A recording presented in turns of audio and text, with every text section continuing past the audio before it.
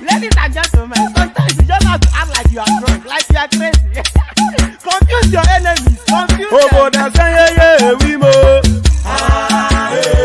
Yeah, we mo. Oh, that's yeah, we mo. No basa ye ga ponto mo. Iye de gugeme. Okwitara kara mi nguru ma mi ga kwuru mu gwo ya baby mo. Abe Maria. Why feeling? Ayandaba.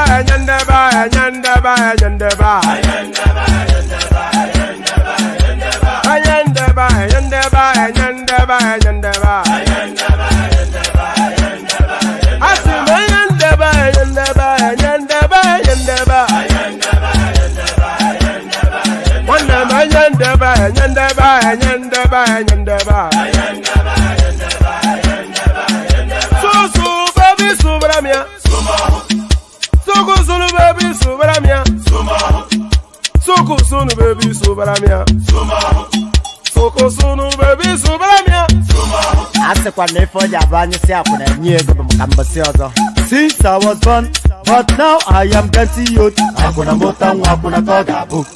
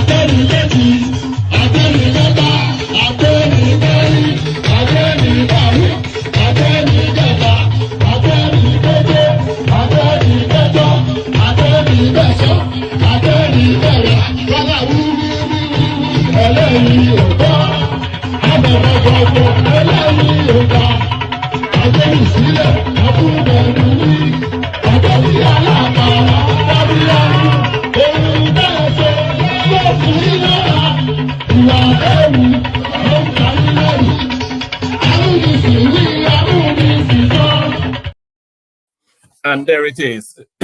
Here we are. Here I am, and there you are. So here I am, there you are, and here we are. So here we are. Here we go again. Another day, another dollar.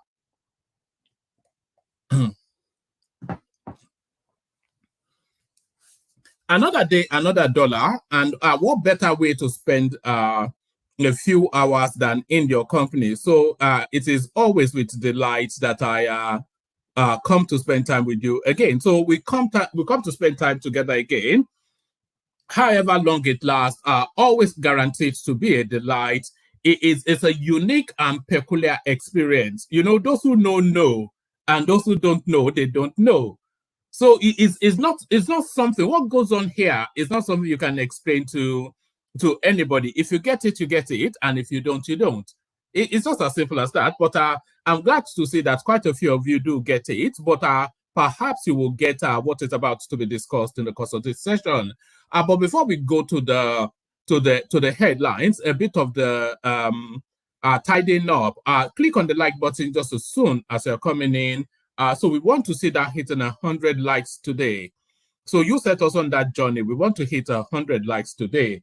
And I can see that, you know, yeah, we will hit 100 likes today. I'm pretty certain of that. If all of you, if you click on the like button, then we're guaranteed to hit 100 likes today. And we're pushing aggressively. You know, I want to hit 100,000 subscribers before the end of this year. So you can see my subscriber number on your screen. So you will say that is a lofty ambition, but you know, because there's a lot of data at the back end of this YouTube feed. And what it tells me is that a good 70% of the people that come here with some regularity, they are not subscribed.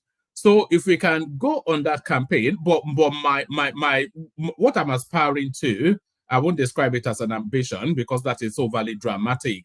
But what I'm aspiring to is to hit 100,000 likes, not 100,000 likes, but 100,000 subscribers before the end of this year. So let's go on that journey together. And you set off. You can see, if you look at the ticker that actually scrolls at the bottom of the screen, is always a permanent fixture there. So maybe I should not start promoting it as an ambition, and then maybe people will set us on our way. We want to hit 100,000 subscribers before the end of this year, and you should be part of that journey if you're not already subscribed. So correct that, click on like and subscribe, and then the hyperlink that says StreamYard, that's your invitation to come and join us on the screen. You know, I want to have that YouTube silver button at the back of my streams. So if you want to be seeing that YouTube silver button, then make sure you're subscribed. It's only when you hit 100,000 subscribers that they send you that silver button. So if there's one thing I want out of the whole thing, it's just that silver button. If I get that silver button, then we start to chase the gold one. But let's go on that journey to, you know, let's push it out. And part of it, by the way, if you're sharing the links on your social media spaces, your WhatsApp groups, and your Instagram spaces, then if you want to say the growth of the platform, then that is what you can do. It's at no expense.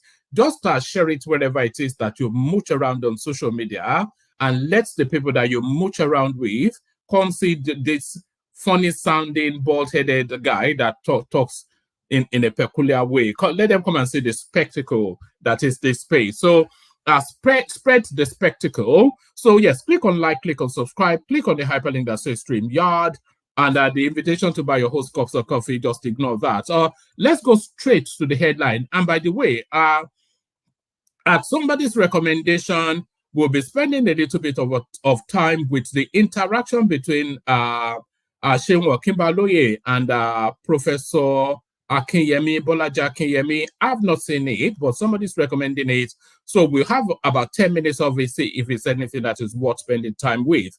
But what I did line up, this will come to a lot of people as surprise. This will come to a lot of people as a surprise. Survey, 62% of Nigerians see country moving forward under Tinubu despite economic hardship. You know, so that will come to a lot of people as a surprise. Certainly came to me as a surprise when I first saw it. And it comes to me as a surprise only off the back of, because I can see where the optimism might be placed. Because I can see the workability of Tinubu's action plans. I can see the pain period. Yes, of course, the pain period is there, but I can see the light at the end of that tunnel. And I can see the glory at the end of that light. So I can see the plan. But how he's able to implement it is just what we're working on. But it looks as though I am not alone in seeing that plan. A good abundance of Nigerians do see the plan. Survey, 62% of Nigerians see country moving forward under Tinubu despite economic hardship. And there it is right there.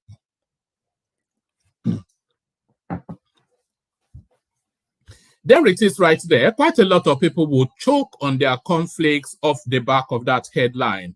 Quite a lot of people will choke on their cornflakes off the back of that headline. A lot of people will certainly regurgitate on this as I'm trying to label that metaphor. Let me go straight to the next headline, and there's a micro video clip that goes with this as well. Tinubu approves CBN plan to address forex market volatility. So Tinubu approves CBN's plan to address forex market volatility. So now there are only really two plans that can address the volatility in the exchange rate.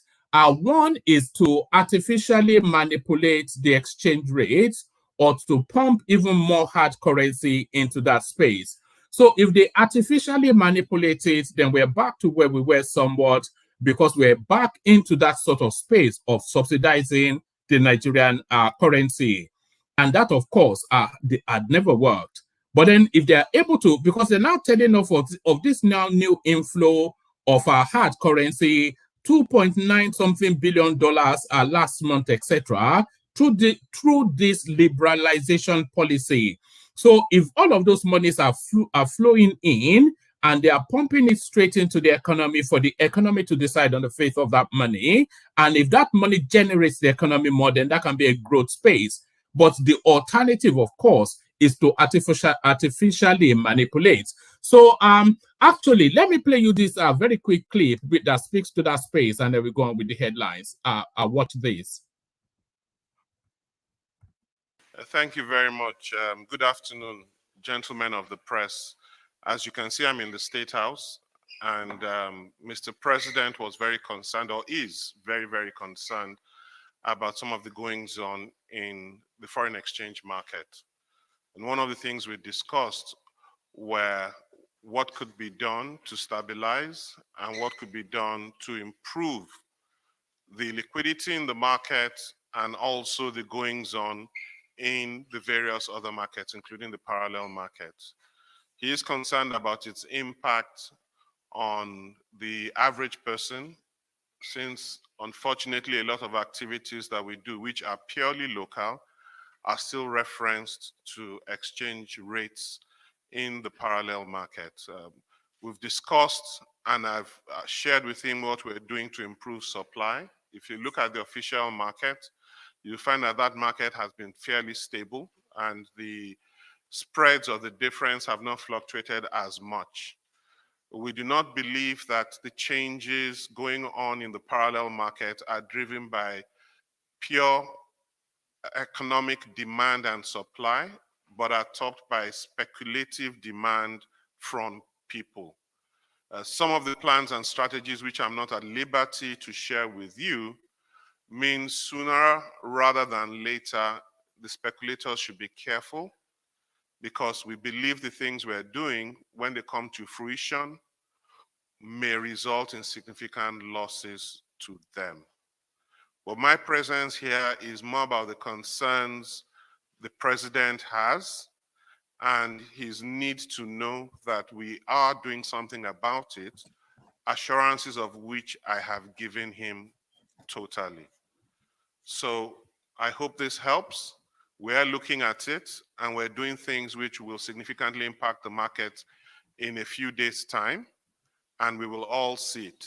The intention is to ensure the environment operates at a level that's more efficient, but also that is also very reasonable and does not have a negative impact, to the best that we can, on the lives of the average person.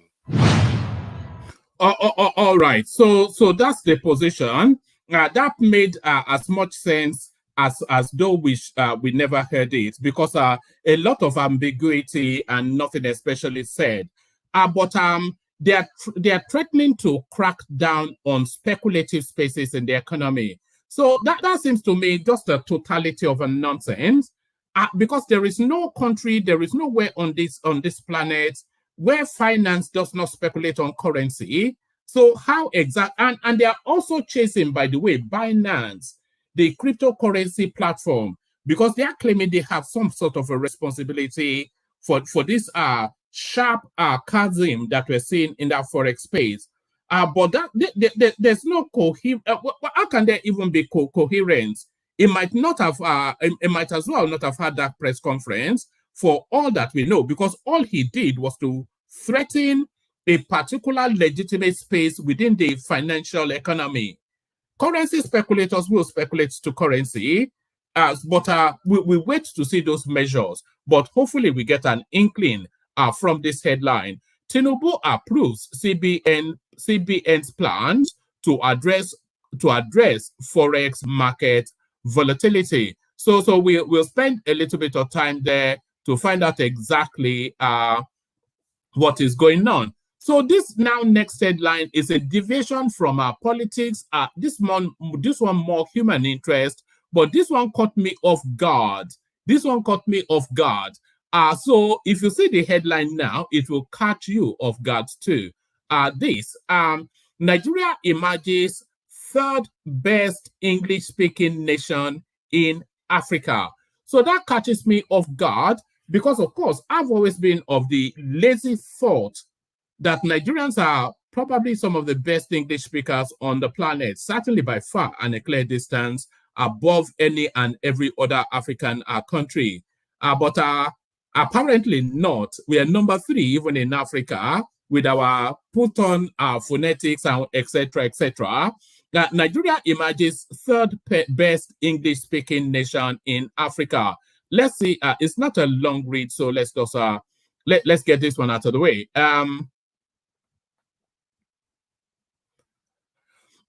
Nigeria has emerged as third best in Africa and 28th globally in the EF English Proficiency Index ranking.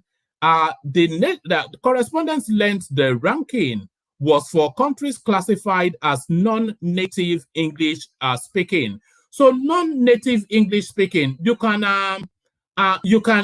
know, there's an ambiguity to that. But Nigeria is a non-native English speaking, speaking nation. I hope you understand that.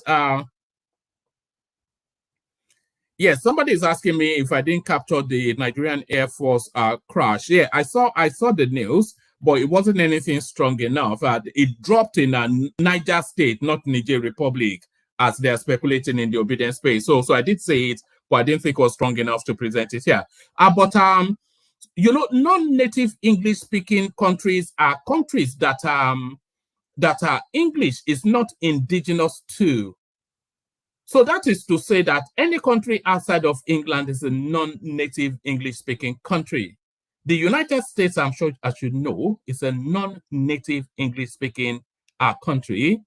English is a second language in the United States. I'm sure you know that, because I'm sure the Aboriginal Americans, their first language is not English, and they are the indigents of that country.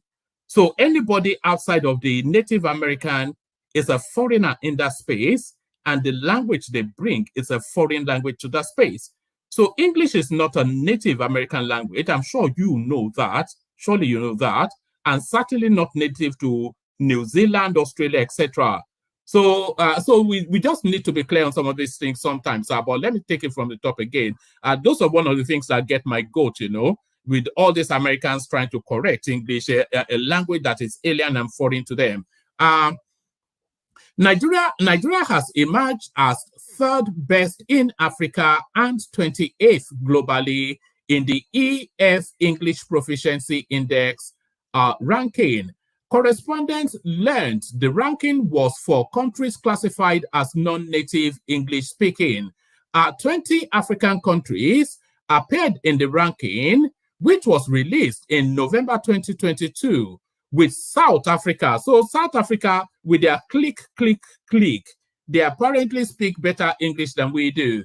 20 African countries appeared in the ranking, which was released in November 2022, with South Africa ranking 12th globally and first in Africa, whilst Kenya ranked 20th globally and second in Africa. I'm not sure that because the official language of South Africa is Afrikaans, and the native language is click. So how can they possibly be more proficient in English than us? I'm not quite sure. Maybe they are. Maybe is accent proficiency? Is that the thing? Because grammar and lucidity is proficiency, not accent. So I'm not quite sure what they are using as the metric for proficiency. I can click in there's not how they speak in South Africa. How can they be possibly more proficient in us than us in English? 20 African countries appeared in the ranking, which was released in November 2022, with South Africa ranking 12th globally and first in Africa, whilst Kenya ranks 20th globally and second in Africa. Others, if there was a country that I thought would rival us, it would. I thought probably Ghana, because they speak some words, except they don't know how to pronounce R, but they have some proficiency in English. Others on the list in Africa are Ghana, 41st globally and 4th in Africa, Uganda, 51st globally and 5th in Africa, amongst others. The Netherlands stands at the number one global sport. What does this even, what's going on here?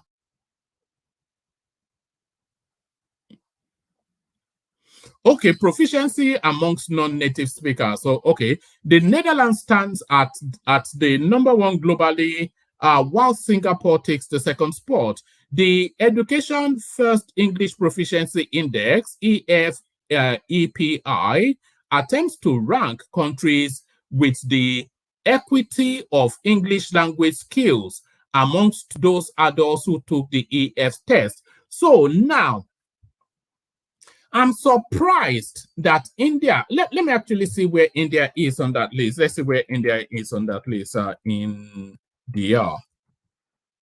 So now, in English proficiency, India is 52nd, and Nigeria is, where is Nigeria?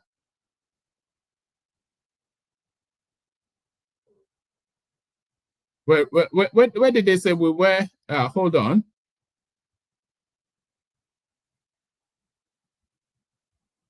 Hold on. Right, Nigeria is 28th globally and third in Africa. Now, India is 52nd globally. So that is to say, in our English proficiency, the Nigerian is double the size, double the proficiency, better English speakers than the Indians. So how come whenever you phone for your mobile phone or your financing, you get some guy called Mandip that is telling you that his name is John, you know? So it's just an amusing little anyway, let's abandon that. A bit of a silliness, that one. So a bit of a silliness, that one. So let's go on from silliness to more important matters. I will beat Saraki to PDP chairmanship battle. Sowunmi. So Sowunmi. So now, the lack of effective and efficient opposition within the Nigerian space is one of the Achilles heel of the politics that we're running at this moment. The opposition has been so decimated that we're having to feed on scraps, which is the obedient space, which is not a formalized, organized political anything other than a rage against the system. So the formalized, organized political opposition that we have in Nigeria would be the PDP, but they're like rudderless. So they're looking for some rudder, and that rudder now coming possibly in the form of Sowunmi. I will beat Saraki to PDP chairmanship battle, Sowunmi. So now, of all of the, if anybody that wishes PDP well will probably want to wish Saraki as the chairman of PDP.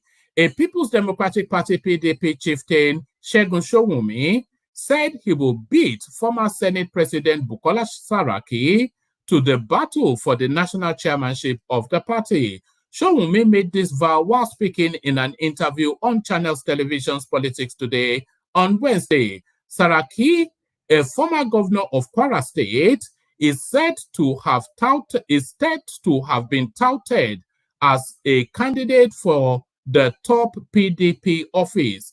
But Sowunmi, a former governor, you see, he's not even held any political office of significance, so I'm not quite sure what he's talking about. But Sowunmi, a former governorship aspirant in Ogun State, said, I will beat him. I'll ask him what he did in 2014-2015 when they destabilized the party. I will beat him. I am sure of that.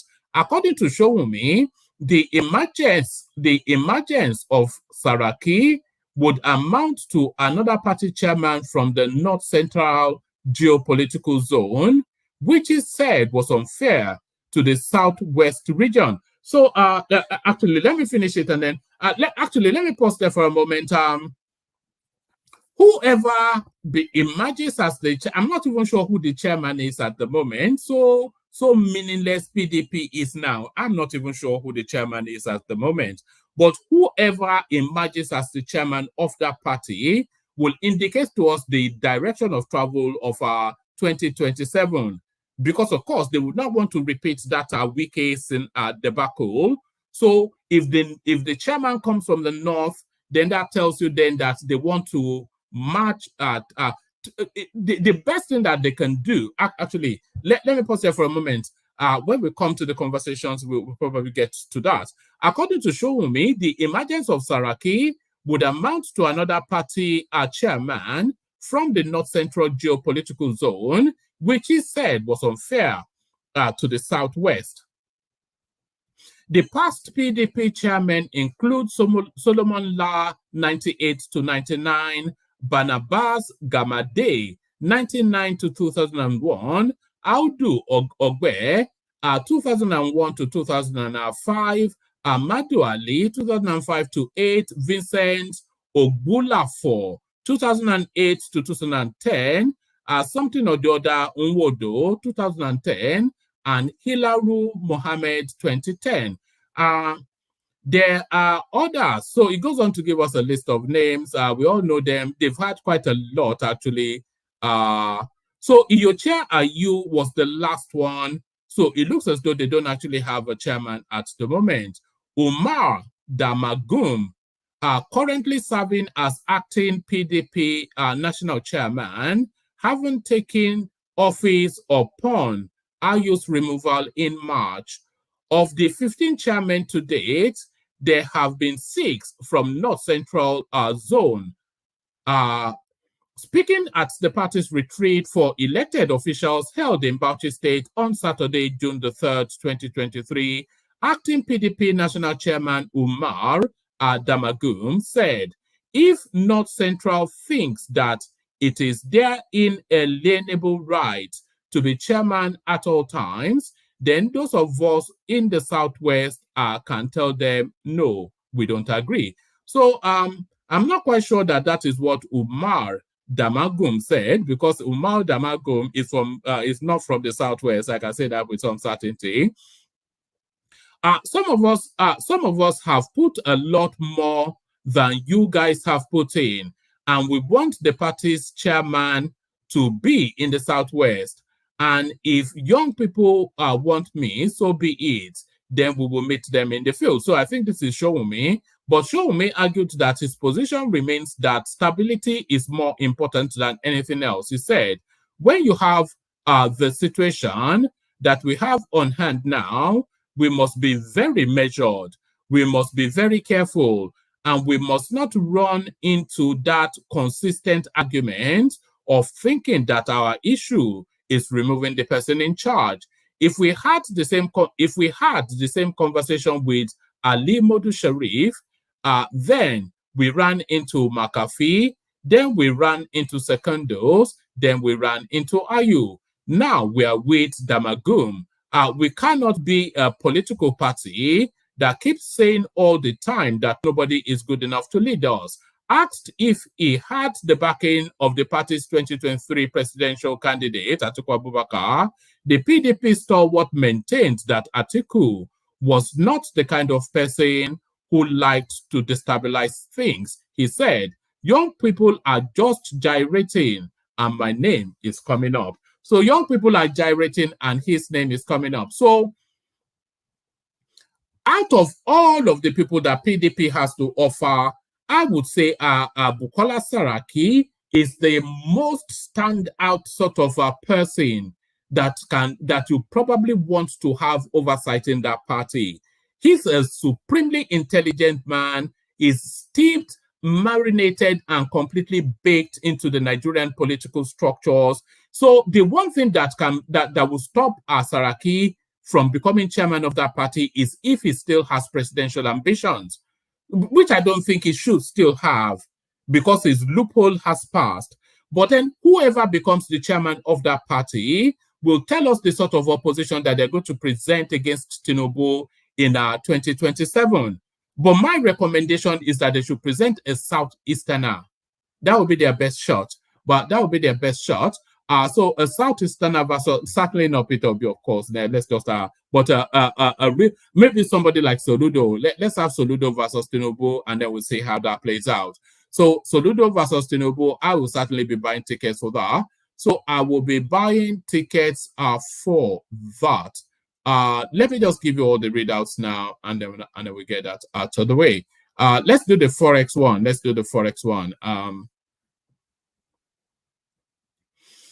Tinubu approves CBN's plans to address Forex market volatility. Deeply concerned about recent developments in the foreign exchange market, President Bola Tinubu has approved measures to stabilize and enhance liquidity in the markets, including the parallel markets. The acting governor of the Central Bank of Nigeria, CBN, Mr. Fola Shonubi, who disclosed this to journalists at the presidential villa after meeting President Tinubu, also noted that the activities being witnessed at the parallel markets are being driven by speculative demand. So I think this is pretty much a rehash of what we just read. So let's go on from that to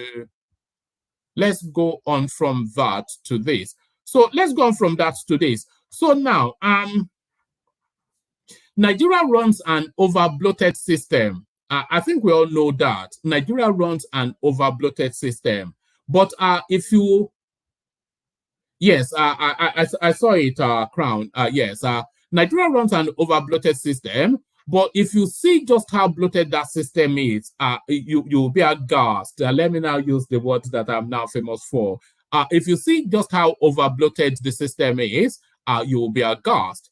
I was actually, I was dumbfounded when I saw this.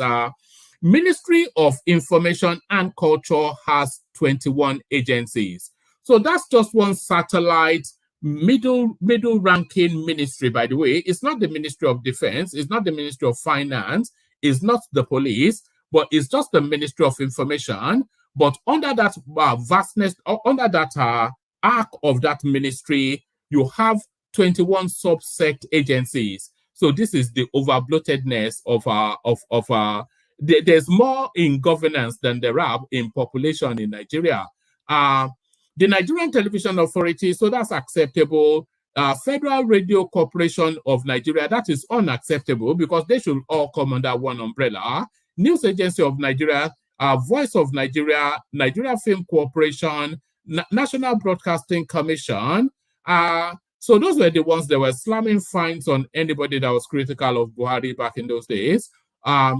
Nigeria Press Council, National Film and Video Censor Board, Advertising Practitioners of Nigeria, and Nigerian Tourism Development Corporation, National Commission for Museum and Monuments, National Council of Art and Culture. What's the distinction between the National Council for Arts and Culture and the National Commission for Museum and Monuments? You tell me what the distinction is. What's the distinction?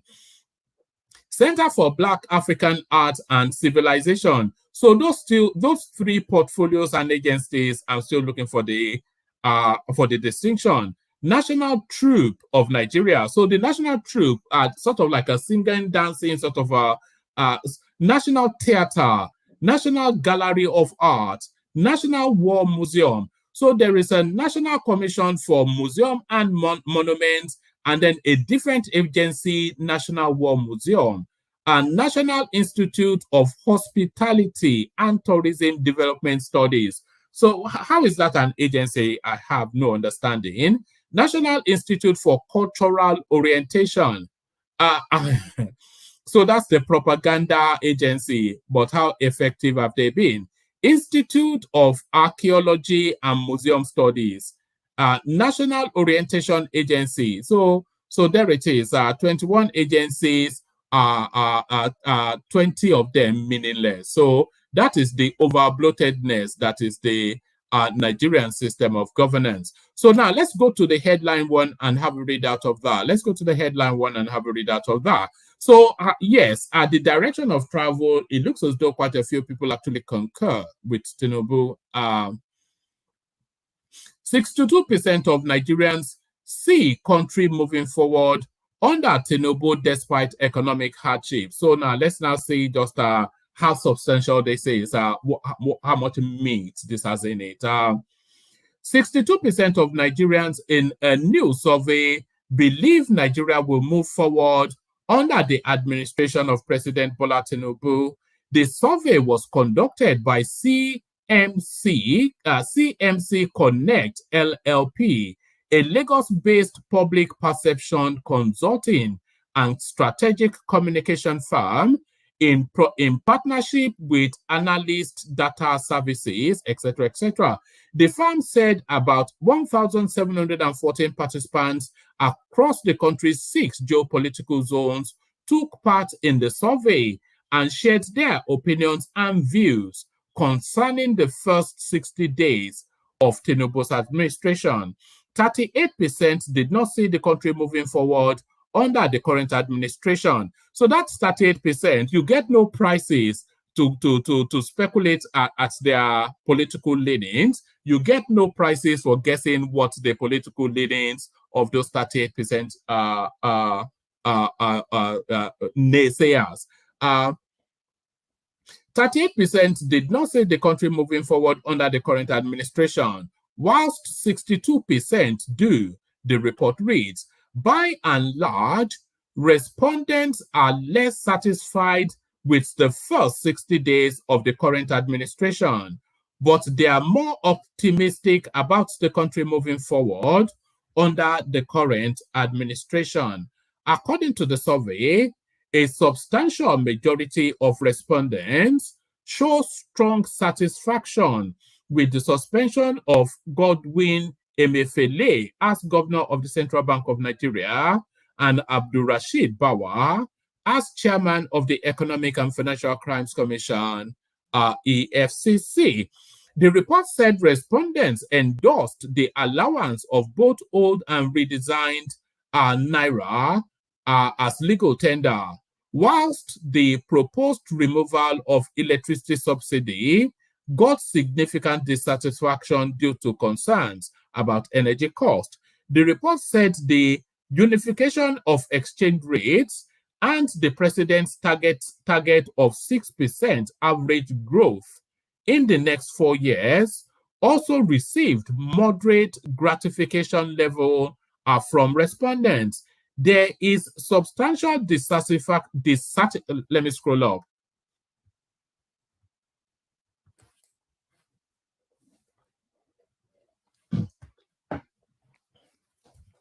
There is substantial dissatisfaction with the arrangement of the ministerial list amongst respondents, emphasizing the relevance of diversified and representative cabinet selection.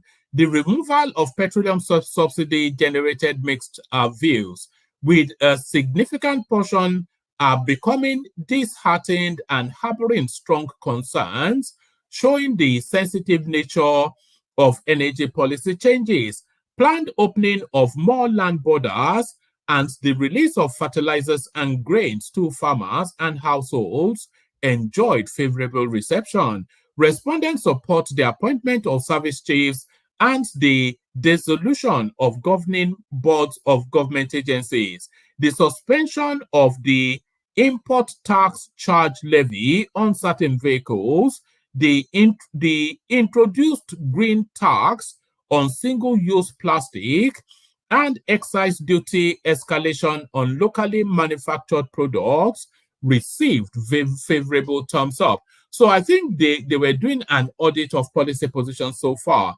The establishment of the Nigerian Education Loan Fund garnered mixed satisfaction levels, underscoring the need for a balanced approach to education financing. The firms said the findings of the survey showed that 33% of the respondents did not vote in the last election, while 67% did. 51% of the respondents voted APC during the last election, 5% voted PDP, 32% voted LP, 2% voted NMPP, whilst 10% voted other parties.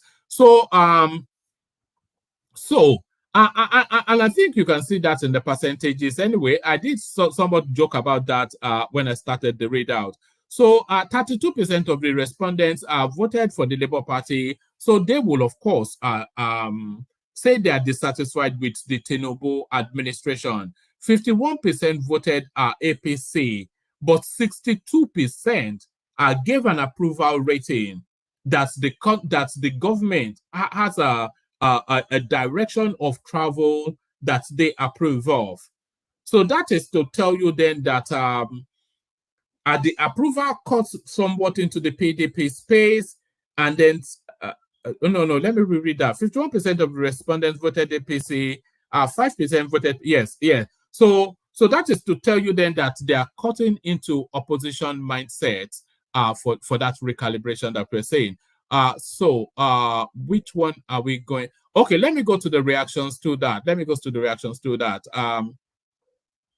Nigerian tweets condemn report saying 62% of Nigerians see country moving forward under Tinubu despite economic hardship. So as ever, the obedience will start to slaughter at anything that shows that the country is progressing. Some Nigerians on Twitter, previously known as X, or X, previously known as Twitter, have critiqued. And by the way, I want people to tell us what they actually think of this thing that Elon Musk is doing, or Elon whatever his name is doing, changing Twitter to X. Some Nigerians on Twitter have criticized a viral story claiming that 62% of Nigerians think that the nation is progressing under President Bola Tinubu's government. A survey conducted by CMC Connect, a Lagos-based public perception consulting and strategic communication firm in partnership with XYZ. Let's go to the reactions.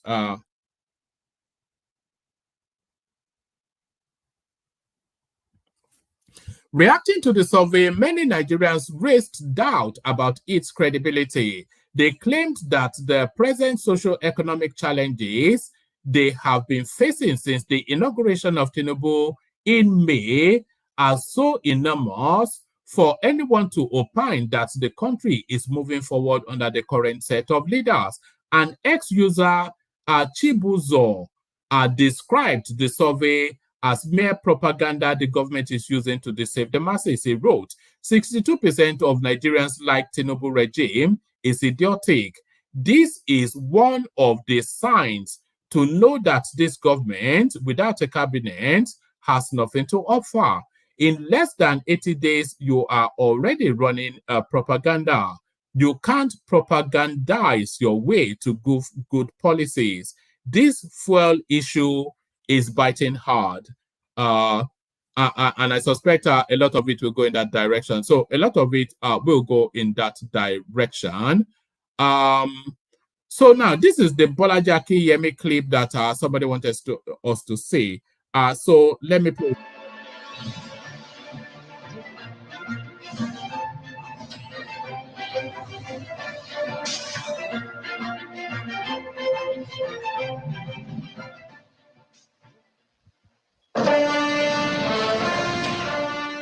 Pressure mounts. All right. Policies of President Tinubu comes on the. All right. Before we get into the Bolaji Akinyemi space, the assemblage is assembling. We got the majestic Ajenle Koko, of course. Thomas in between work and joining us still. Bishop is with us. MM is with us. And Ribadu is with us. So let's kick it off with MM. Just a new voice to the space. So MM, unmute, introduce yourself. And now this survey that tells us that Tinubu has a 62%. I hope you are not. I hope you are all right. Are you dropping a cup or something? This survey that tells us Tinubu has a 62% approval rating. Did that survey catch you off guard? What are you making of that? Good to meet you. Hello, one man and all the other guys on the group. Glad to be here. Well, I don't really care about that. I don't think that's actually reflective of the current situation. I think it will be around maybe 40-50%, to be honest, given the economic situation in the country at the moment. The reason why I've joined today is actually because I'm really not happy with a lot of the guys that I respect on this platform, particularly people like Babajale Koko, Alexander, and all the other likes. I think Nigeria should have gone to Niger and actually nuked those guys and sent them out of that country. Because if I, as a civilian, if the military can take over, it means that I, as a civilian, can go into that country, hire some military contractors and overthrow the government, and I don't expect all the other guys to go and do anything, any of the other ECOWAS nations. If this government is allowed to stay, I know Togo is going to fall next, Benin is going to fall next, Ghana is going to fall next, and it's going to be Nigeria. So I think Tinubu actually made a mistake not going into that country and nuking the hell out of those guys. Why would you want to? We should actually respect our nation because our nation is a great country. But I think we all come here, people like Rational Mind. I do like him, but he says a lot of nonsense most of the time. He's beginning to get into like Pansat territory. So it's just it's just annoying. That's all I have to say. Why would you want to go and nuke them? Why would you want to go and nuke them? Well, Nigeria is not going to be at war with Niger. Nigeria is just going to flush out the military guys. And we should have gone in the minute it happened. Nigeria should have gone in and restored order. I think it was a missed opportunity. On what authority? On what authority? On what authority? As an ECOWAS nation and as the leader in that sub-region. Do you think Do you think the US will hesitate if the military takes over in Canada? The US will not hesitate, they will go in. The What US, Nigeria should have done. do you remember when the US wanted to go into Iraq? And before they could go in, they had to come up with a narrative to present to the United Nations for approval to go in. Yes, I know, but that's just on paper. But they went in anyway, right? They went in anyway. I think Nigeria should have gone in and not minded the guys in the north. There are a lot of guys you can't even fly an helicopter in your own country without it falling off the skies, and you want to well, buy. that's just a one-off. That's a one-off. That's an outlier. That's an outlier. Who do you think you are? Who do you think you are as a country? You are just a third world country. That's an outlier. That's an outlier. The fact that an helicopter crashed does not mean it's gonna crash every time. Nigeria should have gone in and nuked those guys. Because what this is saying now is that anything can happen in Nigeria and then the military can take over.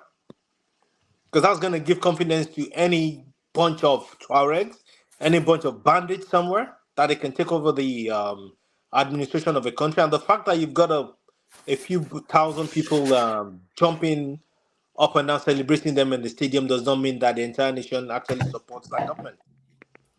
I think Nigeria actually missed a great opportunity to go in and assert itself as the leader in that region. I'm really, really not happy about that. And there is hawkish, and then there's just plain brutish. Yeah, crossing from hawkish to brutish. What would you? The main objective is to get the country back into democracy, which I think we're set on the path of. With them now, that's a red herring. Woman, sorry to cut it. That's a red herring.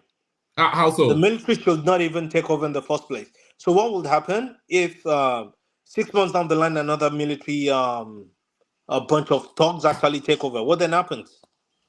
What happens? I think we need to start thinking ahead. Look at ourselves as a really strong nation in that sub-region. Instead of all of this, I don't want to say stupid people, I'm not far from you that in the thought that Nigeria should use more hard power. I think Nigeria should be a dominant force in that space, and I think Nigeria should assert the authority of the size of its economy and its military might and its military might more over that space. To the point that anybody that has the thought of even having a coup, they would live in fear of what Nigeria might do. So I'm with all that, but I'm not with just going to nuke people. Okay, and we're not militarily strong enough, by the way, to take that. I'll place a bet with you of $1,000 that the same thing is going to happen in Togo. It's going to happen in Benin, and Ghana next, and then Nigeria. No, it's not going to happen in Togo. Do you know why? Why not? Because if this one does not succeed... But it has succeeded already. But it has not. But they are on bended knees now, are they not? Are they on bended knees now? Well, Nigeria should have gone in, asserted its authority, and then it's not going to happen again. Because now you're giving them a way out. You're making those... Did you watch the Bolaji Akiyemi clip? Is that where you're coming from? I haven't watched it. I've been at work. I haven't watched it. Well, that man actually, he's good sometimes, but I really haven't listened to his interview today. But he is good on some days, but on some days, on some days it's not so good. So I haven't really heard what he said today, to be honest. So I don't want to pass a judgment on that. Yeah. All right, because apparently he was sounding as hawkish as you are. That's what. Yeah. Well, if you listen to what's this guy's name, the SDP candidate, on one of the platform, I think 2 or 3 days ago, he said exactly the same thing. Nigeria should have gone in and chased those bandits out because they're bandits. If the military has any right to go into a nation and overthrow the government, that means a couple of ragtags can actually go, overthrow the military, overthrow the government, and actually assert themselves. So Nigeria would never have been at war with Niger. Nigeria would have gone into Niger to flush out the bandits, and they are two separate things. So I'm really disgusted with a lot of the Nigerians that come on the platform and talk about Nigeria as if Nigeria is some really small country that has no firepower. It's absolutely disgusting. I think we need to start respecting our nation. If we do not respect our nation, then how do we expect other people to respect us? People like Anstar, Baba Jale Koko, all of these other people. Rational mind, I do like him. I think you actually need to retire these guys for like a couple of weeks. Don't let them come near your platform because they're really beginning to disgust me and a lot of other people. You don't welcome alternative views. You don't welcome but not views when they put contrary the to country. yours. No. I do, but not when they could put the country at peril. Not when their Hold utterance on, my actually friend. made. Let me respond to you. Quick. Okay, Babaja, I'm listening to you. So, your country that have not even managed the running of her democracy well, and the democracy that you run in your country so corrupt that have impoverished 133 million Nigerians, that have created joblessness. About 50% of your youth doesn't have job. 33 or almost 40% of your population does not have job. Inflation on the highest rate ever. Currency falling like a pack of cards. The value of your currency is falling uncontrollable. You cannot manage your democracy well, but you want to go and install democracy, manage democracy for Niger. I want you to think of what you are saying and the action you're advising your government to do. Even insurgency, banditry. So in are your you country, talking? Are you saying this from a? Are you saying this from a fair perspective that Nigeria is not going to win that war? Banditry and insurgency in your country, you've not been able to put it under control. Today, do you know how many people that were killed in Zamfara? Do you know that a local government was overrun and some officials were taken away? Even the son of the emir in that local government is under captivity. And you want to go and secure another nation for them, make democracy one for them, while you have never run your democracy well for yourself and the people of Nigeria. I don't get where you guys are coming from. Just so go. Really, why are you scared? Really, I don't understand all of this fear. It's just fear mongering. It's just fear mongering. This is fear mongering at its peak. Before you go and do things right for other people outside, do things right for yourself first. That is the way it works in the world. Even the United States, they perfect their democracy. They make sure it works well for their people before they started thinking of, let's spread it across the world. That is the way it works. What is never perfect well for yourself. Can I respond? Do it for other people. It doesn't make sense. Respond, and then we get it back on track. I'm determined that we have a sequenced and an organized session today. But I respond. Thank you for that, moderator. I think people like the speaker who I just spoken are speaking. Ajale Koko, his name is. Baba Ajale Koko. I do know him well. He used to be one of my favorites until a couple of weeks ago, actually. See, I think they're speaking from a fair point of view. They're really scared that Nigeria will go in there and things will spiral out of control. Nigeria should have gone in there and chased those guys out within 6 to 12 hours. You don't leave things like that. That's a sub-regional issue. And if you do not attend to it, it actually makes Nigeria look weaker. And that's the point that you guys are actually failing to realize. Nigeria should have gone in, nuked the hell out of those guys, chase them out, and restore the rightful government. I would have broadly. Okay, come in, Mike. Mike, you want? Omar, can I ask you? Yeah. Okay, let me ask you a question. Right. Because some people like us, we actually understand how military works. Okay. Now, currently in Niger, the Niger military, they have been fighting their terrorists, their insurgency for years, right? Now, they've been containing them. Now we have our own insurgency in Nigeria where our military have been dealing with. Now you're telling us to go and attack their military, decimate their military. And after we decimate their military, now who takes over the battle against the insurgency going on in Niger? Is it the Nigerian army that will now be fighting both the insurgency in Niger and the one in Nigeria?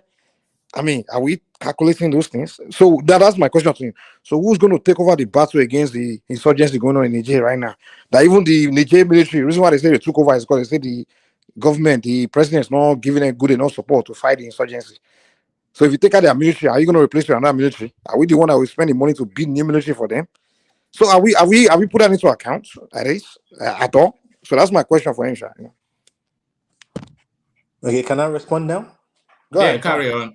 Carry on, but then I'm going to move the conversation back to the headlines, but respond to that, and then I'll move the conversation with Ribado, but carry on. So one of the reasons why that issue has actually persisted up until now is the lack of efficiency of those guys. And I believe that if Nigerian government actually goes in there, that putting those sets of bandits, arresting them would have taken a couple of hours, and then the military would have continued. Are we so lackadaisical and think for us to think that our military is no longer efficient? Nigeria would overrun these guys in a couple of minutes. So Nigeria should have gone in. I think we lost a really massive opportunity to actually assert ourselves as a leader in that region. I think that's what happened. Look at Abdul Salami Abubakar. They disrespected him. Sultan of Sokoto, they disrespected them. And we are calling ourselves brothers. Brothers from where? I have to say I disagree with you. If we're able to get those people out of the government house in the Niger Republic, just off the back of Nigeria saying no, they don't want a coup in that country, then and without us firing a shot, I think our stock will go up highly in the international. We'll get a lot of respect of them. If we're able to get them out of that presidential villa without firing a shot and set that country back on the path of democracy, our stock will go very high internationally. After many months, they're going to come up with some sort of a stupid path to democracy for like 18 months or 2 years or whatever. So is that democracy? That is no democracy. That's still the military junta being there for like another 18 months to 24 months. No. Take them out. We are not nuking anybody. Settle down. We are not nuking anybody. We even have nuclear weapons.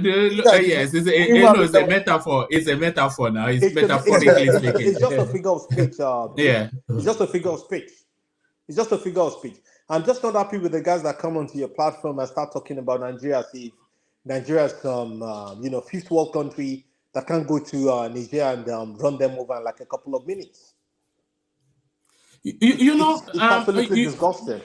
This guy that we're about to listen to in a moment, Professor Bolaji Akinyemi, when he was I think was the foreign minister under the Babangida military administration, and as far back as then, this guy was already talking about nuclear plants in Nigeria. And if Babangida had stayed on longer, would have probably had electricity, because that was one of his pet projects.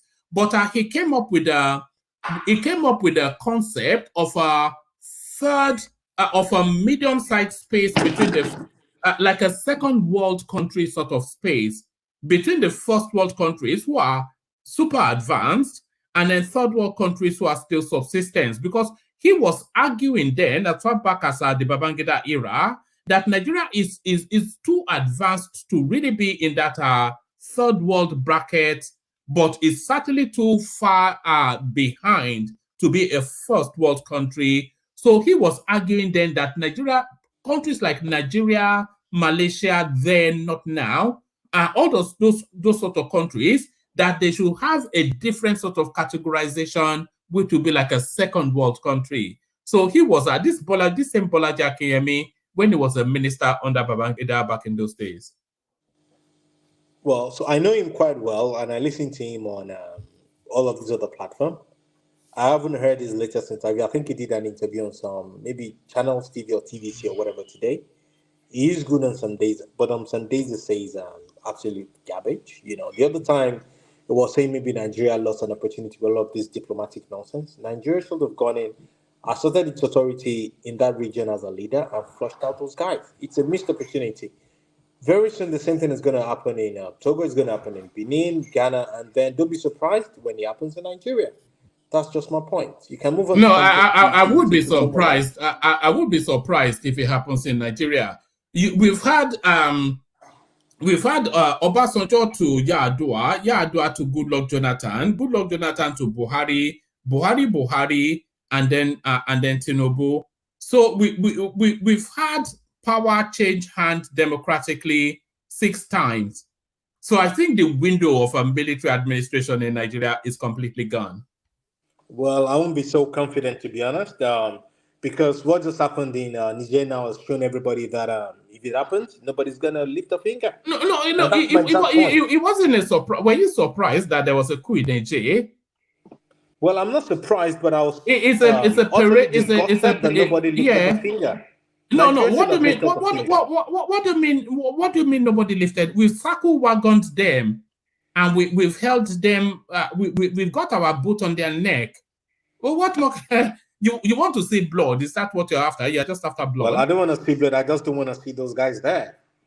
Yes, and we're removing. Are we not in the process of removing them?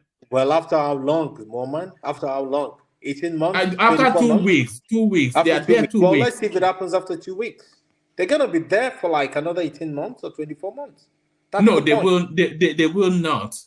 They will not. I will come back on the platform when we know what the transition plan to democracy is. But all right. All right. Okay, land that point and then. May I interject, please?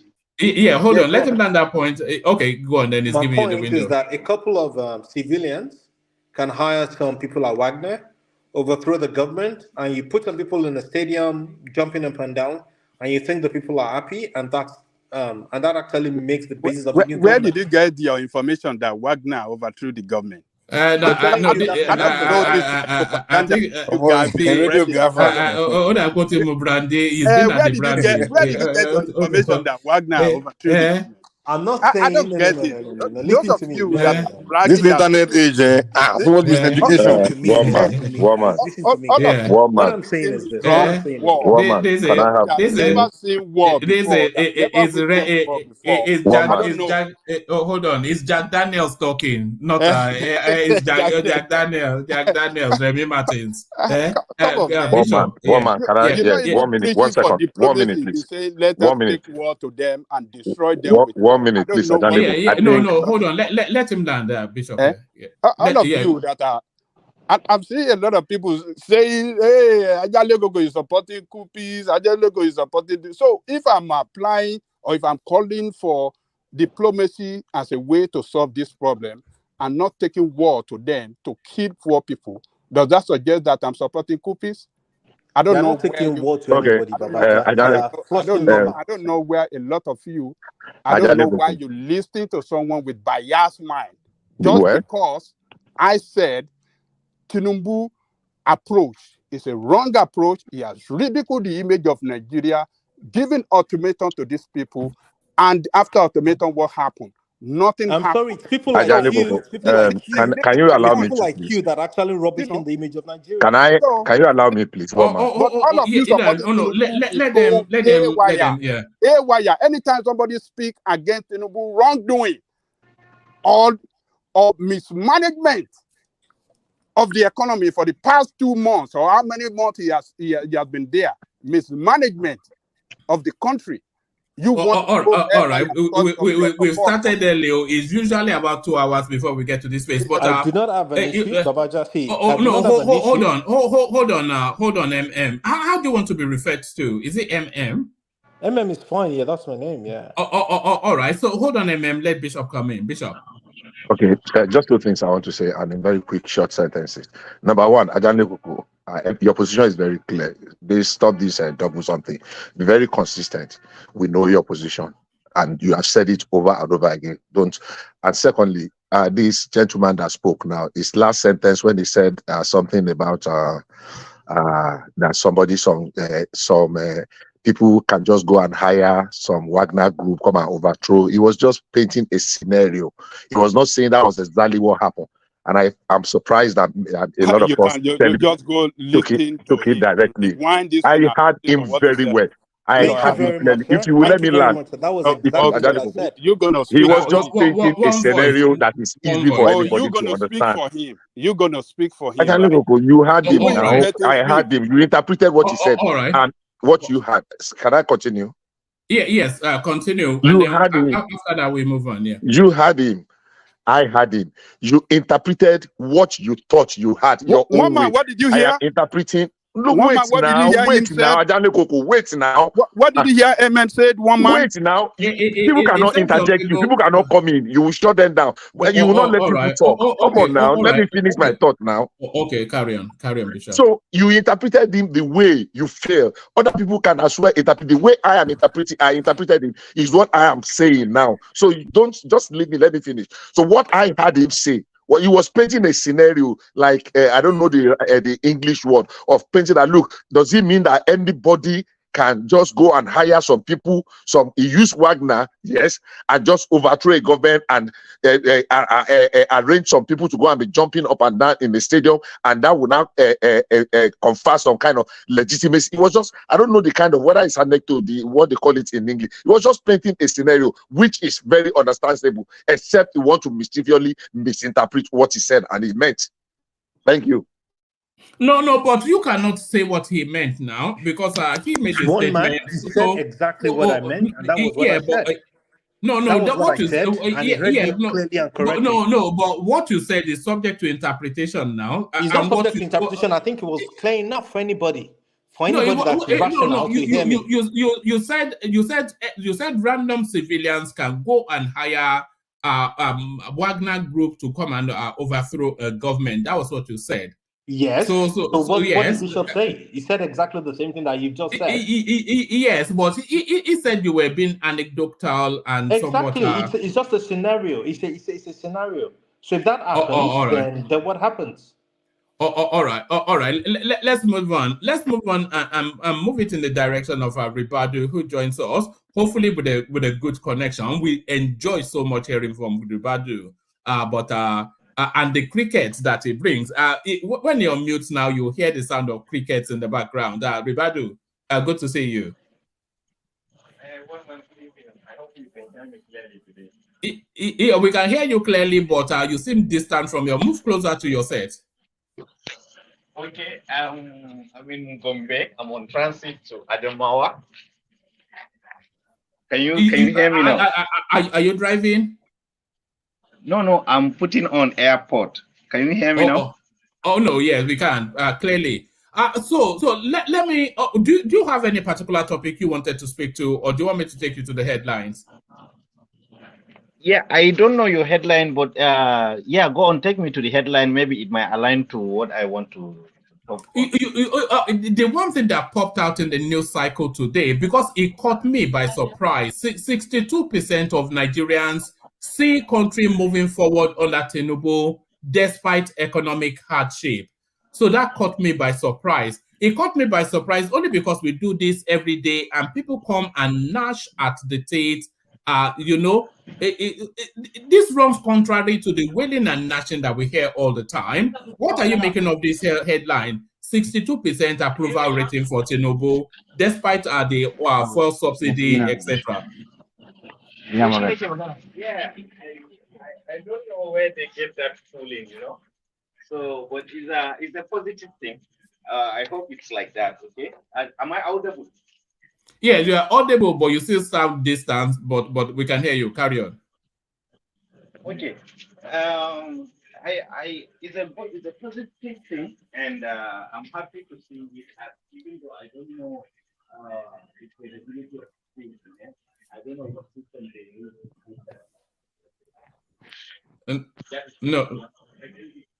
No, we can't hear you anymore. Okay, you cannot hear me. Well, we can hear you now. You seem to be moving away from your device. Move close to your device. Yeah, carry on. Okay, yeah. Can you hear me now? Perfectly now. Where you are is good.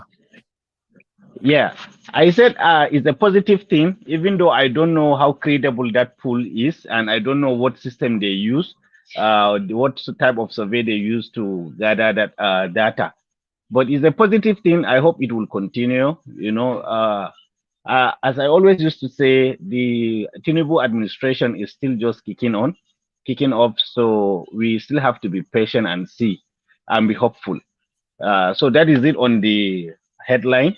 And something has been eating me since afternoon. You are in the UK, I believe. You are familiar with Mr. George Galloway, right?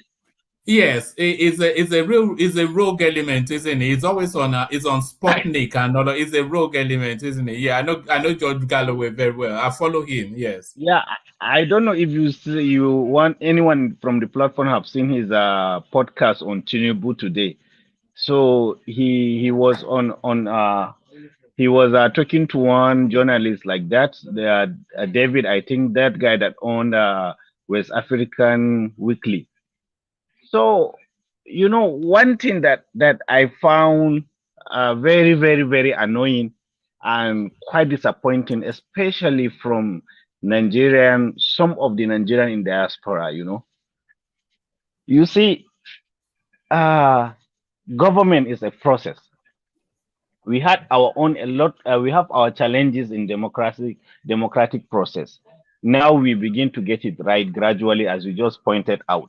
We have a civilian to civilian rule, and we are still maturing. We are still a baby when it comes to world democracy stage. Okay, we are still just growing up. We are not up to 30 years in democratic process up to now, without any military interruption. So what happened is that on that podcast, a lot of Nigerians, especially those living abroad, are just too eager to bring the negative side of Tinubu. Okay, I'm not saying Tinubu is a saint. Okay, but what I'm saying, he is the president of Nigeria now. An insult to Tinubu personality by extension is insult to Nigerian nation. Okay, I mean, Nigerians are too comfortable calling him drug baron, drug lord, money bag, all that kind of thing. Okay, okay, assuming he's all that, right? But that does not mean he don't have good in him. It's too disrespectful. It's too, as in, we are Nigerians, for heaven's sake. I think was it JFK or Roosevelt, one of the United States presidents, says it's time to begin to ask the question, what will you do for your country, not what your country will do for you. What I think is we are supposed to borrow is the time is due for us to begin to ask, what can we do to our country, not what our country can do for us. I mean, in the international stage, we are just insulting our president anyhow we see fit. This demarketing of Nigeria is starting to get a real foothold. So I've got what you're saying. Is this what you're saying, George Galloway and David Udein? And also there was something that was circulating about a week, 10 days ago, when this Niger Republic thing broke, and there were South African commentators in their studio saying that the Nigerian government that lacks legitimacy cannot be asserted in democracy in another country. And that is the narrative coming out of the obedience space that is pumping into the social media space. We think we're talking to ourselves, but the international community, of course, they're listening in. Funny enough, man, that Nigerian election is like the most, like in Africa, the most, the best, the only one where they have technology, where they have the best organized in the whole continent. Now, I'm not saying it's perfect, too, but there's no other part of the continent where you use biometric, where they invest that much in their electoral process. And yet, it's so funny, man. It's so funny. Because this George Galloway, he has a large following, especially in the Middle East. He has a large following in the left-wing UK. He has a huge following in the Eastern Bloc. He has a vast following. So if David Udein, if he's going on George Galloway to promote all of this, is hate speech that is reaching One to man, corners that we don't know, look, one man, you know my stand with Tinubu. I did not voted for the guy. I make it very clear from the first time I come to your platform, okay? But what I'm saying is now it's irrelevant either I voted for him or not, either I like him or not. If I'm going to criticize him, I should do it objectively, okay? This guy is my president now, right? And just like the way no son will stand people insulting his father and his president, it's almost on the same lane, you know. I mean, where is our patriotism, for heaven's sake? You are living in a Nigeria, a white man call you from somewhere. I'm not trying to be a racist here, okay? But at least look at what Tinubu did in Lagos, okay? Even I mean, nobody is perfect. For heaven's sake, look at the kind of leaders we are having in the United States. Are they perfect? Is the prime ministers, the previous prime ministers of UK perfect? I mean, within how many? Within 2 months, the other one did only 40 days because of the Ribadu, may scandal I help they you? have. May I interject you, please? Yes, please. Yeah, I Go on. feel your pain. I feel your pain. You understand, and we know where all this is coming from. Unfortunately, I must confess they are winning the propaganda war. massively, Presently, they are massively. winning. George Galloway, who listened to a left-wing a left-wing politician, he was a rogue element in the British parliamentary of 1987, I think, from Glasgow.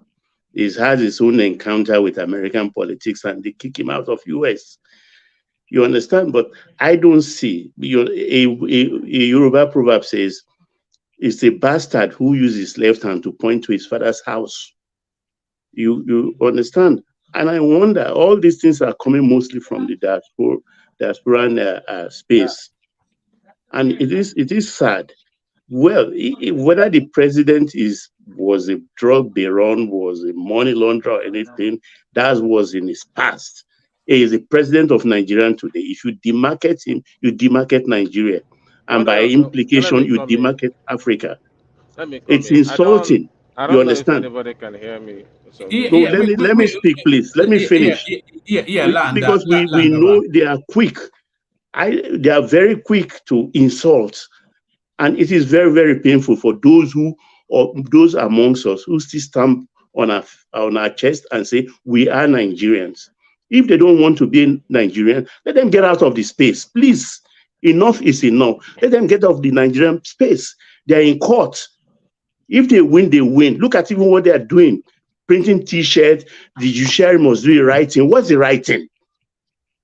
I mean, we must start talking frankly. What's the right thing?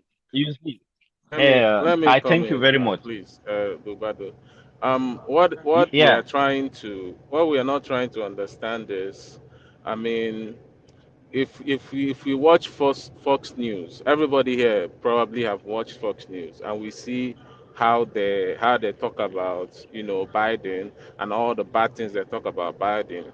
You can't say they are trying to tarnish the country or whatever. This is politics. This is how the system works.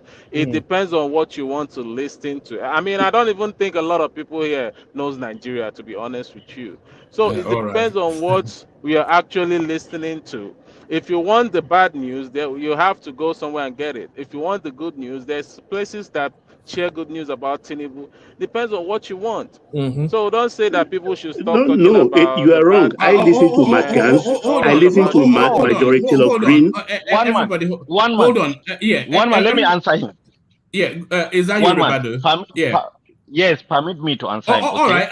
Listen. Answer him. Hold on. Answer him, and then I want to hear about 5 minutes of that interaction with Judge Galloway. But answer him. I want to see what David Dane said. Yeah.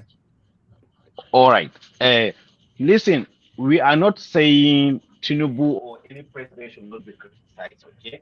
But there is a line between being unpatriotic and disrespectful. Okay. I mean, come on, man. Currently, they are saying there is traces of cocaine in the White House. Okay, this is current scandal that it's happening. You know, but this Tinubu issue happened in his prime age when he was, when he was living in the US, when he was in his 30s or so about. Okay, what I'm trying to say is we should not be crucifying our own president for the sake of being recognized by by the white man. Okay, this is what I'm saying. How many you compare the good he did and the bad he did? Just come and see it, man. So what I'm trying to say, we should be mindful of what we say because we want international recognition from international platforms or whatever it is they feel they are getting from that. It's quite annoying.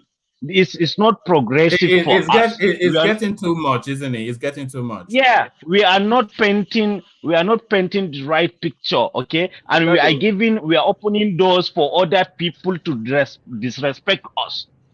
Can You I ask you a understand? question? All right. Hold on, Desmond. Let me play a little bit of what he actually said to see what we're raging against. Yes, please. Do that.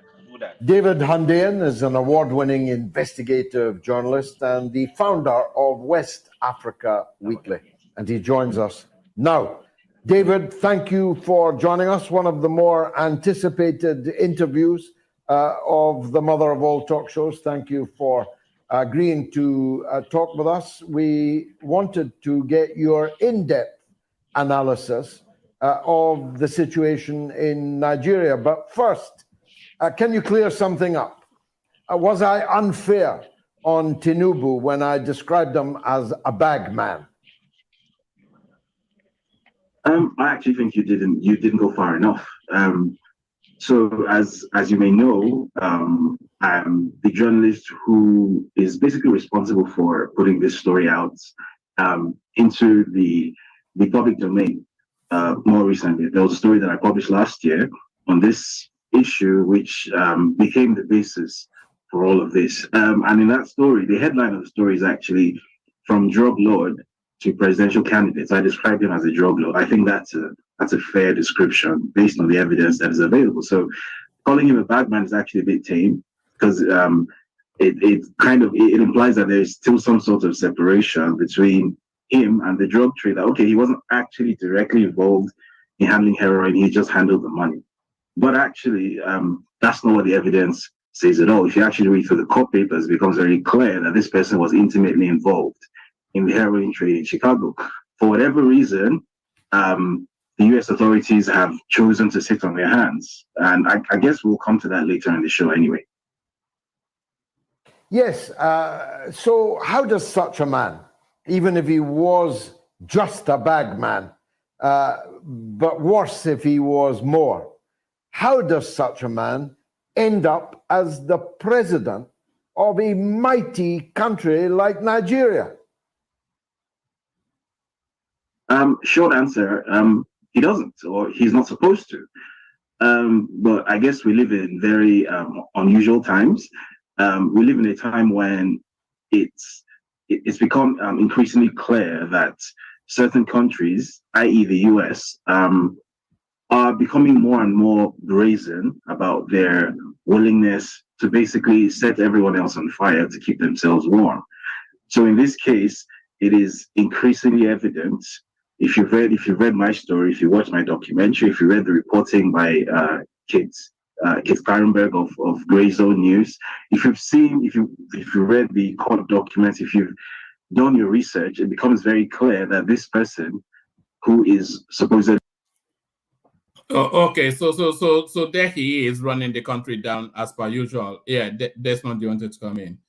So sorry, hold on, Des. We have Alexander Gomez here. Alexander, the way this guy has been going around the market in the country is beyond the pale now. It's just it's not on, is it?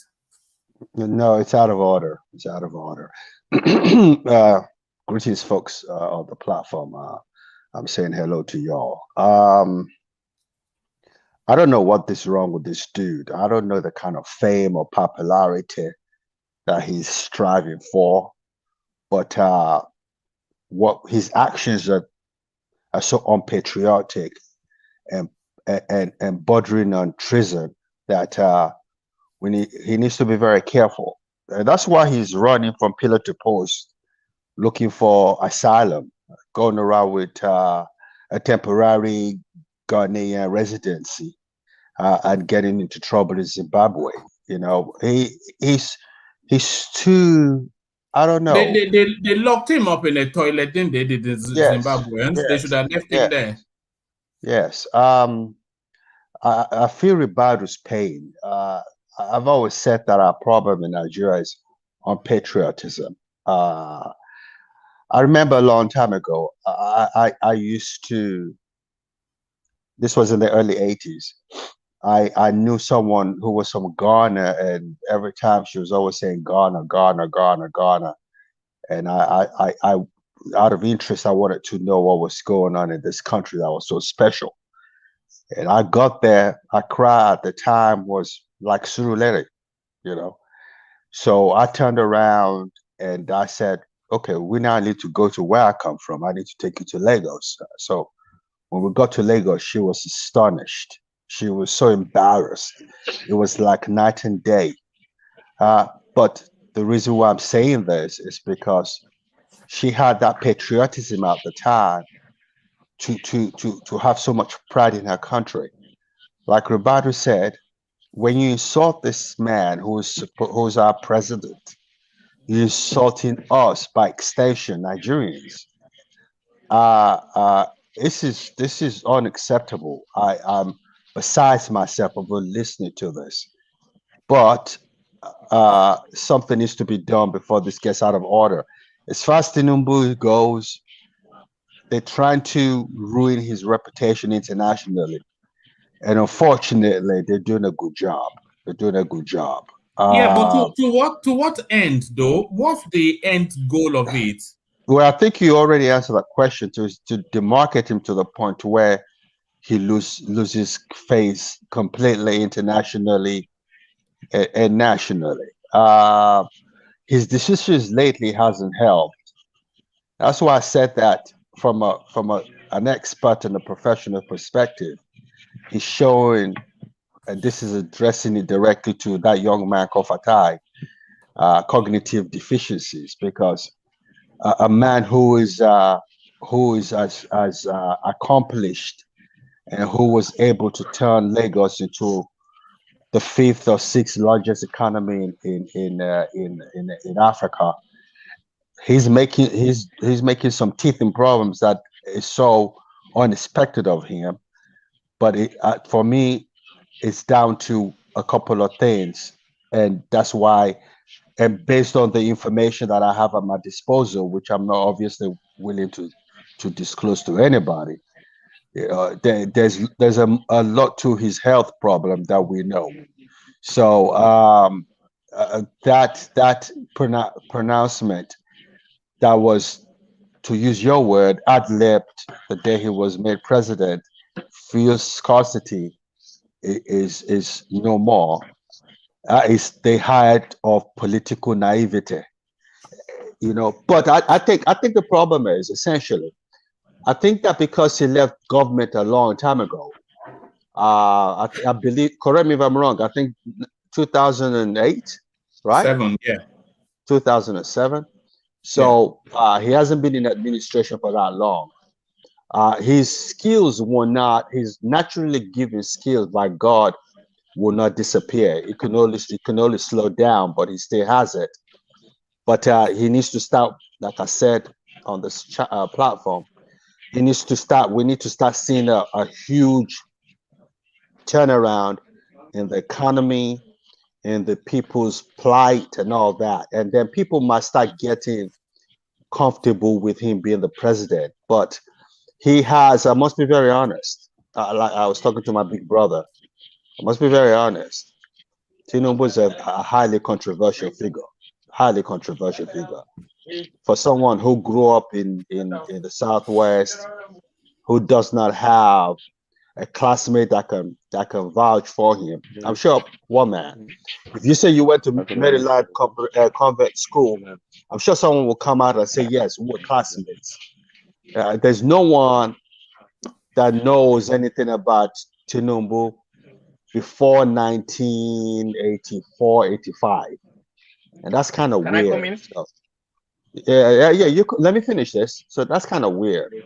But in my final analysis, for anybody going internationally on international platforms to ridicule our president is unforgivable. Yeah. So go ahead. Say what you want to say. Yeah. Thank you for your submission. One month. Please. Wani abin da za a iya huda da shi fa. Ka samu? Let me throw in my question, woman. Yeah. Nice commentary, Mr. Alexander. I respect you so much. Thank you. Thank you very But much. This is yeah, Des. Thank you. yeah, this is me. Yeah. First, I don't really like what the guy is doing, but the fact remains that is there any government out there, any country government out there that doesn't even know anything about other countries? Maybe you're trying to work with. Definitely, you're gonna know something about any country you're gonna work with. So if we are trying to, you know, allude ourselves that some countries out there don't know anything about Tinubu, we basically lying to ourselves.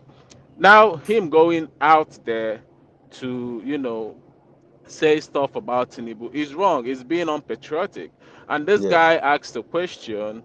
Um, we have to start asking ourselves what we have to do for our country. Mr. Alexander Gomez, I remember there was a time when you were growing up, a lot of people were patriotic. I believe so, because that is just because the country has given to them and they are giving back. So you seeing a lot of people not being patriotic, it's just reverse is now the case. You have to give me before I give back, or if I give you and you don't give back, it turns it tends to turn back and bite you. It's just what is happening. Thank you. Can I say Okay. something? One man. One month. One Can I? month. Hello. Is that Ribadu? Yeah, please. Can I say something? Go ahead. Go ahead. Yeah, can you hear me? Yeah, we are hearing you. Yeah. See, Ajale Koko, let me give you let me give you an example of the effect, okay, of these such scenarios, okay? I don't know if you guys are aware during the tenure of Goodluck Jonathan, people keep making cartoons of him, Jonah. I don't know if any one of you was able to see something like that. Yes. You understand? People keep making riddles of him, Jonah with Shekau, the Boko Haram leader, were talking together. Jonah was saying, "Oh, you scared me, all this, all that." Okay? So Jonah will say on the cartoons, Jonah would say, "Oh no, I did not tell you to go and kill those people. Why did you go that far?" So that cartoons created that animation of Jonah that they keep popping on YouTube's and Facebook and all that. Give people, it conditions the mind of the population that the president knows what is happening with Boko Haram, okay? Or to some extent that he's aware or he is even sponsoring them. It conditions the people mindset, especially those at the grassroots that their thinking is not as, so will I say advanced, or they are not, they are easy to influence. And before you know, all across the northern belt, they were saying, "Oh, Jonathan is aware of what is killing our brothers and this and that," and that's play a very major a role in Jonathan losing that election. That is one. Then because it's a social engineering, okay. And then second thing, it happened in the United States when the WikiLeaks start dishing out the Hillary Clinton emails. It's conditioned the population, the masses, even though majority of them are well up to date. Same thing happened in Russia because of the masculine image Putin was able to build. He was able to capture the imagination of his population. That guy is enjoying 75% rate in Russia. So it has real effect. This is where this thing is going. That is where we're heading. Okay? If we allow this kind of thing to be happening, before you know, people that are vulnerable to accepting anything the media dish out to them, they will give it some certain legitimacy in their mind. So that is the fear. You understand? And that is on one thing, on one aspect. And then on the second thing, I really don't know what is wrong with us Africans in general. We have this myopic, this subservient behavior towards the white man. Let me give you this, okay? See, the whole first civilization that the white man ever did came from the Greeks. Which the Greeks get it from the Egyptians. Okay? And then they couldn't even sustain that. Then the Greeks transferred it to the Romans. And they couldn't sustain it. Then second civilization comes from the Moors of Northern Africa. They take it to the Spain and it spread to the middle centuries. The Iranians, the Moors are the Iranians, yeah. No, the Moors are Africans. The Persians are the Iranians. Moors are African. Sorry, you understand? Persians, yeah, you're right. Sorry. Yeah, the Moors are from the Northern Africa. They were the one who took this architectural civilization to Spain during the Andalusian era. So I mean, but we were able to. This colonization of 18 was able to go into our mind that we are somehow inferior and we couldn't shake it up to that. Do you know that, Roberto, did you know that the word camera, do you know it's an Iranian word? It's a Persian word. You know optics, when you pass light through a narrow funnel to create an image on the other side, that was actually discovered by the Persians, and then that process is the word camera. You know, so a lot of science came out of that Iranian course. See, when we are talking about us here, Africans, okay? You know, we let us not be vulnerable let us not be in a vulnerable stage that whenever any Western power wanted to joke, that we are willing to play to the gallery. We should have an independent mindset. We should have this patriotic feeling and regard for our culture, heritage, and all sorts of things. It matters.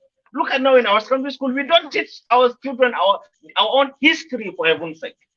But Roberto, do you not think those are still the remnant vestiges of colonialism, of slavery even? Because the mind is still enslaved somewhat. The mind of the black man is still enslaved. So this is what I'm saying. People like this David of a fellow, you know, this is the result of what we are seeing because he is ignorant of his own history. You understand? I mean, who is perfect? Just look at it. Who is perfect? Nobody is perfect. When you come, put your hands, close your eyes, and throw your hands all over Europe, and tell me one clean leader that they have. None. So I mean, why are we crucifying our own selves here? It's really annoying me that I'm not even composed to coordinate what I want to say one month. You understand? So this is one on this aspect, okay? And then let us shift to the conversation I made you guys discussing, analyzing about it, about the Niger coup of I think. Yes, Nigeria. Yes, ECOWAS. They made a mistake by saying they give them 1 week ultimatum. I have said it from day one, okay? But as you are well aware that they are making progress now with the dialogue, okay? And I pray they will continue and resolve this thing through dialogue, because even the juntas in the Niger knows that they cannot sustain the pressure of military might of ECOWAS. So one way or the other, they will definitely find a way to make it to compromise. Okay. So this is my prayer and this is my take. Thank you. I yield the floor. All right, brother. Let me come to Baba. Caesar, I will come to you quickly because I think you're joining us for the first time. But let me come to Baba because he's under the pressure of time. So Baba, I think a lot of people are complaining that we're giving this guy too much of the oxygen of publicity. This I don't know. Maybe I think it's an flower guy from Badagry. Maybe that is the thing, because all those, somewhat not quite Yoruba sort of people, they have a lot of angst within them. So maybe that The is what guy's mother is happened. from Southeast area. He says It's not the only one man, but I'm interested in talking about the economy, actually. Yeah. Oh, all right, go to that. Because that's the hot The topic. guy wasn't raised in a hot Yoruba button topic. setting, a Yoruba culture, so you can't really So keep. it be like He doesn't even Chinedu, speak abi? Yoruba well, sef. Is it like Chinedu? Like Yeah, it's Chinedu, kind of abi? like Chinedu kind of people. Yeah, he was raised Okay. among the Oh my Southeasterners. God. Okay. That's why. Even what he's doing, gospel, all he's Gentlemen, doing is he's just trying to he's trying to do what I am the kind of made it. He's trying to make it that same way, where he point out to those Biafrans, the Apobians, so they can be donating money to him. That's what he's doing now. That's why he went to Dr. Damages. He was even condemning Yoruba, saying, he even made up stupid stories. Say during the program, they were around Yorubas around the Igbos in Lagos and killing them. I'm like, what the fuck is this guy talking about? I mean, what kind of shit is this? Wait. Did this guy go to Mayagun diary? So Mayagun is no longer Even Yoruba my again. good to his entries are he's trying to collect money from the Hypovians. But they know those people can easily donate money to them. Because they know these people are married. My ego is on his third mansion on the back of the obedience. He's making it now. There was one Hypovian guy that said, I love my ego. I donate money to him. I said, may I come in, please? Yes, the floor is yours, Baba. Let's hear from you. Okay, I'm coming from the side of the economy, actually, because that is a hot button topic right now. I will start from beginning, May 29th, actually. And when the oil subsidy announcement was made, and the intended and unintended consequences that follows later. We all agree, or most of us, and I do particularly, that subsidy must go, and it's gone. Very good. But then I don't think all of us here and yonder are clairvoyant enough to know, as of that week when the subsidy was removed, oil was selling, I think, $73, $74. Whoever knew that as of today, we speak, is about $103. $103 right now, and it's not going. There won't be a let up. Only somebody who is steep in clairvoyance will know that this will happen. That's one of the things we are battling with. For the forex exchange unification, I won't call it arbitrage. I will rather call it unification. And it was a right policy, but then what happened thereafter? We have a central bank governor that didn't tell the presidency, that is Sowunmi's Asurok, the truth when he was interrogated about this, what is our current balance. And unfortunately, as of today, like we discussed yesterday, they securitized the loans they took from JP Morgan and Chase.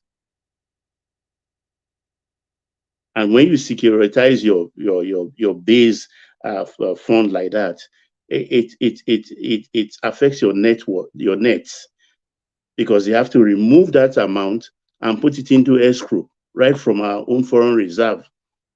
Even nobody who's going to touch it, the owner will not touch it, the lender will not touch it. That is what is happening. So when unification came in, there was not enough foreign exchange to withstand the pressure of the dollar. That's where the problem came in. And now those loans from private bank are due. What do we do? Now they lock up Emefiele, and I don't understand our people. What you hear now is about human rights. Human rights for Emefiele, for Bawa. I don't understand. If you stand in the street, it's just like a couple of years back when that black hunk, I think, cut off the head of his policeman on this street of London. I can't remember the story. And was holding the blood drip, the knife dripping in blood on the streets before police came in and arrested I think him. it was a Nigerian that did that. I think the guy was a Nigerian, Nigerian. British born. Nigerian born British. Don't say Nigerian. Afun King Charles. The fact is, such a man, I mean, you want to tell me he should be considered innocent until proven guilty? He was guilty as hell. And this is a Mayfailes too, as far as I'm concerned, because when the question right now is, when he took all those money, about $8 billion, what did he do with it? To whom did he disburse those money? Who are his friends?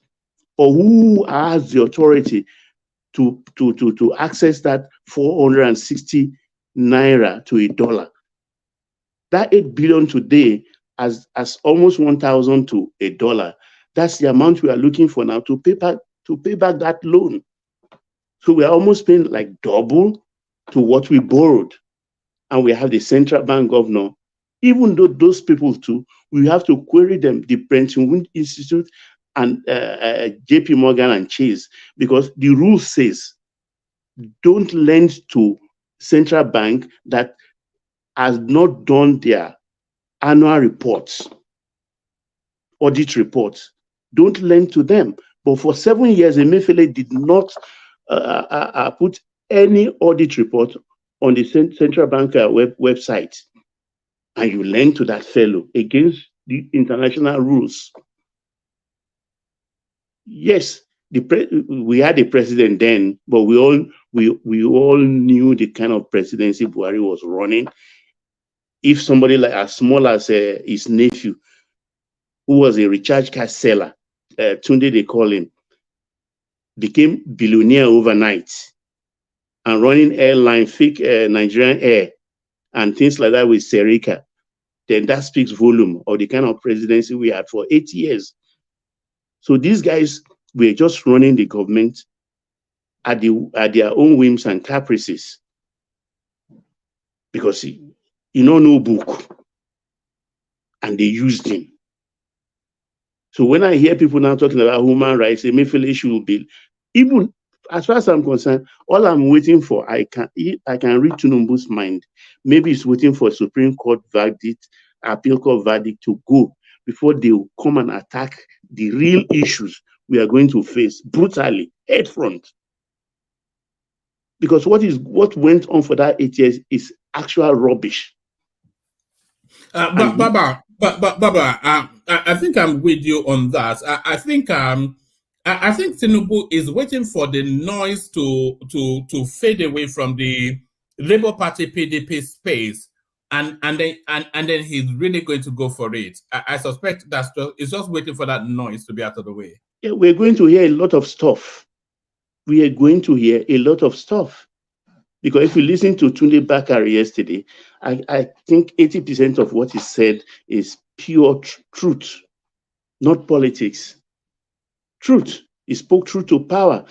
But unfortunately, like I told the panel, I think 3 days ago, that Tinubu is trying to escape from that.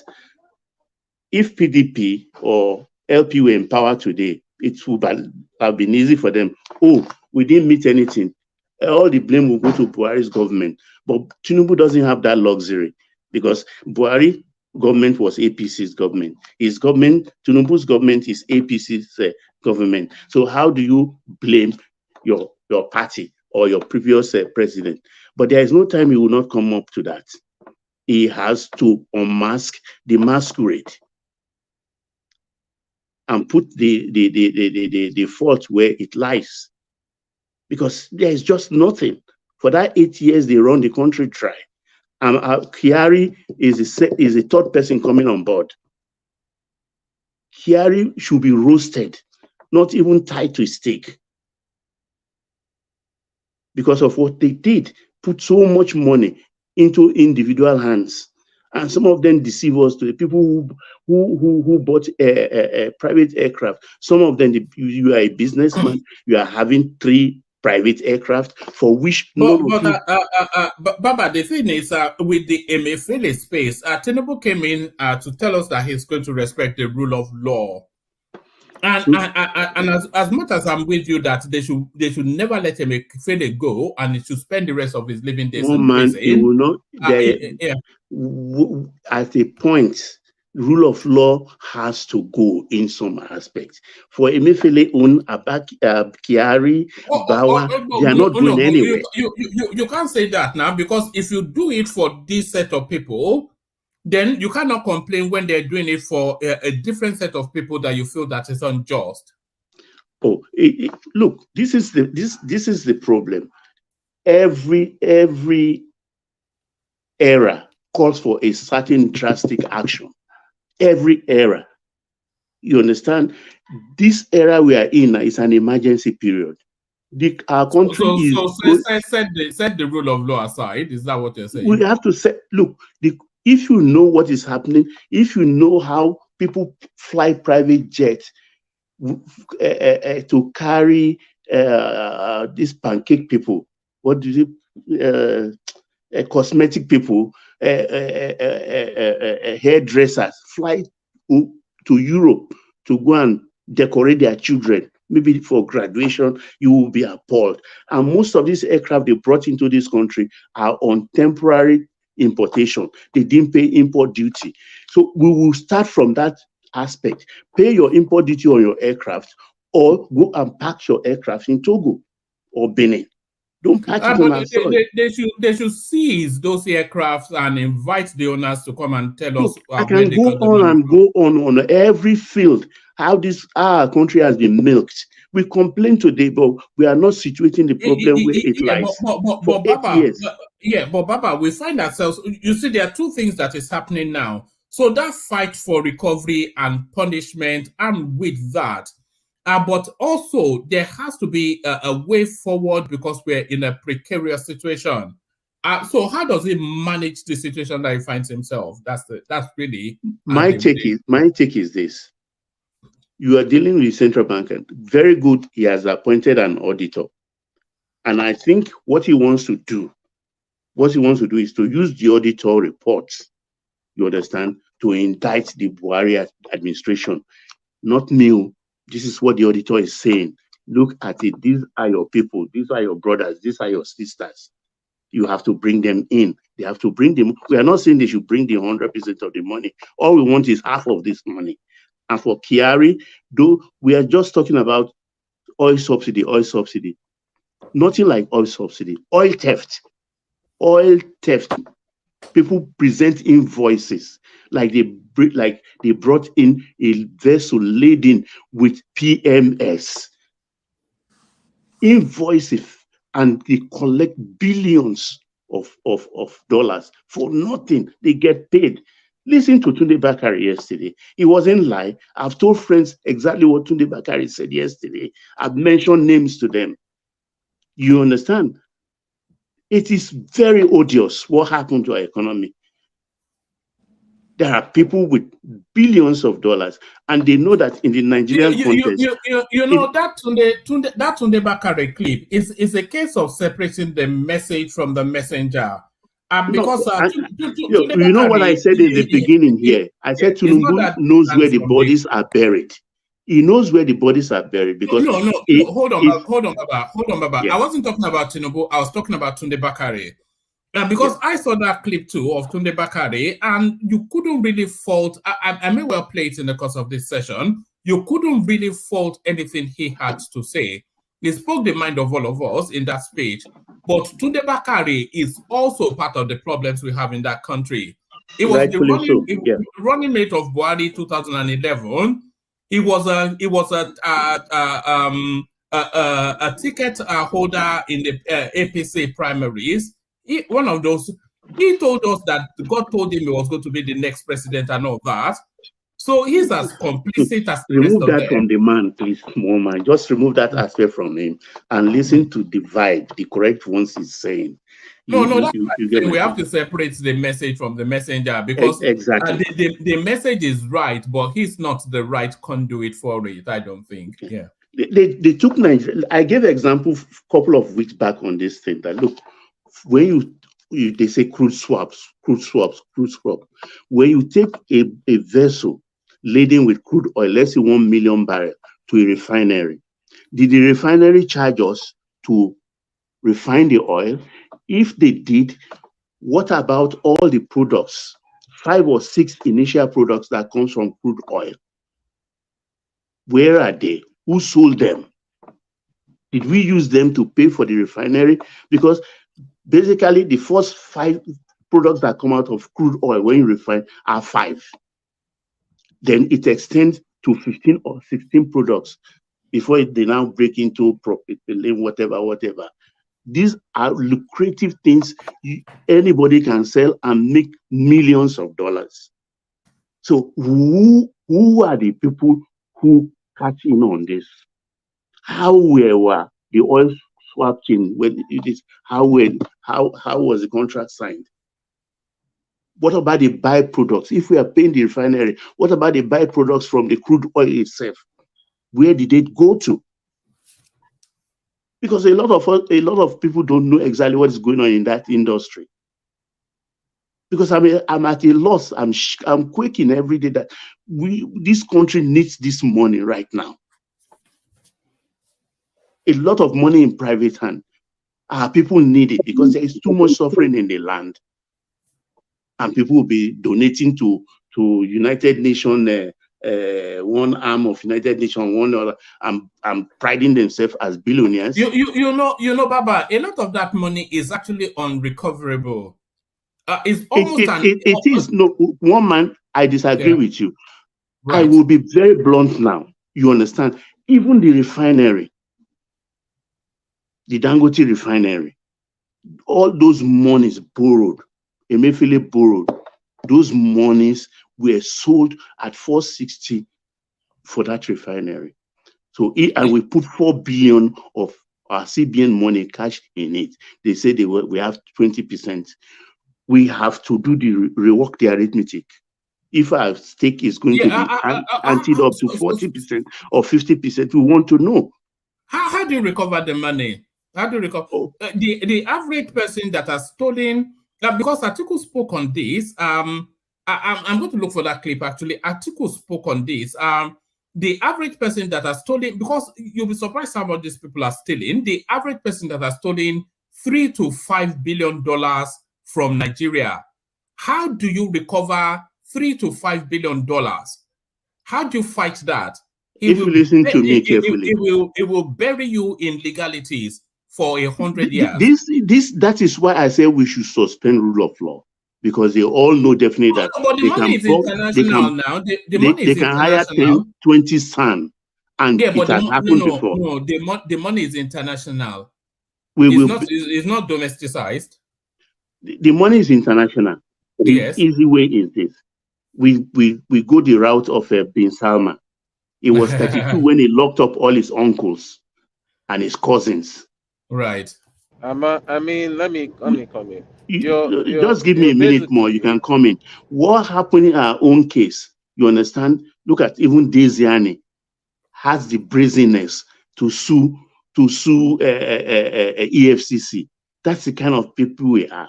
Take 1 billion, and by the time you use 200 million out of that 1 billion to fight them, you will have 800 million left.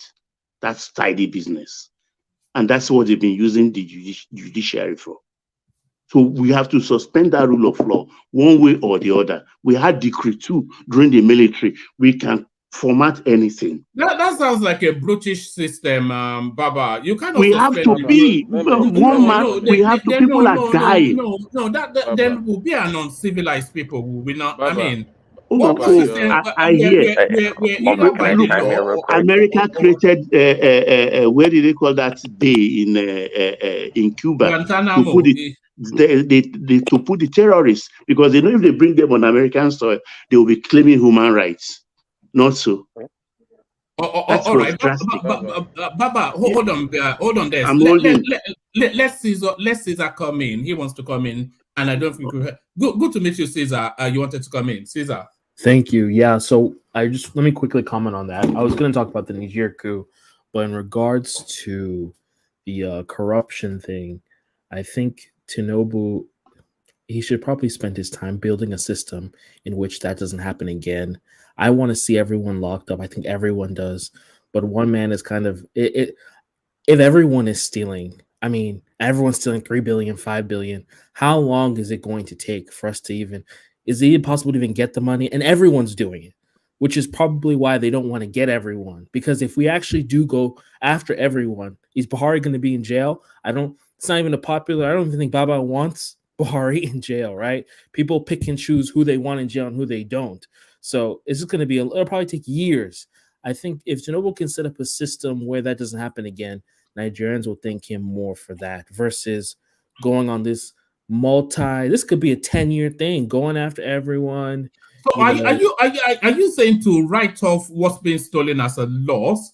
Then what's the? I don't want to say that. I really don't want to say that. But legit, if you put me in charge, I would write it off.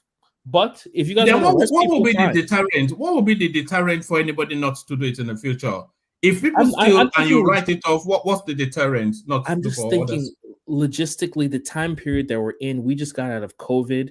Look at inflation. Do we really have 7 years of resources to go after these people? I want them in jail too. But let's be honest. Everyone is stealing. Literally everyone. You don't think Buhari knows about what's going on? Oh, you think he's just dumb? Do you really think what percentage of people do you think don't know what's going on? Let's be honest. What percentage? What is your point, man? Well, the point is a waste of time. What percentage of people? It's a waste of time to go after money. Well, we can do it. Again, that's not my, we can do it if we want. It's just, let's be honest. What percentage of people in the government do you think are not involved, didn't steal at least 1 billion? What percentage? Let's be honest. So we don't know, but what is your point? Are you saying we shouldn't go after money because we can't go after everybody? We can't catch everything, so we shouldn't go after anything. We shouldn't retrieve anything. Just let everything go, even though we need to keep that in mind. Caesar, what about scapegoating? What about identifying? That's the point I'm trying to make. Now, one man is an obedient. Now, one of those obedient people. No, hold on. I know the guy very well. We can throw. He's one of those people that go around calling Tinubu drug lord, all those things. We can throw the former CBN governor in jail. I don't care. It's not like he's giving me any money. I'm just thinking logistically, right? You can throw him in jail. I'm not going to cry. I'll still sleep at night, right? He's not my friend. But let's just be honest. What percentage of the people which senator didn't steal at least 1 billion? Let's be honest. Woman, can you hear me? Quick interjection. But wait, I want to talk about something more important. The coup thing. That's really what I want. Before you go to the coup, let's hear from Prince. Prince, come in. Okay, then you can. But Baba has the floor. But Prince, yeah. Yeah, quickly. So I'm not sure if the person talking right now is speaking about fighting corruption and trying to recover stolen money that we know they are parked somewhere overseas in some banks. And those are two distinctions. I can agree with him that it's going to take forever to try to fight corruption, go after these people. But absolutely, where these people have the money parked all around the world, it's quite visible. You can unlock, so to speak, where these corrupt people have the money parked. It's very much doable, and that I would go for. But to spend time and resources trying to pursue these people is going to take forever, and we're probably not going to get anything. It's going to be a court, a lawfare in every way possible. So I do agree with him. Let's not spend a lot of time. Prince, it'll probably cost you maybe near half, if not the equivalent of how much you are trying to recover to try and recover. Let me give you the example. Let's say, for instance, they've parked money in the Seychelles, and then you go. So first, you have to go through some diplomatic routes, and then if you can get the buy-in of the government of that space to recover that money, they will then go to the best lawyers in that country and start to put obstacles in place. So they will put obstacles in place, hold it down, mess it up, all the way through from that country. You see how long it's taken us to. Yeah, I get your point. They will bury you in the courts. That's just what will happen. They will bury you I get your point.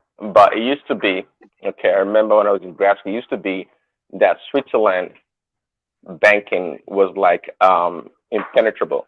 That's the holy grail of banking. Anybody can put their money in there. No government in the world can touch it. But guess what? That changed. Even the U.S. before could not get access to the Swiss. If you have a Swiss bank account, nobody can get access to it. But eventually, they changed the law that the U.S. was able to get account of every damn American that had account there, for whatever reason that they provided. See, the rule of law somehow has to be suspended. You know, if you want to get serious, if you want to go your route of, oh no, this is too draconian, nothing's going to get done. And that's why China works. Like, that's why China works in a lot of ways. Because if you want to go all the so-called democratic or route and go through all this process, you're not going to get nothing done because they're not stupid. Rich people are not stupid. They know how to protect their asset and the money. Okay. So if you want to go that route, we're not going to get anything. But I guarantee you, there are plenty of bank accounts in France, in America, in all these places. Even Peter B's account too. Let's go look at it, how much he has in there. These accounts can be fished out and we can recover this money very easily. It all depends on how we try to play this diplomatically. That's what it boils down to. Thanks. But then, Tinubu is also part of that corrupt system. So is he not already compromised anyway? Well, So sorry, can I come in one? Yeah, carry on. Okay. Baba, I like your submission. I want to say that, like I used to tell people, the biggest problem we have in Nigeria is our judiciary. And I will put the judiciary and the legislature on par. Because for me in this country, the presidency is not as powerful as those bunch of guys calling themselves legislature. And when we now come to the judiciary, these guys, they turn everything upside down based on technicalities and different kind of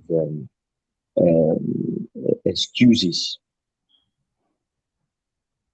Now, if we can do away with the rule of law, in fact, it will have been very, very, very, very beautiful to go against these politicians that embezzle our money. But the problem we have, like one man just said now, is every one of them is a product of this corrupt system, including the president himself, including Obi, that is the so-called saint. Atiku is not hiding it. The guy even came on TV and said, if I become president, my friends will enjoy. So they are all a product of this system. However, I would say they differ in their ideology. They differ in ideology of stealing. Some are known, like Obasanjo addressed Atiku as a vagabond in his book, because he did not even know that the guy was that bad. So if we can do away with the rule of law, who is going to champion it? Is it somebody that his hands is equally stained, that they can easily do? I'm sorry. This whole thing is I don't know how it's doing me in my body. Let me ask a simple question. People keep talking about, I think two people have said something along that line, throwing away the rule of law. One simple question is, what is the difference with throwing away the rule of law and a coup? Tell me the exact difference with the military government. I don't understand. People on the other hand, they will say they don't want military government, and this and what is going on? I mean, what is people going that on? will operate it are not wearing khaki, and they are not carrying guns. That is what I'm pointing and they didn't out. play martial music. Sorry, that's what I'm pointing out. Democracy to throw away the rule of law. That's what I'm pointing out. The rule of law, supremacy of the law, should be thrown away. Then we don't have constitution again.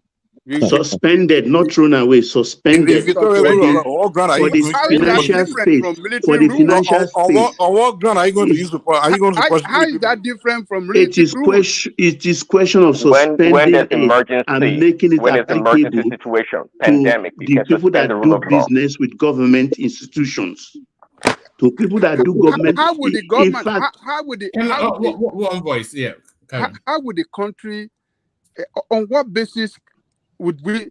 Would we govern our country when we throw away the law, the constitution?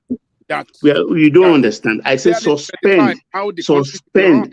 and we suspend So it. all of us and going to lose our right as citizens. We're going to lose our constitutional right. It's temporary. Not true. It's temporary, not and entirely. this suspension of I don't get rule of law. this argument. When we say rule of law, we are talking about that concerns finance, that concerns the finance, and it concerns so which only law those will you who do use to business prosecute them with then? government and government institution. In fact, from now on, I'm suggesting Under what that law every will they contract be signed, prosecuted? every contract signed should have a caveat at the bottom that if you have found one. Baba, when I say everybody, that includes you. When I say everybody stop, you stop as well. Mike was asking a question, so Mike asked. Yeah, I was asking a question. So if you suspend rule of law, now which law are you going to use to prosecute somebody? Just make up a law and prosecute. I mean, you have to use some ground to prosecute somebody. So if you suspend rule of law, so which when rule are you going to use? I made that suggestion, I didn't complete it. It's not all encompassing. We're talking about a certain structure of the law that says for those who are doing or did business with government within this period and this period, it comes under the purview that okay, we are investigating all these contracts. For those people, their rights are suspended because they are being suspected. You suspect individual rights? That's self-defeating. Yeah. This is what does that has no meaning. If you do business with government and you've taken government check, you do business with them, then you will be part of you will be part of that basket of people. You'll be part of the basket of people. You lose your right until they investigate you and give you a pass. What laws and what rights? Well, so, okay, quickly say we don't know. Say what it's suggesting is kind of a framework somewhat. I don't think it knows it entirely. But the point here is that what he's saying is very much doable. Let's not pretend. See, in America, even in civilized places, so-called civilized places, they suspend the rule of law, so to speak. Not everything to take away people's basic rights, but you have to recognize when you have emergency and that situation, in which we do in that country. But you guys don't see, you're more concerned about your rule of law that you don't really have anyways. Hold on, because Mike's question, if you suspend the rule of law, then what will be the basis of the investigation and the legality of the prosecution? You craft new laws. Laws are there to be made. That's why we revise laws all the time and bring about new policy. But what you're trying to do, you be specific, not to violate people's rights. But you can't apply law retrospectively. Who says you cannot? Why not? You can't prosecute somebody for something that was not illegal before the law came in. So somebody like Emefiele now, upon a policy in which people got naked in the bank and committed suicide, people died of hunger because of his human right, he should be let go. And tomorrow he will hear that he has taken a flight and go somewhere else, and we'll be holding the bag. Let me interject you. What you are suggesting is never going to be practiced where democracy is in place. The only thing that can be done is to strengthen the institution. When you strengthen your institution, that can prosecute, fight corruption, prevent corruption, that is when you can, that is how you can have supremacy of law, where everybody is equal before the law. no matter how highly placed you are. What we are seeing in Nigeria is because, look, some people are above the law. Mm-hmm. The law can never catch up on them. Mm-hmm. They do things with impunity and they get away with it. That is what. So, but by Jalekoko, so how do you want to strengthen the law? Sorry, how do you want to strengthen the law that you know people are going to violate? How are you going to strengthen it? Supremacy of the law is when you have a law that can. Is it not man that makes law? Look, you have the Constitution, right? We have the Constitution in Nigeria. We have the law that governs the country. But the people in power doesn't respect the law. They violate the law at its worst than every other segment of the society. They don't show leadership by example when it comes to respect of the law. They use the law to oppress Nigerians. They don't respect the law. So, but when you let me come in. Maybe you don't understand where I'm coming from. I understand. We are in a period of economic emergency. That money, that Naira exchange will go to $1 to 1,500 in the next 4-5 months if care is not taken. Yes, but you cannot, on the basis of that, turn into some oil will go to 800, 900 per liter. We know all that now. That's not what we're talking about. Okay. You can't suspend law. Then we'll fold our hands and say it's Tinubu. What do you mean fold your hands? Tinubu said he knew he was inheriting a difficult situation. So this is the situation he has inherited. So he says he has the answers to it. So he has to provide it. But so that's why I'm suggesting what he has to do. Because I know, apart from people on the chat and the panel and the panelists, people are listening. That's why I'm suggesting that but you can't suspend law. Now, what are you? The law is not a problem. It's lack of enforcing the law. That's the problem. If the people have broken the law and they're not being prosecuted, there's lack of enforcing the law. So suspending the law is not you're actually helping them. I didn't say suspend. Suspend for those who have committed malfeasance against the country. You're saying they have broken the law and you want to suspend the rule of law to prosecute them. Why not use the law to prosecute let me come in. During Buhari's Idiagbon regime, there was a decree 2, decree number 2. And they are enforcing the law. They were enforcing the law. That is military. Military does not. No, even the military, what he's saying, Buhari and Idiagbon, they were enforcing the law they created. Yeah, and they promulgated their own decree, and they run the country with force. That is military rule. Is our constitution not made of law? It's made of a body of law. We made the law. We can amend it.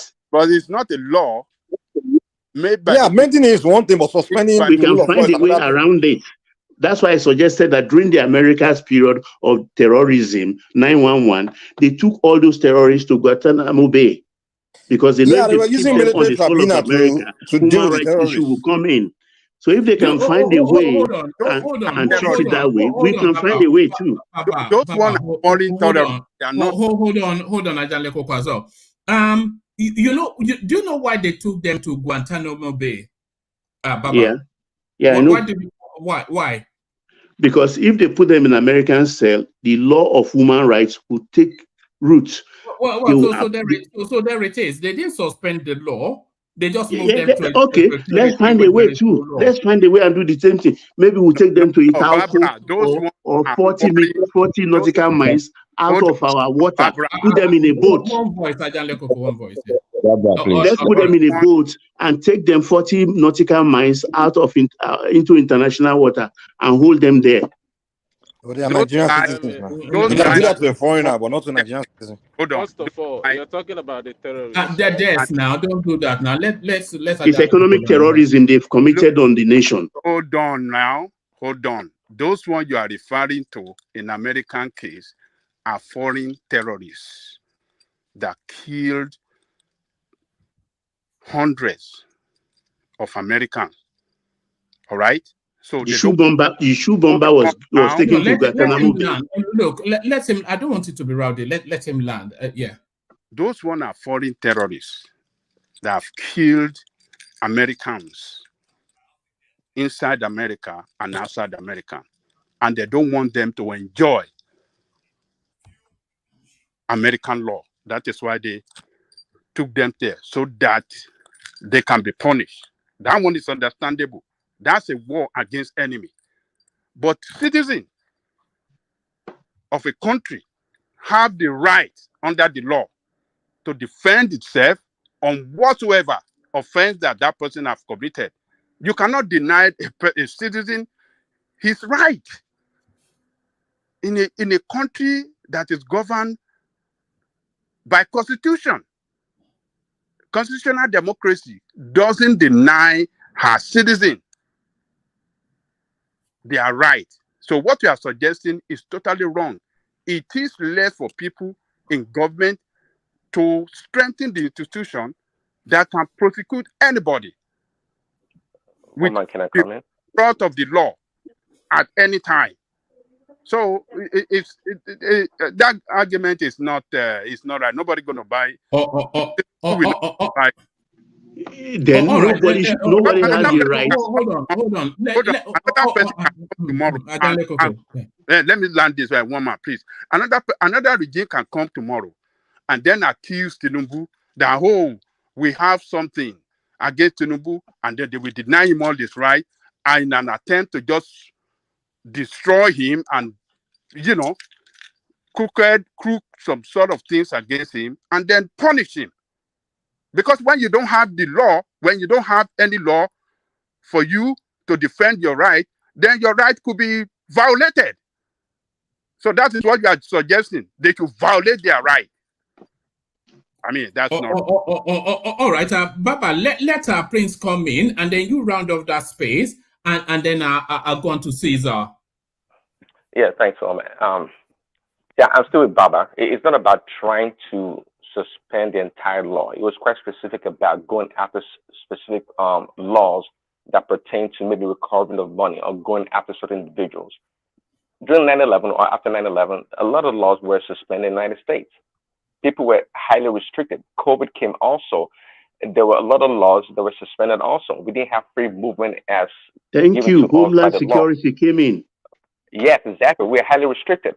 And also, if you guys, there's a law I can't remember the law in the U.S., right, that gives the president the complete authority to take over private business. Executive order.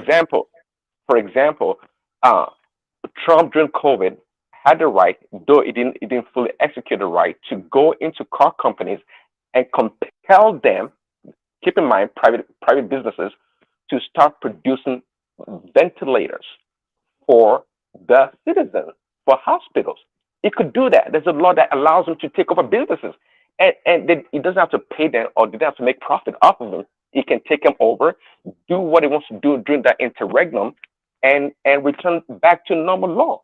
You said there's a law that allows you to do it. They didn't suspend any rule of law. There's a law that allows you to do it. There's a law that allows president executive orders. That's a limit. If we don't have law, just like you said earlier, if we don't have one, we can always make laws. Laws are made all the damn time. No, it's a big deal. But the problem actually I'm seeing here is that if we don't, so I guess maybe Baba said that we are in a dire situation in that country, and things need to be done. We can't do things as normal as we do them and expect change. But you guys don't seem to have that urgency. You're more concerned about your law, about the so-called rights that you have. But people are suffering, people are dying, people are losing the country left and right, and you think, oh no, we can't suspend the law. We should let's bring about new laws. That's the problem.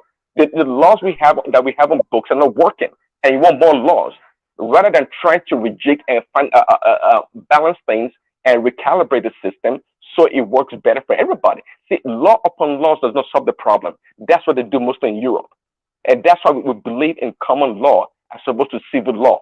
Civil law creates new laws all the time when there's a problem. A common law looks at what the law already in existence and trying to make do, not about just creating more laws. But against his point, I believe there's a way, not suspend the entire law of the country, but there are things we can do Because unless we don't agree that we are in an emergency at that situation, then let it be. Why complain then? Sorry, can I come in, please? Woman, can I go ahead? Yeah, carry on. Yeah, I'm looking for a clip of an article where he spoke on this corruption thing, but yeah, carry on. Yeah. All right. Like I was saying the other time, I quite understand the pain of Baba when he was talking, and then he's coming from a pain of a place of emotion and the pain of what people are going through.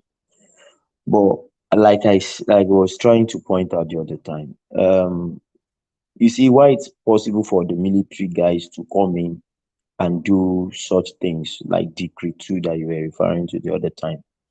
It's because these guys are being viewed from the place that okay, they are neutral. It was a political system. Then they came in, and now they are effecting some laws.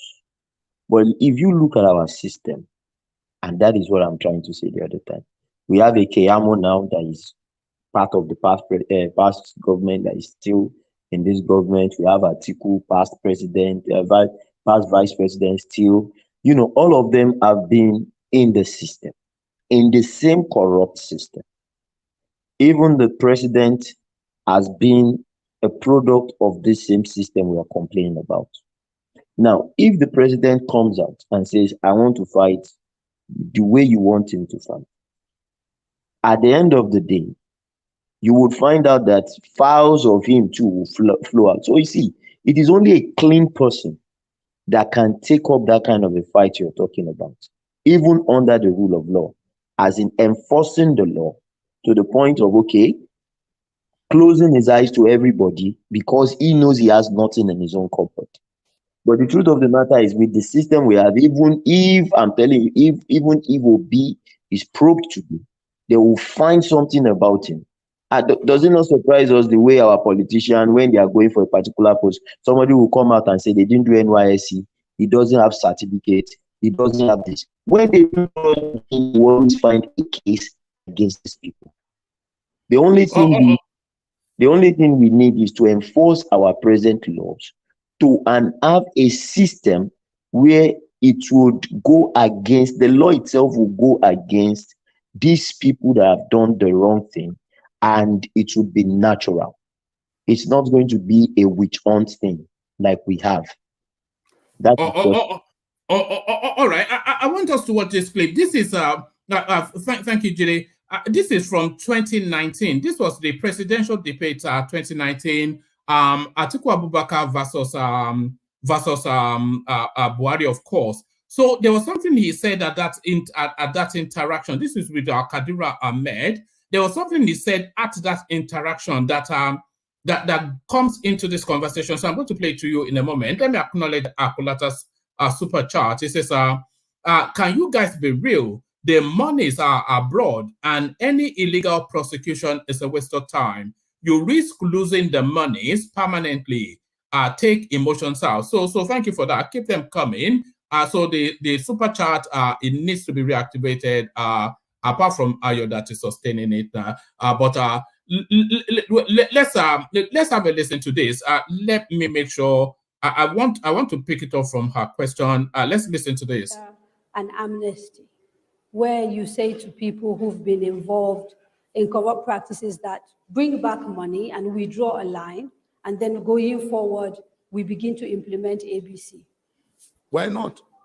I give you an example of Turkey.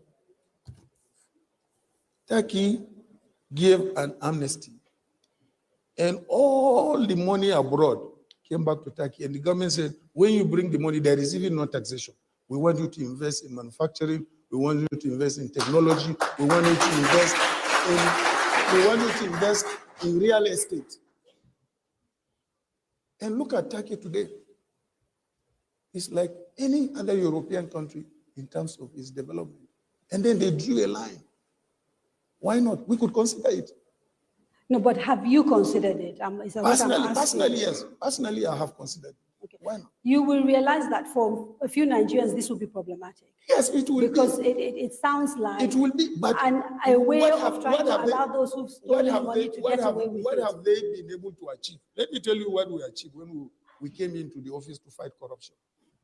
There was a recovery panel set up by President Obasanjo under my chairmanship, myself, the Attorney General, and the National Security Advisor. And by calling various people who have been alleged to have stolen money, we recovered over $4 billion US, which we paid back into the treasury. If you were to go and prosecute these people, up till now, you will still be prosecuting them, and that money would have been denied you.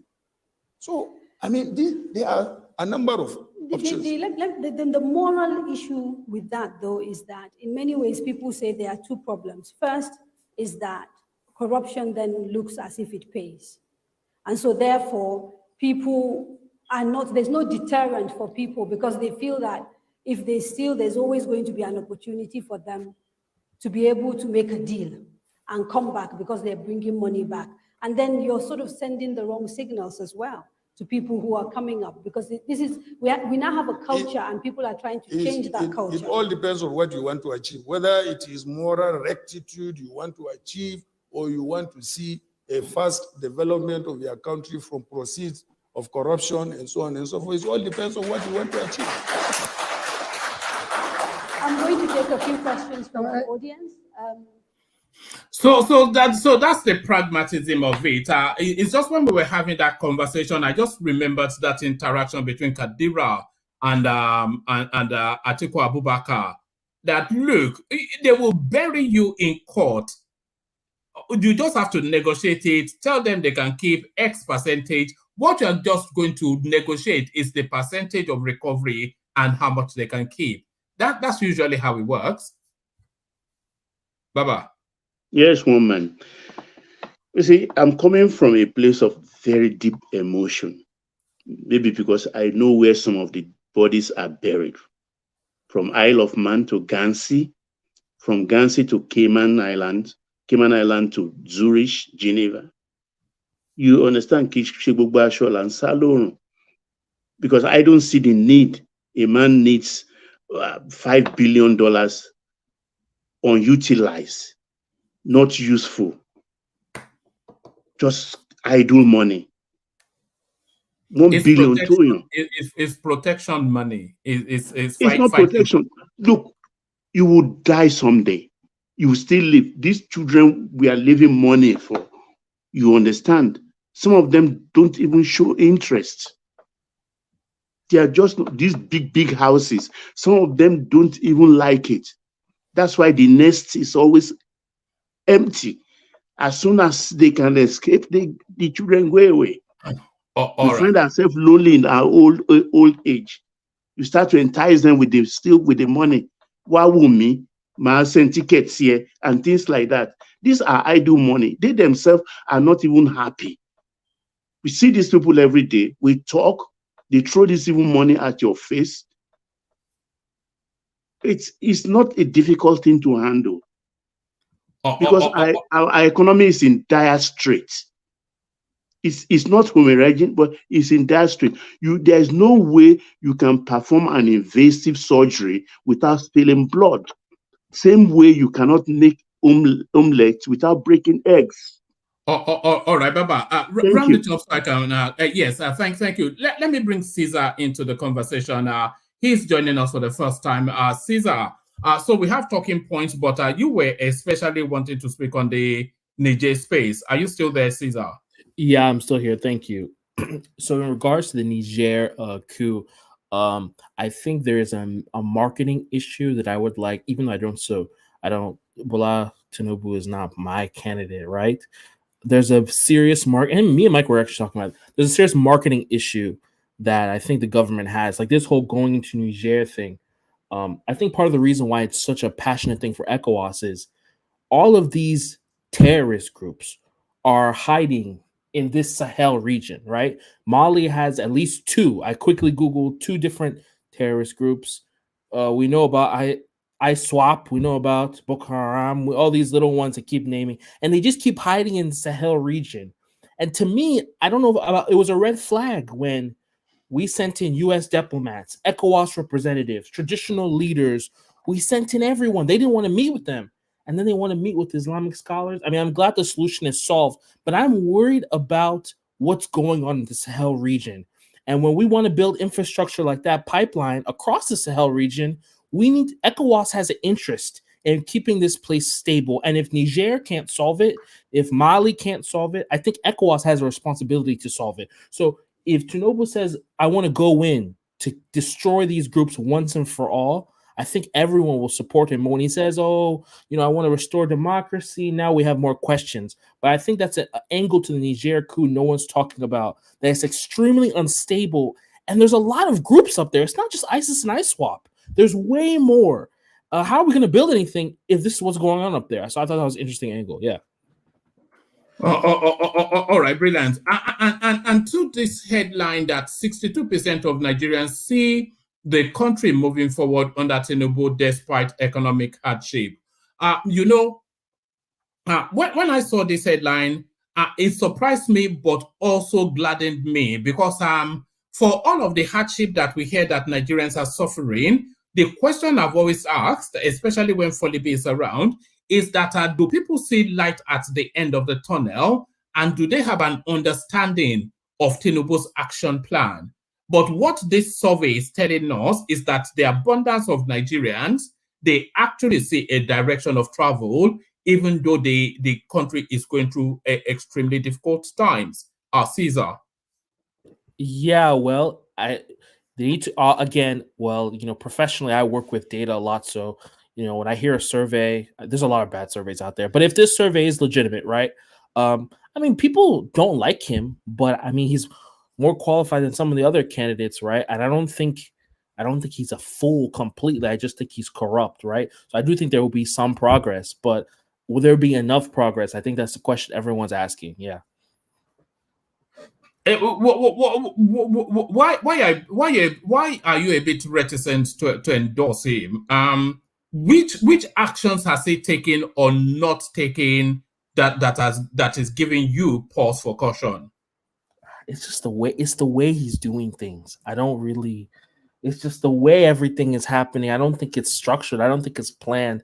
Especially look at that whole thing that happened in Niger, the ECOWAS thing. Oh, you have 1 week. Then it seemed like there's no plan. The first day it came out with the fuel subsidy. I don't understand, oh, well, the refinery is going to be, I mean, usually you get rid of a fuel subsidy after you build the refinery, but now we know it's coming out in 2025. You get rid of the full, hold on. What did you say? You get rid of the full subsidy after you built the refinery? I thought the whole idea was so hold on. Was that what you said? Yeah. So he has to fix the refinery first before they get rid of. That's what you said. I thought that was the idea. Yeah, Oh God. All right. To me, it just seems like it's kind of messy. I don't understand the plan. He used to come out with a 1-year plan. But Peter Obi also said he will get rid of the fuel subsidy immediately. He never talked about building any refineries. I don't know if Obi did it like that, then his head would be on a what's the name of that thing? Chopping block. Yeah, exactly. Bulletin. Yeah, exactly. You should. That's not a good way to do things, I mean, I think the market reacted the same day. I mean, it just seems scatta. I mean, he's kind of out of shape, It's like a former Olympic runner who hasn't run in 10 years. No. You have to add substance before you're able to make that sort of statement. I'm inviting that. What missteps are you saying? So you're saying the fuel subsidy, that's not consistent with what everybody in the country holds as true. And saying he has to build refinery, that's just patacake stuff. No, for me personally, right? So the fuel prices have increased dramatically over a short period of time. I think that kind of price increase doesn't really make sense anywhere, especially in a country like Nigeria. So that's why I mentioned things like a refinery. There has to be a way to, when you get rid of such a substantial subsidy in a country, it appears the market's reacted like it's happening overnight, even though that's not the case. There seems to be some kind of irresponsibility there. Before you get rid of something like that or announce it, there has to be some kind of, before you do surgery, you take medicine. I don't really like that approach. You don't like the approach. Before you What does that even mean? Before you do surgery, take medicine. So, for example, let's say the refineries were functional, right? Or something like that. I don't think the fuel prices would not have increased like that, right? There you go. That's your thinking. No, I mean that's true. Like, you know, if there's more refined oil that's being refined at the source location, right? So I guess in Lagos or whatever, the price of fuel in Lagos would be lower, right? I mean, that's a fact. Transportation logistics. I mean, that's how it works, right? All right. Let the spokesperson of Buhari, not Buhari, of Tinubu. Let me play you this clip. I'm just waiting for you to let me play you this clip by Ajuri Ngalale. Pervasive in our country. When I go on TV and radio, this is the question. This is the poser that I often get. They say, if our refineries were working, the idea is that if our refineries were working, fuel would be cheap for Nigerians at the pump. Let me take this opportunity for all those watching, and please spread the word that is a myth. It does not happen anywhere in the world. Even if we had the most refineries producing the most PMS in the world, you would find that the most prolific PMS producers with their refineries, if you go to and see what they're charging at the pump, you will find that it's no different from those countries that don't have refineries. I'm not saying that we should not have refineries. There are benefits to having refineries working, which is why our Port Harcourt refinery is coming on stream December 2023, at the end of this year, phase 1, and then the final phase 2 at the end of 2024. The Dangote refinery is obviously up. That's going to start dishing out products very soon. In BUA refinery, a new 200,000 barrel per day refinery is coming up in Akwa Ibom. We're going to have excess supply that we can export internationally. The point I'm making on this is that the reason why the price of the pump will not go down, irrespective of what your refining capacity is as a country, is because nobody spends billions of dollars, tens of billions of dollars on building a refinery because of charity or because of corporate social responsibility. They do it to make money. So that is why you find that no matter how many oil marketers you have bringing the product into the country, no matter how many refiners you have producing massive amounts of PMS and all of that, the price is dependent on the international benchmark of what the crude oil per barrel is, what the cost of it is. When the oil price is high, the price of the pump will go up. When the oil price is low, the price will go down. These are market fundamentals that are determined not in one country, but on the international stage. So what we are saying is that the benefits of having refining in the country is not that you will have cheap fuel. No. The benefit is that you would have saved the country hundreds of millions of dollars in transportation and logistics costs that we're spending on an annual basis of having to put refined PMS from an international refinery on the water to come to Nigerian shores where we will now offload and send to our distribution stations. You save that money. In addition to that, you save tens of billions of, about $10 billion a year on foreign exchange earnings that we're having to pay out to the refiners and to our partners to get that product exchanged from crude to refined PMS. We save all that money within the central bank as a result of having local refineries. So there are benefits, big benefits, but one of them is not the issue of having cheap fuel. So I just want to... Jury, okay. So I hope that answers that. Can I comment on that? One man, can I comment on that real quick? On this guy. Wait, let me comment on that one. Let me comment on that for 1 second. Wait. Comment on that. Then after you will go to Prince. Yeah. So first of all, OPEC sets production prices. They don't set price controls. And maybe that guy studied political science, which is why he doesn't know anything about money. He's probably never started a business. So let me just explain to anyone who doesn't understand it. Okay, so let's say the base is Lagos, right? And we're bringing in tomatoes from Sokoto, right? You have to transport the tomatoes from Sokoto to Lagos, right? The transportation cost is going to be incorporated in the price that people pay for tomatoes in Lagos, right? If you then decide, look, let's start growing the tomatoes in Lagos, the tomatoes will be cheaper because you don't have to account for logistics costs. Yeah, marginally, but marginally, not significantly. That's really what people are saying. The cost of a barrel of petroleum is an international dollarized cost. And then the cost of refining it, of course, they are standardized cost as well. And then you have to layer profit on top of that. He's just told you that they're not doing it out of any social do-gooding, or So if you put all of the costs together, the only advantage of having local refineries is the logistics and the transportation, which will be slightly somewhat cheaper fuel, but not significantly cheaper fuel. If you want to have significantly cheaper fuel, you have to subsidize it. And that was what he explained. One man, I think, is talking nonsense. Oh, God. How come? Yeah, I wanted to come in, but that guy is talking nonsense. How can you? What are you telling me that a product that I produce in my own house, in my own country, I cannot determine the price?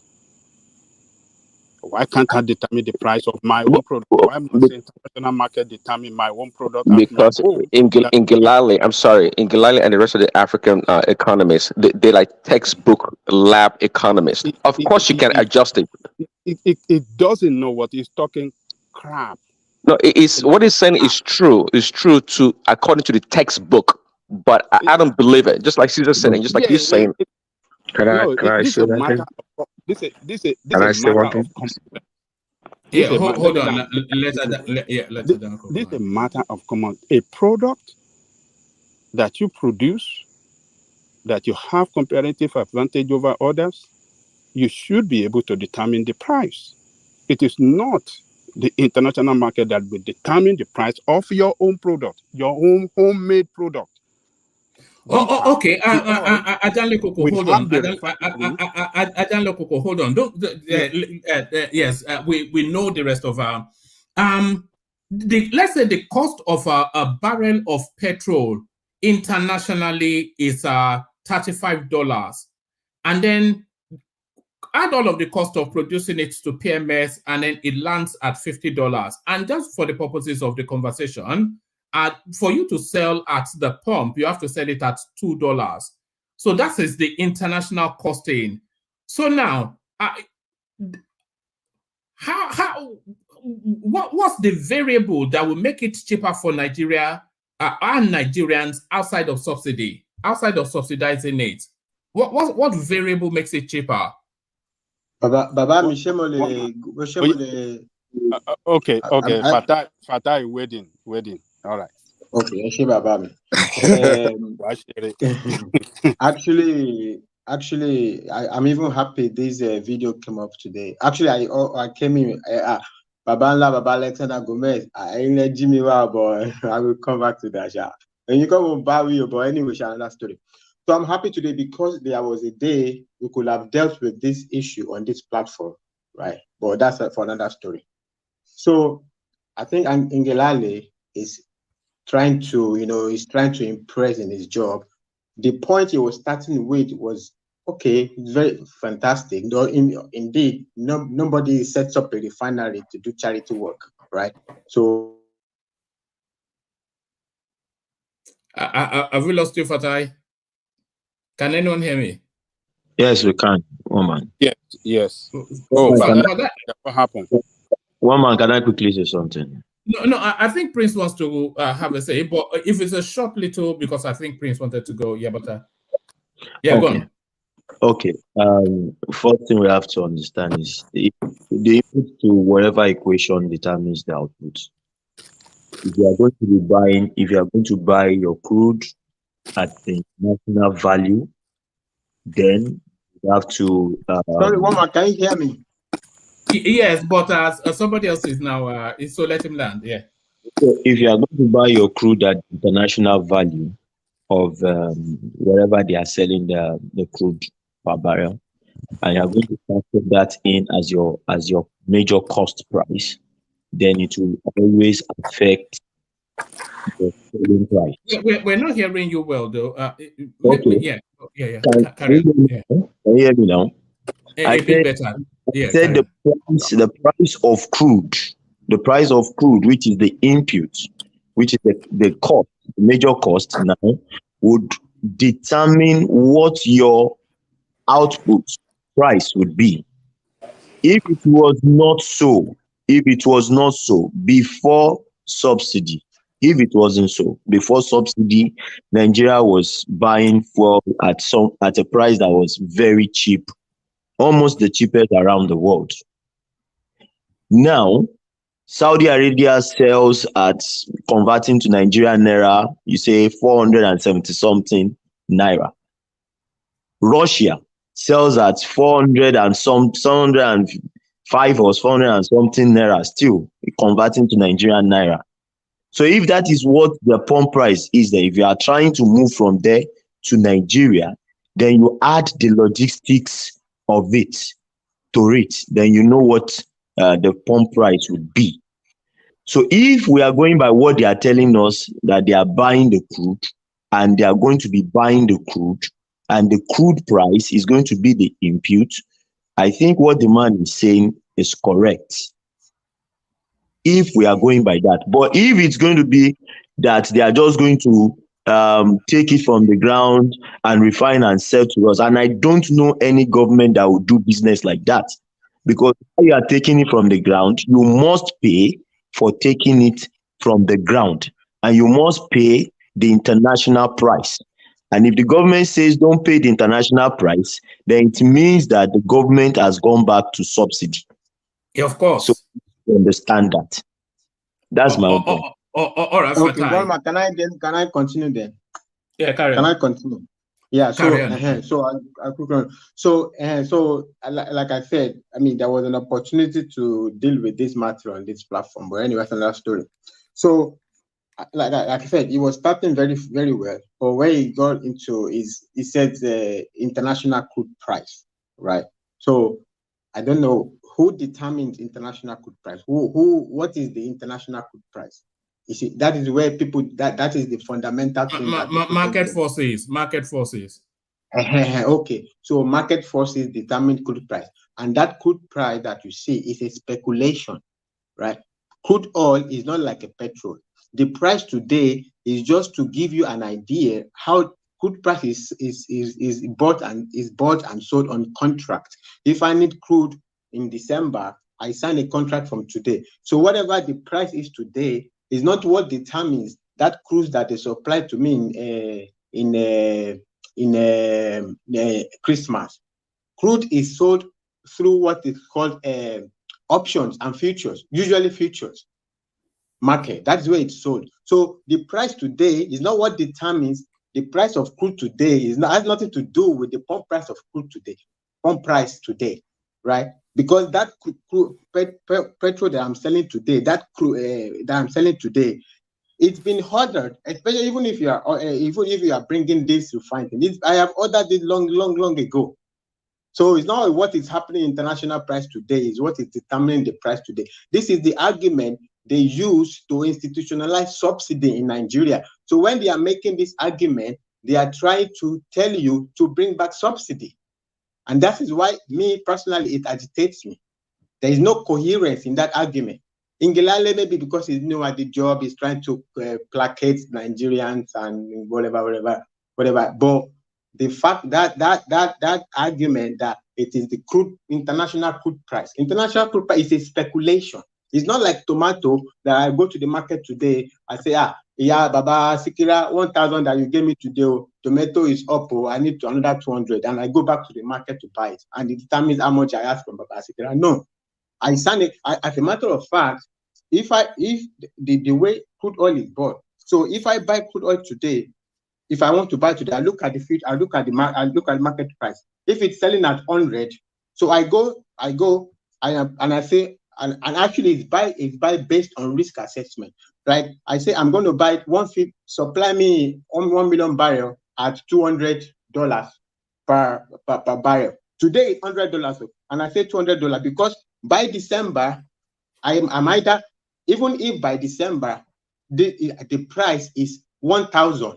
I'm going to pay that 200 that I signed contract for. And even if it's $1, I'm still going to pay that 200. So it's not straight like a tomato price. So tomato price is up today. Therefore, that's how much is the egusi soup cost. No. There's no relationship between crude price and pump price of the same period.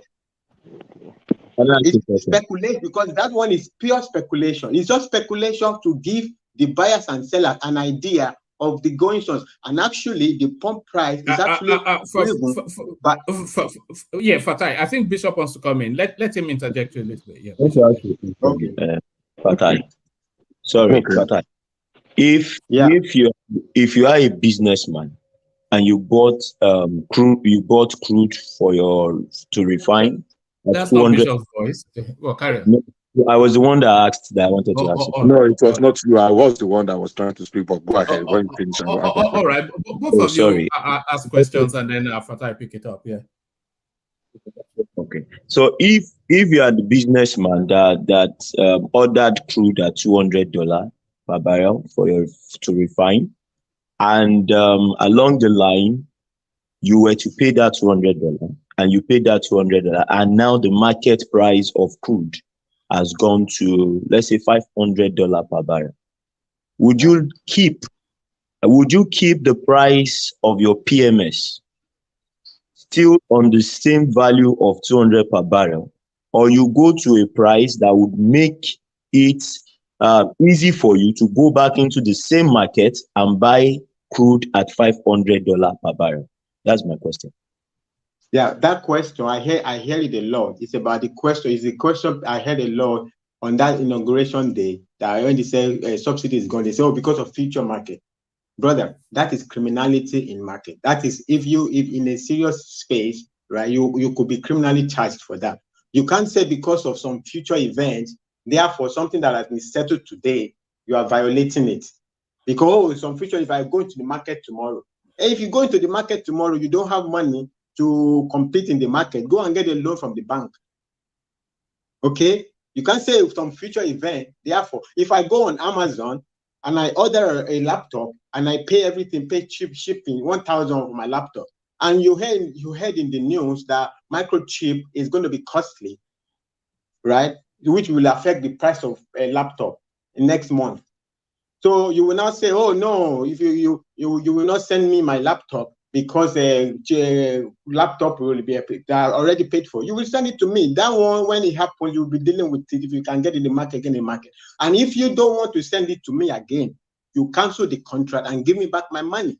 And that is the argument I was making when they jumped the price, while they were still collecting subsidy. If you want to jump the price, you have to cancel the subsidy and pay back all the subsidy money.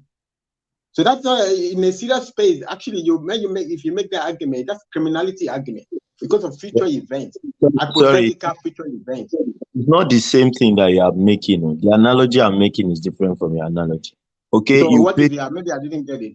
This is the analogy. You pay to Amazon and you bought your laptop. Then Amazon noticed they still have it in stock, but they noticed that the market price has increased. Nobody has ordered yet what they have in stock.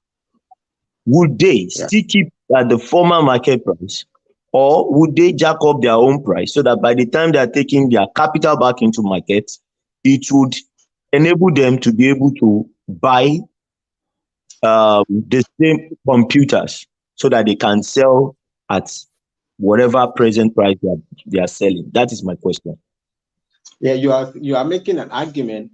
Okay, so you are making an argument in which nobody has paid for the goods. Of course, nobody has paid for goods. This argument that you are making happened in the context when there was already subsidy paid for. So if subsidy is already paid for, it means the laptop has been paid for. You can't say because there's increase in price, you will not honor the obligation you have with me. You have to honor your obligation with me. If there is no obligation at all, okay, there's no obligation. Whatever, if you can get away with whatever you get away with, as long as you play within the law, you get away with it. You make use of it. But if there is an existing obligation, you can't get away from your obligation. You say some market, go and deal with the market. I'm not your father to give you money or your bank. But go and borrow money from the bank to get in the market again. Sorry, Fatai, you made a statement the other time that the current crude price is not what drives the market.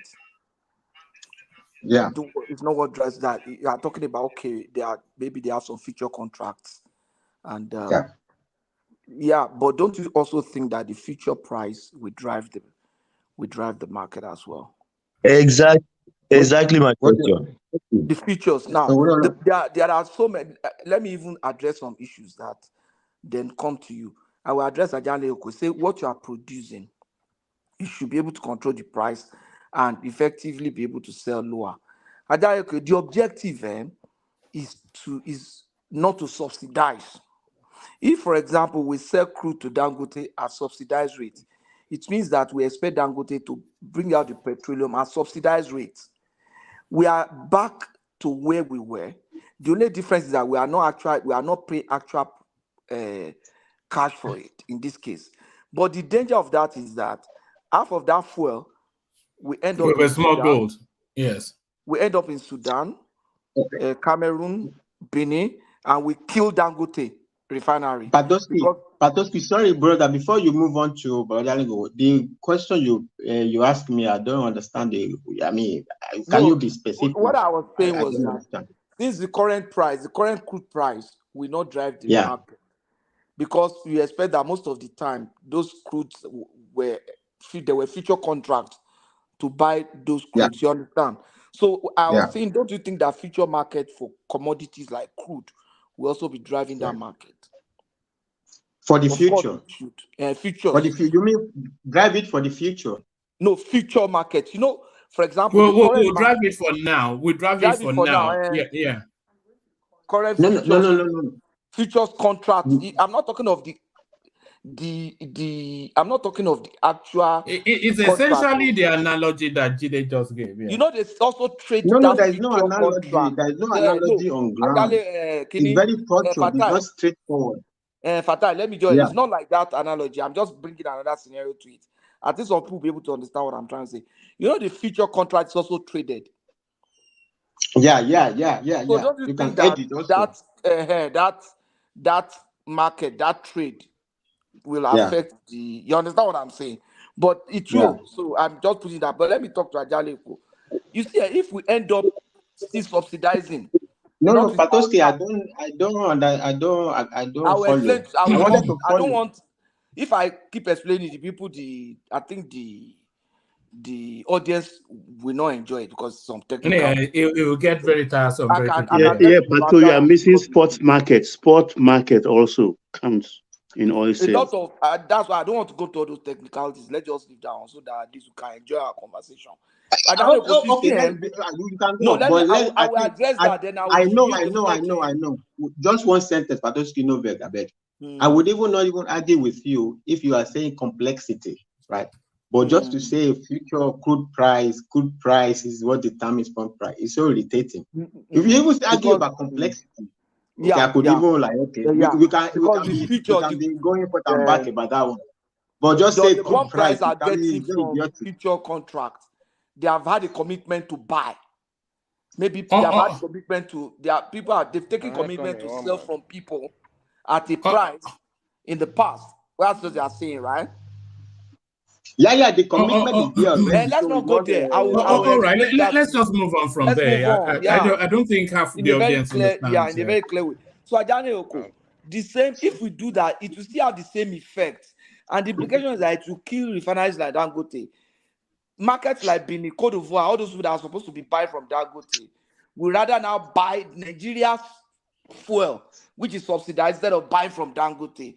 So, why should I then even be selling my crude at a price below par? Why should I sell it less for Dangote when I can sell it to maybe Canada at a higher price, or sell it to Sudan or anywhere? No, not Sudan. They have oil. Other countries. You understand what I'm saying?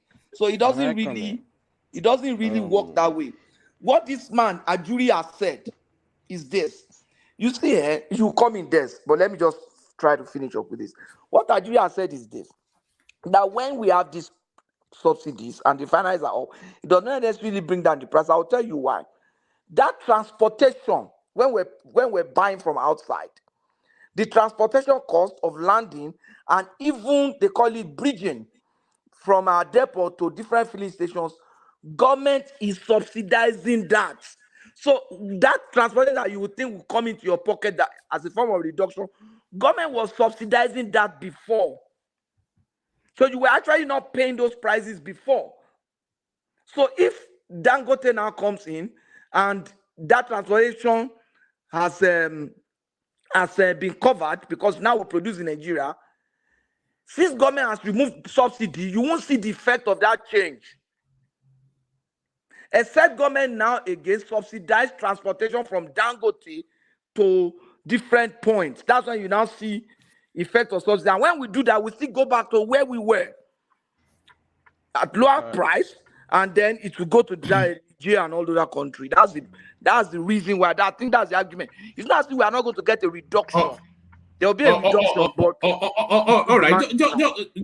Just come in there because you want to come in, but Bishop really should come in before you. But make a short insertion, and then we hear from Bishop. Yeah. Yeah. Let me basically dissect this. First of But all, and speak up a bit as well. Yeah. all right. Let me dissect this. First of all, it is believed that we are, sending the oil outside for them to refine for us, which cost a lot of money. That's number one. And transportation also cost a lot of money. Number two. So now, I believe what drives the market, say international sell is like $80 per barrel, I think. But it doesn't necessarily mean that you have to sell to Dangote $80 per barrel. I don't know how much it is, but I'm just like estimating. So if you're saying that if you sell lower for Dangote, it's gonna run him down, I'm not sure how that is because Dangote is getting it cheap, right? No. What So he's in saying is, turn, he hold can on. actually. Hold on. This. What Patrick said was, if you sell to, let's use your $80. If you sell to Dangote at let's say $60, then we're back to all of these all trucks going all the way out of Nigeria into Sudan. So we're back to where we were. Essentially, is what it is. Yes. I mean, not necessarily, because not necessarily. Can you hear me? Yes. My network is bad. Can you hear me? We can hear you. We can hear you. Okay. I said not necessarily, because if Dangote is getting it cheap, let's just use Dangote as as the person refining for oil for Nigeria. And if it's getting it cheap, it doesn't matter if the oil is going any other place, because you're not necessarily running Dangote down, because he's getting that oil cheap, and at turn, and at turn, Then yes, and we at are turn back he's to making. so we'll be We're subsidizing necessarily not back We are to subsidizing no. Dangote. No. We're not only Dangote. We're subsidizing Cameroon, Niger Republic. We're subsidizing Chad. I think I get his argument. Des, let me explain to you. You see, when we sell to Dangote, we are only subsidizing the portion of the crude that is allocated for Nigeria market. By OPEC, thank you. By OPEC. So if we go by regulations. If, for example, right, total crude that we want to put, that is required, that we need to produce the amount of petrol that we need in Nigeria is maybe 10,000 tons, or maybe just put a number to it. No. I think you're wrong. Let me explain. Let me finish. You will understand me. That portion, if it's 10,000 tons of crude, that portion will be what will subsidize to Dangote. That is not the total amount of Dangote production. You understand? If Dangote says, okay, you need 20 tons of petrol, I need 50 tons of crude to supply you Nigeria, that's the only part that the government will probably commit to say, I'm subsidizing. We cannot subsidize the entire of Dangote production now.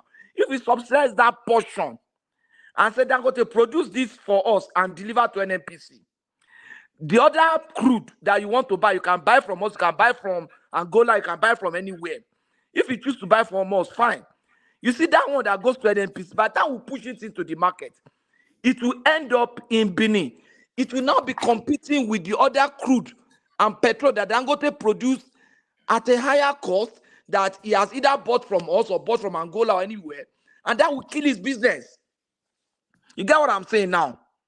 We cannot be subsidizing the entire of Dangote business. That means we are just paying Dangote good money for having a refinery. No. No, Baba Patoski, we can't. There's no need to subsidize Dangote now. Subsidize him Exactly. for let him go. Let him go to the bank and Let him borrow go to the money market to buy. and buy. Exactly. Let him go and buy. He get money Let him now. go and buy. Why should we be subsidizing his whatever? There's no You know, way. that's not. I don't There's even no think way that's an subsidy argument. can be meaningful. Let's be very objective. It's not In this kind meaningful of now. environment, is not. In the Middle East, is okay because everybody has all oil. right. All right. Let's go to Prince. But there's something called off OPEC. There's something called off OPEC. I think petroleum use for domestic use is not regulated by OPEC. They call that off OPEC. But let's hear from Prince, who has been waiting. Prince, are you still with us, Prince Daddy? Yeah, well, man. Yeah, what's up? Hello, everyone. Yeah. Yeah, come in. Do you want me to bring you into the conversation from a totally different space, or you want to speak to something specifically? No, yeah, whatever. We discussing. That's fine. Yeah. I want to bring this in because this tickled me when I saw it. I wonder if it will. I wonder if I can find it. I wonder if it will tickle you. Is this thing of Nigeria being the third? Oh, I can't find the headline anymore. Is the English-speaking one? Do you have any thoughts on that? Yeah. Do you have any thoughts on that? Nigeria being the third what? Yeah, this is it. It says Nigeria emerges third best English-speaking nation in Africa. So in terms of proficiency in English, we are behind South Africa and Kenya. So what are you making of that? That tickled me. But curiously, we are way higher than India, where all the call centers are. So what are you making of that? The English proficiency in Nigeria emerges third best English-speaking nation in Africa. Well, third, that's pretty high. It sounds like you're higher than Ghana too, huh? That's pretty good. Yeah. That's always the first go-to, How isn't can they it? say South Africa is higher than us? All those Kenya. I was surprised because they even speak Afrikaans in South Africa, don't they? Rather than English. With all that their accents. No, they have many languages in South Africa. Yeah, I mean, let's even look at their accents. If you listen to Mandela accent, you will know that there's problem. You think you don't have an accent too? What are you You talking know, about? their accent. Oyibo can easily understand their accent than ours. Do you know that? No. You think so? The South African accent? Oyibo can easily understand their accent clearly than ours. Do you know that? No, when that South they can Africans understand speak, their accent clearly does not mean yes. better. Even Jamaican, Jamaican, when Jamaica speak, the way they sound, that accent, strong accent. Oyibo understand it very, very clearly than But our it does not qualify them. It's not close to British accent than ours. Even though they understand it, it's not close to British accent than ours. You are looking at the closeness to the British accent. That's the standard. All right, Prince. Who do you think has the best accent in Africa? Yeah, Prince. The Ghanaians are superb in pronunciation. I think they're superb in pronunciation. Better than Nigerians. See, I tell you, Nigerian women they have the best pronunciation in Nigeria and perhaps in Africa. Nigerian men, not so much, not so much. So the survey already came up with that report. I'm thinking it's heavily weighted towards Nigerian women. Even back then, when they speak English, it's easier to understand Nigerian women than be it a Yoruba person, Hausa or Igbo. But the man is always more difficult. I don't know. South Africa, I don't know about South Africa. One of the best among the men, Prince Daddy. Who? I say you are one of the best among the men. If everybody speaks like Prince Daddy, then we will be number one in Africa. Okay, thanks. Okay, I think that was a compliment. Thanks. but yeah, I don't know, man. Kenya, they speak very well, but again, I don't know. I thought Ghana they do very well. The Ghana English teachers, their pronunciation, they pronounce the words so much better than we do. I thought, but whatever the service says, that's what it is. That's okay. Do you think because when I saw that headline, I was thinking of call centers, etc. But what Adanle Koko was saying, do you think Onyibo people have difficulty understanding African accent? What it says makes sense because you understand people that you are around most of the time. Okay, the people that you're used to. For example, I don't have a problem hearing an Asian person speak English. I've been around them. It doesn't matter if you're Vietnamese or Chinese or Japanese. I can understand their English. Some people have a hard time actually. So it's and for example, the British people, you guys in England, of course, you guys understand the Jamaicans way more than anybody else does because they're used to the Jamaicans speaking English, right? Yeah, man. There you go. Yeah. What I say? Look upon this madman in there. Exactly. Yeah. So yeah, that's interesting. Whatever they did. So when I was looking at it, because I've always thought a lot of these soft industries they can be in Nigeria, and I've always thought that there was a wave where all of the call centers were in India, but India are now evolving into more medium tech, that sort of programming sort of thing. So they are moving away somewhat from that call center economy. And I was thinking that a place like Ibadan or Lagos, I thought and the statistics show also that our proficiency in English is twice theirs. One man, sorry, Prince. I think El-Rufai was trying to do something like that in Kaduna. I think they actually. No, they speak English in Kaduna. Yeah. Do you know that if you are going to talk about accents and where there's potential for that kind of market, it should be in the north? Yes, they have a better accent. If they have done that survey in the north, we will be ranked one of the best in Africa. So I think Kaduna, El-Rufai they have a call center facility. They train people to do that, and I think they are beginning to get contracts and engaging some youth based on that. I think the other northern governors should leverage on that. A typical Hausa man has a far better accent than us. Yes, I agree. I agree with that. All of them. Yeah, yes, I agree too. No, not just Ribado and the rest of them, but the average. If you take the educated, hold on, Patrick. If you take yes, Sanusi is a perfect example. If you take the educated southerner and a parity educated northerner, I think they have a crisper sort of language than us, I think. Yeah, they do. I agree too. For whatever reason, I mean, they do. It's all about pronunciation, right? They pronounce the word just much better. It's not about the accent. It's about pronunciation. And someone was trying to have a debate with me about that not too long ago. It's about so these Indians, for example, they learn how to pronounce the words. You pronounce the words the way they can understand you. Now, it's just like you said, the call center thing is moving away from India, not going to every time I call somebody on my phone company, they sound like I can detect the Asian accent. So we're talking about Thailand now and these other East Asian countries. That's where the work is going to right now. So I don't know why. I mean, Nigeria with our population, we should be right now be dominating in this industry. Quite frankly, that's the almost very easy.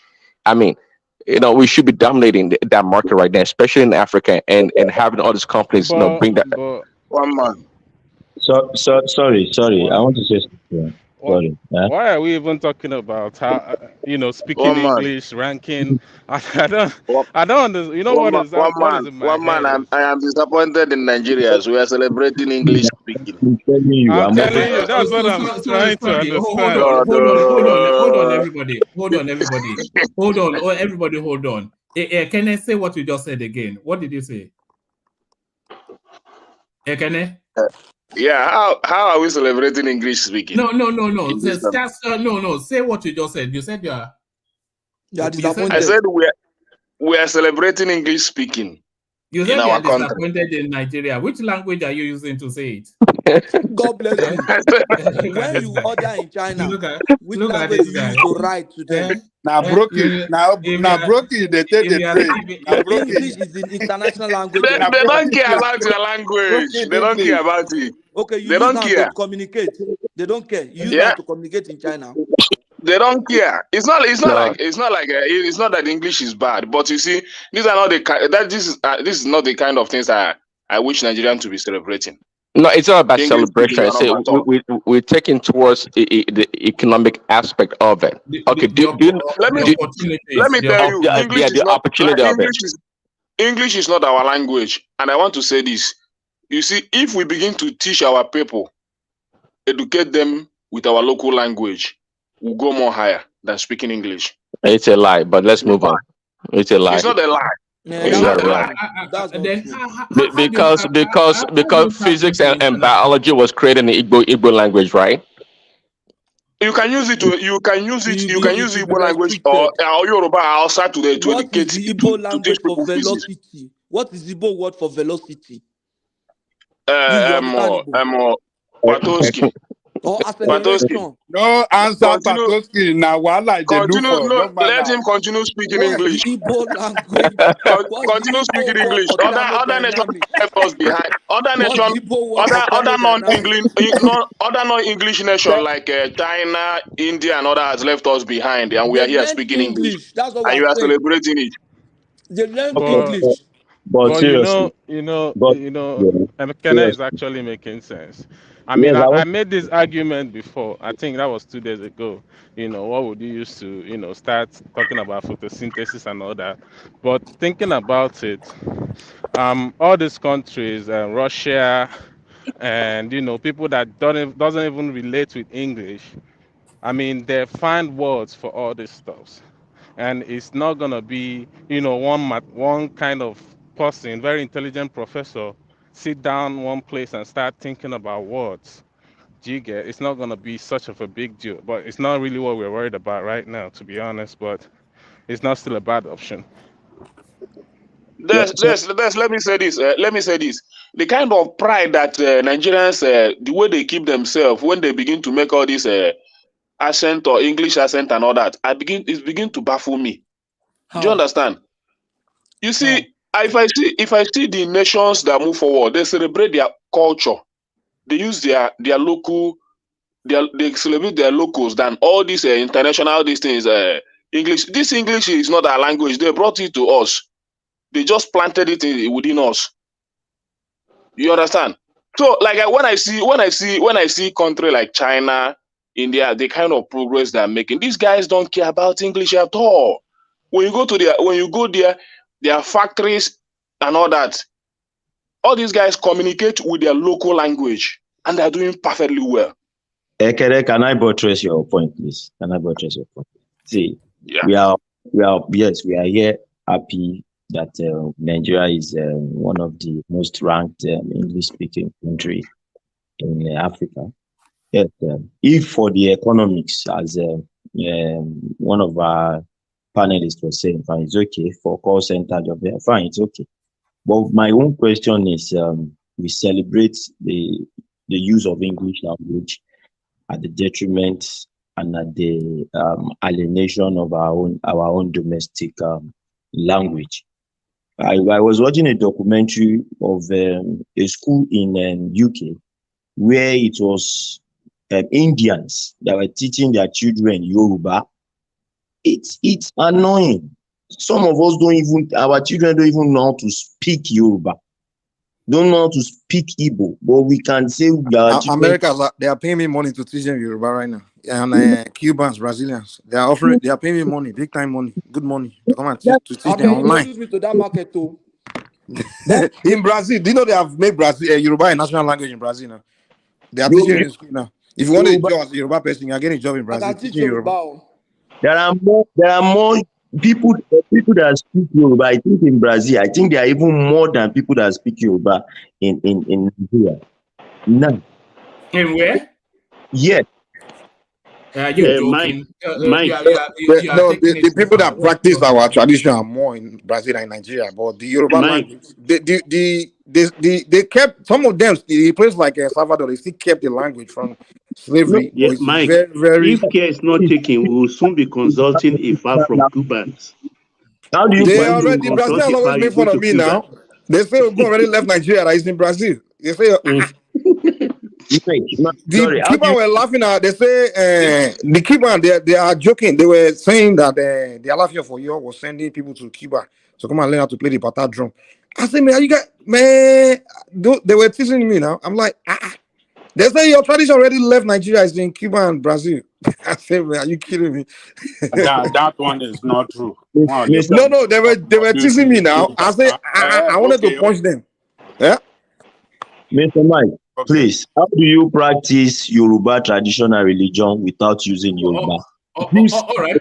Prince still has the floor, by the way. So that's interjection. Then Prince. Yeah. So the point is, we need to stop celebrating all these things. It's not worth celebrating. Let's go back to our language. Let's make money from our own language as well. There are a Yes, lot if we can promote our language in using it to educate our people, both physics and the chemistry and all that, Nigeria will do more better. It's a fact. I don't know why we are neglecting all these things. This is a fact. Go to the school there. Use Yoruba to teach them physics. Use it to teach them chemistry. Use Igbo, use Hausa to teach them all these things. They will understand more better. They will be more productive, more better. Hey, can I We should do all these things. Change our mentality. Can I say something real quick? This thing is killing us. I mean it. And they will come and bring out this thing and we'll begin to celebrate it. And we forget where we're coming from. It's not that English is bad. You can keep it behind. Maybe for future, maybe from some important international communication. But we shouldn't promote it more than our own language. That is my point. All Because right, before you see, all right, I think you made the point. Let's hear from Mike, and then we get back to Prince. Yeah. I was hearing people asking Kenneth that what is the word for this in Igbo? What is the word for this? Don't you know that they create words for? Don't you know that words are created? Even your pidgin English, you speak every day, create new words. So You sorry. got listen. I want to try and get back to Prince. I know. Well, I just want to give a simple answer. Patrick. Yeah, simple answer. Yeah. If you want to translate, chemistry into Yoruba or all this other thing that we don't already have, what you do is you create your word for the word that doesn't exist in our own language. You create it, and the moment you start, children grow up learning it. That's what they will accept it. It will almost be like a word that already existed for forever. But it's new word for new people that are learning reading the book. Children that will grow, I think they grow. It's a word they will accept. It's part of their language. It's kind of like many words we use today didn't exist. Like our parents don't even know what they mean. So words are created. Even those that started chemistry, they had to come up with those words now. It's not like it was part of their language. It's new word. When they create even when they invent new things, they have to give a new name. So I don't know why you guys are presenting that kind of argument. What is this in your Igbo language? What is this? You create your own. And that's why we lost it, because we keep on following the route of following Europeans behind and everybody else and neglect ourselves. It's like we are so behind because we've neglected our own. Well, if you were the inventor, the creator, then other people will try to learn from you, not the other way around. So that's the difference. No, we are not learning from anybody. If something has already been created, whether by someone else, and we want a word for it, we create our own word for it. They have chemistry written in German, English, French, Japanese, Chinese. But it was one of them that came up with it first. It's not that all of them came up with it at the same time, but each of them came up with a word for it in their own language. What can we do in our own language? Why do we have to say, it's like people who present ridiculous argument whenever we're trying to tell them that, listen, you can't abandon your own. They will always present that. Some people will tell me that, if the Oyinbo didn't come, by now, I wouldn't even know how to do this. What makes you think you wouldn't evolve on your own, even ahead of them right now? You can't look at yourself from when they came and think that's where you would have remained till today. That's a bad argument. Like, I don't know why people do that, man. They say, if white man didn't come and teach my great grandfather this thing now, I'll still be in the jungle. What makes you think you probably wouldn't have even evolved ahead of them by now? This follow thing we keep doing in Africa, it doesn't make sense. We need to have, we follow. That's why you see in the conferences, they are begging them for food, begging you Igbo people for everything. Come and help us build this, come and help us do that. Because they are following them. When are you going to wake up and start doing your own, man? Stand on your own feet. God damn it.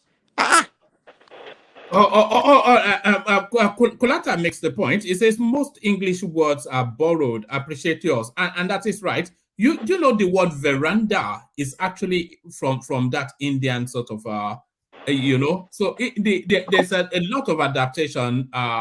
The word so many words yes. Yeah, Omar, it's not like we have to change the inventor of whatever. Let's say Newton's law of motion.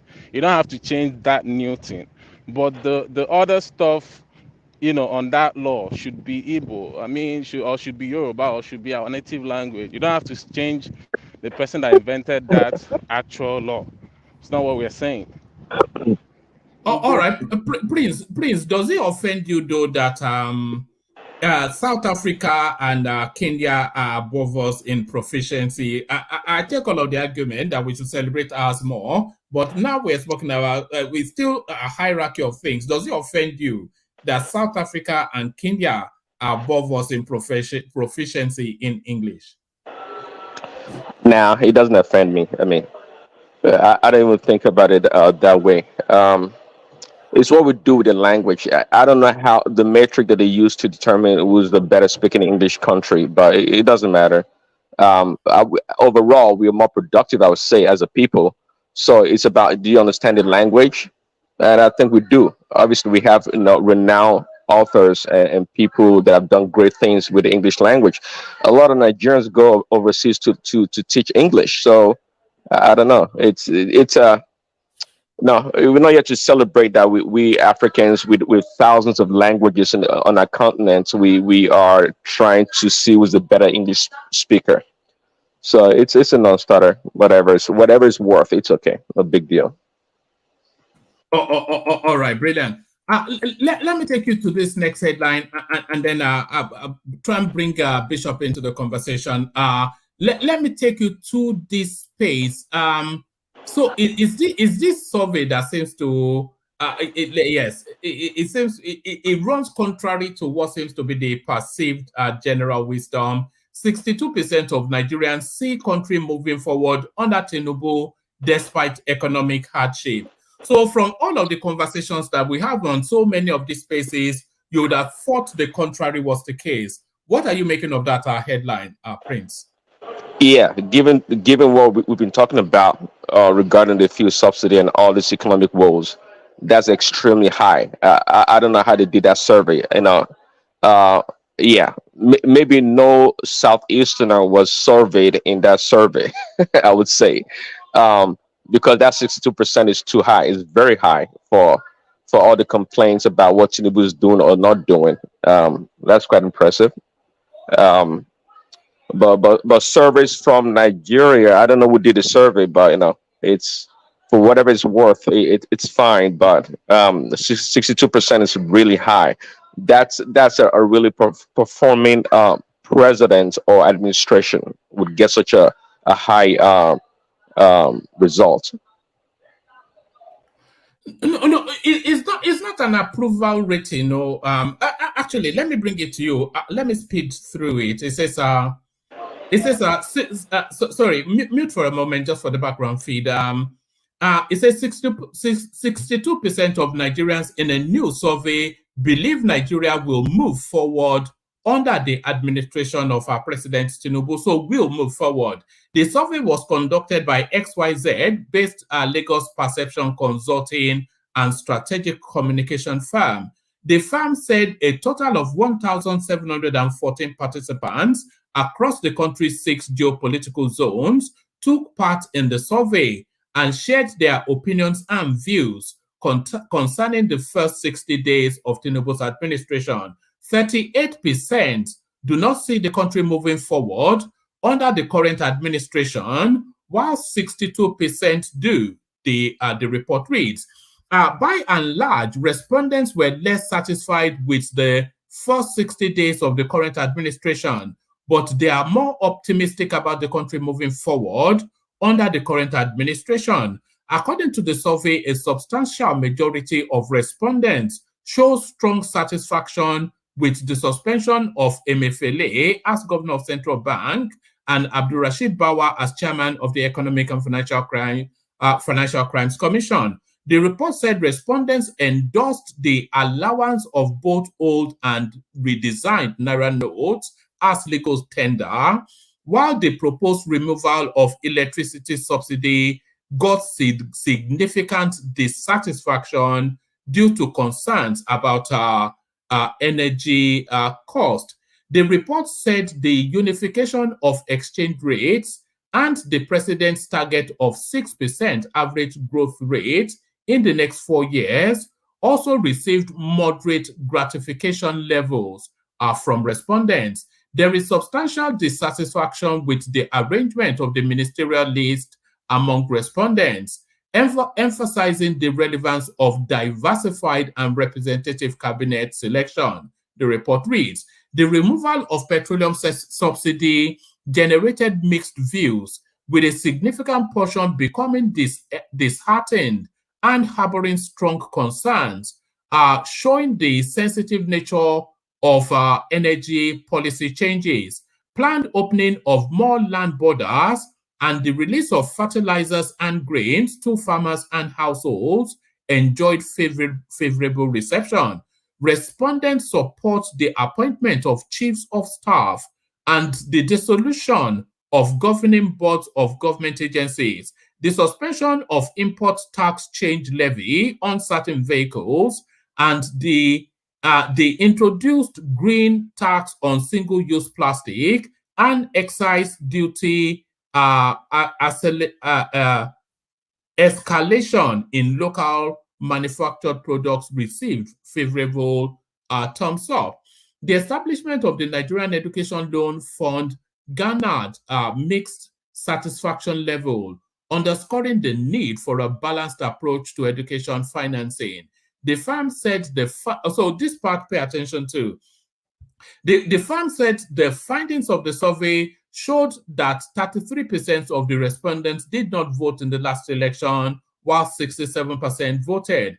51% of the respondents voted APC during the last election, 5% voted PDP, 32% voted LP, 2% voted NNPP, whilst 10% voted other parties, the report added. So the voting pattern somewhat mirrors in the data, would you say, Prince Daddy? Yeah, it does. But yeah, they were specific on the different areas that they wanted Tinubu, the economy, to be scored. So I guess that's why it came out that high. But yeah, I like to see also if they had the data broken down per region and see how people responded. But it's a survey. It's fine. 1,700 people surveyed. I guess that's I'm not even sure that's a good number or set of the subset to survey to get a good response from the people. But that's fine. But I was gonna chime in real quick. Go ahead. No, go on. It's just Kulata. It's making me laugh. He's asking if it's next year the pollster that told us Peter Obi would win the whole. He will win the whole of Nigeria and Ghana into Yeah, and Yeah, yeah, yeah. 60% in Kanu. Yeah. So, Yeah. anyways, you guys were talking earlier about David Udain. This guy he went to a Mott show. That guy. George Galloway. Yeah, Judge Galloway's show. So Judge Galloway, he claimed also to be, well, he says it all the time, to be a friend of Imran Khan of Pakistan, the past deposed prime minister of Pakistan. I think now he's been sent to jail under maybe corruption or some other things. But the point here is that David Udain, I'm not sure if he's committed any crime. I know we guys talk a lot about him demarketing Nigeria and all the shenanigans he's been saying.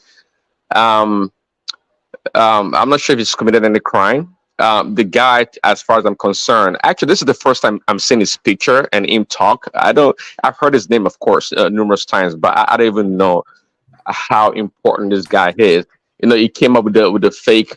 I guess Tinubu's passport. It is riding the wave. It knows how to What can I say? He's a smart guy. He's riding the wave. He knows the temperature of the time. So if he's cashing in or whatever he's doing very well. What can I say? He has the followers. People are listening to him because he's always got some sensational news to present all the time. So I mean, as much as if he says bad things about Nigeria, there are other people out there also that can say good things about Nigeria also. And I think, if I'm not mistaken, in Nigeria, we had that freedom of expression. But I guess if it gets to the point of whereby is a liable or producing false information that damages Tinubu or his administration, then that's another thing.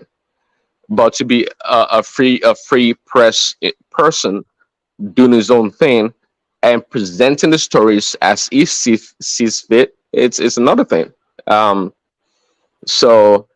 But yeah, again, left to someone like me, again, it would not have any airtime or any. It would be unknown, you know. Again, this is the first time I heard him speaking and saw his picture. So to me, it's almost non-existent. But again, it's riding the wave. It knows what it's doing. I mean, the Must show it's a global show. It's highly rated, if I'm not mistaken. And there he's made his way all the way to the top right there. That's very good. That's good. He's doing a good job, promoting himself or his platform, whatever he does. But yeah. Let me take you to this space, Prince. We talk about having an over bloated governance, and this really speaks to it. The Ministry of Information and Culture has 21 agencies. So let me run you through the list of agencies that is nested under this ministry. So you have the Nigerian Television Authority, so that's fair enough. But then you have the Federal Radio Corporation. So you wonder why they cannot be harmonized. You also have the News Agency of Nigeria still under the same bracket. Voice of Nigeria, you wonder how that differs from Radio Nigeria, Federal Radio Corporation. And then you have the Nigerian Film Corporation, National Broadcasting Commission, Nigeria Press Council, National Film and Video Censor Board, Advertising Practitioners of Nigeria, Nigerian Tourism and Development Corporation, National Commission for Museum and Monuments, National Council for Arts and Culture, Center for Black African Arts and Civilization, National Troupe of Nigeria, National Theatre, National Gallery of Art, National War Museum. So that's two museums. National Institute of Hospitality and Tourism, National Institute for Culture and Orientation, Institute of Archaeology and Museum Studies, National Orientation Agency. So what does that table? And a lot of these agencies, by the way, they will have a board, they will have some person sitting as the DG, and then they have all of the accoutrements, a fleet of a budget. So what are you just making? This is just a middle of the road ministry with this vast accoutrements of sub-agency. What are you making of that in a third world country, Prince? Unless they can substantiate it, it sounds like a lot to me. I mean, yeah, it's just a lot of agencies under that ministry. It seems to be a lot. In fact, everything can be consolidated into one, well, maybe two main agencies, and that's it. That's part of the cost of governance we're talking about. I think maybe somebody can justify it, but to an average person like myself, I think it's a lot. Culture and whatever, it's just a lot. We can't afford it. Let's put it that way. We cannot afford it. It's that and many other agencies. We can't afford them. It's something we have to really trim down and eliminate many of these agencies and perhaps some institutions that don't serve us well. And Because if you think that this replicates in every other ministry, so the Ministry of Agriculture, they will probably have more than this. You can expect that the Ministry of Finance will have 10 times this. All these meaningless agencies, duplicitous, most of them. yeah, that's what it seems. But again, if you look at Nigeria's population, what, 200 million plus people, is it too many? Or I mean, You know that all of these things replicate at the state level as well. well, quite interesting. And well, I believe that, and that's why I was saying that. Look, this devolution of power, eventually is going to create a lot of redundancy in the system, a lot of waste. A lot of waste is going to happen in the system, and we cannot afford it, because the system is created for everybody to get something out of it. The more positions, the more agencies are created, the more people have access to appoint people and get people paid. What did Emefiele do at the central bank? What kind of position did it create? I mean, this is how these things work. This is how they work. And it's not really. I don't think it's unique to Nigeria. But again, this is when you guys always talk about this report. Is it on your Saturday's report? I'm not sure if that report also address this kind of largesse or waste in the system. I'm not sure if it does, but that would be something we need to look into. The cost of governance, it's weighing down a lot on the country. It's something we cannot really afford for a very long time. And I'm hoping Tinubu and his people are doing something about it.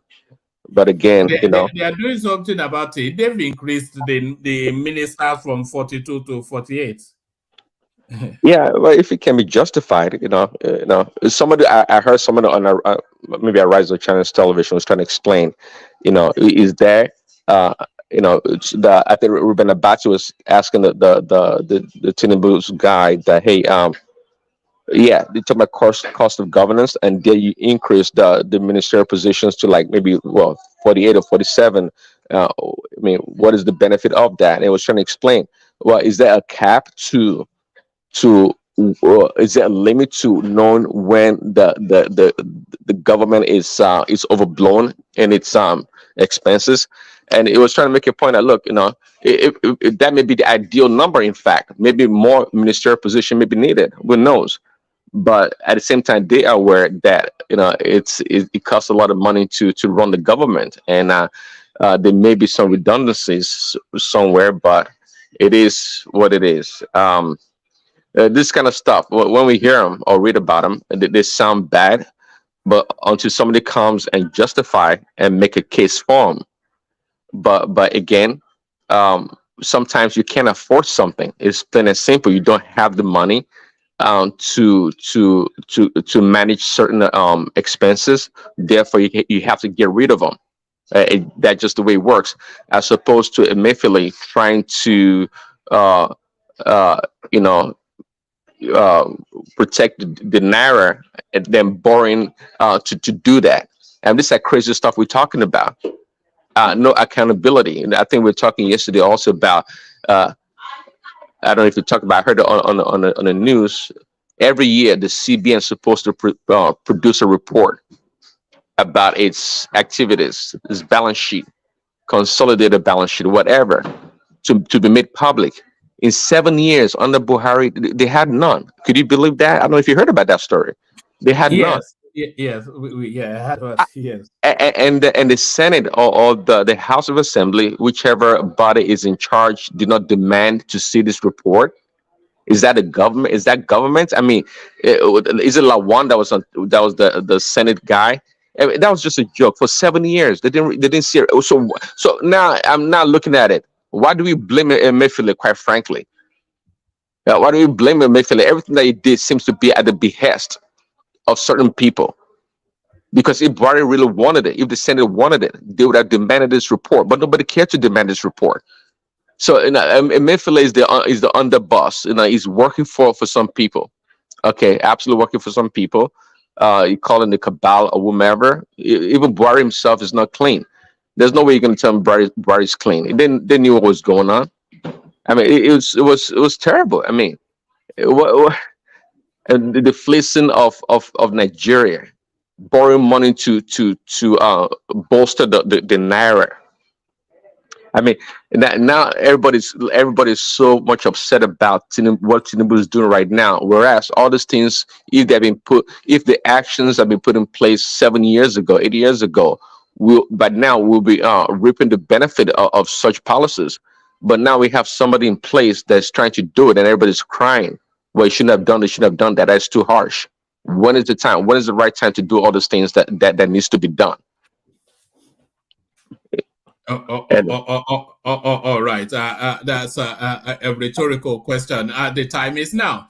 But the time is now. But let me go from you, Prince, to Bishop, who has been waiting. Apologies for people waiting. I'll try and get it around just as quickly as I can.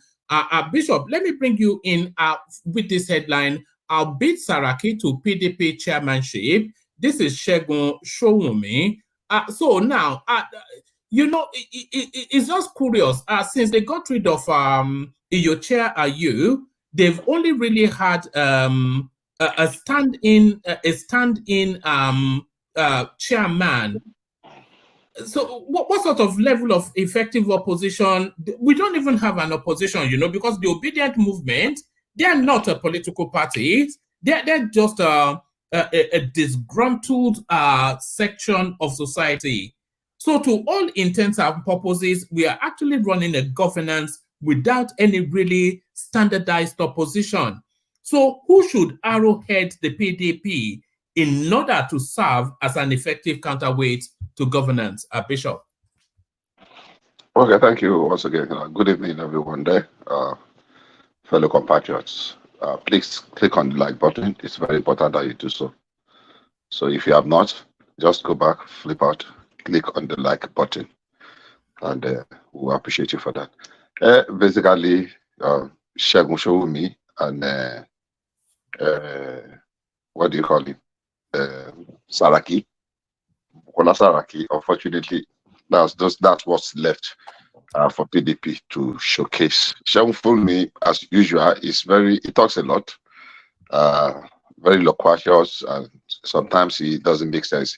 He speaks fairly good English, but that's all he has to show.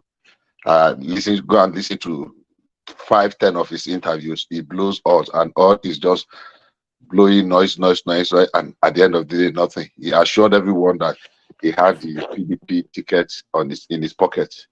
He said he's going to win the governorship of Ogun State in the landslide. The last time he spoke for Atiku during the 2019 election, there's nothing that he did not say. So comparing himself, saying he would defeat Saraki in the run for the chairmanship position of the PDP is another of his many noise. But Saraki himself, how ready is he to be able to stay the ship or navigate effectively the ship of governance of leadership in PDP? I think PDP is already too immersed in a lot of crisis that I don't know how they can rebrand PDP that it's going to provide the kind of opposition that we were looking forward to. I was a little bit very thankful when Labour Party was emerging that maybe there's going to be a replacement for PDP, but in very short a time, Labour Party has turned out worse than whatever PDP could have been as a body, because it's tainted. And this is one show that Labour Party is going to have, and it's going to go down. You can take that to the bank. It's going to go down completely back. So unfortunately, that space of a solid and effective opposition is still very empty, it's still very vacant, because it is not PDP and definitely not APC. Labour Party that will be a strong opposition. So how did the PDP get here? It's not too far-fetched. I won't blame them. I think every one of us were a little bit complacent because democracy was starting up. So to the extent that we're still being able to have democracy till now, as imperfect as it is, I think I'm still proud for where we're coming from and where we are. And that's why I will not out of anger. You know, there's this saying in Yoruba, if the father is angry, he throws the son because he's angry into the soldier ants. You know, the soldier ant, whatever. When the father calms down and the soldier ants that are dealing with the child, when they have not calmed down, what did he do? What will he do? So I don't know where PDP is going to get it, when they are going to get it right. Maybe with the kind of leadership that Saraki would have provided, but he really got it wrong in 2015 because people were able to label him that traitor, what do you call it, tag. And apart from being a traitor, they still call him, what do you call it again? He's very arrogant, and he talks like that. I had one-on-one, and he behaves like that too. I had a one-on-one, somebody gave me a one-on-one report when his father died, what happened between himself and David Mark, as close as they used to be after that incident. When they went to visit him after the death of his father, the way he behaved to David Mark made David Mark to really, you know, and that they stayed their relationship. And that similar thing he's done to several other people that ordinarily will come and will want to come and rally around him now. You know, that disdain conduct kind of, you know, like air of supremacy or arrogance. So if he doesn't like that, maybe he will have been able to rally around the remnant, I will call them the remnant now, in the PDP, and build a strong party. But I don't think he can do it. So not himself, not Shehu Sowunmi. Let's hope somebody else will be able to come and salvage what is which name is big enough to straddle that? Because you said not himself, but I personally feel I feel that Saraki would be an excellent chair. He's a consummate politician, a sharp brain. There is nothing he doesn't know about Nigerian politics. I cannot imagine a better candidate. The only thing that he has to sacrifice is a presidential ambition, which I think he still has. So I cannot think of a better chairman for PDP than Saraki. The way Otoge dealt with Saraki in the north, they buried him.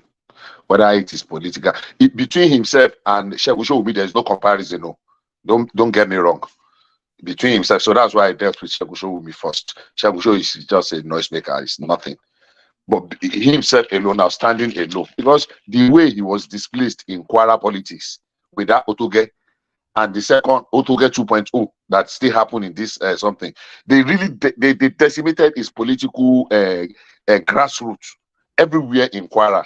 He lost completely. It was complete in 2019. He lost. He himself knows it. Initially, he was trying to say, "Oh, they manipulated the rig," but he knows within himself that there was nothing like rigging because people were really tired. I mean, few people that know it. You don't think it was Lai Mohammed that rigged him out? I thought Lai Mohammed rigged him out. No way. Lai Mohammed was not a force in the Kwara politics of 2019. Lai Mohammed. He was not. Lai Mohammed plays his politics in Lagos. Lai Mohammed was not a force in this local place. Go and tell me one. I mean, that's a fact. Lai Mohammed is after the Saraki name in Kwara. That's what he wants. He wants that status that they have. See, Sarah, I don't think so. I don't agree with you. Lai Mohammed is not the biggest name in APC in Kwara. It's not even the second. It's not even the third. It's not even the fourth. Ask people that are playing politics in Kwara. You know, I just it just brings to my mind now. Saraki is a name. Saraki should be like a deity in Kwara. By the way, the days of Saraki and this other Oniyogi in the early 80s election, you know, the rivalry. Then we used to have Kwara and Kogi together. The rivalry was between Saraki and that's Olusola Saraki, not this one. No. Olusola Saraki, and Saraki's name was really a name to reckon with. So fast forward to the era of Bukola Saraki, that he cannot even hold himself together with his sister, with his sister. So the mentioning when this guy came from Lagos, the one you just went, Lai Mohammed did not get a foot in Kwara. And that's a fact. So Lai Mohammed was not in any way. The new people as led by this governor and what's this other guy's name?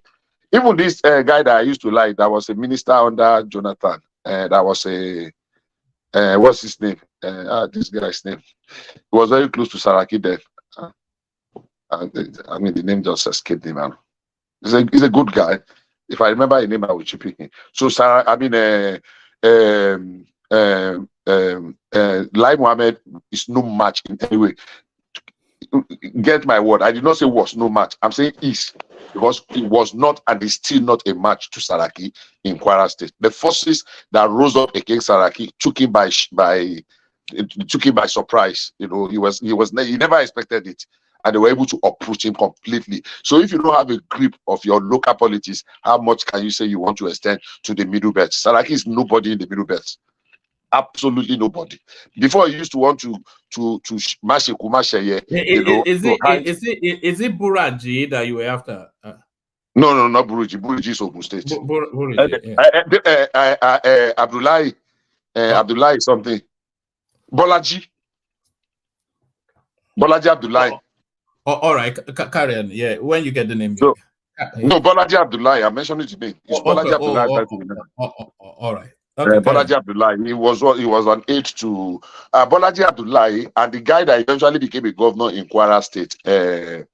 What's his name? The one that came after him, the former commissioner for finance.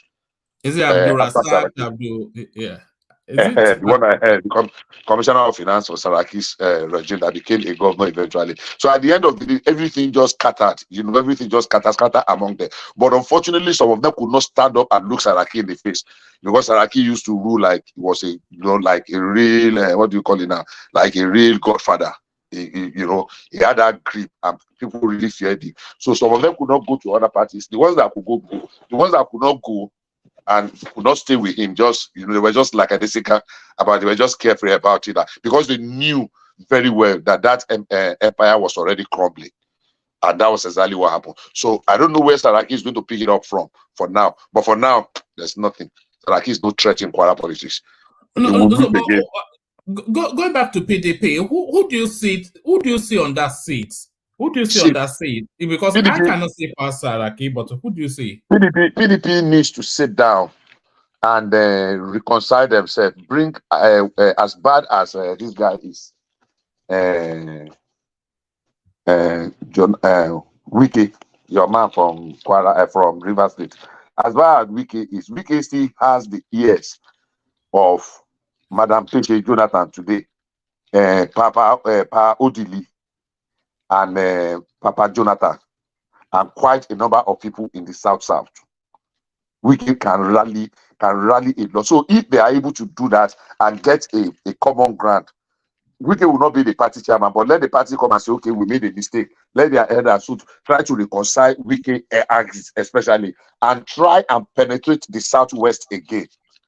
Because PDP in the Southwest, forget that they have governors in 2 states now. PDP is not strong. Both in Oyo, in Lagos, in Osun, they are not. So because they made a mistake many years ago when they turned when Wike brought Secondus to humiliate our old man in Lagos, the Bonafide Lagosian. What's his name again? Olabode George. Hello, are you there? Am I on? Yeah, we're listening. Carry on. Yeah, when he brought, because everything was set for the only one that was trying to look at the face. There was a guy from Oyo State, Taufik Arapaja, who was a short-time governor. He was a deputy governor in the days of what's this guy's name? So people were thinking, okay, everything is set to Southwest was going to produce the chairman before we came up with that is magic, government magic that upturned Bode George and returned Uche Secondus as PDP chairman, and that really hurt a lot of people in the Southwest. They tried to use this guy from Ondo State also. What's his name? I forgot his name. If I remember his name, is it Mimiko? No, not Mimiko. The guy was working with Mimiko. Something. If I remember his name. So basically, in all those places that PDP used to have strong footings, they are not a shadow of their former self. So PDP contesting for the next election, their best bet was this 2019 23, but they played between personal ambition of Atiku and our guy Peter Obi. They played into APC's hand, and APC is the beneficiary of that. They are the fact that they were not able to put their acts together. So if they want to reconcile, they need to do a whole lot of work, and their work must not start from they must win the next election at all costs. No, they should be able to build a strong opposition. As it is today, they are not. And if Wike can be is subsumed completely into APC and the win is loyalty, that look, we are not interested in you coming to our party, but just tell us that you work to make the government work for everybody. Honestly speaking, it might be difficult. So for me, even if Saraki comes, he's not going to do anything, because some people in the north don't even trust him. The southwest don't trust him. So who is going to trust him? When it's convenient for him, he says his name is Abubakar. When he's not, when he wants to fool people in the southwest, he says his name is Bukola. So people see the kind of politics he's playing. Yeah, he's suave, smooth talker, educated, well spoken, good English. But naturally, we go tough. Some people will get to point to him and tell him to his face that look, oh boy, APC is having his own crisis, like I did predict here some weeks ago when they were touting the name of Ganduje. I don't know how that one will play out, but I think it was a terrible blunder for. Do you think he will last in that position, Ganduje? I don't see him lasting. Unfortunately, whether he lasts or not, it's going to be a stain on Tinubu, because I don't know how. That's one thing I did not agree with. I did not agree with Tinubu's choice of Ganduje as chairman. I did not agree with Tinubu's choice of Gbajabiamila as chief of staff. I did not agree with Tinubu's choice of Nuhu Ribadu as the NSA. And those ones still leaves me a little bit. I still love Nigeria. I still speak in the best interest of the country. Yes, but that's a big fault line right there. So you're talking about the National Security Advisor. Yeah. You're talking about the Chief of Staff, which is probably the closest house. The closest contact to the presidency in terms of decision making, because he will coordinate the sort of interactions the president has with the wider. So those sort of positions, it should not. If it's going to succeed, it cannot be getting those two spaces wrong, especially his chief of staff. And I agree with you, by the way, that Gbajabiamila is the wrong choice. And then the NSA, I also agree with you that Nuhu Ribadu is the wrong choice. But that Gbajabiamila, it should have been Fashola. Yeah, I mean, I was shocked. We said this here over and over and over again. And I did say that Gbajabiamila is not firm enough. I'm not saying somebody that will be confrontational and be arrogant and be, puffy kind of a thing with standing air. But antecedent, look at Gbajabiamila now. I know how he was capitulating. I used to point at three things that he did I was not really satisfied with. Because, if we want to get things right, there are certain things that we must do. It's never going to be convenient. Never going to.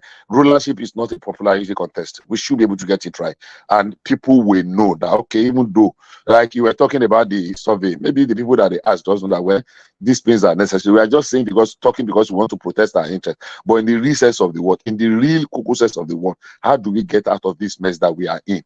It's not going to be a stroll in the park. They're not going to give us this thing on a platter of gold or silver or what. So we're going to pay and work our way out. So Gbajabiamila he's never held any executive position, and you are going to set up a committee that is going to review that. Governors are there, ministers are there, and very senior people, and you're making Gbajabiamila the chairman because he was what? Because he was Speaker of the House of Representatives. Look at the time he wanted to intervene in the doctor's strike 2 years ago. Look at the time he wanted to intervene in ASU strike. This issue of fuel that we could not, if they had gone to Buhari 2 years ago or thereabouts, when they were supposed to start the implementation of the subsidy removal, I say, okay, look, you know what? Can we face this subsidy removal? We cannot just do it one time. Let's face it. Maybe increase it by 25% or 15% gradually, so that we'll get to where we're going eventually. They just went and present a one-sided story to the president between himself and this guy and Lawa. Yeah, they did quite some good job, but the landmark things that people can easily refer. So for me, those choices were wrong choices, and I pray that it is not going to hurt him and hurt Nigeria and Nigerians along the line. The choice of Nuhu Ribadu, I don't agree with it. People like him or whatever. Going back to the PDP, going back to the PDP. Yes. People suggest, I being one of them, that their best choice against Tinubu, their best chance rather against Tinubu in 2027 will be to field an Igbo man against him. So if they are ever going to stand any chance of wrestling power from Tinubu in 2027, what sort of candidates would you suggest that will give them the best chance? Anybody that is saying that the best chance of the PDP is to field an Igbo man is a mole. It's an APC mole. It's just already sending you that bring your weakest something. People might not like what I'm going to say. Unfortunately, I will say it all the same. Now, if PDP gives their tickets next election, if there is no article on any ticket or any other on any ticket or more, believe me or not, it's going to be a walkover. That's just a fact. So I'm not saying anybody should believe me, but it's going to be a walkover. There's a lot on ground, more than just wishing that it works the way we want. When real politicking comes, with what played out in this last election, this 2023 election, I don't want to use the word that I've used before. I don't want to offend some people, but it's a mirage. It's a mirage. Fielding an Igbo candidate for the presidency in 2027 will be a mirage. And any sorry. Why would it be a mirage? Because we've already seen the phenomenon that Peter Obi created, and we've already identified that in the Southeast they vote universally, ethnically. So if you present an Igbo person in 2027, from what we know, all of the votes of the Southeast will go to him. So you've already banked those votes. So you start your campaign already bagging and tagging at least 15% of the possible votes available. Okay. And then based on Tinubu's performance, everything else is up for grabs. Okay. I heard you very perfectly. Can I continue? Yeah, carry on. Good. If I put a caveat, Atiku is not on the ticket. Look, if you put a Peter Obi and a Tinubu down, 60% of the vote in the north, or 70%, will go to Tinubu for so many reasons. You can argue it, that's a fact. Tinubu, Atiku, because the issue of Christian that happened, we will have gotten over it. That sentiment will not run with some section of the north like Nasarawa, and definitely is not going to work in Lagos anymore. So if you repeat the same scenario without Atiku in the ticket on the ballot in 2027, just like what we had now, without Atiku and Ganduje, straight thing between Tinubu and probably Peter Obi or another southeastern person, that's what's going to play out. But like we're just speculating, that's my thought. Anybody can say otherwise, but that's what I feel will play out. For so many factors, so many factors. Bishop. And I'm not sure Peter Obi will not get 90% like he did, because all eyes will now be open. Eyes will be there. We'll see how that 90%, 89%, 87% were able to play. There are other people there too, and they voted. So for me, that's my thinking about it. So PDP holding the knot together. Hello, is somebody saying something? Yeah. I think JD wants to come in. Yeah. Okay. Okay, Bishop, I support what you said. If you field an Easterner, that would be similar. But what do you think about this one? What if they field a Northerner, an Easterner as vice? Okay. Would that make it, let's say Atiku and somebody from the east? If it's Obi, It might not, because the way Obi has actually divided the politics to some extent by what, but maybe let me give an example, like another person from the East as Vice and Atiku from the North. How do you think that would go against it? Yeah, like you just said, if they have a candidate from the North flying the flag rather, and a Southeastern person, that would be a better contest than an Igbo presidential candidate versus Tinubu. So if we have that, the North versus South factor will still come in. Now, and that depends on how much of that North that person is able to get. People are saying that Atiku will still come again in 2027. I'll be surprised. Atiku will be 80 in 2027. People that said that Tinubu was too old at 70 and that Buhari was old at 71, if they now say Atiku is now good for Nigeria at 80, then it exposes more the level of our hypocrisy. So I will just answer that straight away. That is going to be a fairer, a more keen contest than if it were to be a straight one between Tinubu and a Peter Obi or a Chukwumeka, whatever, from the Southeast. Because the North vote is going to swing in the side of Tinubu heavily. And especially if he still retains what's his name as a running mate, then probably the best place he can go for a running mate for that the Peter Obi now is to be Northwest. So where are those candidates in the Northwest that will give Peter Obi the kind of vote that we will need to cancel out? And meanwhile, remember that the other, yes, please. Yeah, I think you're probably wrong, because I feel like everything that is gonna happen in 3 years or whatever time, it depends on the performance of Tinubu. If Tinubu performs woefully, I'm sorry, even if you bring Showore go beat him. So I don't even understand. I've heard you. Of course, the performance is a factor, but I've heard you. Thank you. Hello? Bishop. Am I off? Yes, please. Bishop. Yes, sir. You said the Southeastern presidency cannot move PDP. I agree on that, but depends on the personality, because I still want to ask, in the Southeast, who do you think that can give PDP the popularity that P2B have given? Now, On behalf of no popularity. Peter Yes, Obi now. did not give PDP any popularity. Now, did he give them any popularity? He gave them popularity in 2019. No, Even before Peter Obi. No, don't say that. The Southeast have been voting. Southeast and South have been voting PDP one way ever before the emergence of Peter Obi. Ever before. So don't say it was Peter Obi that gave PDP. I tell you, in 2019, whether you like it or not, No.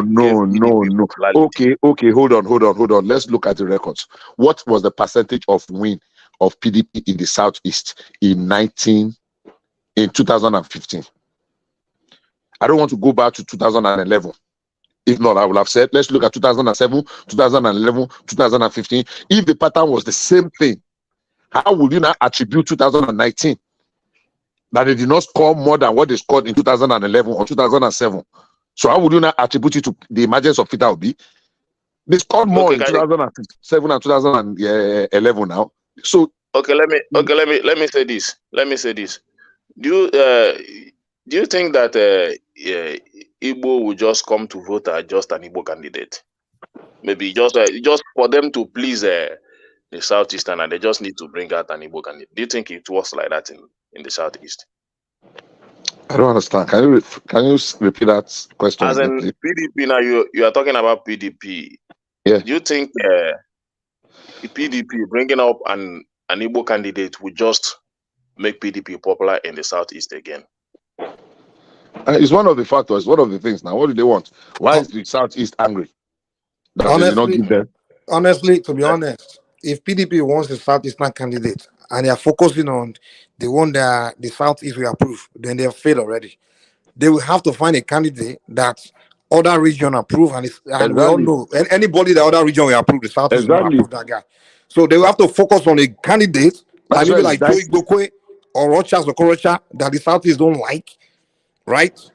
And they will stand where other region may accept, because that would be the best strategy. Because whether the Southeast like the guy or not, on that day they will still vote for him against Tinubu. So that would be the So best those were the strategy. But if you are focusing Okay, on okay. Abari Give me Bay, names. all those kind of people, Give your me boy Mike will names. fail. clearly don't Give me understand names. Southeasterners. those were the Give me names. factors. Give me names. Mike and the Bishop. I want just give me names. Apart Names from of who? P2B, just give me names. Let me give you a name. The best person that the Southeast can put forward is the Anambra State Governor.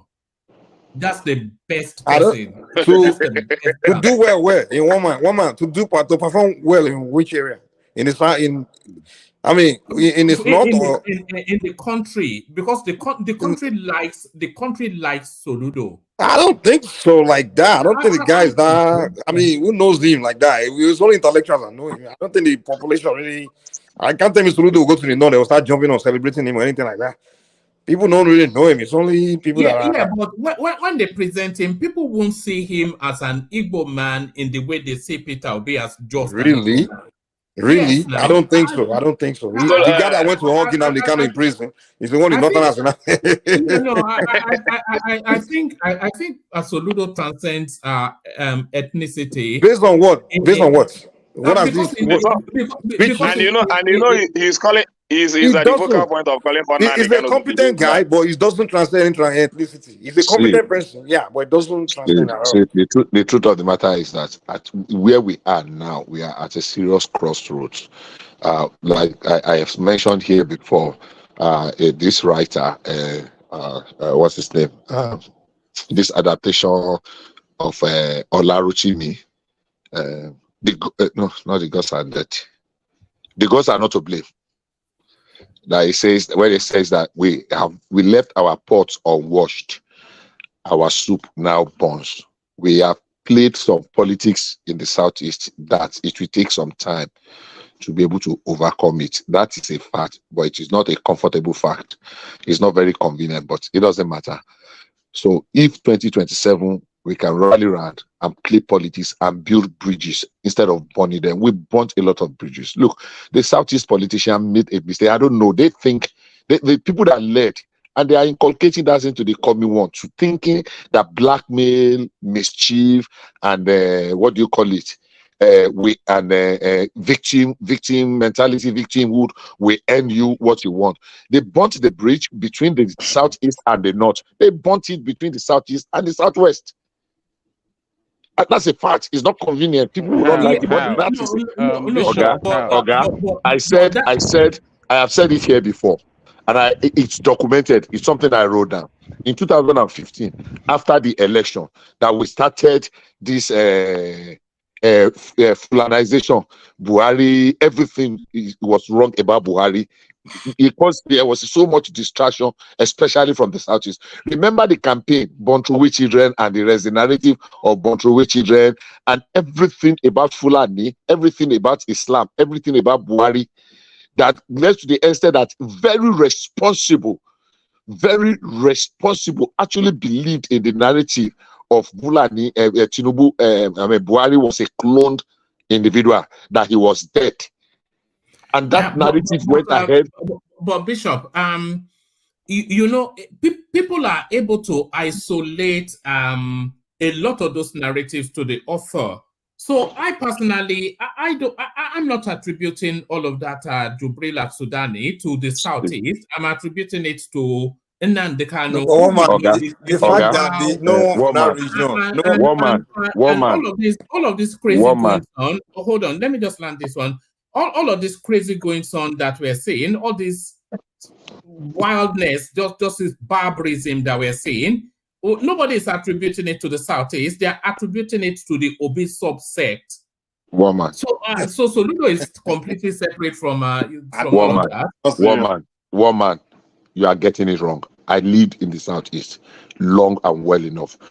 The way they were celebrating the broadcast of Nnamdi Kanu, oh my goodness.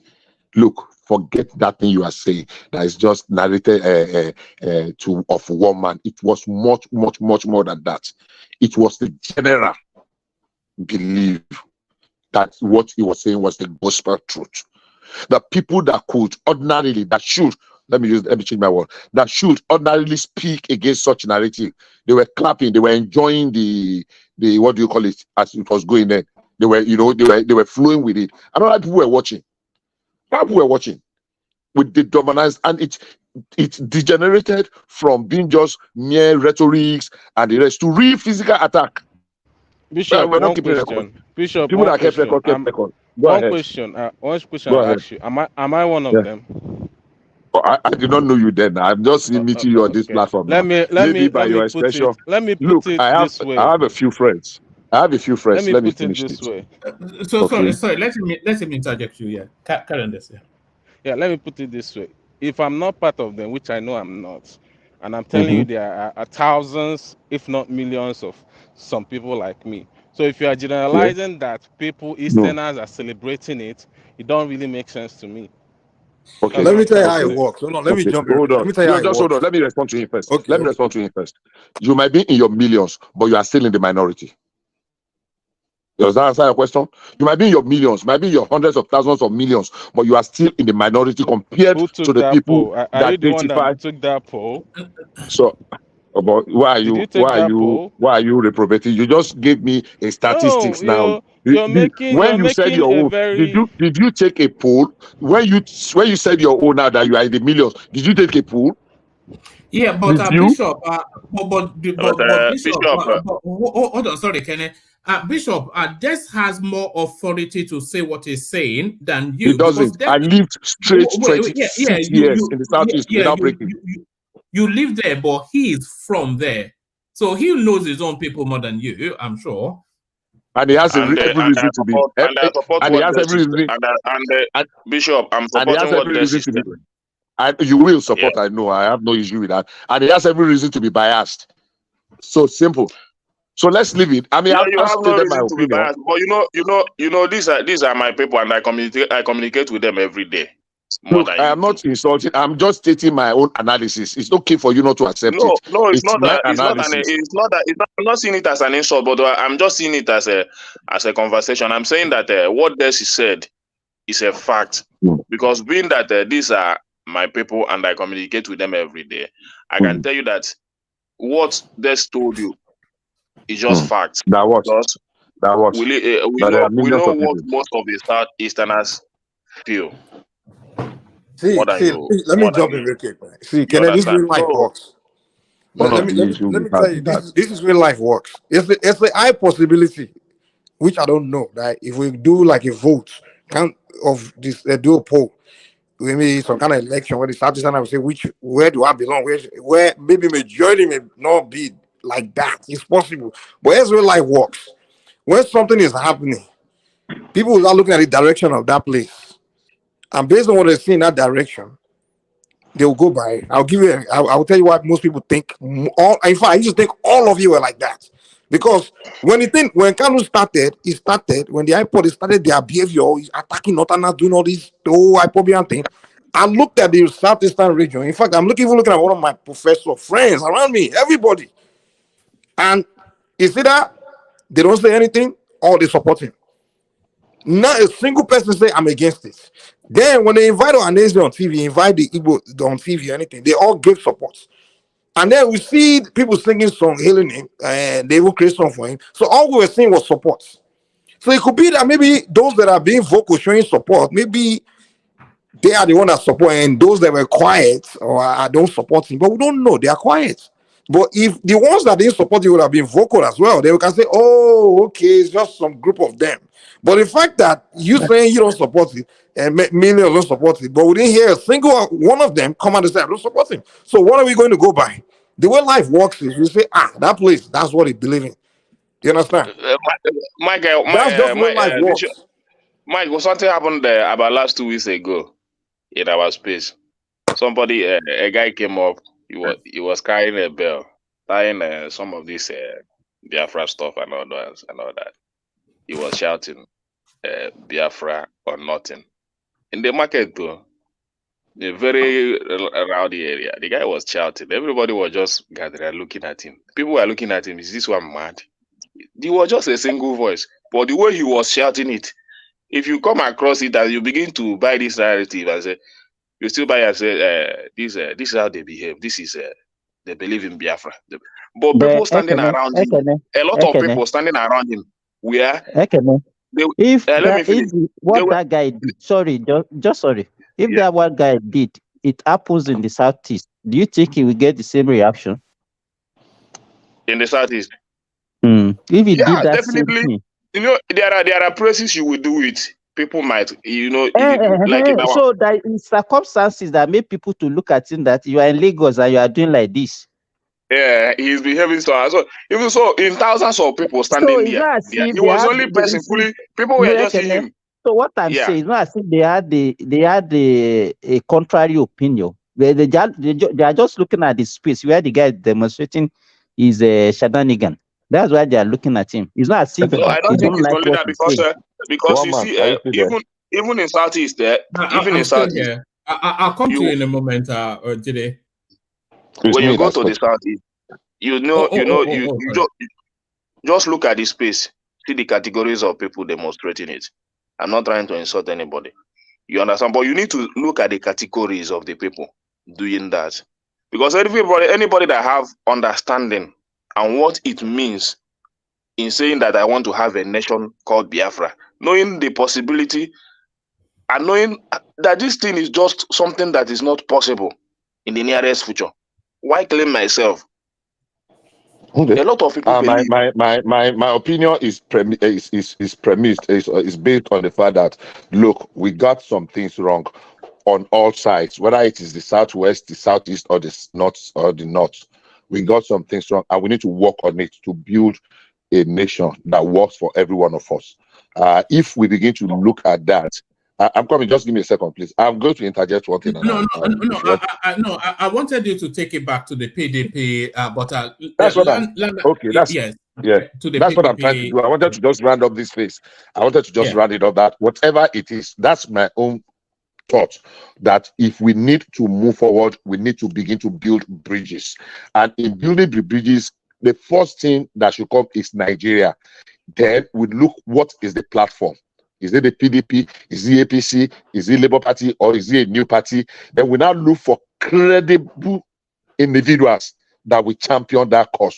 But if our number one interest is Nigeria, everybody is Nigeria. So even if you don't get it now, it will not be like, look, it's either I get it or nobody gets it. So PDP needs to do a lot of work.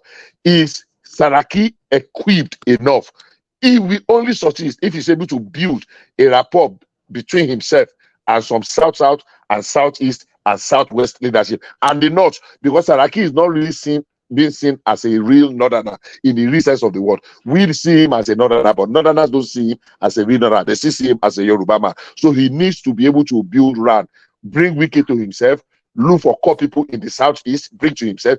If they can get Peter Obi back, it should be an added advantage, because Peter Obi has been able to build a cult of followership, rightly or wrongly. He has been able to build that. So if he's able to build Peter Obi and Wiki together and bring them to himself, come to the southwest. The guy's name I wanted to remember now, this just flashed in my brain. He has one English name and one Yoruba name. Oh God. He used to be chairman of PDP in Ondo State. Don't you think that Kwankwaso will do them a very good if they can be able to give him ticket and support him with the Southeasterner Kwankwaso with PDP. Kwankwaso with PDP. You see, the problem that PDP had this year, one of the major problems that PDP had this year was giving the ticket back to Atiku. Yeah. Because they gave Atiku the same ticket in the last election, and they are giving him back now. But you remember in 2015, it was the departure of Atiku, Saraki, and a few others, Kwankwaso, and a few others that collapsed PDP. Sorry, Bishop. Go to that space that Ekene just opened up. If PDP, we're just in the realms of just speculating now, so we know that we know that Kwankwaso. Hold on, just 1 second. We know that Kwankwaso is not with PDP, but if PDP were able to present, let's say, a Kwankwaso Soludo ticket for 2027. Could that unseat Tinubu? Okay, that was what I just answered you now. It will anger many people in the PDP. That was what happened in 2015 and 2019. You know, when Saraki, one of the anger of so many PDP members in this 2023 that did not work with, because you were the one that went away. No, don't go in, wait, don't go in that direction. Don't say how it will upset. Let's say the party was on board with it. Let's just say Kwakwanso versus Soludo versus Tinubu, Kashim Shettima, and everything is okay with PDP. So would that be on the ticket also? No, are you saying without Obi? No, without Obi. No, what will happen? What will happen here now? Obi will not contest at all in any party. What will happen? No. Even if Obi contests. No, just wait. Yeah. Let him put the scenario very well. We are saying only Tinubu versus Kwakwanso versus Anibo, no other candidate from Southeast. Yes, without Obi. Okay. Yeah. That would be a very nice ticket. It's just that PDP don't listen to. But you think that the Igbos will be comfortable because they just wanted this thing to shift away from the south and go to the north. No, Simba, what will happen? What we are saying, just hold on, is still the time for the south. So if the Igbos now, because they give them vice, they are comfortable for the presidency to go back to the north after just 4 years, is that a good sign? Well, they might start to talk that maybe after the election. But what happened? Is it a ticket that can defeat Tinubu? Is really the question. Is it a ticket? I want to answer that question. You are saying answer the question and then we go on to Jide. Yes. You are saying that you have said that it's not that straightforward. There are factors that will contribute to it, and I'm trying to lay a foundation for that factor because you have said what you say, but truth of the matter is that it would not, and I will tell you why. It cannot happen. It cannot happen because Obi will still contest. It will not. No, let's even assume that Obi is not contesting. It will still not. No, we're just saying it as an academic. Whatever scenario we are painting must be practical scenario. We can't just be wishful thinking. Okay.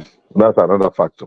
Anyhow, let's assume without considering that Peter Obi is not there for whatever reason.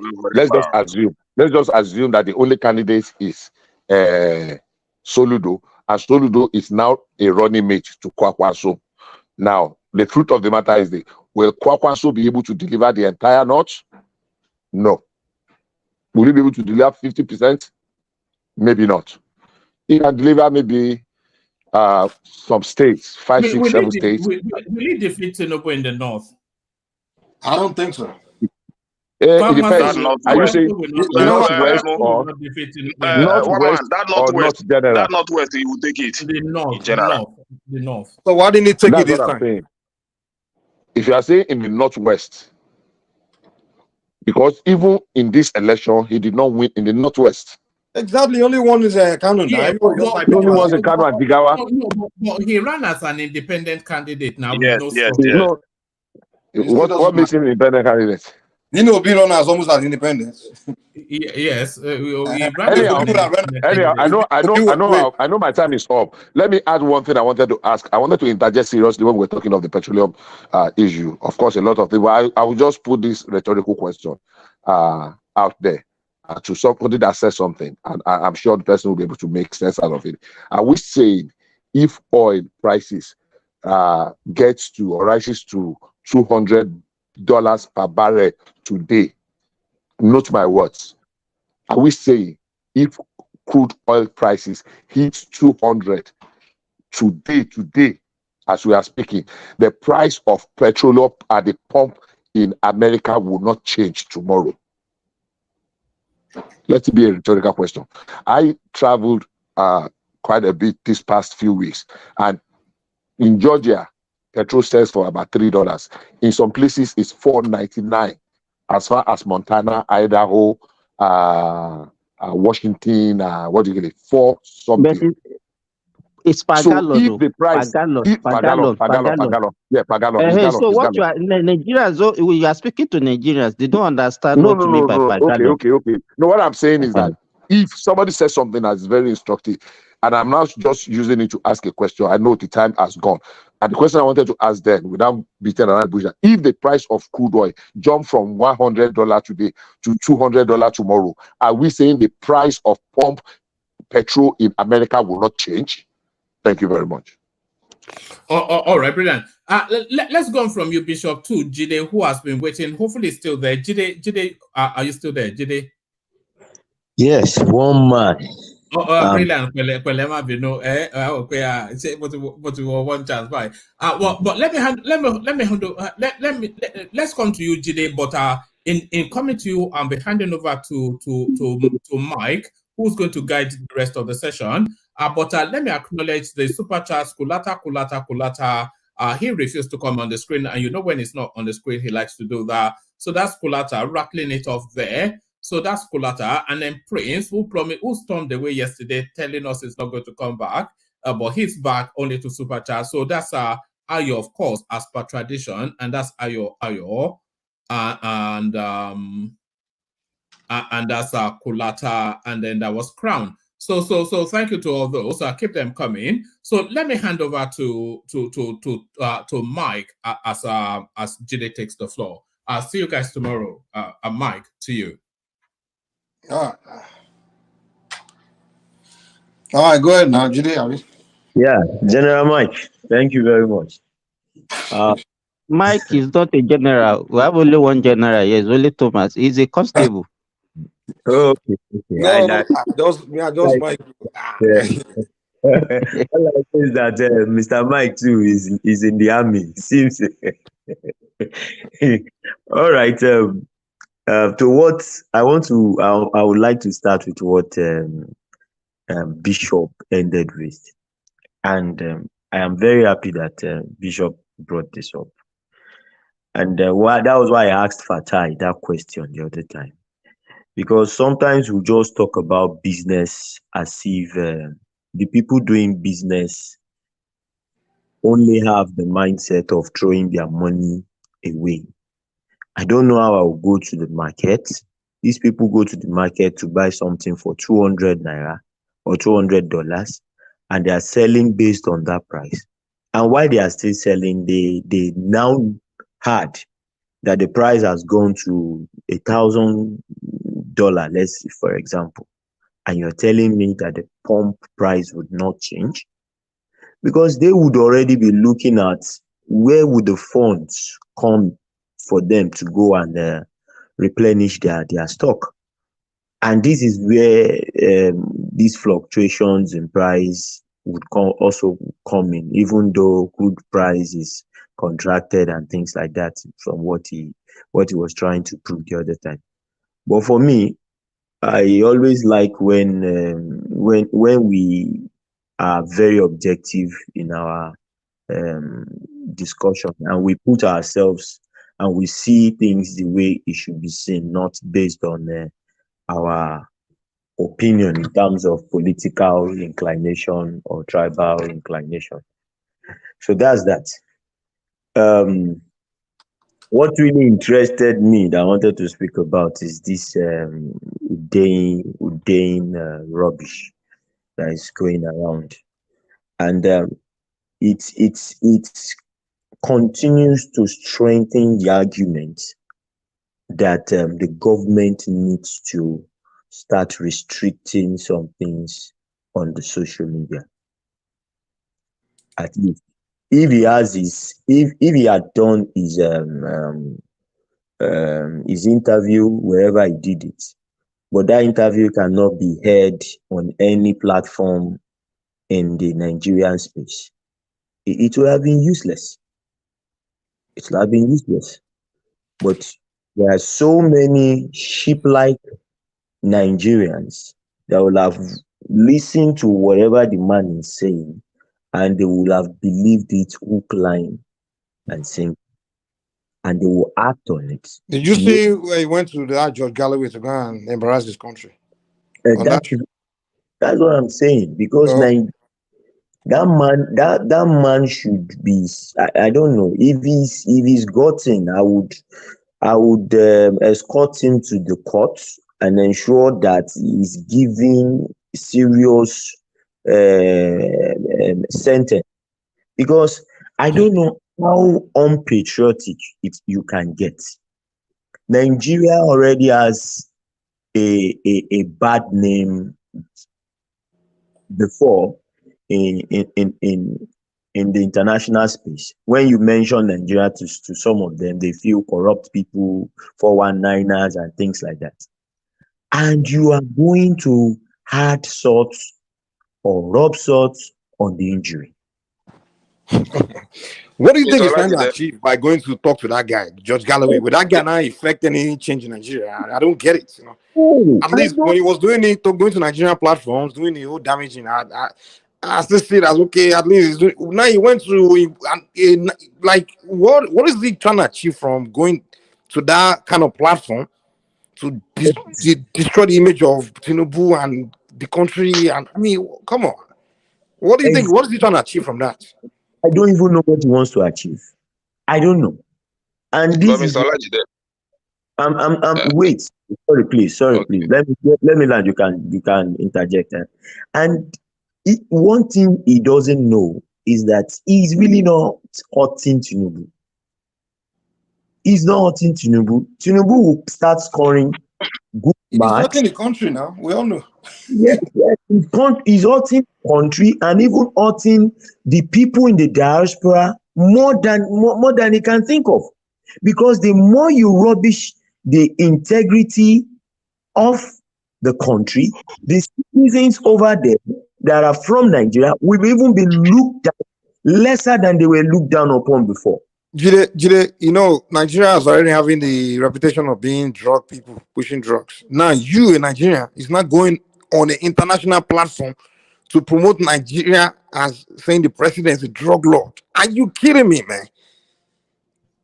Are you kidding me? It's like you just finished us I completely. want to ask Olajide something. Go ahead. Olajide, you still speak about this guy, but what of the APC guy that just wrote a letter to Tinubu today? And it's an APC shift, and somebody look man.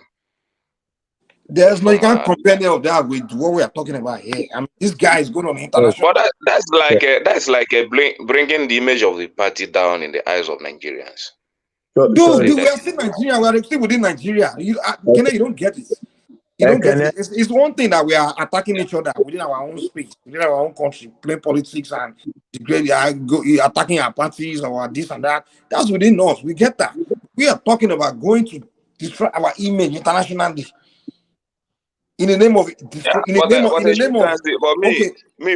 For me, being a chieftaincy in a party, coming up to criticize the presence of the president of that party and the president of the country in that manner, do you think it goes well for the progress party issue now? We are talking about how this thing. We are talking that party, that one you cause Tinubu vote or whatever it is. That's Tinubu's problem. But we are talking about what this guy is doing is our problem. My problem as a Nigerian living traveling all over the world. That's what we are telling you here. Maybe because you don't travel, that's why you don't know where we are coming from. When you're traveling around the world with a Nigerian passport, I understand the implication of Nigerian passport. That's what we are trying to tell you. So what we are doing locally, politically, the whole world is not watching what's going on inside of our country, how we are doing our policy. They don't care. They have their own internal political issues. But we are talking about we going on international stage, spaces, and just destroying the image of a country in the name of you don't like somebody in your own countryman. No one else does it. No. As American policies, maybe the place he said it and how he said it, but why I bring it up is for just if there is nothing wrong in the administration, I don't think that somebody like that Lookman will still come up to criticize his own party in that manner. So that is my point. Let Jide continue his point. See, you are comparing two different things here. Let's see. It's like a man that has his wife that bedwets, and he calls the wife and tells the wife that I don't like the way you are bedwetting, and They both argue among themselves internally. Now that's internal. It's internal. Because what the man did to Tinubu, we can even say it's good because it means that somebody from the party is even trying to put the president in check and is trying to correct anomalies, trying to bring his point his attention to some things and things like that. Yes, we can see it in that light. But when you look at it from the other way around now, a man that his wife's bedwets and now goes to the market square and now brings out the topic and start fighting his wife in the presence of everybody and says, oh, you bedwet, you are this, you are that. That same man will come to the market tomorrow. How do you think the people will look at him? See, this guy is stupid. If there's any other word to call that guy, he's a moron. He's not killing Nigerians that are back home. Those that are back home are back home. But the moment you pick your passport and you say you're traveling abroad, Udeyi has already destroyed the little integrity that you even have. They will search you. Well, for me, maybe we'll start to get our house in order so that we'll stop washing our dirty linen outside. My brother, what's that got to do anything? Which are you saying other countries in Africa don't have even what some people don't, even countries in the world, they have terrible things going on about themselves. You understand? They don't go on the international and say, look at my country, look, my country is here, my president is, no one else does it. Only, I don't even know, man. Only some foolish Nigerians. Like, it just doesn't make any sense. In the name of your leaders are bad. Is okay. You destroy the image of your country. Do you think that affects your leaders? Your leaders, when they travel out, they travel on private jet. They don't fly through airports. Two, they take diplomatic passport. Whenever they are landing, they are already being saluted because those people already know who they are. Like, this is an important figure. So they don't have to go through any treatment like that. So you are not hurting your leaders by destroying the image of your country internationally. You think, oh, they don't care. First of all, you're already calling them corrupt. They're only there to steal money. So do you think they care about the country in the first place? So if they don't care about the country, why are you destroying the image of the country on their behalf? Because do you guys even think you are hurting them? You are not. Mike, that's what these people don't get. You are not. You are hurting yourself and your citizens are already suffering. We are jackmaing already. They will jackman wherever they are jackmaning to. They will not go and face another problem that his fellow Nigeria created for him. Because now they say, oh, you're from that country where the president is a drug lord. You must be drug addict. Whether we hear all the time about that country. I mean, come on, man. That's what I was saying the other time. There's a difference between attacking your leader and attacking your country. Give me 1 minute. Maybe Ekene is talking like this because maybe he doesn't travel often. Let me share my experience. Two ways. I'm very sorry, Jide. 2 weeks ago when I arrived in Saudi Arabia, I arrived on board Ethiopia Airlines, and we have a mixed race. We have the whites and we have the blacks, a lot of black, especially the Ethiopians that are coming to do all this small job in Saudi Arabia. But what I discovered is that by the time we got to the airport, they separate us into two, the blacks on one side and the white on the other side. And by the time they are passing like 4 on the side of the white, and they are giving us 1 on our side, I spent almost 2 hours waiting for clearance to leave the airport. And the kind of scrutiny that we passed through, it wasn't the same with the others. So that is one. Even in our place of work, we need to work extra hard before they can have confidence in us because of the story that they've had about us. So if you are saying this, Ekene, you should understand where we are coming to. And we have been saying this on this platform several times, but people don't still know the enormous danger that we are doing to our country. Simba, let me say this before you continue. If I say that I don't understand what you are saying, I'm a fool. I understand what you are saying very much. Let me say this real quick. My point is this. Hold on. Yeah. Give me a second. Simba, the irony of this whole thing is that the Northerners don't do it, and they don't travel as much as we the Southerners. Also, the group that does it the most are the one that even travel, I can say travel the most. The Southeasterners, they probably travel more than the rest of, and they do the most. So who's suffering? Who's facing the most of the suffering? And I saw one of them coming from India one day crying in Lagos airport saying we should be attacking Indians in Nigeria because you ain't went to India, they attacking him. You people that the people that travel the most are the one even creating a problem for themselves. Northerners don't do that stuff. I don't see Northern Nigerians on the internet every time just destroying the image of their country, but they don't travel to those places as much as we do. We from the south, we're the one that will be the quickest people to destroy the image, and we're the one. It's like we self-destruction. That's what we like. We are addicted to that thing, self-destruction. Ekene, have you ever seen any other nationalities on any platform or any TV or any media destroying their passports the way Nigerian did the last time? Well, Ekene, are you there? yes, I'm here. I have not seen, but I have not seen, yeah. I have not seen, but you see, my point is this. Do you think that the world doesn't, those leaders in the world don't know what is going on in our space? What's It's not going? if They you are don't what is going care. on That's in their own our problem. space? They What is don't going on in care. Do you our think space that doesn't do go you on think in it's other because of countries?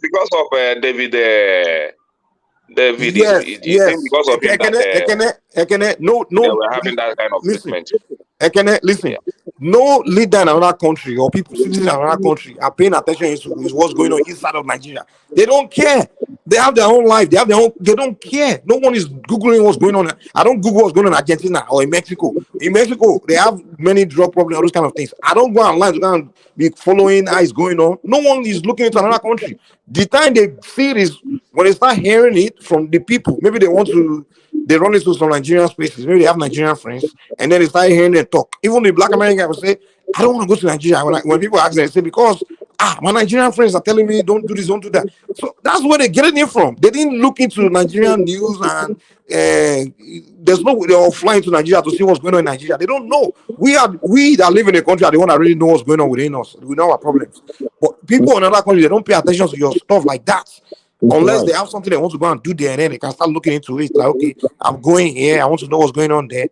Even their leaders, when they know, they don't go and be telling their people that that country, they don't care about you like that. But we are the ones selling ourselves like that. That's what we're trying to tell you. Most people don't know anything. Even when I go on other platform, like I had this Kenyan guy was saying some things. I'm like, dude, what are you talking about? He's ignorant. He's wrong. He said, no, it's true because Nigerians told me. Nigerians. I go to Nigerian space. That's where I heard it from. I'm like, gosh. Ekene, you see, this is one of the reasons why when we're on this platform, I used to say something. You see, the last time a Cameroonian came here and was saying a lot of obedient, quoting a lot of obedient statement of Narrative now. Judah or whatever I call that useless guy called his name. when we sell ourselves so in the name of political hatred and tribalism, we would not get it that easy. Let me give you an example. You know that during this screening, during the screening of this guy Tunji Bosun, when he gave the example that why he tweeted what he tweeted, the first tweet before a senator brought another tweet that he tweeted and called them morons. The first one he tweeted, he said he was in the Chinese embassy and the way they dealt with him. That was why he tweeted it. Now, there was a senator that stood up and said he traveled to somewhere, I think is it Arabia or somewhere, and that when he got there, he noticed that Nigerians were detained. Hours. He now sat there. He said he has been cleared, but he sat there and he was just looking at what was going on. When he could not bear it anymore, he went there and asked, why are you detaining these people?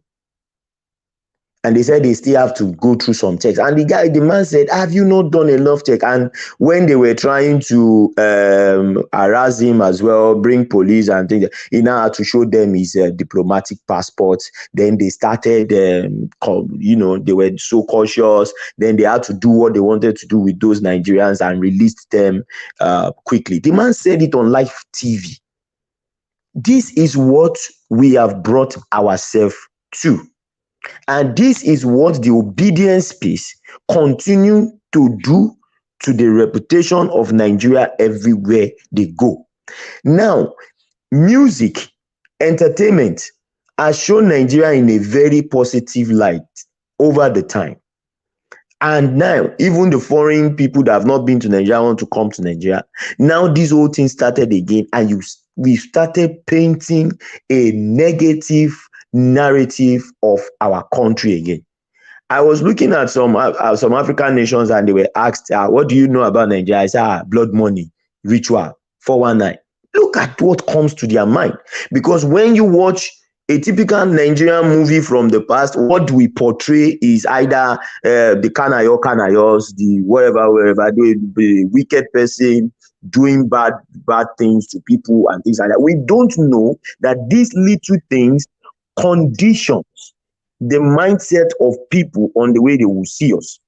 Now that is even conditioning now, but it's now different from you as a citizen standing, granting interview on a national or an international platform. Can I say something? Mr. Olaji, guys, let him finish, please. And saying, I'm asking him, can I interject you? Yes, let me just land. And saying rubbish about before you land, Mr. Olaji, I want you to conclude to land with this. Is it only the citizen that is getting it, that is painting the Nigerian in that manner? What of our leaders? Must everything be on the citizen trying to find a way of how they will get themselves comfortable in their own country? Okay. What about the leaders? What have they done? The leaders are the ones going on international space, interviewing, calling their well, we can say no, that yes, one is to some extent. No, I Mike, agree that with one you. is apart. That one is apart. We are talking about we have talked about the side of the citizen, what they have done wrong. What of the leaders that brought them to that state of mind that they're doing what they're doing today? Nobody brings it to a state of mind not to have sense that you're not supposed to do this kind of behavior. I mean, come on, man. There's certain things you can't say someone make you become. I mean, me too, I hate the leaders, I hate situation, but I have common sense to know that I won't go out there and create problem for myself because in the name of leaders make me mad. I know if I go online and start destroying the image of my country, I know I have to travel. I have to go through airports. I can't do that. I mean, come on, man. That's common sense, man. Mike, when your leader leave this country now, pack a lot of millions of dollars, went abroad and store it up in abroad, and they come back and pretend that he's leading you. What type of image is that leader portraying outside the country? No. When your leader pack your monies, went abroad, establish, build houses and all that, open a bank account there, picking your money, sending it abroad and all that. Do you think that those countries are not seeing all those things? Because first of all, let me tell you something. Only happen in Nigeria. It's not only Nigeria. Listen, there's no country in the world where leaders are not corrupt. Come, in America, they jail politicians. There's no country in the world where they don't have bad leadership, where some people corrupt politicians, criminals. There's no country in the world. So we are the only one that are out on the internet selling ourselves as this is who we are. This negative thing is who we are. That's what we are telling you here. And you can't tell me that because first of all, in Switzerland, when your leader take the money there, the Switzerland people know. They created that ban because they know that there's some corrupt politicians all over the world, they will come here. So if Nigerians are there, they are not the only one coming there. Even in London, there's no African country where they don't have, even Caribbean and even some white country where their politicians still want to bring it there. They know we are not the only one. So you can't say they are giving us the image, this and that. And when they do it, it's not like the entire population of those countries know that it's happening. It's not. It may be their politicians that may know that their leader may know that our leader is doing it. Of course, they understand that is their leaders. But what we are telling you here is we selling ourselves to everybody. That's what we are telling to millions to watch. George Galloway has this guy. George Galloway, he has the whole world know this guy. One of our prominent senator is cooling his head in the UK prison now.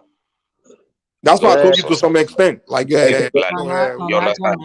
So we should not pretend as if this is the cause of the citizens. Nobody is disagreeing with you. The leaders are not bad. That's what we are telling you. You are doing strong man argument with us here. So I know we are trying to cover it, but you see our leader also go abroad. It's not. Why are you? Why are you doing this? Please. I'm telling you, I'm telling you, a leader left the cause of this nation, went outside Nigeria, performed some illegality, some organ trafficking and all that, and got himself in trouble. That's a leader. Okay, so who's arguing with you that And it's not bad? when What is Nigeria, the point? What is your point? the leader had just went out, just left this country and performed some illegalities. Then when you want, you are not, you see it this way now, that those UK now are seeing, when you see our leader like that our leaders are organ traffickers, how do you now see the citizens? So what are you doing? What are you doing? What are you doing now? What is your I don't argument even now? understand though. My argument is that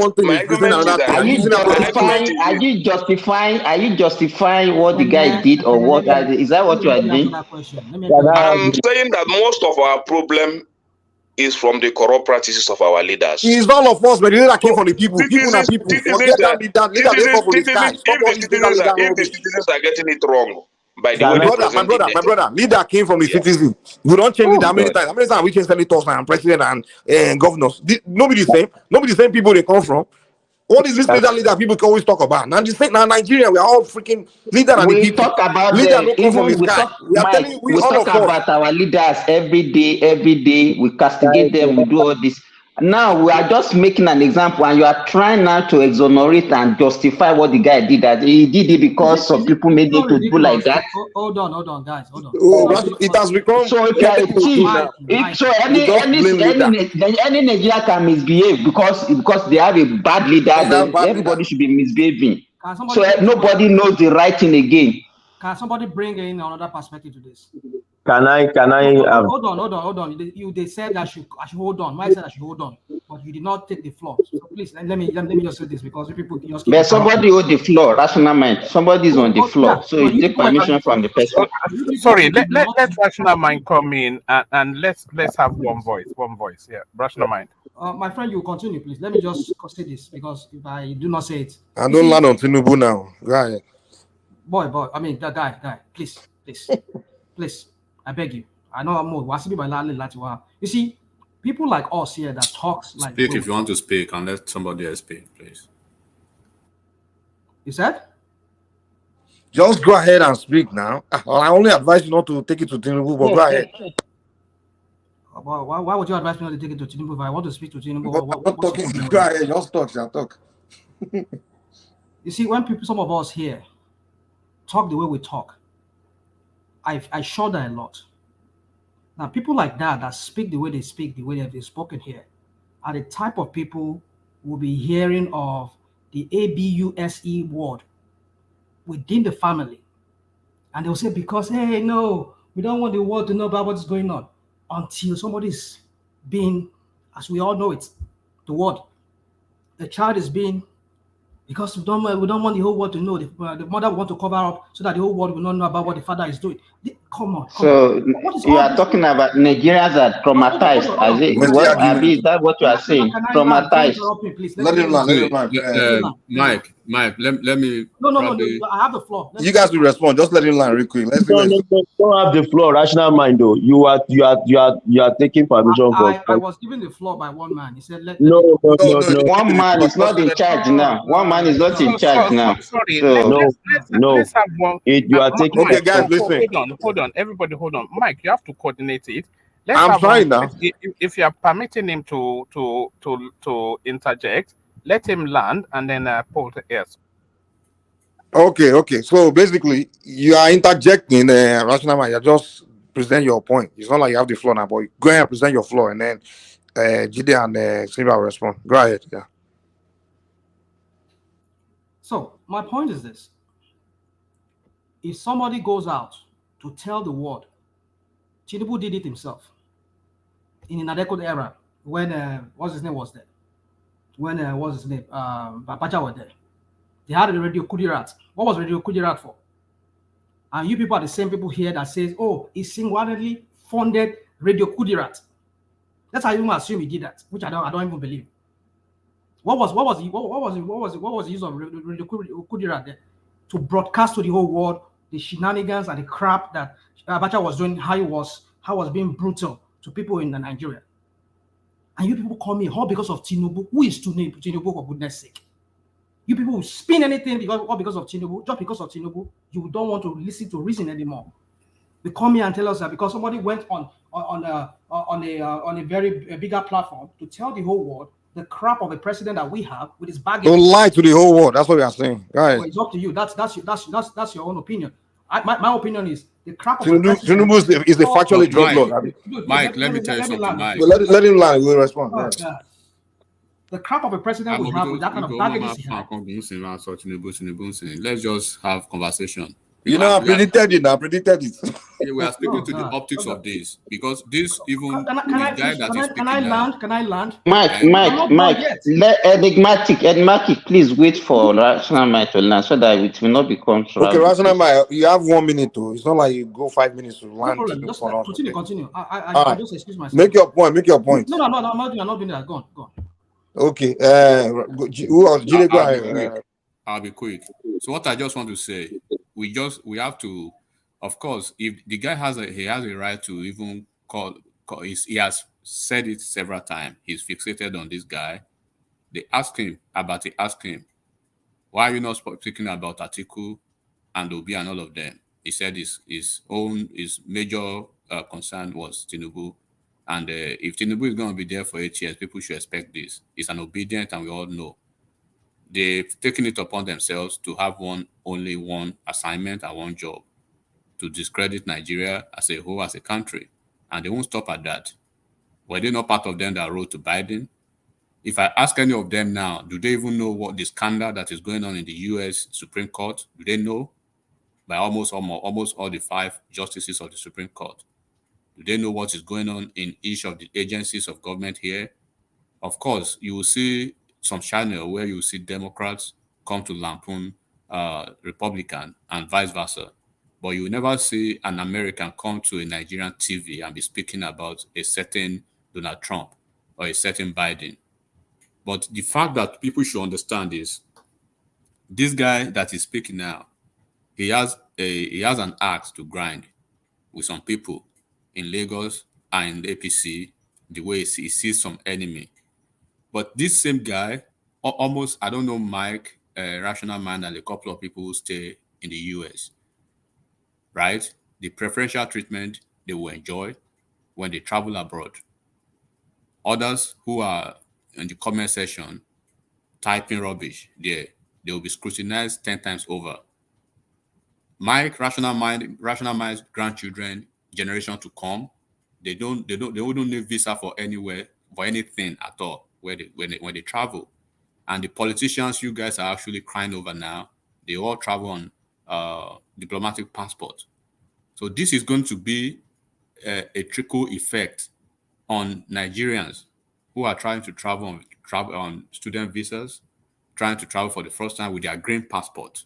None of us is going to stay we're going to have problem at the airports or probably entry points at any country because you have something different. But would you be selfish like that?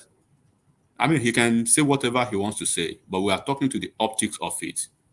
Why is it that it is only a group of individuals, only a group of political parties, only a group of political movement that is always doing that? I think it's Simba that was asking, have you seen anybody from the north do all this kind of nonsense, rubbish? I mean, Simba, they travel a lot. If you don't know, the northerners travel a lot. But whatever grievance they have, they keep it within the country and within themselves. But we've always seen the handwriting effect almost everywhere. It is about these people. Everything they want to reduce it to that pedantic, tribalist stuff. Over the weekend, look at what happened. Even just the BB Niger that we just started, that has been there for so many years, they've already taken it to tribal route. So if you go ahead and say Nigeria is the worst country in the world, and then other African countries are already making, they are taking point from your conversation, it's not going to affect Mike. It's not going to affect one man. It's not even going to affect Rational Mind, regardless of his politics against Tinubu. Rational Mind will walk out and walk in through any airport in the world globally. Nobody will stop him because I believe he has an American passport. But look at those Nigerians who do not have that privilege. Look at the tag on them. Each airport they walk into, each embassy they apply to go to travel abroad. Look at that. And the Udain that is doing all these things is a fugitive. He has you may have a lot to lose. It seems like he doesn't have anything to lose because he's fighting a war with his country and with some individual. So that's the way I see it. I don't know how people see it. So I won't say because I have a privilege like every other people who have probably dual passports, and I won't think about people who will be suffering for the consequences of some people because of some hatred or for political reasons.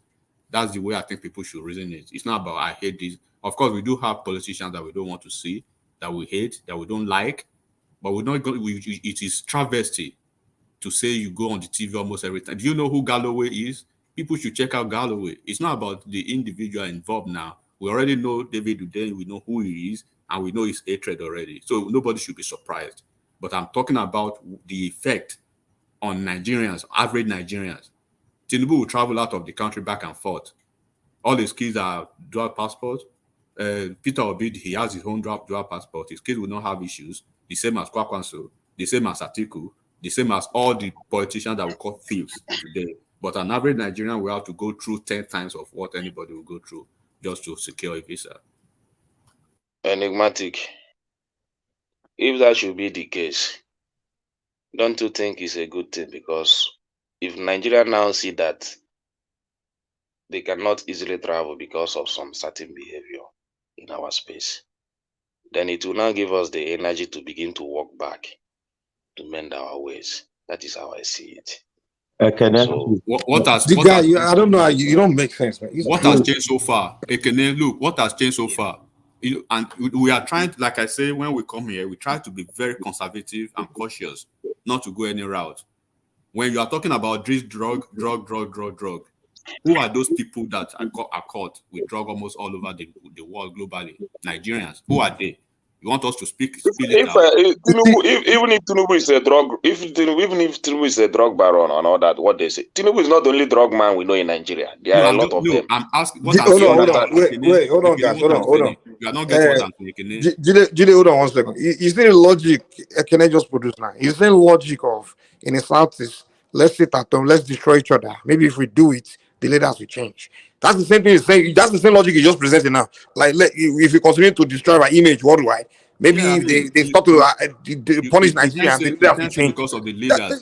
Oh my God! You can't say because of the leaders, average normal Nigerians should suffer. Because that's what they're doing in the Southeast now. Because of Nigerian leaders, the Southeast and sit at home and suffer. Because the leaders, they already you may hate them as much as you want. They already have their lives squared up already. David is not an Igbo man now. I'm not saying the logic you are presenting is that your logic we should use that same approach you guys are using in the Southeast. I'm saying the way you punish your own people just because of your leaders. Is it not better we speak up? Is it not better we speak up then? Let us use that narrative to mend our ways now. Those that go abroad to do. And I believe you travel a lot. No, let me finish now. Let me finish. Those that go outside to do drug and all that, they now see that this thing, they're not giving them visa again. So now when you want to travel, then you now have to make your way right. What the hell are you talking about, man? You're not making sense, my brother, man. You're not making any sense at all. I don't know. I don't know if I'm not making sense. I don't want to insult you, but I think your region, I don't know, your IQ, man. The more I get to know you guys on the internet, man, your IQs are so low, man. You're on a different tangent, and the thing you are getting wrong is, look, politics or no politics. In America here, right, you cannot have the most bombastic politicians.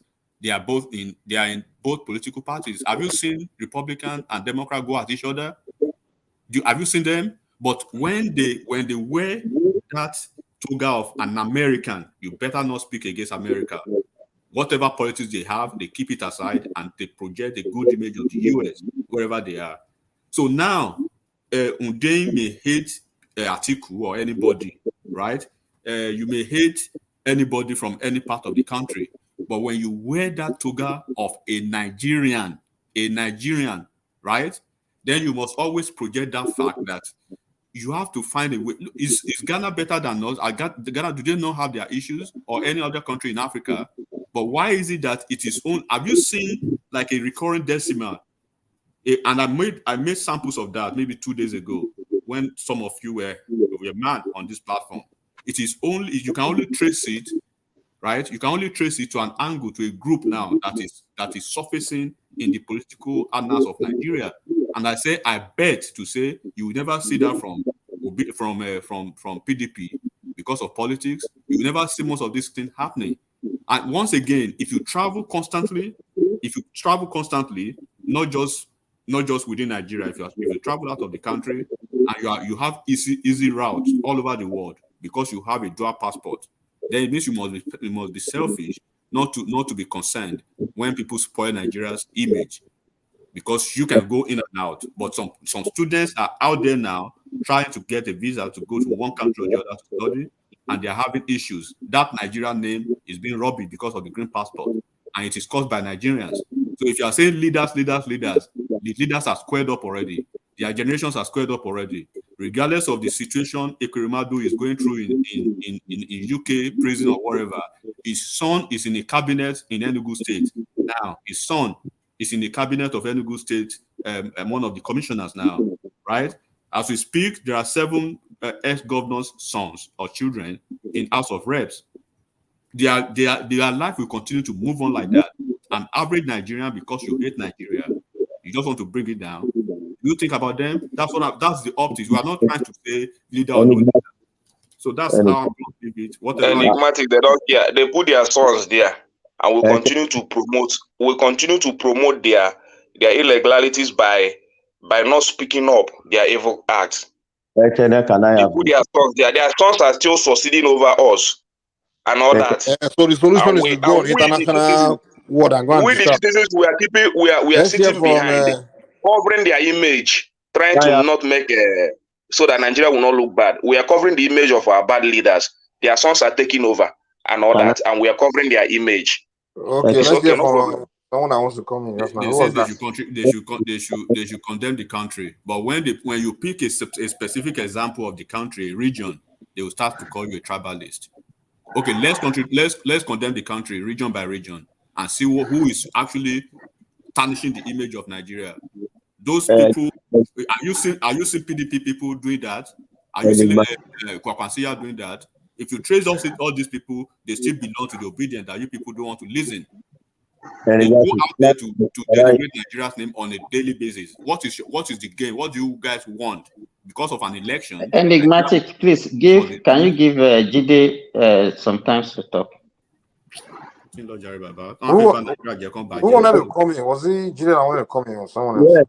Yes. I had the floor. Only and the interjection has taken.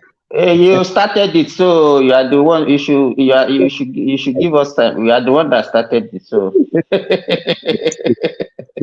The funny thing about those scenarios, for me, I had to stay awake till this time because I want to discuss this, and it's very painful. The funny thing about these whole scenarios is this: we Nigerians and those that claim not to be Nigerians, we are not truthful to ourselves. And I cannot, please don't interject me on this one. Let me make my mind, then you can now interject.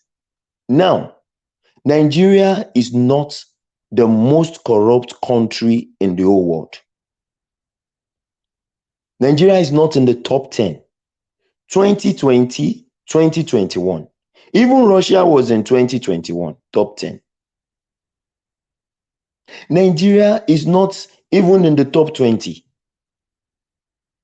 But when you carry a Nigerian passport and anybody in that top 10 or that top 20 carries their own passport, the kind of victimization you face as the kind of torture and stress you are subjected to as a Nigerian, even those countries that have been given award, gold medal, silver medal, bronze medal, diamond, whatever kind of medal for being corrupt, their citizens don't face it at any airport or any point where they are applying for visa or any place they go to work. And we are here happily rejoicing. Okay, you say Ekweremadu did this. Yes. If you go back to the origin of Elon Musk that everybody is celebrating today, go back to what he did in South Africa. Maybe he's in South Africa. You know how he got his riches. All these people have their own bad stories, but they don't put it out there and rub it in your face and make it look like, yeah, we are the worst in the world. Somebody was talking about Nigeria and he spoke about Nigeria as if you are going in the street, you can just be shot down, bah, and you just die. And I was just watching the person, and it was a Gambian that had been to Nigeria, that came for vacation in Nigeria for 3 weeks, that was correcting a fellow Nigerian that has never been to Nigeria, but was just hearing what was going on in the space. A Gambian told him he enjoyed his stay. He stayed in Nigeria. There was no, even the drugs that it's not like you see it everywhere on the streets, and that is what they have painted. Mexico is the home of drugs, drug dealing, drug whatever. But do they face the kind of pressure we face when we carry our passports? Do they? And we say these things, those that are at home might not really feel the problem or the effect, but those that travel, those that go out of this country to see greener pasture, to better their lives. A Nigerian, in terms of corruption and whatever, if they are going to go by indices, is better than an Indonesian. These people are corrupt. People from Nepal, Somalians, they are rated far better, far higher than Nigeria in terms of corruption. But it is Nigerians that face it because of this kind of things. Because of this kind of things. Now, okay, Ekweremadu has done what he did. I'm not justifying it, but anywhere in the world, they do organ harvesting. Everywhere in the world. Saudi Arabian prince called his whole family together, locked them. Is he a Saudi prince or an Arab prince? Locking all of them together and telling them, guys, you have to relinquish the money that is in your hands. Where did they get the money from? They embezzled the money. Is it not still corruption? And we'll come and talk about our politicians as if, wow, they are next to devil. I'm not saying they are not bad, but the kind of connotation we give the name Nigeria, the kind of impression we put on the name Nigeria, the kind of perception we put on the name Nigeria. My daughter, 8-year-old, my first daughter came to me and was like, Daddy, if I grow old, I don't think I would like to be a Nigerian. And I was like, daughter, there's nowhere you go in the world. It is Nigeria first before any other thing. You are a Nigerian first before any other thing. And you are better than any white man out there. And you have to know that in your mind. Know it in your brains. And since the day that guy said that thing, I continue to instill it in my 3 kids. I don't understand what we are doing to ourselves. I don't understand.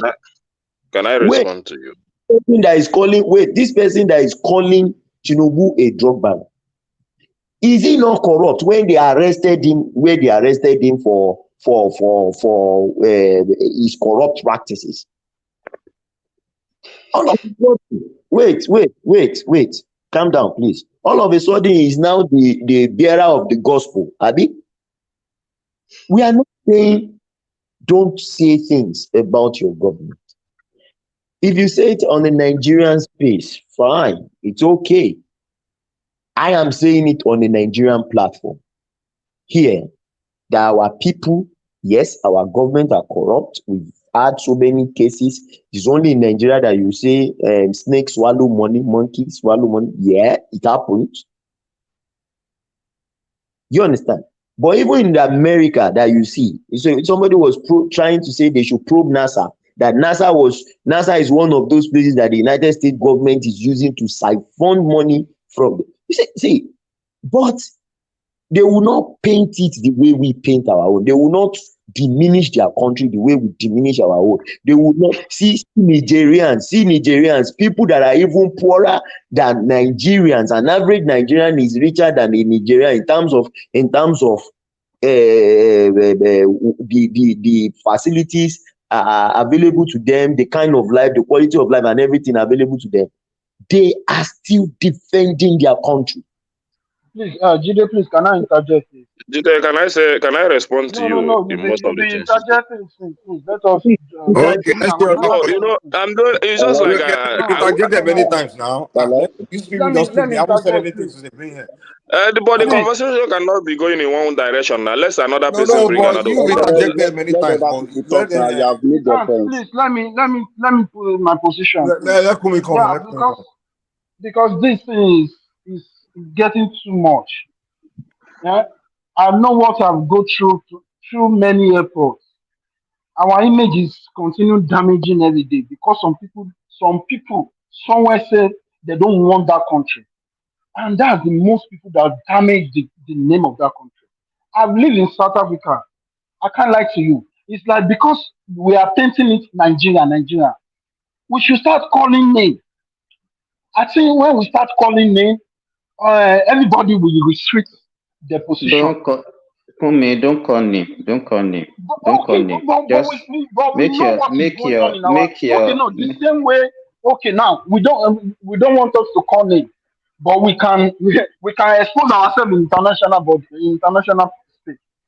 Speak to that, but don't call name. But we should not call name. Okay, it's okay. We don't call name. Please allow him to call name. Allow him to call name. Let me say what is in his mind. I want him to call name. I will call him then. I live in South Africa. Come in, forget about it. Because Israel that is talking here now, I can see what is already writing. Is already writing in the comment section. I was frustrated to leave that country because of some group of people. I can't lie to you. No, even Nigerians cannot tolerate what Nigerians in doing in South Africa. We cannot. And it's not only in South Africa. Please, call me, please. I don't like what you said when you said what Nigerians are doing. Say what those people that claim they are Nigerians but don't want to be part of Nigerians are doing. Let us name names. This thing is wrong. Can I comment? Okay. See, they don't want me to talk. I want you to talk to Olajide. But they want us to be honest. We should expose ourselves in international. Let us be honest with ourselves. That is the fact. Let us be honest with ourselves. If it means if it means calling them, let us call them. Any court sentenced Tinubu as a drug baron? Can I call me, please? And we have a lot of people. Come is okay. Is okay. Simba, allow people to be free, man. Simba, as long as they're not cursing, let people talk, man. You don't need to try to guide what someone is saying. Let people speak their mind. We have a lot of people. Speak your mind, my brother. Let us go and do investigation. Go and see what is going on in South Africa. But the guy in question here is a Yoruba guy. It's not an Igbo guy. The guy in question here is not so it's not a tribal thing. It's a Nigerian thing. He didn't say that. He didn't say. Wait, Simba, chill out, man. Let us start exposing ourselves. Let the international know who is. One voice, man. One voice. I don't like this noise here. Hold on now. Hold on. Kumi, land your point. They're crying coming. You know, Simba, allow the man to speak. I don't like my point. We should start being honest. We should start exposing ourselves. And if that's what we want, let us start doing it now. And let us see what is going to end us to. Shebi they give us small opportunity. They will not give. See how much international we in diaspora remitting in Nigerian government every year. Let us go and check. If we don't represent them very well, do you think we'll be supporting them? But some people will stay in one group somewhere in Nigeria, damaging, causing. Go and see what they write every time. They call the man never spend too much. They call him everything. They go every media space. Ghana and Gambia, all of them, they are just bad mouthing Nigeria in every aspect. And all these countries, they are worse than see what I just let us move on this conversation. Yeah, yeah. Can I come in now? Yeah, Crown coming. Yeah, good evening. I came You in never because give me of time the. to speak. Oh. I'm only interjecting. Yeah, I came in I mean, because I of mean, this. Mike. After Mike. Crown, you come in. After Crown, go. Yeah. I came in. Yeah, be like 30 minutes. Yeah, most especially because of this topic. I see. Well, what a lot of Nigeria doesn't know is that this guy, he's just looking for a publicity. He just want people to know him, and he's just using his own selfish agenda to spoil Nigerians' name. And what I discover about a lot of Nigerians is we think we are patriotic, but we are not, because most of us that are in abroad, we face it here today. Even today in the place of work where I work, a lot of people are all these small African countries where they say, oh, what's going on in your country? What's going on in your country? As if nothing is going on in their own country. There's a guy that used to call me on this platform. He said he's from Ghana. The guy never, for once, I've never seen him criticize his own country. But he will come to the platform, he will criticize Nigeria. He will not come to the platform to criticize his own country. He will not criticize his own president. But we Nigerians, we say, oh, we want to criticize our people, the country, because we want the country to get better, not knowing that we are demarketing our country. And we are facing it. Those guys, like other people have said, those people, because everything we thought, some people think, oh, everything falls on, or you start from Tinubu and it fall on his head. His children, they cannot survive it. It's we that we are suffering it. The children that bought many houses and others, are they going to suffer it? But a little opportunity we have that we're supposed to benefit, like going abroad, going gently, people recognize us, okay, they say, oh, these are visa and all, their passport and all that. But people today, we are the one to come on the platform. Oh, when we say we demarket ourselves, if somebody is talking about us, saying something wrongly about us, people can come around and say, oh, because you are not from there. That's why you are saying that. But we Nigerians are the ones saying it. So people will believe what we are saying. People will believe it because we are the one demarketing it. It's not somebody else. And that guy, one small guy, he ran out of the country and he just freely trying to seek for asylum, and he's talking rubbish up and down, talking, trash up and down. And people are, because he has some people that doesn't have sense following him. He call himself investigator, whatever he call himself, and people talk about him and say he's saying the truth. What is he saying? What does he know?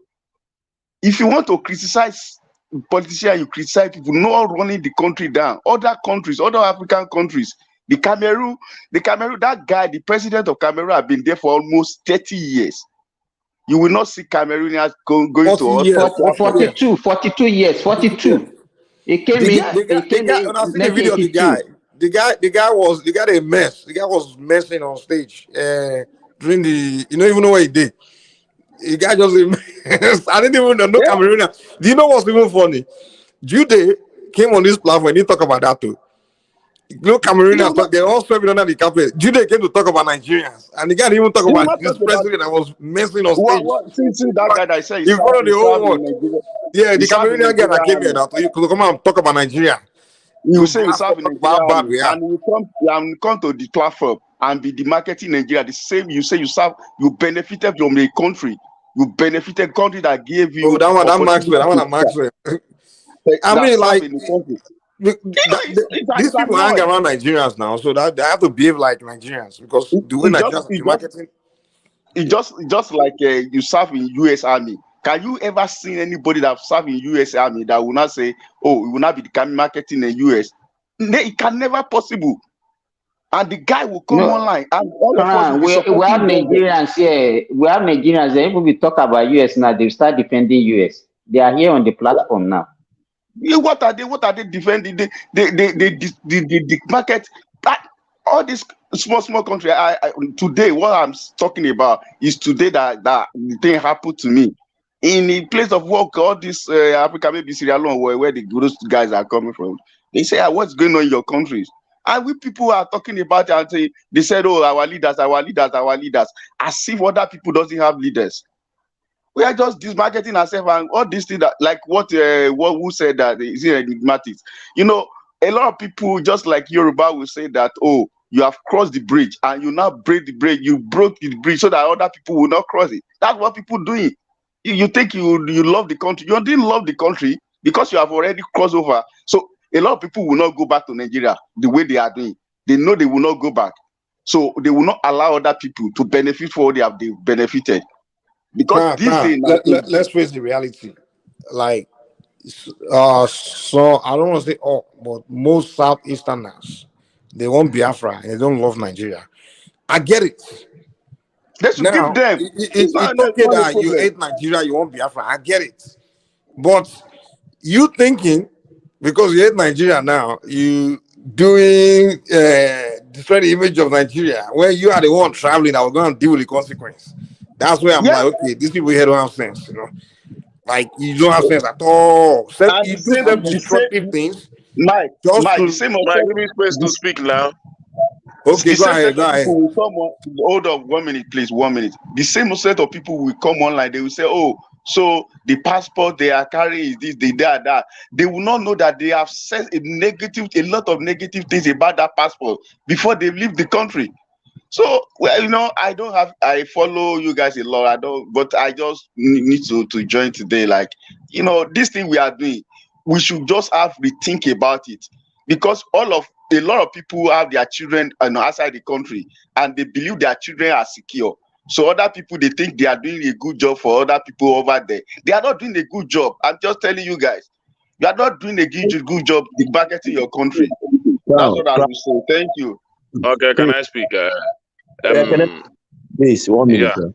Yeah. Crown, did you hear about the news of that went around the English Parliament, where the female members were complaining of being sexually harassed inside the Parliament? No, I didn't hear it. It was a very popular news. Then you can even Google it. The truth of the matter is, you will not hear it anywhere. But if it is Nigeria now, one senator harass another senator. I beg, you guys should allow Ekene to talk. You don't divert the conversation. Okay, the issue is this. You know, first, the person that granted this interview is not an Igbo man. He's a Nigerian. So we are talking about Nigerian entirely, not a section of a country and all that. Because anybody can criticize from any part of the country, but it depends on the way you criticize the nation. But once you are saying the fact, then your criticism is valid. That is my point. So if you know the fact, and if you know that what you are going there to speak is the fact, what makes you not to speak it?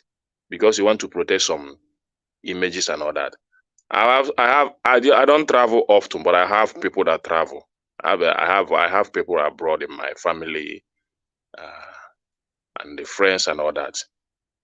And I know how they're doing. If you're not doing well there, at least I know the ones that are not doing well. I know what the challenges they are facing. I know the ones that are doing well. I know that their life are moving sweetly there in abroad. They're doing perfectly well. Nobody's harassing them because they obey the law. And that is the issue. If you obey the law, if you do the right thing, It doesn't matter where you come from. You understand? It Yeah, doesn't matter where you hold on. Let come me from. say something. Let me So address something real quick. Give me a second. let me what you finish. just Let said. me finish now. Let me finish. Let Hold, me hold on. finish. You will finish. You will finish. Let me address something about Ondei. First of all, Ondei, people that is pandering to, we all know, are the obedience space, the Southeasterners, and we even he's pandering to them because those are his followers, and he's pandering to get donations from them. We see that even when he went on Dr. Damage's show, he was just bashing Yorubas, even further promoting in American propaganda about Yoruba people. So we know he's in line, he's representing the Southeastern space with what he's doing. We get that. So let's not say, oh, he's a Yoruba guy. And again, when we say people are doing it, we're not saying it's only Southeasterners that do it. We know other Nigerians do it, particularly Southerners. But the majority of the people that do it are Southeasterners. That's a fact. Okay, now Mama, That's you a are trying fact to you can't level it on. deny. You are leveling it on the Southeastern. Okay, I No, accept. The I'm not Southeastern. leveling it entirely. I just make it clear. I say everyone do it, Okay, it's mainly okay. Southerners, It's okay. but the Yeah, I accept it. majority of the people that It's do the it, Southeasterners that are destroying the image of the country. No problem.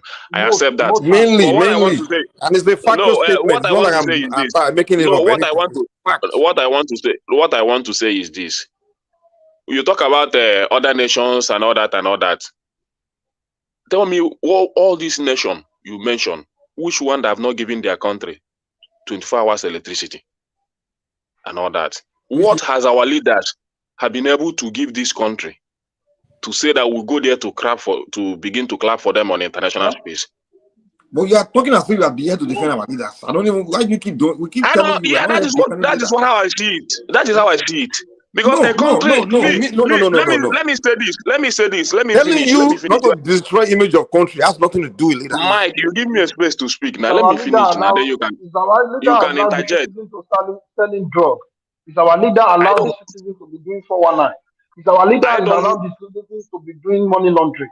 Is our leader allow our citizens to be doing bad things? Let me Right? finish. You can still come in and defend. I said, tell me, even this Niger they are trying to fight. You are trying to go there to help them to fight a war. They have 24, Nobody's just as fighting simple war. as They never declare any war. electricity. As simple as electricity. They have it. Whether they are poor, whether you are richer than them. At We least give their them. country, the citizens are benefiting a 24 hours electricity, which the government have been able to provide for them. Both to Cotonou, Ekene, all let me that and all ask you that. this question. So let me Ekene, finish. So when you have because the issue is this. Wait, we should be what we are saying, get it right. Nobody is saying you should not criticize the leader, but you should be able to separate your leader from your country. Country. That's what you are saying. Get it right. But you cannot be demeaning your country and spoiling chances for your citizens in the name okay, of saying you hate your leaders.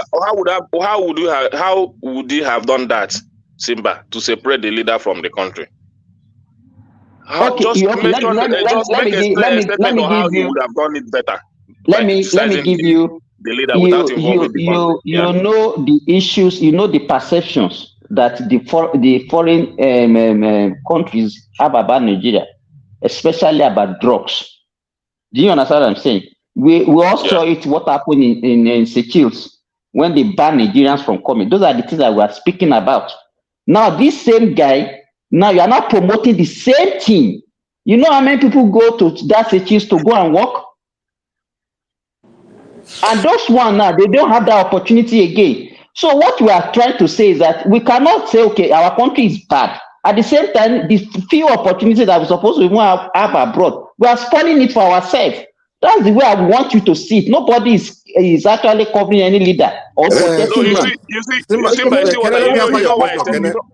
Wait. Yeah. Let me answer your question. You say how you see how is he supposed to him going after Tinubu in that contest, right? Talking about Without involving the country. Okay, Yeah. okay. Check this out. If Nigeria wasn't already having a reputation of this drug country, right? And he is speaking in that contest, I would say that him just attacking Tinubu. I will leave it like that. But in the era where we are being accused of being this drug country, right? And that's the moment you are going on that kind of stage to even say your president, the president of the country, is a drug lord, to push it. That's even more, is both damaging to the image of Tinubu, but it's more damaging even further to the image of the country, because that's what we're already being accused of. Now you just see, it's like you really bang it in the head of the whole world, like, okay, that country, they're all drug dealers. If their president can be drug dealer, then this thing will be hearing about them.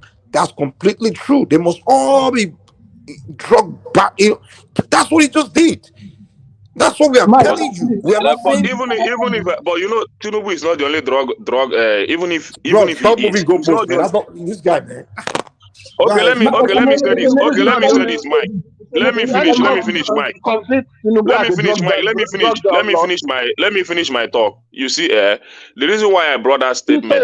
Obi laundry money, unadjusted money to some private Yes, you bank can in criticize him London. on that. You can No, criticize him on that. Now, Nobody's telling you to. let me call Obi too. See, Yes, call his name. Nobody's saying you should not call his name. But when you they always call come other and leaders' name, deny because you want to don't make it defend a this personal. one. It's Yeah, not personal. call Obi name. Call anybody Obi you too want. is a thief. It's part I of the brought problem of Nigeria. the issue of Obi somebody from Sole Southeast. only. Obi Let thief. me finish. I brought the issue of Southeasterner that have that perform human trafficking in this matter. He's from Southeast, so I will not hide him because he's from Southeast. He's Yeah, also one we of the know people. the people that are Let doing me all those finish things. now. We Let me. know. If you think that calling Obi name will stop me from saying what I want to say, it will not stop me. You understand? Stop So it for I brought the issue.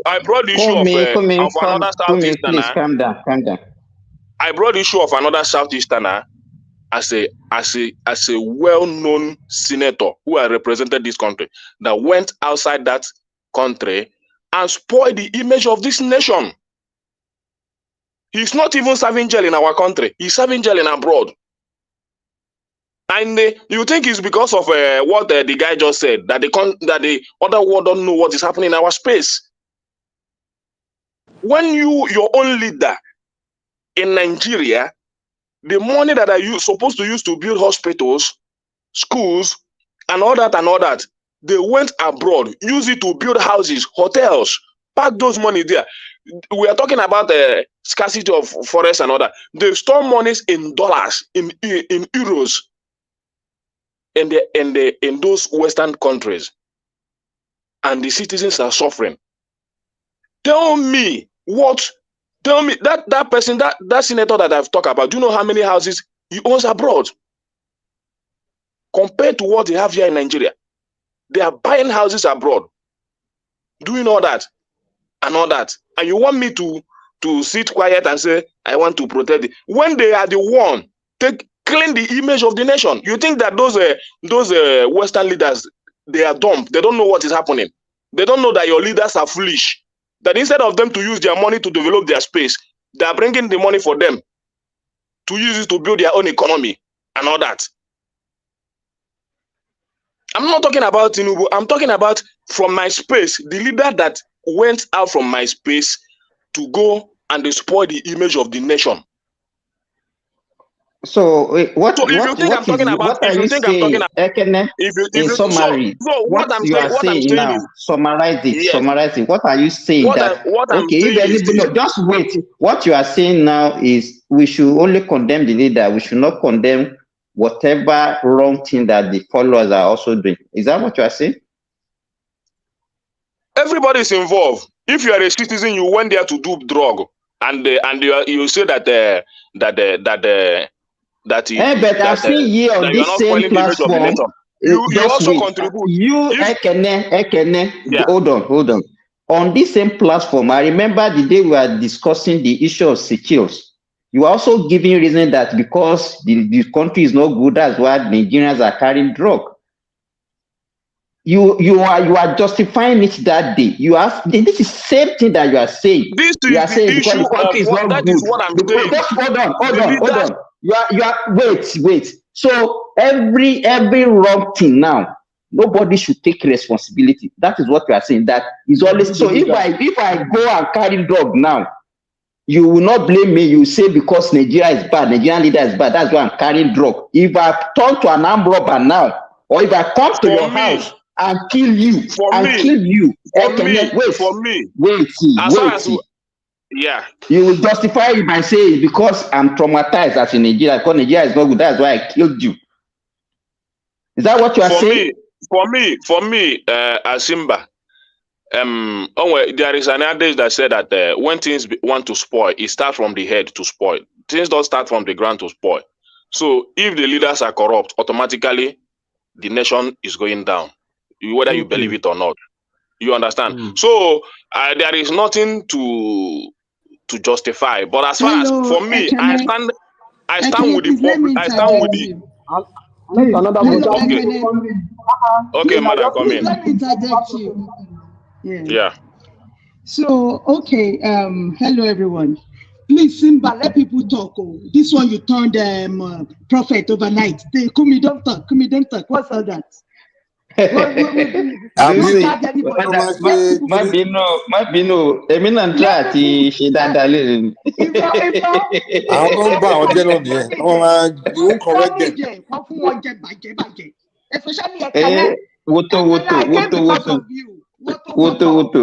came because of you. Because you know why I like you, Ekene, my Christian brother. You know why I like you. You like pretense. You like to pretend a lot. You will come onto this platform with a cool voice, calm voice, as if you are a good person.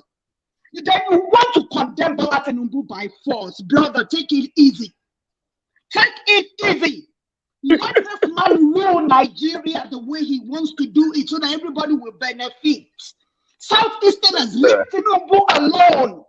I'll be able to do what he wants to do. Enough of all this BS. It's enough. We are sick and tired of you people crying every day.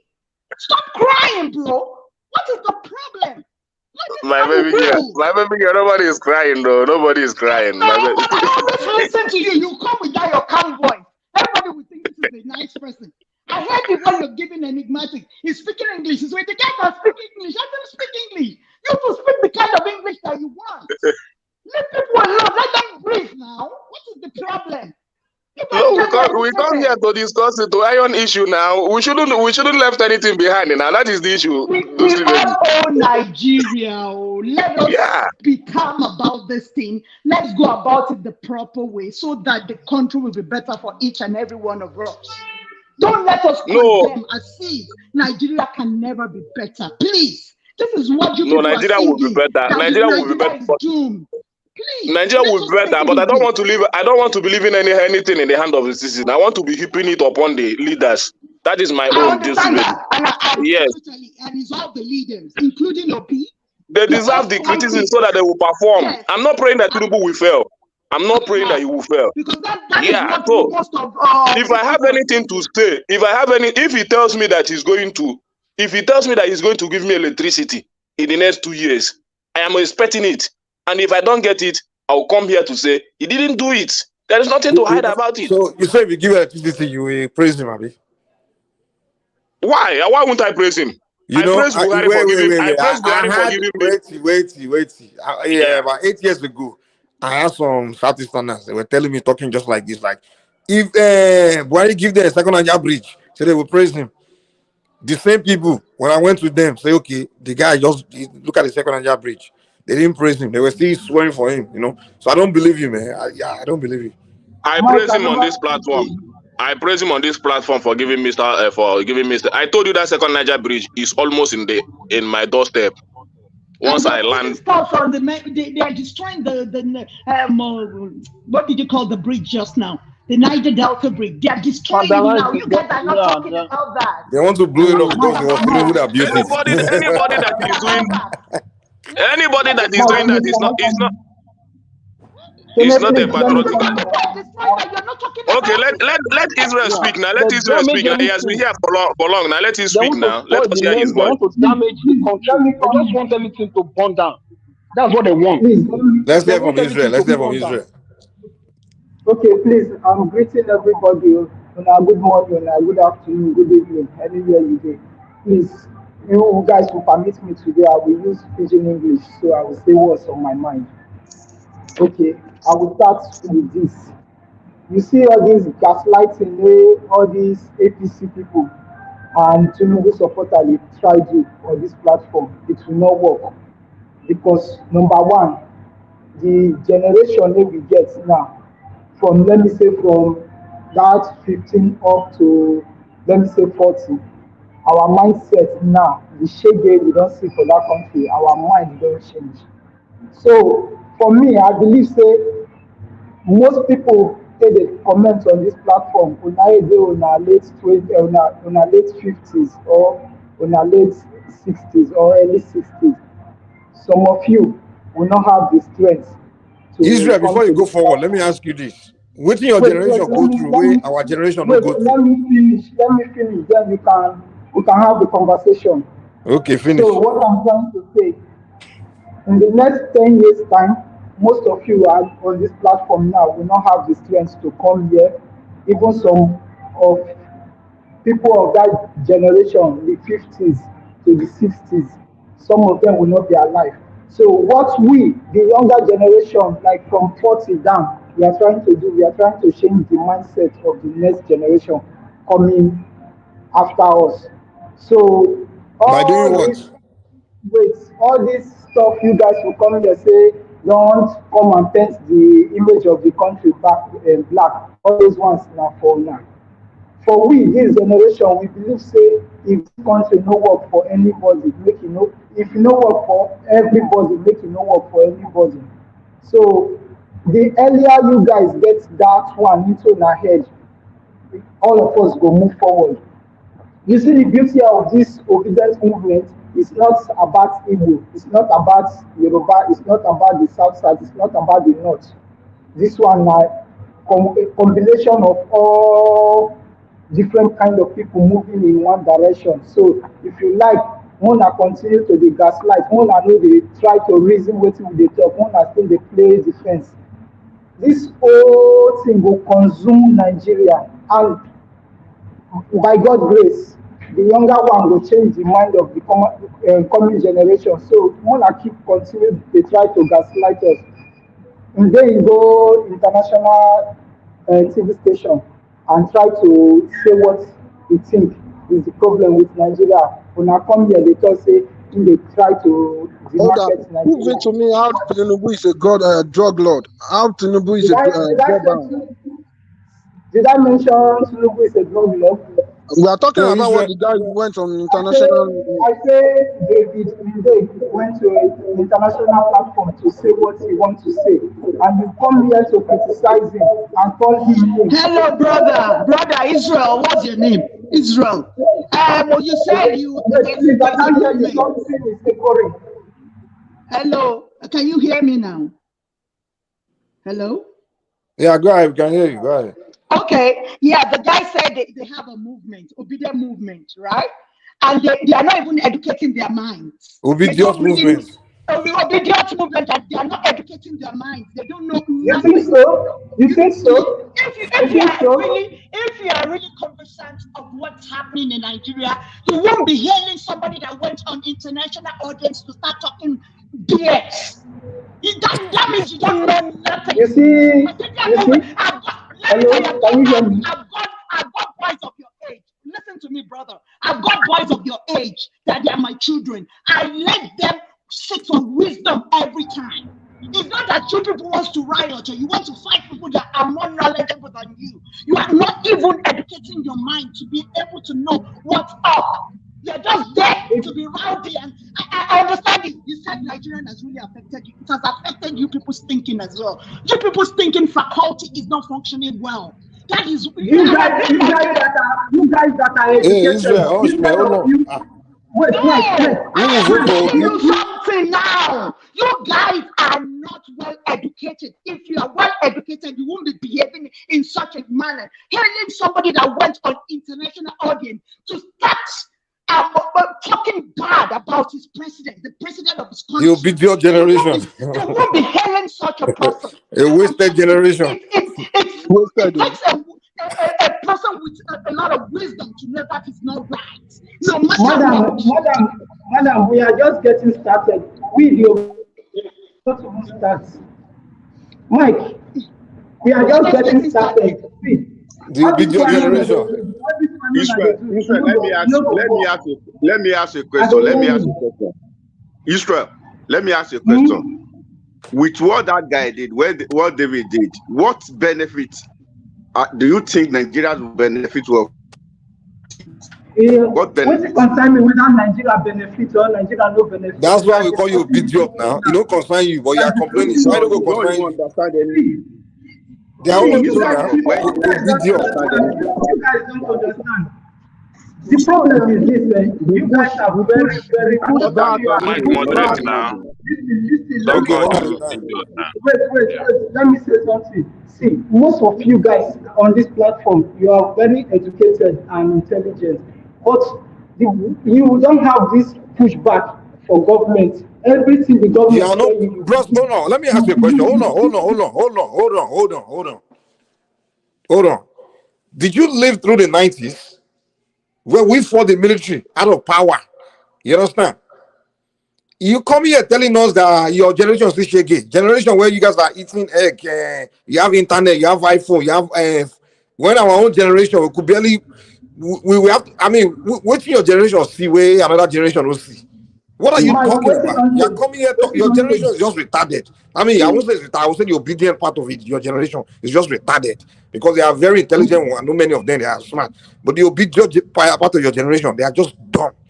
So, if you want to speak for your generation, talk about the obedient part of your generation. Well, like everything you say yesterday is just dumb. It's just stupid. You're saying your generation is not shaking. Which generation is shaking? You are saying you are pushing back. Wait. When we during our own generation, let me educate you. Our mic time. During our generation in the 90s, when the military was there, the way go and study how we actually fought them out of power. We use sense. It's not by going when we go outside to do anything. We go out there. We actually go pinpoint at the particular people that are the problem. The particular leaders are the problem. The military guys. We didn't go bashing the country, destroying the image of our country. That's not how we went fighting the military. We went directly at the military, not the country. But your young generation, you are coming here telling us you are pushing back by going out there. Mike, is that way to push back? You are starting to tell us, hold on, keep quiet, man. Be mute. Mike, let me say, Mike, can I talk, please? Hold on. Yeah, Mike, you know you are a moderator. No. Please don't. Yeah, I get it. So anyway, just go ahead, sir. Go ahead. You see, no matter what is happening in our space, we want our leaders to succeed. For me, I want our leaders to succeed. But it depends me a lot when we are not getting to the right direction. You see, I look at a lot of things happening in our space. You see, I know what will happen to Nigeria if our leaders can just close eye, sacrifice on certain things, and give us electricity in this country. Maybe this well of a subsidy of a thing would have been but now no fuel, no electricity. All these things are getting too hard on the citizens. You understand? So nobody to stand for the masses. So the intellectuals, especially you in diaspora, that's why I was speaking the other day and saying that you guys are not doing a lot for us in this country. If you will convert your mind to help these young ones, educate them, even if you don't want them to abuse, encourage them. You see, Mike, it's not about Tinubu, it's not about P2B, it's not about Atiku, it's not about anybody. It's all about we, the citizens, coming together, build our ideology. You force our leaders to do the right thing, no matter who is there. If Obi had won, there is no way I will not criticize him.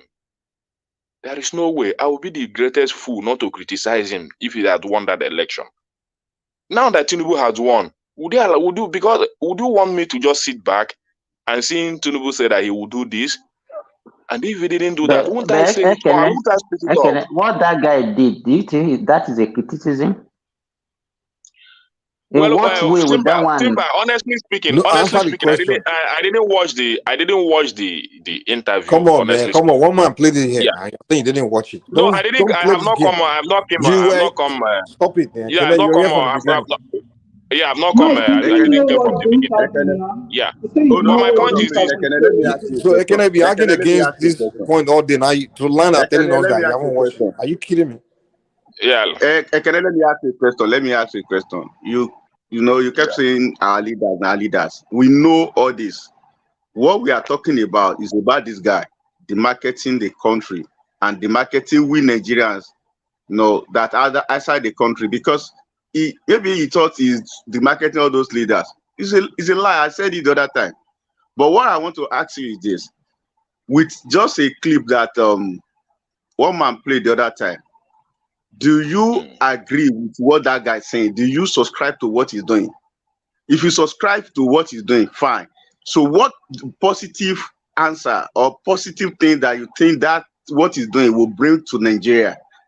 Do you think there's any positive thing? Because when we look at it, we want to see, okay, whether what he's doing is right or not. Okay, whether it's right or not. But what are the positive things that will be imparted to us? Because that is the main goal. That's the main objective. We don't want a situation where somebody will go out there because of your own stupid and selfish or reason. Because the guy is selfish. He just want want asylum. That's what he wants. He doesn't want it. The other day he was in Kenya or wherever that they chase him, or Gambia. They chase him out of that place. So tell me, forget about the leader. We know the leader, we know them. If you want to criticize them, when they bring out policy, we will criticize them on this platform. We will tell them this and that. But we are talking about but unfortunately, there are still people that defend those policies, even when they know that these people are not performing. But my point is this. There is difference between criticism and the insult. You understand? So you don't insult your leaders. You criticize them based on what they say they would do. And when you want to hit them, you hit them very hard. And we should be able to say, you do this, you said this, you didn't do it, and we are removing you. It doesn't matter whether he's my brother or he's anybody. That is my point. It doesn't matter where that person comes from. Whether he's my father or my brother. You gave a policy. You are going to do this. Even though this government is still new, I'm not judging them by now. Me personally, I'm not judging them. But whenever they bring out police, you need to judge them. See, this the only thing I will be doing, the only judgment I will be giving them now is, you said you would do this within this certain period of time. You didn't do it. Because you cannot remove them now. It will be close to the election. They will begin to give their record and all that. And you will still see people come back to say, and use a lot of grammar to say that because of this, they didn't do this, because of this, and they begin to, covering up some things. I'm not saying they'll give 100% of their policy, but at least let us see 50, 60. Then we now say, yes, there are some challenges that made you not to meet up with the 100%. Let's try you for another 4 years. And that is how the country will move forward. But when we turn it as if when we make it an issue that a Southeasterner cannot criticize a Yoruba president, it becomes a problem.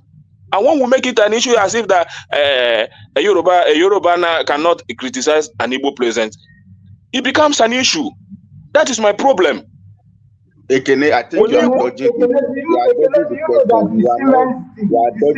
question. It's not about Yoruba, it's not about Igbo. We are talking about somebody out there demarketing the country. We are not talking about, everybody should criticize government. We've seen it. We know when somebody say, he will give you light, and he didn't do that. We all criticize. I'm on this platform. We know how they defend the policies. We know how they defend their policies. We are talking about tonight. We are talking about a different topic.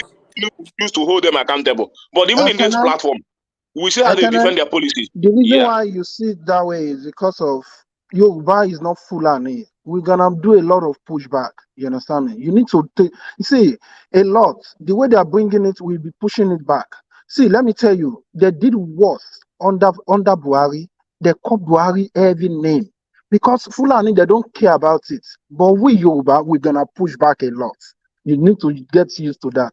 It's not maybe people are saying it like Yoruba cannot criticize. No, criticism is all everybody. Everybody know that our leaders have already failed us. They are bad. They do this, but spoiling our country name, that's the issue. Because someone like me, I never have another passport. You understand me? And I will not listen to where anywhere they will this marketing my country. I will not accept that. I will do a lot of pushback. That's why. Okay, maybe that passport, yeah. Have you seen the CBN audit report? The one they just reported yesterday, released yesterday. Well, no, I cannot believe all those propaganda news. You understand me? It's APC government that released it, and you say you cannot believe it. Tinubu is releasing what the damage Buhari and Emefiele did to Nigeria, and you are saying you cannot believe it. That country, Buhari have damaged that country so bad, and if we keeping quiet, not criticizing the government, Tinubu will take the same path. Who say we should not criticize the government? Damaging the country, that's what we are talking about here. Damaging the country, saying a lot of bad things about the country. That's the issue me I have. I don't care if you criticize the government. Who care? You understand me? For me, I never have any other thing. You understand me? But I will do a lot of pushback, even to go and open. See, the way we're gonna take this thing too. Me too. I'm a generation of obedient too. The way they are bringing it, we're gonna be doing a lot of pushback. We'll be calling in. Me too. I will open. Kumi, listen. Let me ask Israel some question. Israel claims to be one of the Nigerian youths. He said it's less than 40, whatever. He's right there living in Dubai. He's not even in Nigeria. He's in Dubai. And he knew what Nigerians did in Dubai and how they deported Nigerians from Dubai. Is that the problem of the leaders? When Nigerians got to Dubai and destroyed that place and they ejected Nigerians from Dubai. They are doing cuttings in another man. Simba, you think that we that are in this country, we are happy here? I cannot hear what you are saying. I don't know where you are talking from. Because... Can you hear me now? Okay. I said, do you think that we Nigerians that are living in UAE, do you think we are happy? We are all happy living here? You think if Nigeria is that what you sometimes when you talk Israel, I don't know if you are a if you are a representative of Nigerian youth, then that country doesn't have a future. I'm very sorry to say. Because we are talking about a group of people now. You are saying because they are not happy, and that's why they are doing courtism in another country. Is that what the reason you are giving to me? If somebody say A, you will hear B. I said, do you think that we living here, we are happy? For me, living in this country, I'm not happy. I'm just. Is that the answer to the question I asked you? So what I'm trying to tell you is this: most of those people living here, they are living here out of frustration. Some of them, they don't have visa. So, and that's why they carry cutlass and decide to courtism in another man's land? Simba, if it is good for you, it's not good for everybody. Simba, let me say this. Let me say, Simba, you see, this Nigeria you see, the reason why somebody like me, a lot of things is in this country, very good things, opportunities and all that. And somebody like me, I see those opportunities, which I thank God. I know that by God's grace, we'll be grabbing it small. But people that don't see it and feel that the opportunity is out there, good luck to them. And that is me. Did you listen to the question I asked Israel? Yeah, I listened to it. But my point is this. I listened to it.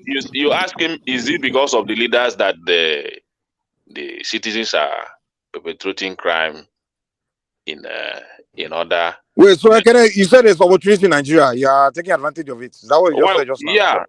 There are many opportunities in this country. People like me see it, even though there are some government policies that, but people that don't see it and feel that the opportunities are Israel didn't see it. Now he's crying. He's blaming Nigeria because he didn't see it. So Israel, whose fault is it that you didn't see it? But can I saw it?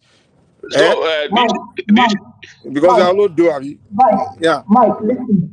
Back 2000, I left Nigeria 2019. I was doing good for myself. Understand? So you were doing good in Nigeria. Yes. If you like, believe it. If you like, don't believe it.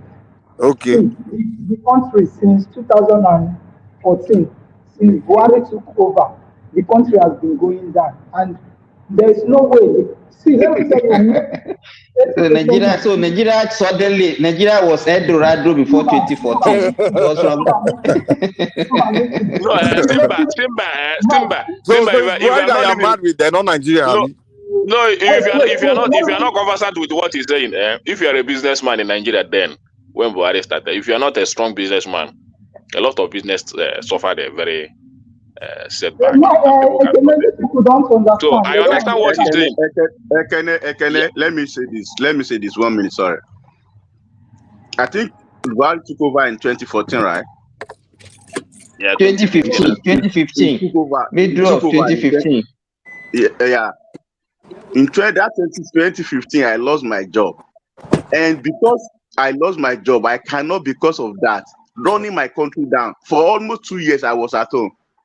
I cannot, because of that, going outside there and run my country down because I lost my job. I was at home. At a point in time, I was using my car to do Uber. I was doing car use. So because I'm outside the country now, I'll now be costing the country. I want to run it down because I face some difficulties and all that. That's bad. That is not right.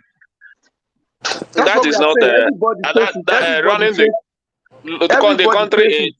See, like this language, there is some language calling Nigeria zoo is not a good language. It's just like painting Nigeria in another form. You understand? So those language are not good. You want to criticize, you criticize in a good manner with a good language. Before You even one or understand? two of them, I was like, ooh. So my point is this. But for me to leave these leaders alone, for me Mike, to leave this, can you mute yourself? Hey, thank you. For me to leave these leaders alone, for them to get away with all these things they are doing in this country, I will not leave them alone. But some certain language, to use it against the country, I will not do that. And I implore other citizens to learn good language when they want to criticize the leaders. It's the leaders we are holding accountable, not the country. We are not trying to run the country down. But if any leader has done anything, or you come up as a leader and you're not going towards the direction of helping this Nigeria to grow, we'll run you are supposed to be run down. We criticize you. We bring you down so that you will not have the opportunity to go for the next term. And that is my point. Okay. Thank you. Mike, sorry, because I think we are over-laboring this issue. Mike, is Mike there? Mike.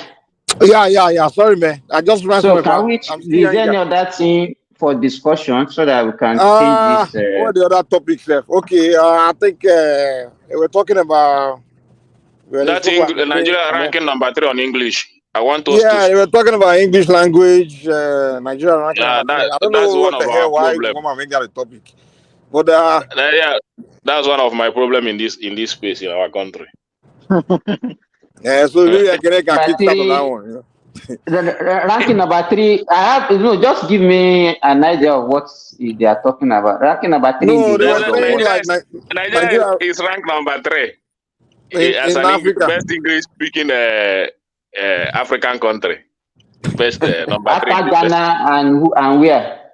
South Africa. Nigeria is no, I don't think it was Ghana. I think it was Kenya. I think Kenya and South Africa. Kenya. And then in the world, it's about one. So we are going to rank ahead of Ghana. Yes. I don't believe that. I don't believe that. But my point is this: what kind of English this week in Kenya?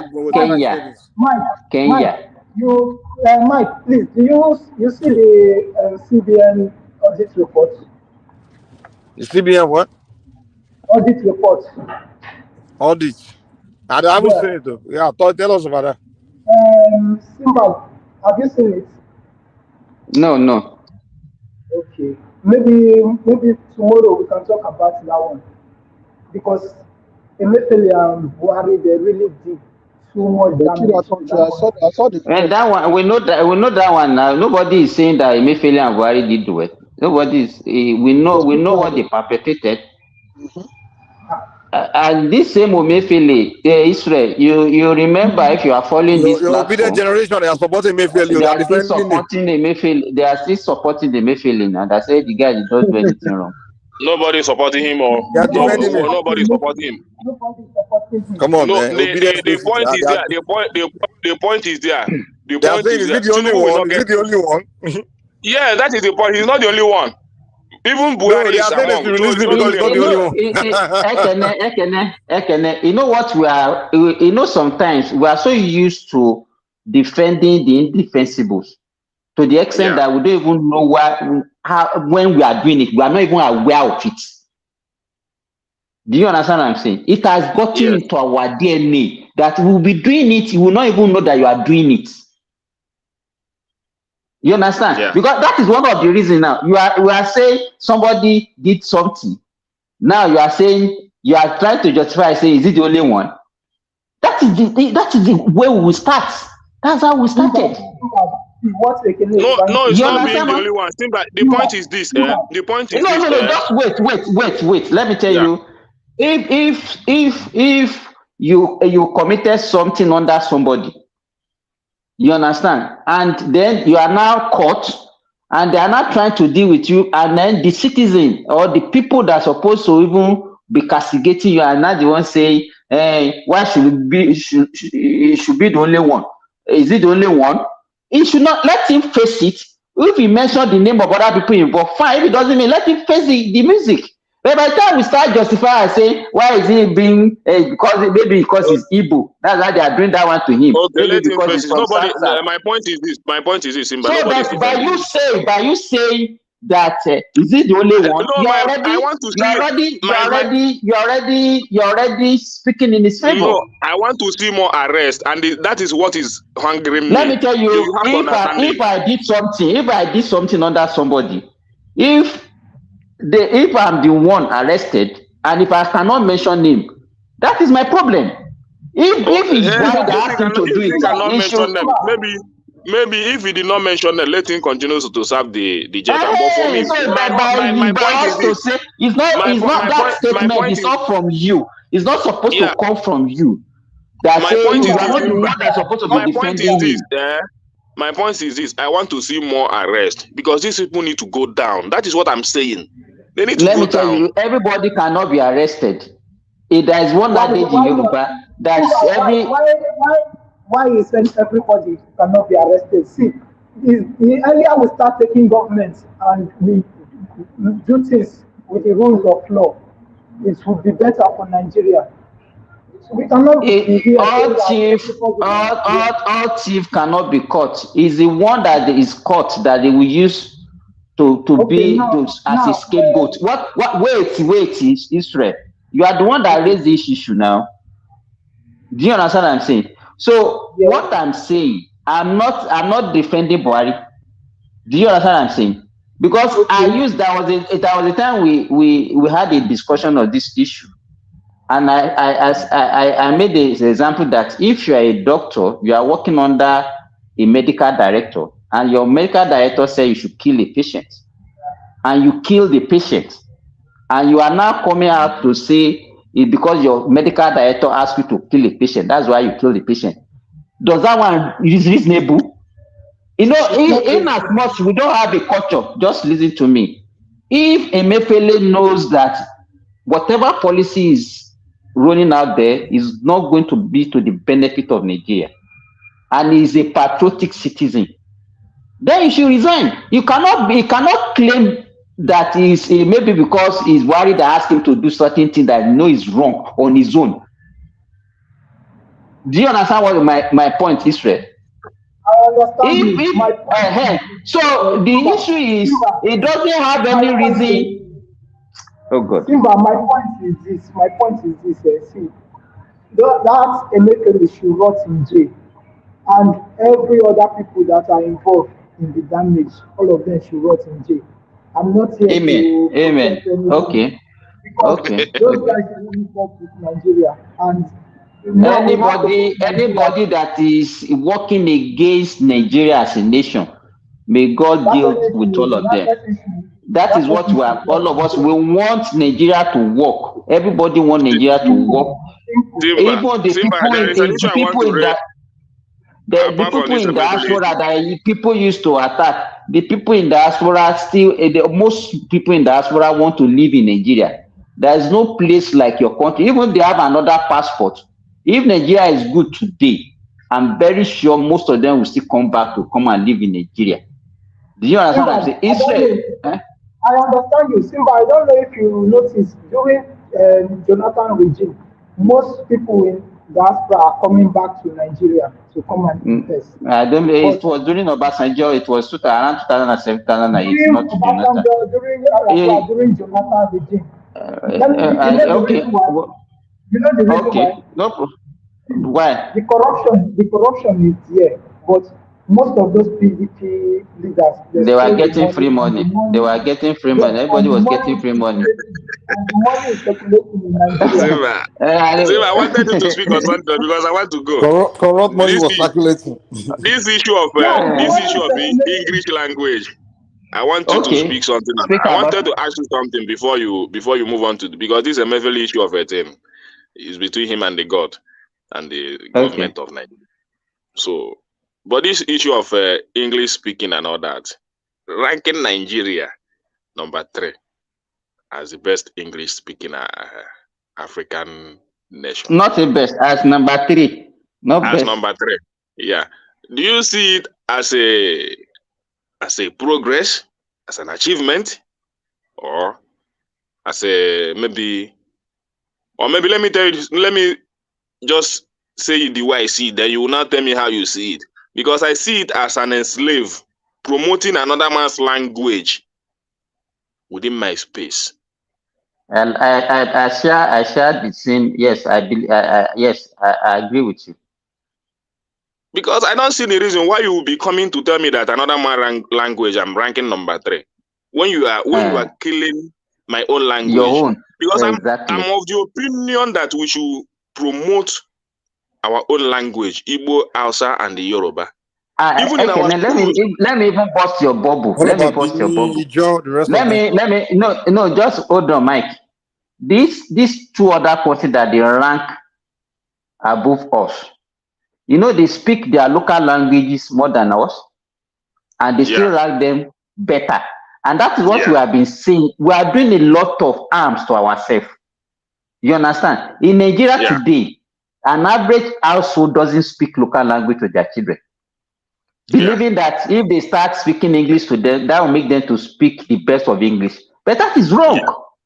It's very wrong. And you can see the effect now. All these South Africans, Kenyans, they speak Swahili, and they will not speak. You will not see them engaging in conversation with themselves and be speaking English.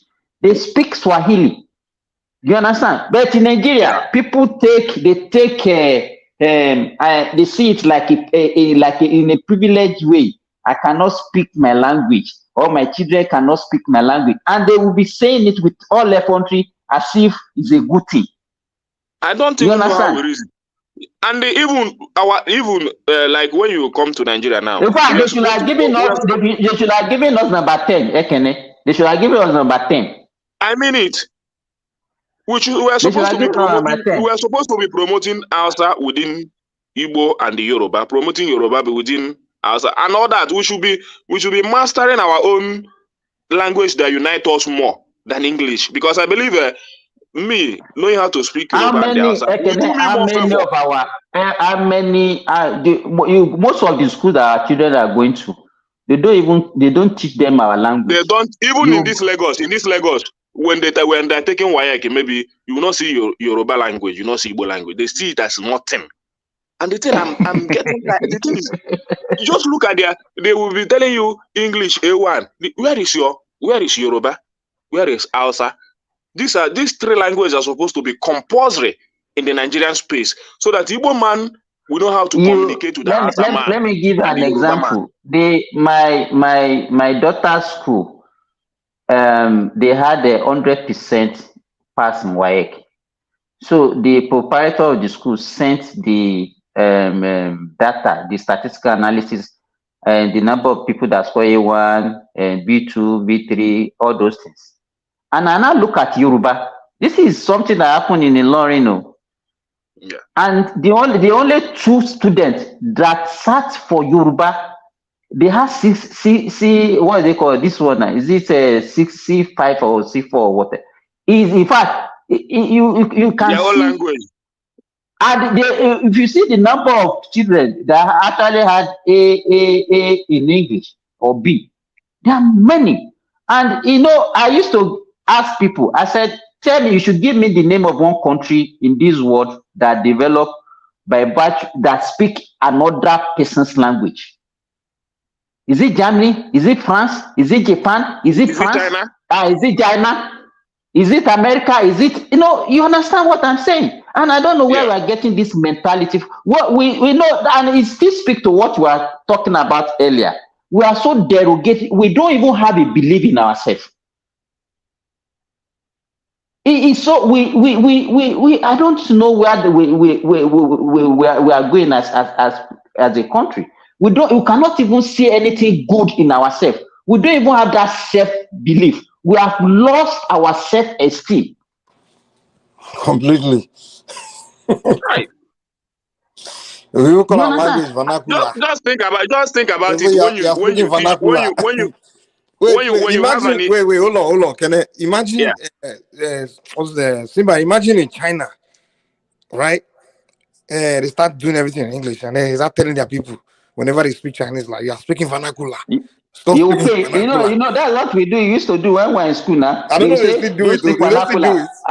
it. They will say you pay so amount of money if you speak your language. Can you imagine that? Vernacular. And I remember, was it yesterday that you are talking, that you are asking a question? Now you are making a point. You are not making a point. If you speak an Igbo language in my class, you will pay 20 naira. Imagine in Germany, the German telling that people, if you speak German, you pay money. You must speak English. Nigeria. I just think about it. When you have teachers that can teach physics, chemistry with Yoruba, Hausa, and Igbo in our nation, do you know how far it will go in developing the country? One thing, let me tell you, apart from that. Please, let me interject. You see, English language is very important for everybody. Let me tell you why. As long as you don't have that chemistry book translated to Igbo, translated to Yoruba, translated to any of those languages, it's only in English, and that's the one that is, being recommended in Nigeria. So every one of us has to understand that English very well. Okay, listen. Let me give you an example. Give me 1 second, though. Give me 1 second. Okay. The knowledge of this world. You said the knowledge that is hidden in this world is written in that language called English language. So that is what is important for each and every one of us. I'm not saying that what you have said about people not allowing the kids to understand their native language is bad. No, that's not what I'm saying. But it is important for us to understand that English, because the knowledge is hidden in that language called English, because they are the only one that colonized most people, that don't want people to understand the depth of the knowledge of I understand what you are saying. Then now let us place ourselves that I lay more emphasis on English. Compare ourselves with even countries that, because you say all those books written in chemistry, physics, they are written in English, and the knowledge is hidden in English. The Indians, the Chinese, the Japanese, the Koreans. I mean, I'm not even mentioning the Western Europe, that are not even using English as a language of instruction. Are we doing better than them? No. Lucy, where are you? Lucy, answer the question now. Mike kò jẹ́ kí n gbọ́rọ̀ bó mo fẹ́ sá lọ sí. Ṣé mo ń bẹ̀rù Simba ni?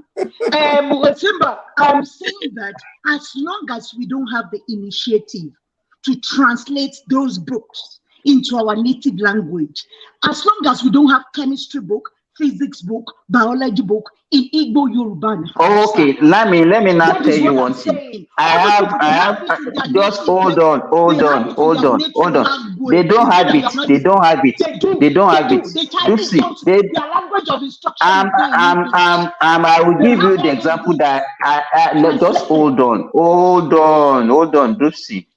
Okay. I will give you an example of where I know. I have Egyptians that we are working together. I have Arabs that we are working together. Let me use that one. I have Indians that we are working together. It's only time they use, there's only the terminologies in those that they cannot translate. They still read all those chemistry in English and all those things. But the language of instruction is still Arabic. It's still Arabic. Yes, it's still Arabic. In China too. The language of you understand? That's what you are saying. The language of instruction should be, I can use Yoruba and then give you to teach my children in chemistry. That is it. And tell them those terminology that cannot translate. They're making that language, that Igbo language outside Yoruba. They're seeing it as an evil when they're teaching the students. When you bring it up to you can see how Dupsy. These are the mothers that are supposed to be teaching our children. Look at seeing how Simba, give me a second. Simba, give me a second. Let me ask Dupsy. Okay, so Dupsy, when you read a book, right? Yeah. Read it in English, right? And you understand everything you read, you get a picture. Now, when you go into talk with somebody in Yoruba language, can you explain and describe everything you read in that book in your own language? Like, yes, I can. Exactly. So what we are saying is that wait. What we are saying is the textbook can be in English. You go and read it. Now, when it's time for instruction to discuss what's read, to explain it, right? You can speak in your local language. Actually, the children will understand it better. They will understand what they've read. When you are explaining to them, when you are giving, listen. It's just the terminology that may be different. Maybe there may be word that exists. Maybe what you have read in English, there are vocabulary words in the English language that may not exist in the Yoruba language. And then as you speak Yoruba, then you use that word, right? Can you teach anatomy in Yoruba? You Simba that you're talking. Can you teach anatomy in Yoruba? I'm asking you as a doctor. Yeah, of course. Can you teach anatomy in Yoruba? Why not? Yes, why not? Why not? Dupsy, why not? Is it that easy? Even to understand it in that English language, go the other wait. Yoruba language. Okay, explain to us how they won't be able to teach it. Dupsy, listen. If we have this thing right from time, you said because the other people, they were able to translate those books into their own language. What stops us from also translating our own? If we can translate, excuse me, if we can have that initiative to translate Bible and Quran. You translate it in all language. You understand? So what one at a time. They made sure that we translated all these religious books into our local language, but they did not encourage us to translate. I will not blame Dupsy. I will not blame anybody.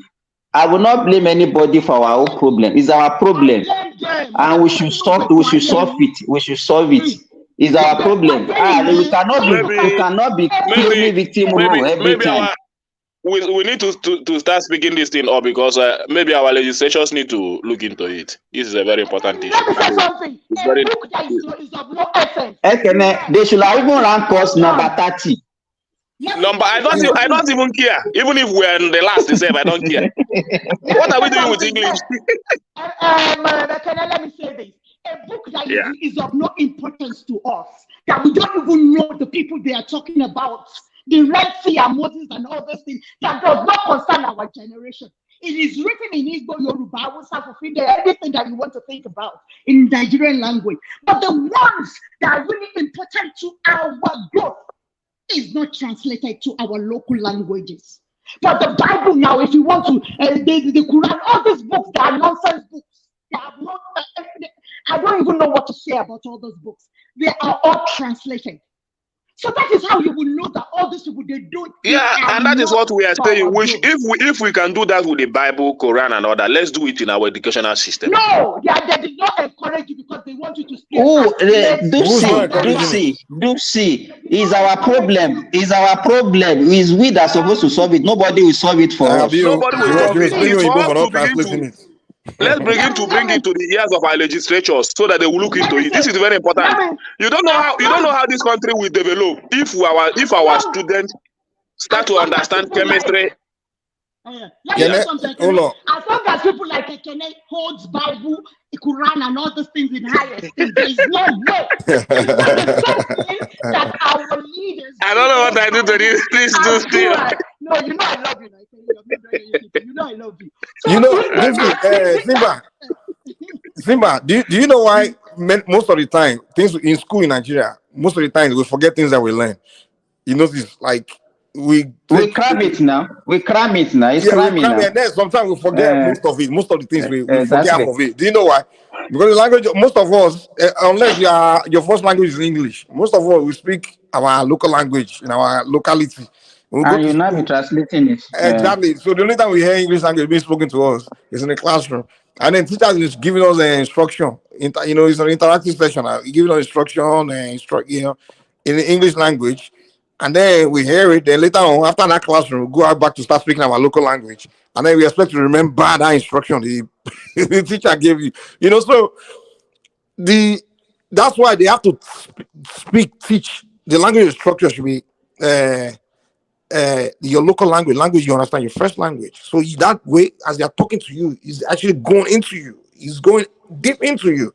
Yeah, like me now, if I'm doing an exam, it takes me time to finish the exam because if I read the question, I have to translate it to my language before I understand it perfectly what they're talking about. So it takes me a lot of time. You see that most of us write that we just do it in an hour. But it will take me like 2.5 hours to finish the exam because I have to always translate whatever they're asking me for me to be able to answer the question effectively. So I have to always translate to the language that I dream in, I speak in, and I do everything in. So it is difficult.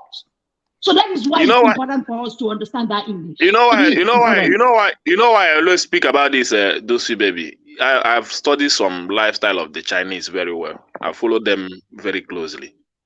These people, they are genius. They are everything you want to see in a human being.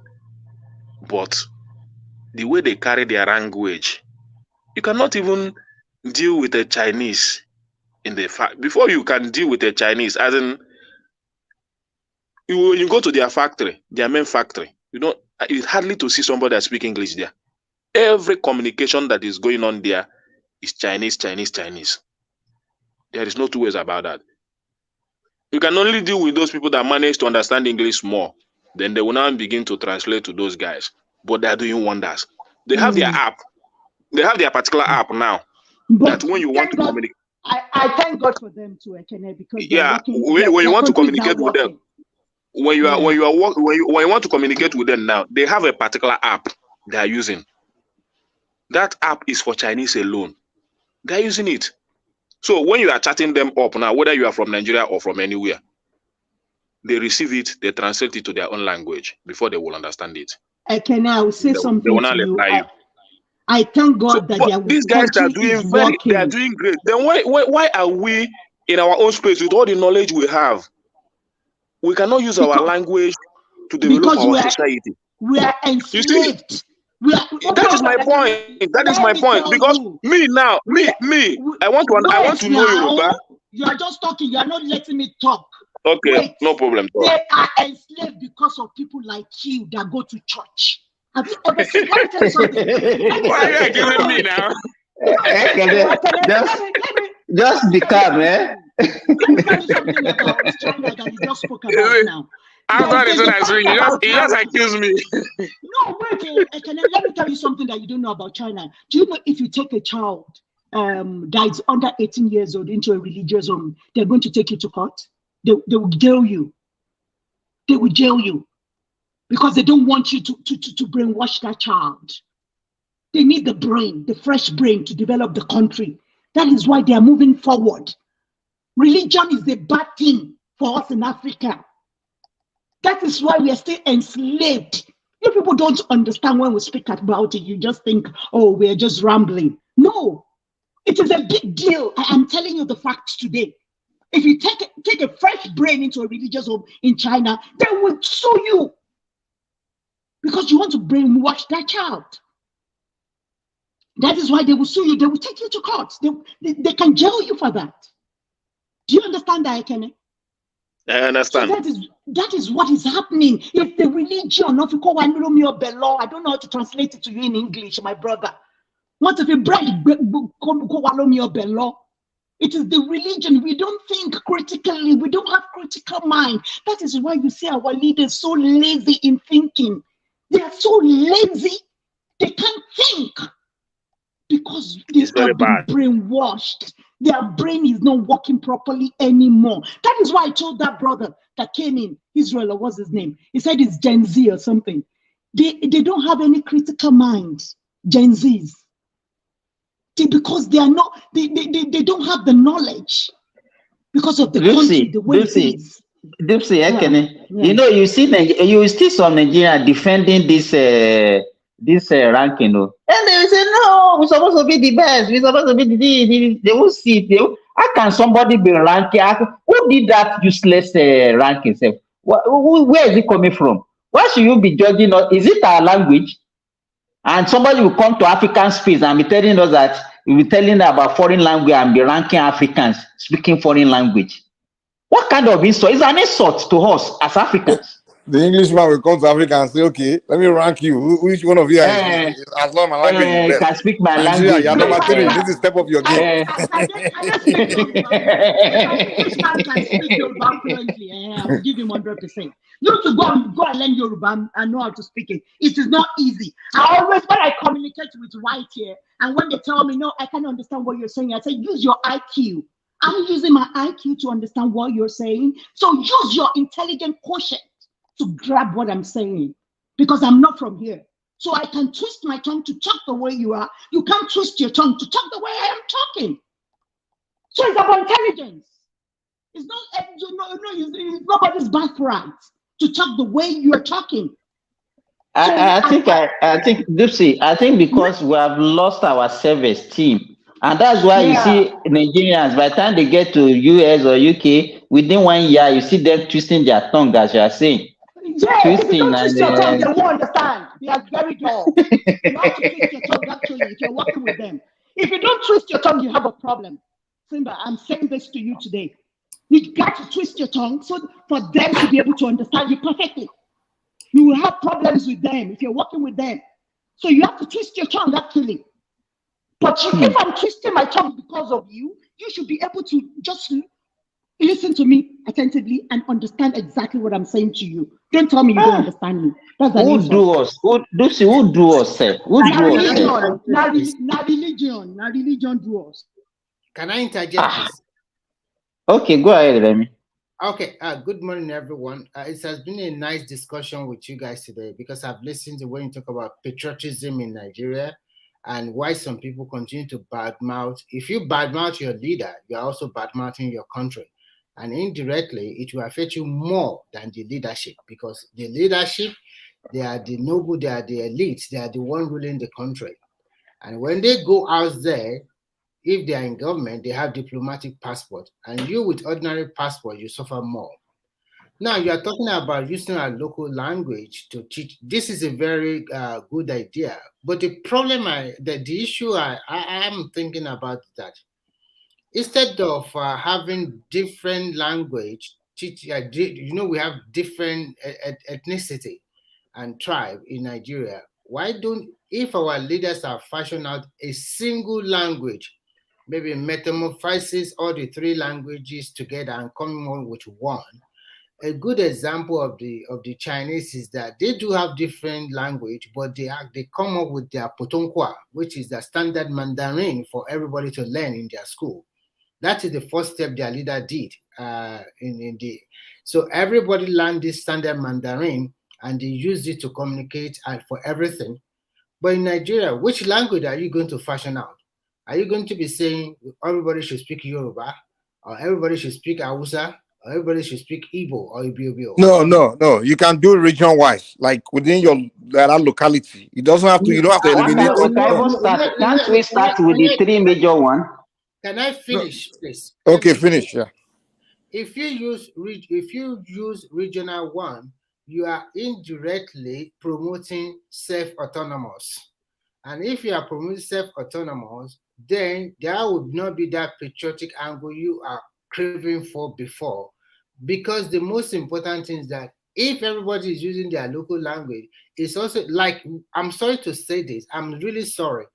Black men, we are greedy type and we are selfish in nature. Because most of what our leaders... Hold on, Remy, before you move on from that space, please, hold on, give me 1 second. Are you saying the feature that you want is a point where the Yoruba language will be eliminated, the Igbo language will be eliminated?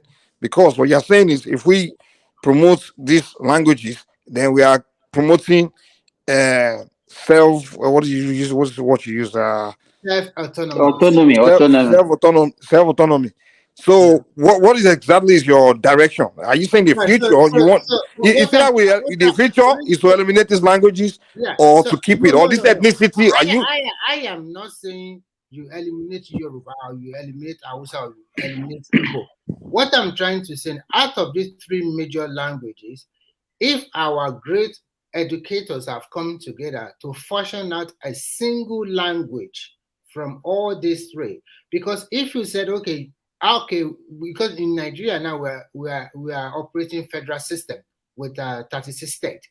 But if you tell us we should go back to region and every region should not speak Yoruba and maybe speak Igbo or Hausa, whatever they find themselves. So, but if you fashion out a language that everybody can learn easily in Nigeria, just a sample of what the Chinese did. No, Remy, it just what we are saying. I don't think it will work because we can still use English for whatever reason, for anything. What we are saying, what we are talking about is a language of instruction. We are not saying we should not speak English. Sima, let me help you. Let me give me 1 second. Let me just hold on 1 second. Let me hold on. Just give me 1 second. You continue. Just give me 1 second. Give me 1 second. Okay. One reality we have to come to terms with is that we have ethnic groups in Nigeria. And we have to come to decide whether do we want to keep these ethnic groups alive? Do we want to preserve it or do we don't want to eliminate it? Okay. First of all, I don't think let me land. First of all, I don't think anybody in Nigeria will agree that I want my ethnic nationalities to be eliminated. Extinguished, exactly. So wait now, you have to learn to be patient now. You will come, you have time. So the reality of the matter is these ethnic nationalities are going to be there. Everybody agree that we have to preserve it. It has to be there. So when we are saying, okay, it's there. Chill out now. Mike, you are probably. Continue. In 2 minutes. What I'm trying to say is very simple. Our identity will still be there. All nationality will still experience and promote their culture and tradition. The reason why I said this is that because if we want to eliminate English totally as the form of our national language, no, we don't plan to eliminate. We are not eliminating English. We are saying we should learn it, but it shouldn't be the. Okay, hold on. If you don't want to eliminate English totally, and you still want to preserve English as a national language, and you want instructions in our schools to use local language, can you tell me what is the basis of using English then? So far, you know that you are going to be using your local language because to communicate with the rest of the world and with your country. So that is the problem here, because we have three major tribes. So that means in Igbo land, everybody will communicate, or language of share will be in Igbo. So if that Igbo guy, the language of instruction. Listen, if that Igbo guy finish in Enugu and he find a job in maybe north or the western part of Nigeria, which the educational system is similar, but they use different language of instruction, that would be a kind of problem here. So what is the problem? There won't be no problem. It's the same curriculum, just a different language. So what is the problem? If you, as in Nigeria, you are taught in English and you can go and work in China. In China, even you can even go to Cameroon to work. Don't Nigeria go to Togo to work? Do you know China is different in that angle? Let me finish. What they did is very simple. As I'm trying to explain before, they have one uniform language and they call it. But that's not the point. Simba just made. No, listen. He's not talking about China. Just saying you can go there to work. That's what he said. They have one uniform language, which is Mandarin, and because they open up their country and they want their citizens to, they learn English at school as a subject, as we are learning Yoruba, Hausa, Igbo, and the rest. But they have a standard language that everybody learn and use it to do their WAEC or JAM or whatever. It's the only one. You must learn it from your kindergarten. Everybody. It's a language they fashion out by themselves. But what you guys are saying here is that the Southwest, we have Yoruba as a form of instruction at school. And then English will be a second language below Yoruba. You learn English the way they learn English in China. But you have a class, for English class, where you learn English. Yes, now. I want to get something clear. I'm asking you for clarity. You want Yoruba to be used as language of instruction in both English, math, and whatever they are doing. No, it's not English. English will be a language. It will be a subject on its own. But when you want to teach, just hold on, so that you get it clear. You get it clear. So every other subject will be taught in Yoruba. So we are right now. So I understand what you are trying to say. So Yoruba is the main form of language for instruction and for everything.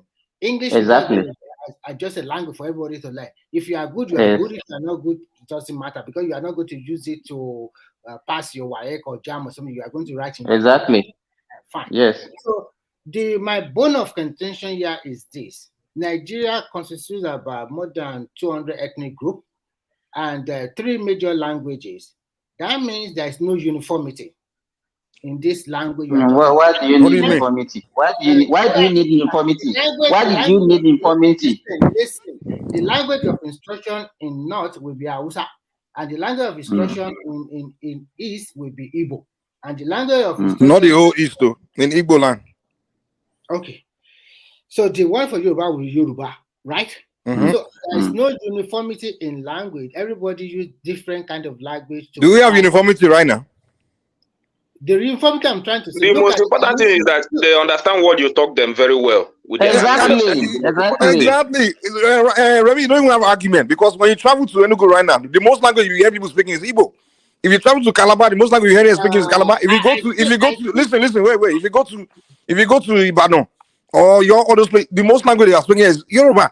So you are telling us that we shouldn't have teaching. You are saying for the sake of people in other parts of Nigeria, they shouldn't be teaching in that language that is mostly spoken in that place. It will help the system develop be more productive and all that. When you teach them physics, when you taught them physics and chemistry with their language, with their local language, their brain will be more wide and they will be able to accommodate more things. That is my point. So it's not that we abolish English. So we use English to even judge intelligence. People that speak the best English are more intelligent. Yeah, just for communication, nothing more. No, this is not for communication. You are the said language of instruction at school. That means from your kindergarten to your university, if you are domiciling in that region. We are talking about English. We are not talking about our own language. No. Simba and Mike, answer this question. So if they use Yoruba as a language of instruction at school, you are telling us that for every kindergarten, every primary school, every secondary school, and every university that domicile in that region, we use Yoruba as a language of instruction. No, you can. Let me tell you, Even in Dubai, they have English speaking universities. Even in Sudan, where they speak Arabic, you can have pockets, but they still universally they still use Arabic in most of their institutions as a language of instruction. Even if we can be able to even if we can be able to promote those three languages in every region, we promote when we come to the southeast. Let me finish. I cannot hold on. Please. Okay. Simba, you use the word universally. They use Arabic universally in Sudan. That means everybody in Sudan can write and read in Arabic. But when you now talk about just opposite with Nigerian content you guys are promoting today, that means in Nigeria, if I can write Yoruba, I might not be able to write Igbo. And if I'm Igbo, I might not be able to read or write Yoruba. And if I'm Hausa, I might not be able to read Igbo. And that is what I'm trying to say. There is no uniformity anymore. What is wrong with that? Yes. Yes. No, is that uniformity now? So no. What I'm trying to say is that in the whole, we are talking about a country as in Nigeria now. We are not talking about region. So if you look at it as a country as Nigeria, and the way that country is fashioned or what the issues we have at hand, I want you to tell me how you guys are going to manage this language in different zone or region, how you are going to use it to harmonize the country together, because the country is already divided. No, the English you harmonize us. I'm sorry, this is being. I like this idea of using our language. I totally like it. I support it. Remy, let me say something. Nothing will change. Listen. What we are saying right now is already the way the society is already structured. Wait, Nisuru. What we are saying right now is not going to change from the way the status quo is right now. Because right now, the language of communication in all these regions is already that their traditional language. That's what they speak. That's what they speak at home. That's what they speak everywhere. But we learn English in school. But the only thing is that wait. And the only thing is that instead of learning English and also using English as the language of instruction in school, let's use that local language as language of instruction and continue to learn English. Nothing which it won't affect any region. The only difference between now and then will be that people will not know how to learn in their own language or how to read and write in their language. That will be the only difference. Because right now, wait now. Because right now, most Nigerians can speak their language, but they can't read and write in it. That's the point we are making. They should be able to read and write in their own language. The ABCD, their language, they cannot. I will ask some clarification, and I will also make a statement. Like in China, they have this Mandarin. Everybody can read and write, and they use it as their form of business. If you want to transact contract or whatever with them, they write in Chinese and also write in English for foreigner, so that you can justify the two together. So in the Nigerian context, do you also fashion or do you take into the consideration that if each region promote their language and culture, which is exceptionally wonderful, are you saying that indirectly you are also promoting regionalism like we have before? So what is wrong with regionalism? Like that. It's what we have now. You see what we have now. We have it already now. But my point is this: even if we can promote those three languages in our region, where you come to Igbo land, you promote Hausa, Yoruba, and Igbo, where you go to Yoruba, those languages should be compulsory in our subjects, not this English of a thing. You know, when you say they say before you enter university, you have to get past English and maths. What is English doing there? I think Simba and Mike and Ekene, you should also try to look at what I'm trying to put across here. In Finland here, Finnish is their language, and everybody learn Finnish.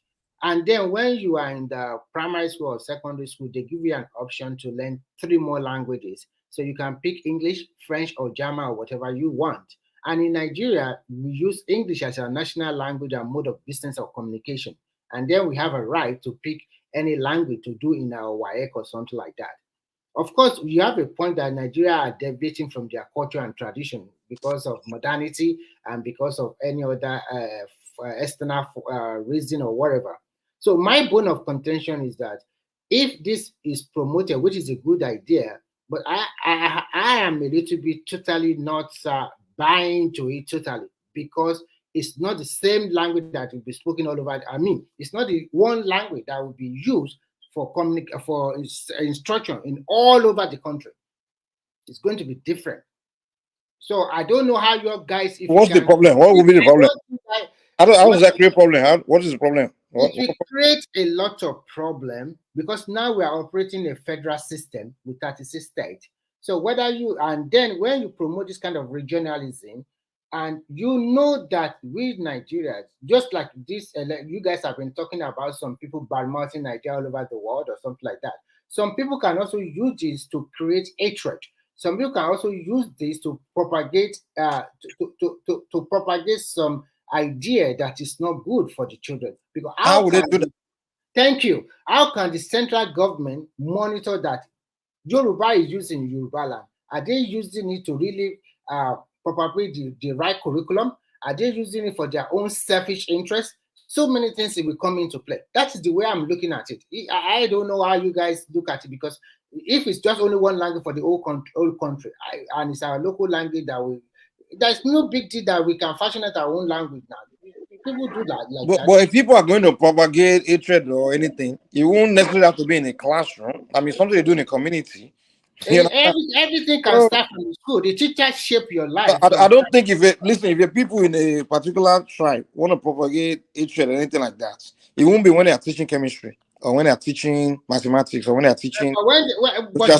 It's gonna be in their mosque, their church, or their neighborhood, their household. That's where they propagate. That is the major reason I am trying to say that if we can just sit down, most of our educated and intelligent ones, and come out with one singular language that will resemble, that will make it easier for our people to learn at school, which is doable.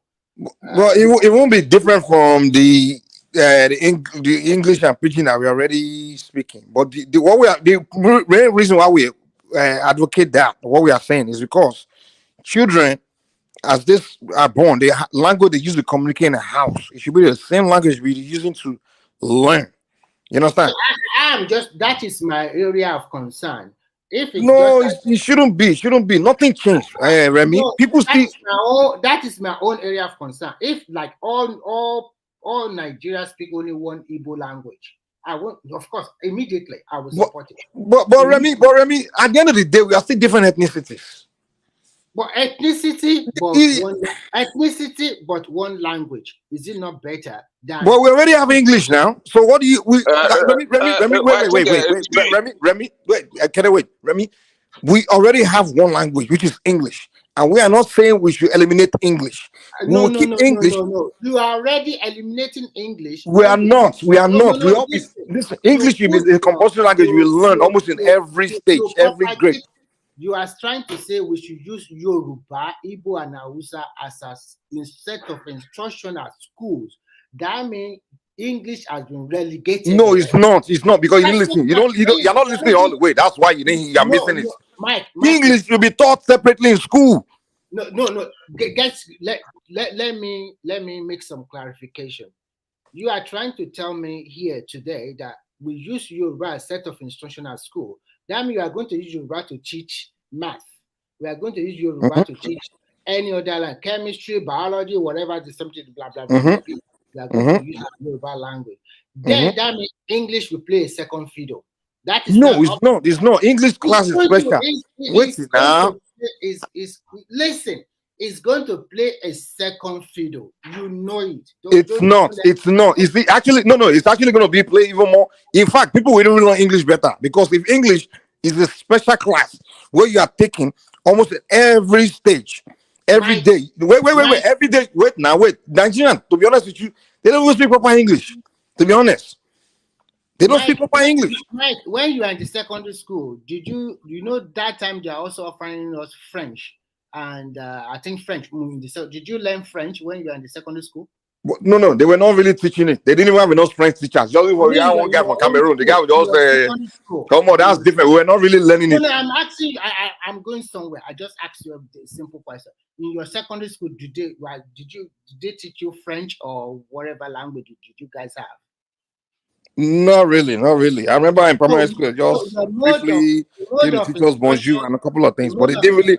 Just like me and you, it's English, right? But hold on, Remy. I will tell you what I want. Won't even work. Wait now, Mike, let's wait. not even follow through the question he's asking. Yes, the mode of instruction is English. Okay, Yeah, continue. Where are you going to? the mode of instruction is English throughout my primary, secondary, and university level.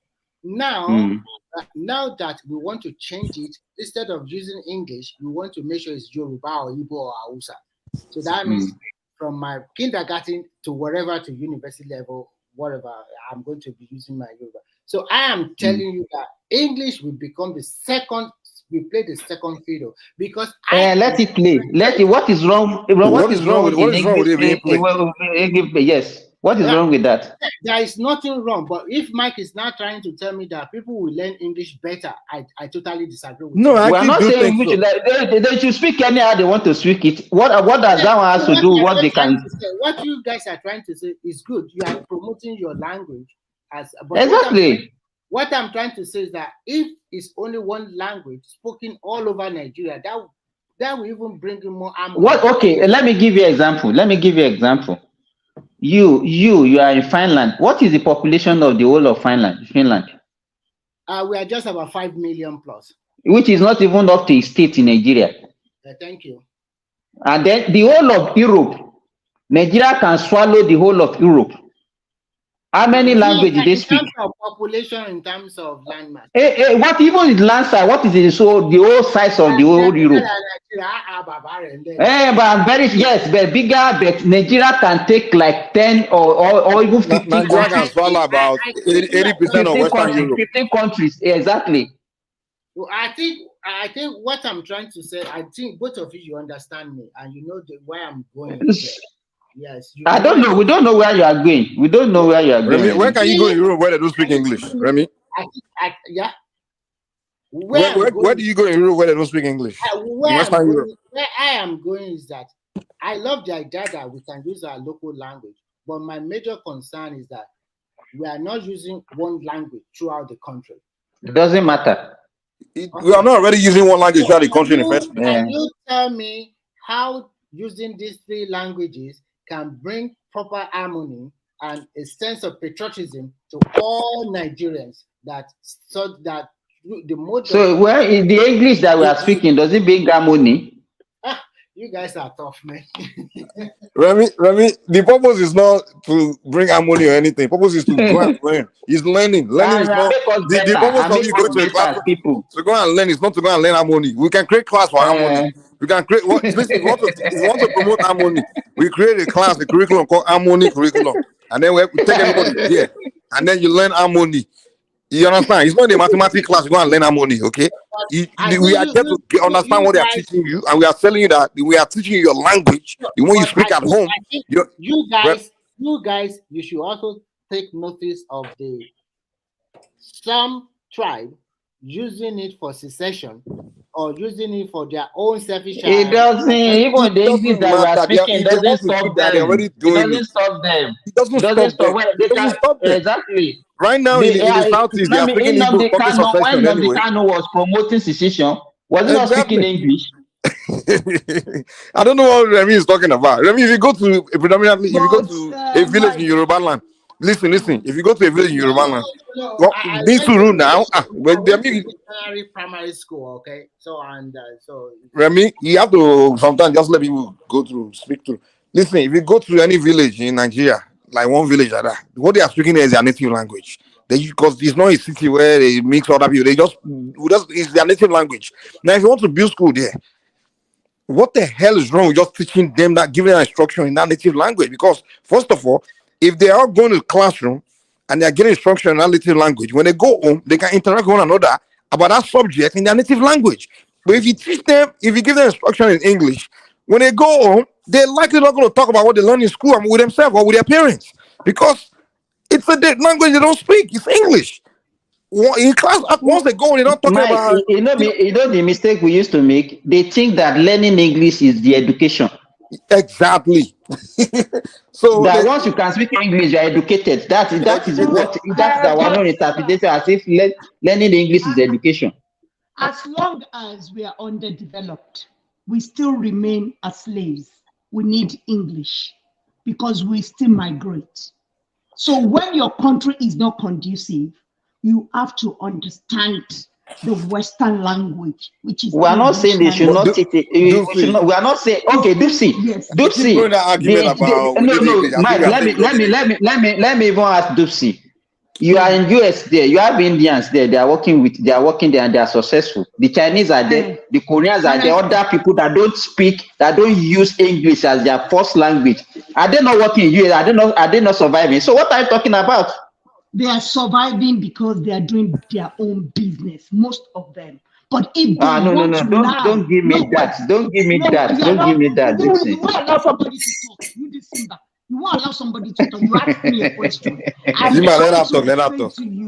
trying to explain to you that most of those people that you see, because they understand business, they do their own businesses.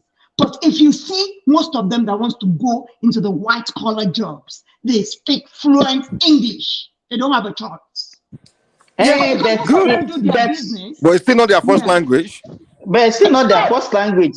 Yes, so if you want to go to that, hey, so what is the point now? What is the point here? It is optional for you to leave China. Do you think? Let me tell you, Dupsy. Are you think? That is what I'm saying. Dupsy. Let me ask you a question. Do you not think that you have an advantage? Hello. Listen to me, Dupsy. Are you telling me that you have more advantage than these people working in a white collar job in US? Yes, you will have more advantage. I'm telling you. It's a lie. Dupsy. Listen. They will hire. Dupsy. Let me tell you something. Dupsy, I live in America now. Give me a second. They will hire a Chinese. Listen. Okay, thank you. They will in America. They will hire a Chinese or a German. They don't speak even good enough English before they will hire a black American that only speak English. I'm telling you, because they know that these people, job. They are looking for your. If you're talking about IT jobs, they care about your intelligence, your level of productivity. They don't care about your grammar. I'm telling you, they care less about your grammar. It depends on the. Maybe where they need you to come and speak grammar, they may hire you for that. That's what I'm saying. But they will hire somebody with an English degree. IT that you don't need to communicate with anybody, that you can work from home. Yes, you can talk about those jobs.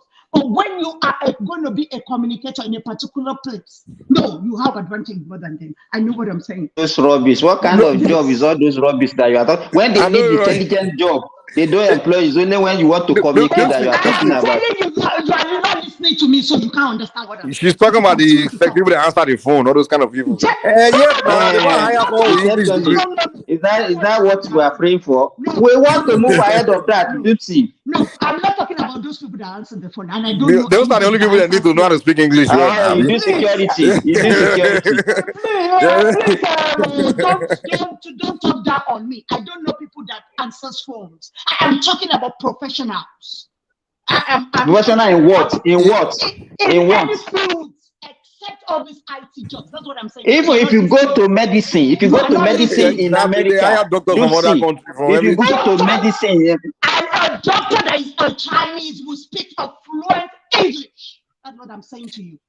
Yeah, but they still employ Chinese. So the way they are doing it won't stop us from doing the way they are doing it.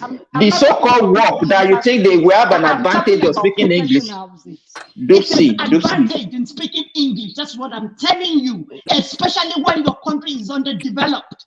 A Chinese man has an option of leaving China or not, because China is working fine for him or her.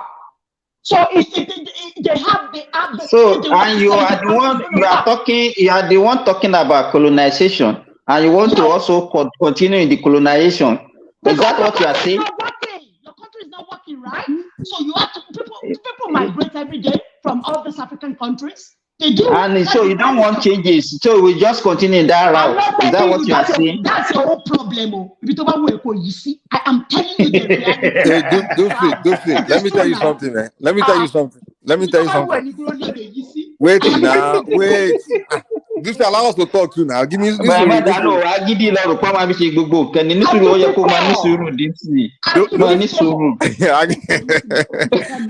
trying to tell you something. Listen, if I go to engineering school here in America and I come out with my engineering degree, Mike, I didn't perfect my English.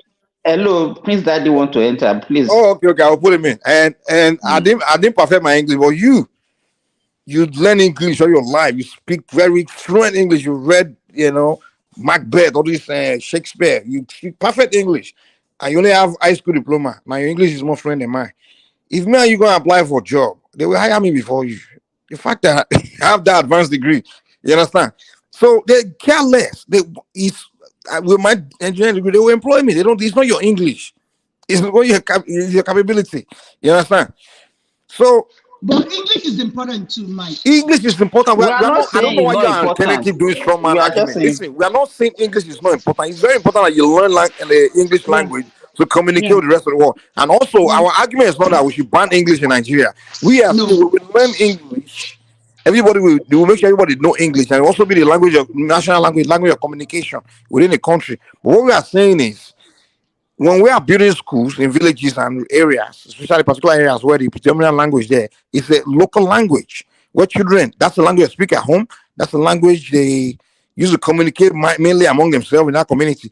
The language of instruction should be that language, that local language. And at the same time, you make sure they learn English. In fact, you make English compulsory subject in almost every level, every grade. Not like you took it in one time. You learn English class in every grade. So that way they go into in fact they will speak English better, because now we make English this language where they go learn vocabulary every day, how to speak properly, how to exactly. So English will be a separate. It will be a separate. It will be a subject on its own, and they must learn. They must do well in that class, that subject.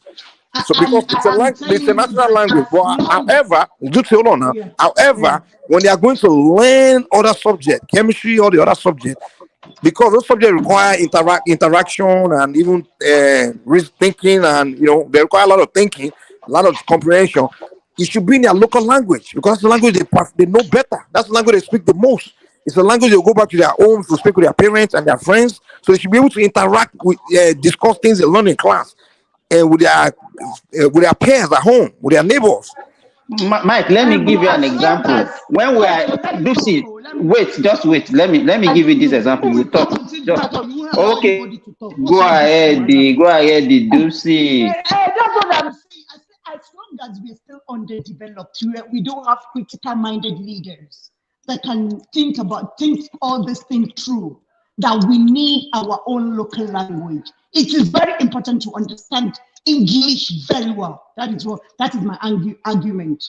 I am still insisting that it's still very we agree with John. I don't even disagree. For English to be our mode of instruction, how do you say? You know what we use in the schools? It's important because we're still on as a language of instruction. It's not. It is not important. In fact, it's setting us back. It's still important, my brother. It's not. Because you have to compete with the Western world. Can I chime in, Mike? No. Okay, come in, Prince Daddy, Christian brother. What Denny? Lucy, we want you here today. Don't run away from us. Right here.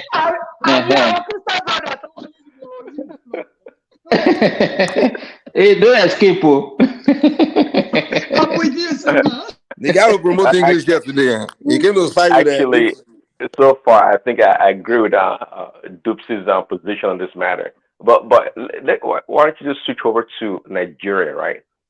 How would we implement one language for instruction in Nigeria? If you ask me right now, I would say Yoruba language perhaps the most robust language in Nigeria. How would you know that? I think so. I mean, if you look at culturally, you make a statement. Culturally, yeah. If you look at it culturally, I mean, culturally, and even when it comes to education, actually. But have you studied other cultures? Have you learned other languages? You can't just jump to that conclusion. I think Hausa will be more, because Yoruba is a bit complicated.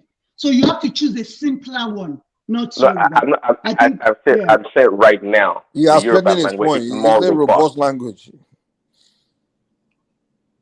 But we don't know which language. Prince Daddy, maybe you are saying that because you are a Yoruba man and then you understand a bit of Yoruba. That's why you are saying this. No, no, If no, no, the- no. if you ask- To be robust, meaning that Did you know it's anything about that? Did you know anything about other languages in Nigeria? well, when I was growing up, when I was little, I understand a little bit about Hausa when I stayed up in the north. Have you In learned Kaduna. Ijo? I mean, most of my friends were. Hey, Okay, see, if you okay, want to if we know say robust, robust, go and listen to Calabar.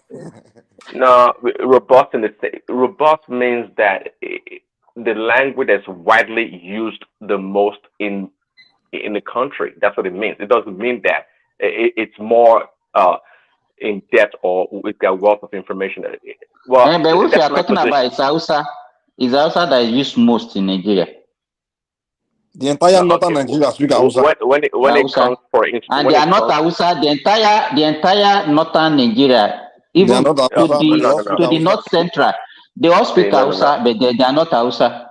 Say no. Say it's not about which the number of people that speak the language. Okay, it's about the language and its usage in the country. French people are not that many around the world, but how many, almost perhaps billions of people that speak French, for example.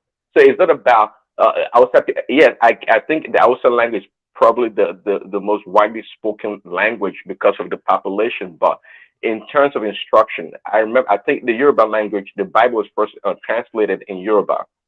And when it comes to other things, if you look at the culture, like Nollywood or whatever, that's not the point. Anyway. My point here is that if we were to choose a language, or how would you guys go about using one Nigerian language to impose on other cultures as that of a Well, a nobody form? said that though. I mean, nobody was holding that It's position. only Remy No, that was saying that. We it's only said Remi we that was can kind of use, saying we we can want to create a language for everybody. each ethnic group can use their language. We So, don't. That's not what we're presenting I here. think We're not Dupsy was saying we trying to want go. everybody to learn one local language. No, we are So saying those do that have their you local think language should learn in their local language. That's having all. multiple languages, as a form of One at instruction a time. One at is a time. better? Remy, let one person finish. It's like when you talk at the same time, we can't know what he's saying. Yeah, Remy is now having energy because he saw somebody that wanted to support his view. No.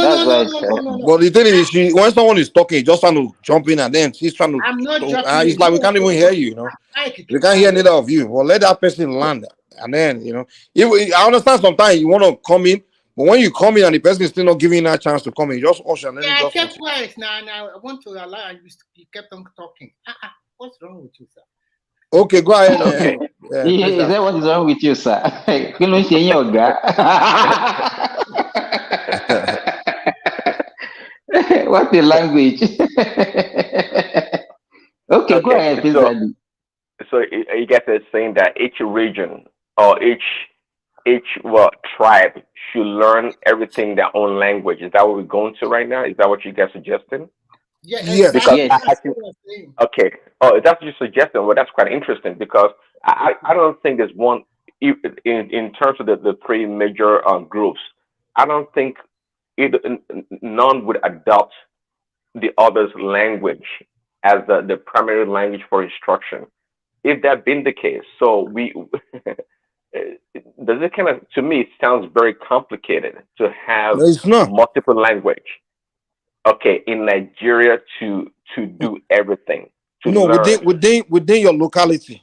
It's not like Yoruba will go to Igbo and be demanding that they teach me my language instruction will be in Igbo. No. But is the goal for Nigeria not like integration? Yes, we all can be unique. Yeah, but we learn English now. We all learn English in school, and we use that English to communicate now you guys are advocating. You're advocating for our local language to be a language of instruction. Okay, exactly. And hearing Dupsy from the background, I think she was trying to talk about the benefit of having English as one language that serves everyone. No, what she's saying, no, that's not what she said. She says the importance of knowing English because it helps you outside when you travel around the world. And we don't disagree with her that it's important to know English. So we don't disagree with her, but she's somehow thinking that we saying by give your local language being language of instruction means you eliminate English. But that's not what we are saying. We are even saying English should be taught specially You understand? Where it's a special class where you actually can perfect it because you're actually going to English class where it's all English that you're learning. You learn the vocabulary, you learn how to speak perfectly. But when it comes to subjects, this language of instruction should be your local language because it's very helpful. You know.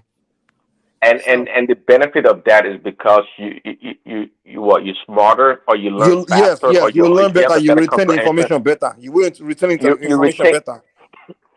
so you retain the And And you information will be better. able, and you Do you know retain why? better, and you'll be able to you will be able to express yourself better. Express Because yourself better, what we exactly. do, Hey, And you can because express what you learn do you better. guys? But do you And guys sit know back. that? Do you know that especially people that go to school in Nigeria, they have a better command of the English language in learning than their local language. That's a lie. my point. Exactly That's my point. not true. So I don't let me know the tell you kind the of people that challenge. might know, but the kind The of challenge. people I know, Wait. Can you elaborate more on what you just said? Like, the explain it. kind of people I I don't know, Ducey, allow you to English talk language Ducey, now. is You are just it's true. shouting. It's not we shout the most that win now. Don't shout to me. We can't hear you very well when you are shouting. You are just shouting. It's like, I don't even know what you're saying when you're shouting, sir. Please, one person that talk, just don't talk to me, because I'm not okay, Ducey, I So, can Prince go. Daddy, can you expand on what you're trying to tell us? You know? I don't want you to salo again. No, Prince Daddy is muted. Yeah, I'm here. Yeah. Okay, expand on So, that point. You say people come, whatever, however I said it. well, because most of the things we learn, be it medical, engineering, name this like biology, chemistry, all this language, all these subjects, we have command of those subjects in English. So when those things are explained to us, if you want to translate chemistry in Yoruba, for example, it's going to be too abstract. No, it's not. Why do you say that? It's not. Because things they explain to you is more visual than actually like just memorizing or things like that, if you're telling me this is this, you mix this with that, or you add this and this, you know why? in my language, I can. It's what's the difference? No matter what language you're explaining it to me, it's just an Mike, allow me. instruction. Wait, give me a second. It's not different. Wait, give me a second. Give me a second. It's not different from. Wait. Just hold on. It's not different from. I'm trying to teach children sports, right? How to play sports, how to like basketball, whatever. If I'm explaining to them their language, it doesn't matter what language, they will get it better in their own local language. If I'm explaining it to them, it's the same thing in the classroom. You're just giving instruction like this and this and that and that. If you're talking about terminologies like terms that doesn't exist in your local language, then you take the term from the English language and eject it in. No, that's not what he's saying. Prince Daddy, I understand what you are trying to say. But that problem is there when English is your first language. Maybe it was the language they introduced to you as your at birth. Maybe parents speak English at home and you grew up as an English learner, just like an English guy. So you are now learning the subject in a new language, become an abstraction. The same experience someone like me had when I started learning physics. Yoruba was my first language. So when I had acceleration for the first time, I was just thinking, what does that mean? What does velocity mean? But the guy whose language is, when I heard displacement, I had problem differentiating between displacement and distance. But for a person whose first language is English, he just know displacement is moving from one point to another in a particular direction or whatever. You understand? So it's easy. So the problem we have is that the generation now, the transiting generation, is going to suffer some setback. For example, if this had been introduced earlier on in our national life, it would have been better. But now, almost 60% of our younger children have English as their first language. Like my But kids. no, Mike, I mean Patrick. Yeah. Even your okay, maybe because you are raising your kids abroad. If you raise a child in Nigeria and you are speaking English to them right from birth, and you think that will be their first language, how can a Nigerian child with Nigerian parents speaking English will understand what will be able to distinguish right from back between distance and displacement? No, this is it. There are certain things that, let me tell you, that genetic. that you cannot. Let me tell you, even this English that we are talking about, the generation that their parents didn't even understand it, that they understand Yoruba first and learn English. They speak better English than even this generation that we are saying that they have learned generation right from birth. Do you agree with me? No, I don't quite agree with you. Okay, so you want to tell me that the children that we are raising, that they speak better English than their fathers? Let me tell you, they don't only speak better English, they are smarter in other subjects than us. Which matter to When we are me? growing up, I'm a teacher. I'll Let give me you tell wait you, now. Wait. Patrick. I'm a teacher. I know. And I know what I'm talking about. Let The me tell you. so-called Gen Z generation that we think they are smart, they don't know anything. They are smarter than us. You know why? Maybe. Before I used to think that Okay, what do you mean by smart? What do you mean by smart? What do you mean by smart? Before Are they more intelligent than us? Is that what you mean by being smart? they are more intelligent than us. It's not true. I don't. In fact, okay, go ahead. I will explain. What you can say, they are more exposed to the rest of the world. They are more but it doesn't mean they are more intelligent than us. I'll tell you why. When I was growing up, when I started having kids, I used to think all these people, they don't know anything. They don't know anything. When I started raising kids and I started having children, and my children started getting to secondary school, I felt I'll be able to teach them physics, chemistry. I tell you, it got to a point, secondary school, the kind of chemistry they are doing, the kind of physics they are doing. At that point, I said, no, I think I've got to a level where I cannot teach you.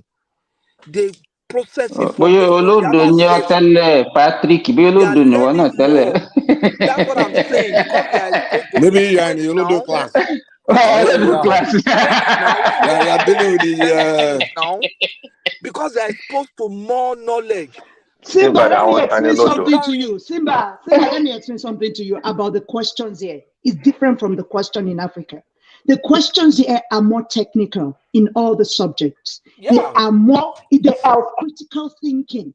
It's not that is not about language. It's not about language now. What you are saying doesn't have anything to do with language. No, wait, Simba, let me explain. That boy that is talking, I don't want to mention his name. He's saying to you that he wasn't able to teach. I understand what he's saying. That Who is the boy? I don't know. Don't talk about that one. That one is not there. So he's saying that he wasn't able to teach his kids after a time because the kind of questions that they will start asking in physics, chemistry, and biology is quite different from the ones we taught when we went to school in Africa.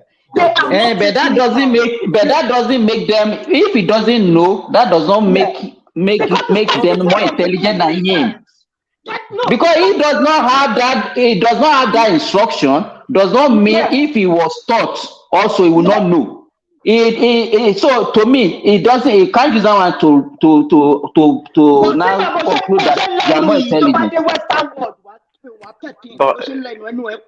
You see what we are talking about here. It's different. Learning a language is like learning another subject. I don't know why.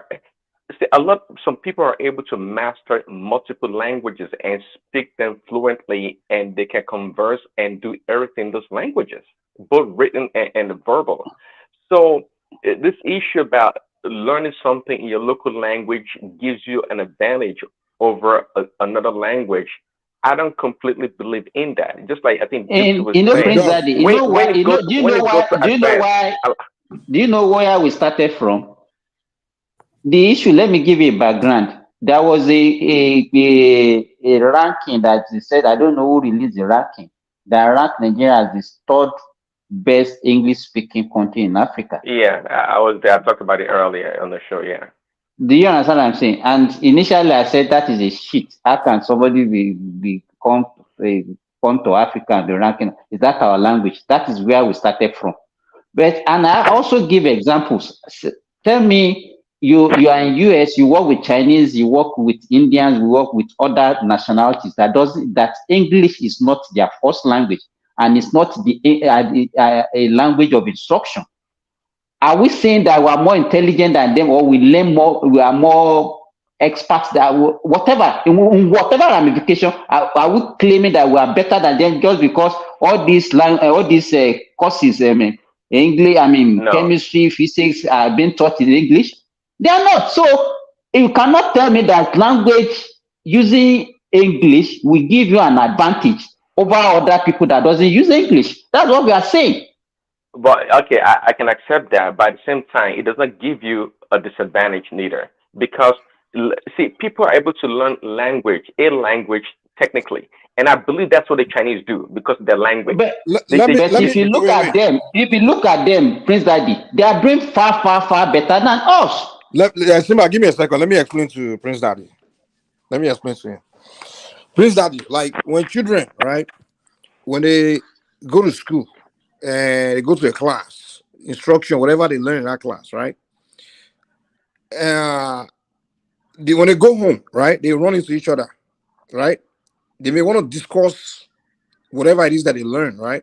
Or just interact, or you can make it a part of their conversation, right? Like, oh, that thing, and start talking about it, having fun talking about it, right? It's part of the learning process, right? It kind of enhances their learning when they do that, right? The interaction outside of class, you understand? So now what we are telling you is like, in a community where the spoken language, the main language, first language, is not English, right?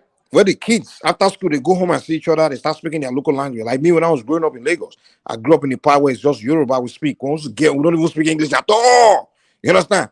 We joke, we play around, everything in English. So now you're telling me when we go to school, where that's the only place we hear English being spoken to us. Now they give us instruction, the subjects being taught to us in English. Now, when we leave that class, what makes you think when me and those kids, when we get back to the neighborhood, we'll start interacting about what we learn in the classroom? We wouldn't, because we can't start interacting and start saying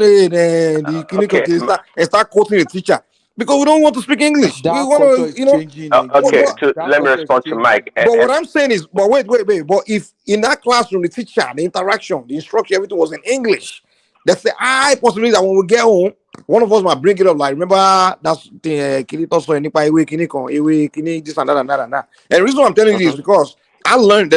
I'm a student of African spirituality. You understand? We go under our boss, our master, where they give us, they quote something, they give us some information on knowledge about plants and things like that.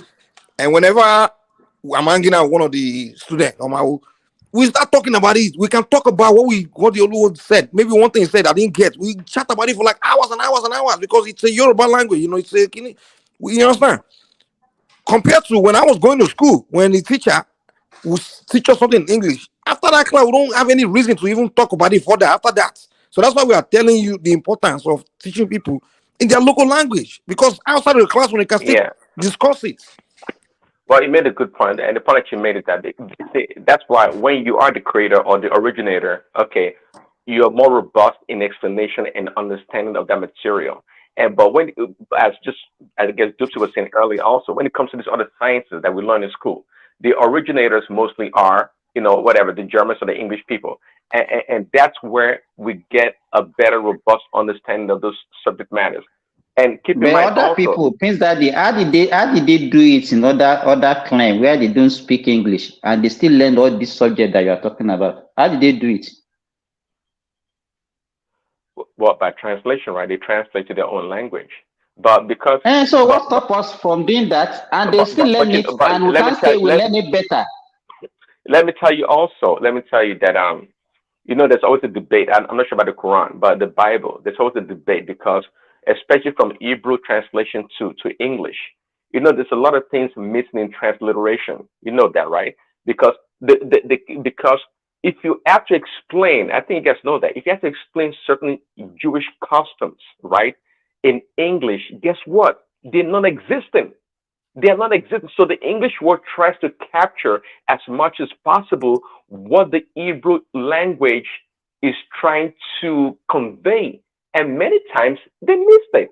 They completely missed it. And that's why I'm telling you that if you are the originator, you are more robust and you provide a better understanding. That's not true. To be debate. When it's not true, I'm fact. What is the outcome? Okay, let us look at the outcome. Now, you can't tell me that we have better doctors in Nigeria than China or India or Korea. You can't tell me that we are better scientists. You can't. So what is this one that what you are saying now? What is the outcome? Is the outcome you have to look at? The countries that are speaking their own language, they fare better in everything than we that adopted foreign language. I say the countries, the countries that you master right now, they've been able also to master the English language or other languages in combination with theirs. Therefore, they're more superior. If you want to We put it are that not way, saying we should accept that. Prince Daddy. Which country are you talking about, Prince Daddy? Okay. You are making a mistake China there. or India, whatever country said that Simba, they do things in their own language. Prince Daddy, I think Yeah. Simba is making a mistake with one assumption, assuming that they are doing better, so it must be because of the language. There are so many other factors That's true. that contributed to them. Let me give you a good one. Look at Asia. Asia has more culture. Their religious orientation ensure discipline. Yeah. They have some spiritual practices that if you are not a disciplined person, you cannot do, like meditation, like silence, like reflection. Like all those things make you become very intelligent now. Patrick, I agree with you. You know, the way we can even pass. Hey, Remy, just hold on. Okay. You are at least you are a Yoruba man, and I know even when you are well cultured and you understand. I mean, you are from Edo, but you grew up in Yoruba land. You know that even is it not this same language, foreign language that we adopted, that made us to lose some of our values? There is a way you can talk to your children in Yoruba. I know that you know the way your father can call you and preach to you and talk to you in Yoruba language, that it will appeal to you better than just speaking English to you.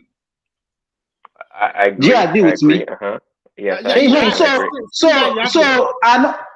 So those things that you said you are talking about now, the values, the culture, and everything. Once you use your language, you lose everything. Okay, Simba. You lose everything. Simba, you have a very good point. But Prince Daddy, I still want you to ask Simba and Mike how they are going to use different language from different region, and how that will bring the harmony and the patriotism that we. About harmony, we are not talking about harmony here. It's not about harmony. Forget about that.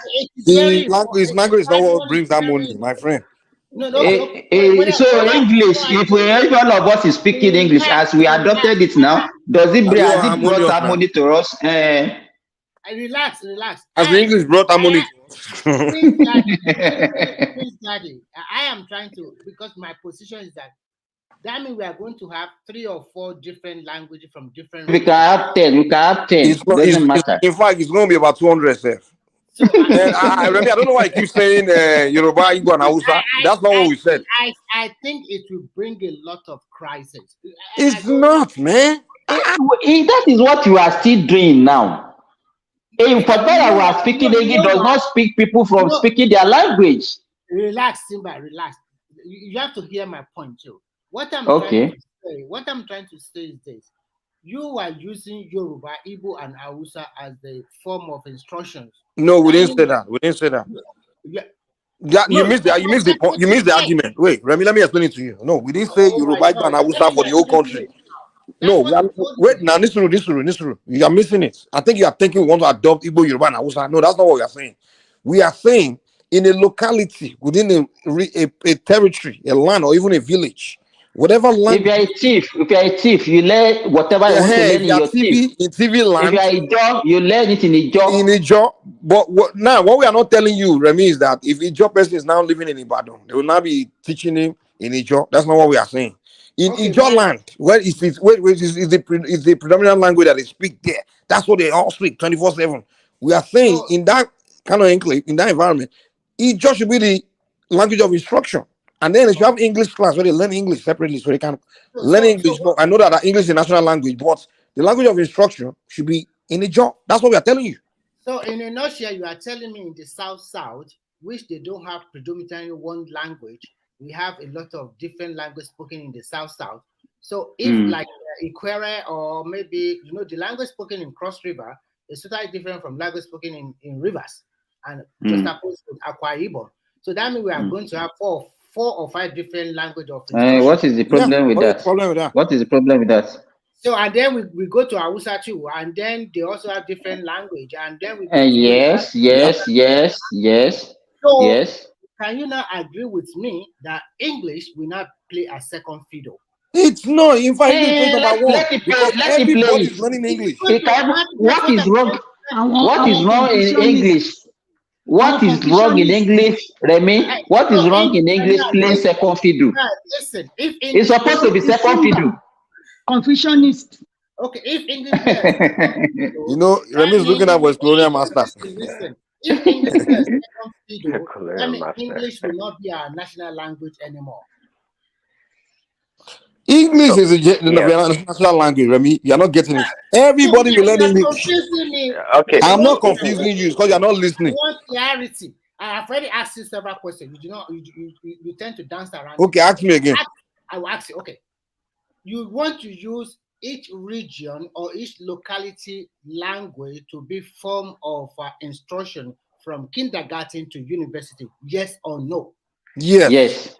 And then you want them to learn English as a special subject? Yes or no? Yes. Thank you. So now English will not become our national language anymore. Because it's true. How did you come to that English conclusion? now. What's no longer national language? I will tell you how I come to that. Now listen carefully. Okay.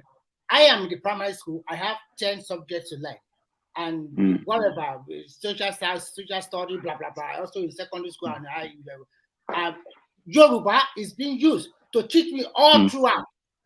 I only have one English class, special class, maybe once in a week. No. It's almost no. Listen, I can have my no. Let him paint the scenario they want to play. Yes, even once in a week. I can have my math 2 or 3 times in a week, or nearly every day that we usually have in secondary school. Every day is math. I can have other subject twice or whatever, and then I have one English as subject as one.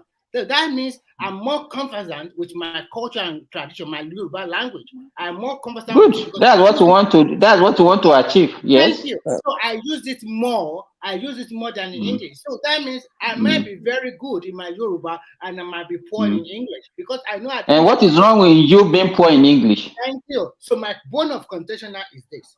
All you said in every locality, everybody should learn the language that is prevalent there. So the problem I'm asking you guys now, what will be our national language? Forget English. Don't say it's English today because why not? What will it be then? If we say it's English, that means a lot of our people are not versed in English because I look at I'm learning my local language, all the subjects, and I'm not good in English. Do you want to force it on me?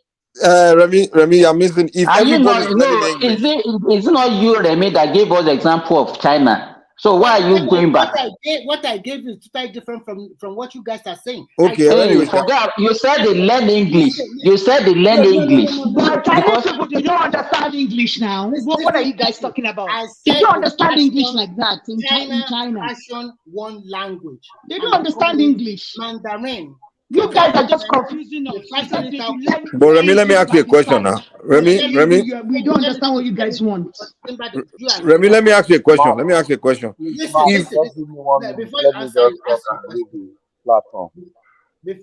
question, I said China. You have to hear from these people too. Remy, Mr. Dan, okay, wrap it up, Remy. Let me quickly wrap it up so that you can talk. No, Remy, please, can you give him chance, please? Yeah, he has been here since and has not made any. Okay, you can go ahead. Okay, thank you very much, Remy.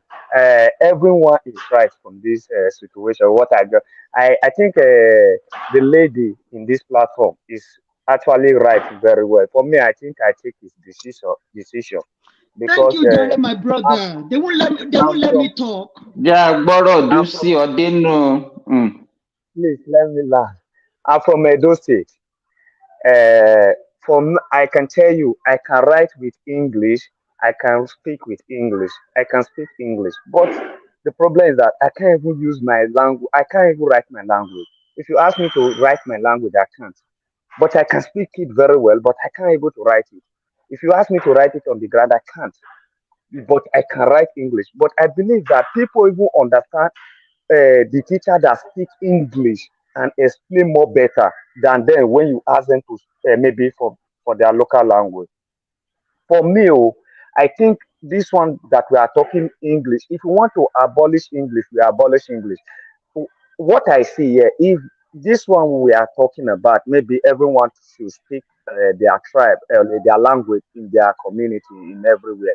I agree with you, but if we want to put national language, it's no longer maybe good English. Maybe we can bring pidgin English inside this situation. Then we do dictionary of pidgin English because there is some language in Yoruba that is in pidgin English. Why sorry, there is some pidgin a language in Hausa that is like Wahala. Like in Germany, I am right now. Many German people they understand a lot of pidgin English. It's not because they have it, but because they are associated with many Nigerians now. They even speak. They go Nigeria club. They speak pidgin English more than even we, some of us. You understand what I mean? So maybe if you want to, if they want to have national dialogue, maybe they can even bring this. Okay, they will say the people, the scholar that they are very learned. Let's bring something out of this pidgin English, and we make it as official language to us because it's going to be more better. Because when you ask me that I should learn, I'm from Edo State, I'm from Auchi. You ask me that I don't understand Yoruba, and because of you see that you have more population and you want to force learn Yoruba for me, I will look at it that this is part of invasion, maybe But like Mr. colonial. Dan, that's not what we are saying. Yeah. That's not what we are saying. You are at FACO. You have your local Yes, I language in Auchi. Yeah. Yes. Yeah. So for you not to be able to speak your language, that is not anybody's fault. Maybe it's your parent No, that I doesn't speak teach it you. very well. Wait, I just say hold that on, I hold don't on. speak it. You said you don't understand your language. That's what you said. No. I say I can't write it, but I speak it very well. So if you cannot write your language, that is your problem. It's not anybody's problem. And because you are not taught. And that's why we are saying that you should have been taught. If you have been taught right from your cradle, you will not be saying what you are saying now. You are saying whatever you are saying now just because you don't understand your language very well. That's why you are talking like this. And it's the fault of your parents not to have taught you your language. And it's from the school that you went to that didn't teach you how to write your language in Etako. So what we are saying here, just hold on, Mr. Dan. If you see what me and Mike is talking about, nobody is trying to impose any other person's language. We are saying if you are from Etako, you are in Agenebodi, you are in Okwila, or you are in Aotide, you should use your language to teach you. Do you understand what I'm saying? That you should use your language. Nobody is saying that you should use Yoruba to teach you. So if you are using your language, let me ask you a question. Yes. So what you are saying now, I understand is very good for the way you are putting it. But do you know in Auchi alone, there is more than 23 language in Auchi, in Edo State alone. So what are you trying to say? If there is more than 23 language, what are you telling me? Do you know Igara? They don't speak, but we are Edo North, but we don't understand each other. I know Edo State very well, Mr. Dan. So that's not what we are saying is that your learning in English, Mr. Dan, learning in English, the way people are saying it does not actually give you the advantage that people are talking about. Do you understand what I'm saying? The people that are learning their other languages, you cannot claim that you are better than them in this subject that we are talking about. That's what we are saying. No, you see, this one you are talking, this is different thing. You know, there is some people, like one thing you need to understand, this question you just show us now, there are some people that go to a government school. They are even more brilliant than the people who go private school, that their parents waste a lot of money. This is individual, brain. What you are trying to say now. If maybe China might do better, Nigeria person will come and do better than another China in that field. So what we are trying to say now, this is quite different. If we really want so to, I'm very surprised that we are trying that we should promote our language. And we are the one talking about colonization, and we are still the people that are saying these things that speaking other people's language is the best for us. No, Nobody I is don't will never understand. saying say that. so. Nobody If is you saying get that. it We well, are saying I love the small. idea, but it's not going to work. This is the problem. Yeah. It's going Okay, to let's work. It say works for other people. It can work for us. As Have long we tried how. it? Timber, let us Yeah, talk. You are the only hold one on. talking Think here. that Let you'd us be talk. surprised that Let us perhaps talk. 20 or 30% of Nigerians speak English, and everybody speak their local languages. You'd be As surprised long to as see we are 20%. underdeveloped and we still want to compete in the Western world, that is what I am saying to you. So We are we not competing shying. now? Nigeria is supposed to be competing now. It's not. We are going. We individually. We've We been speaking are English for going to. 60 years. Are we competing? No, Mike, Is Individually, this what 16 years? percentage we are of still Nigerians speak migrating. English? What We are percentage of still Nigerians speak English? migrating. We are And still that's the going to the problem, Prince Western Daddy. world. We are The still going most to the Nigerians don't Western speak world. English, So but the language of teaching is English. Mike, let us talk. And the most important thing is that I've told you before that the knowledge in this world, say Tawai, is hidden in that English language. So you have to understand it. And we are speaking English and we are not finding knowledge. Because you are being brainwashed. You are being brainwashed. No, That is why. same like a Mike. Most Yes, Nigerians speak that their is local why. language. So you refuse to Most of find us that speak our knowledge. local languages. What is the So English is don't not you think, spoken. Prince Daddy, that now that you agree that most Nigerians speak their local language, don't you think that they will understand all these subjects better if they are giving better in their local language instead of English? They are just struggling to learn. How come they that speak their local language haven't been able to be innovative and creative and bring about things from their language? I mean, why are we waiting for people speaking their local languages to be instructed in English? Since majority of Nigerians speak their local languages, how come innovation and creativity hasn't come out from their communities, from their Because that's what we are speaking to now. That's what we are speaking to. That's what we are saying.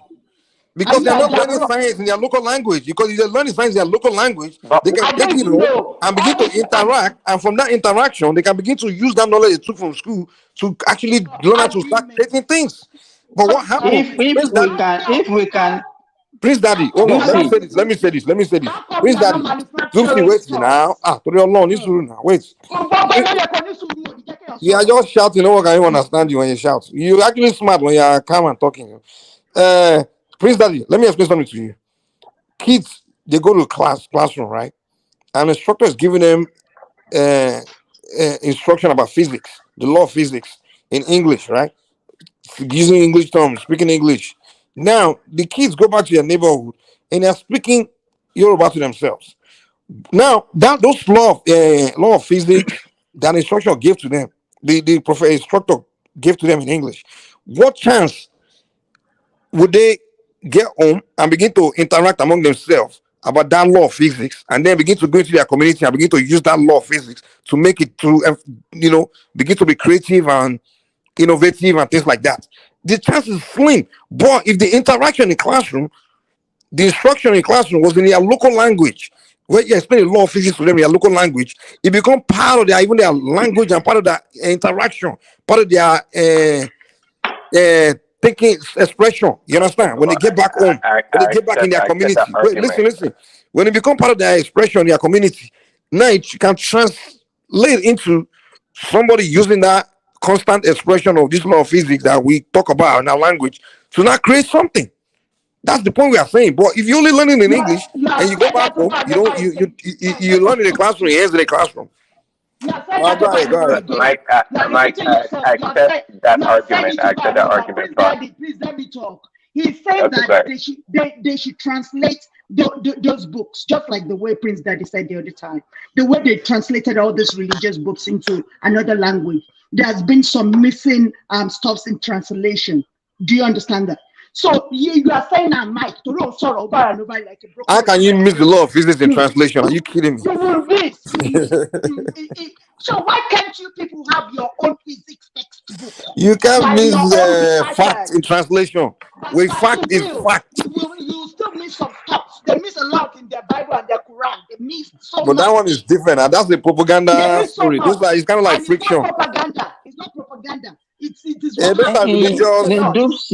Those are not facts now. Those are we are talking about it so that we can have a rethink. So you cannot be blaming me for not translating physics to Yoruba. And that's what we are speaking to. We will do it. So if you agree with me and every other person agree, then we can have a rethink and work along that route. I blame you. Are you not a doctor? Are you not supposed to be to have been thinking about that since? Are you not a doctor? So I still blame you. So it's the job of doctor to be thinking about Good morning, something everyone. philosophical and sociological stuff. Is this not the work of sociologist? Is Good he a morning, sociologist? everybody. Is a doctor not a sociologist? Is it that's He's the a thing? doctor, so he should be Nigeria, able they to believe think once you have about degree, you know translating the everything. You're supposed anatomy, to know. anatomy book into Good Yoruba. morning, everybody. Okay, Adewale, you are welcome. How are you? Okay, Adewale, welcome. Oh, Prince Daddy. Are you the one from Edo that the Simba was referring to? Prince Daddy. No, No, Mr. no big Dan, deal. the guy don't go. He don't go. He don't go. Oh, okay. I was like, what is it that I'm not sure? I mean, I wasn't aware. I thought you were Yoruba man. How come Simba is mentioning Edo? I think this Okay. conversation started from the news one man brought earlier about the proficiency of English language among In Yoruba Africa. among No, among African countries, right? Hmm. I didn't even want, actually, I'm not interested in talking about it because to me, it is not a newsworthy to be talked about. I'm not, when you are not enthused about something, why should we be celebrating other people's culture, language in particular? Exactly. Yeah. It's not what discussing about. By now, I know it will be difficult for a country like Nigeria with a diverse, group of people having or adopted one language. In my household, Yoruba reigns supreme, even though my kids live in the United States. They understand Yoruba, but just they can't speak it. So I'm trying my damnedest best to make sure that they understand the language and at least, if they show up tomorrow in Nigeria, they can understand what their siblings and the rest of the families are talking about, other than just expecting or waiting for someone to interpret for them. I'm not delighted in speaking English language. Yoruba in me, I should be speaking Yoruba proper. Occasionally on this show, I'll be bringing some advice. Simba, now, I'll be bringing in Exactly. and cracking people up and all that. Yeah, that's the way it should be. But we are lucky because we're diverse, and our diversity brings, make us unique individual or unique people as in Nigeria. Somebody said that maybe we should try pidgin language. Maybe that would help. We've lost a lot by ditching our culture, our language. In years to come, some local languages You'll will be be extinct. going. Yeah, it's just Extinct. it's just a matter of time. Can you imagine a child born in Lagos, born into a Yoruba parent, yet cannot speak or understand Yoruba? That's a shame. That's shameful. And yet we're celebrating other people's language. So to me, it's not worth the news or something that we should be talking about passionately. Here we are, even myself speaking. Can't you can detect from my accent that now that I live in America, my accent, well, it may not be as, smooth like Prince Daddy, but at least hardly will make one sentence without, make it sound like an American sort of. But so also with people living in UK. If you hear one man is even the worst. It's the way he pronounce people's name. Oh my god. One man should be sued. I'm That telling one you. man, look. That man Kò lè ka Yorùbá kankan. he pronounced people's name as if he is Eh. fighting. I was like, are you not Nigerian? Ó Why are fẹ́ you pronouncing people? ó fẹ́ pe kinní láàárọ̀ yìí kí ló this guy in Kwara Baraji. Ó ní Búrajì. I was I hope you will listen to this show, this segment, and laugh about it tomorrow. You will pronounce it Emefiele as Emefiele. I'm like, come on, man. I'm about you, but all these people they've been too long in America. I think we should celebrate ourselves, our culture more. I don't see any good news about that we can speak to Rinchimo that the owner of I the agree with you. You see, if whoever threw that in into our domain, and you can see the way we are debating it passionately, another person, and we are defending it. We are doomed. I'm very sorry to use that language. You are doomed. Some of us are trying.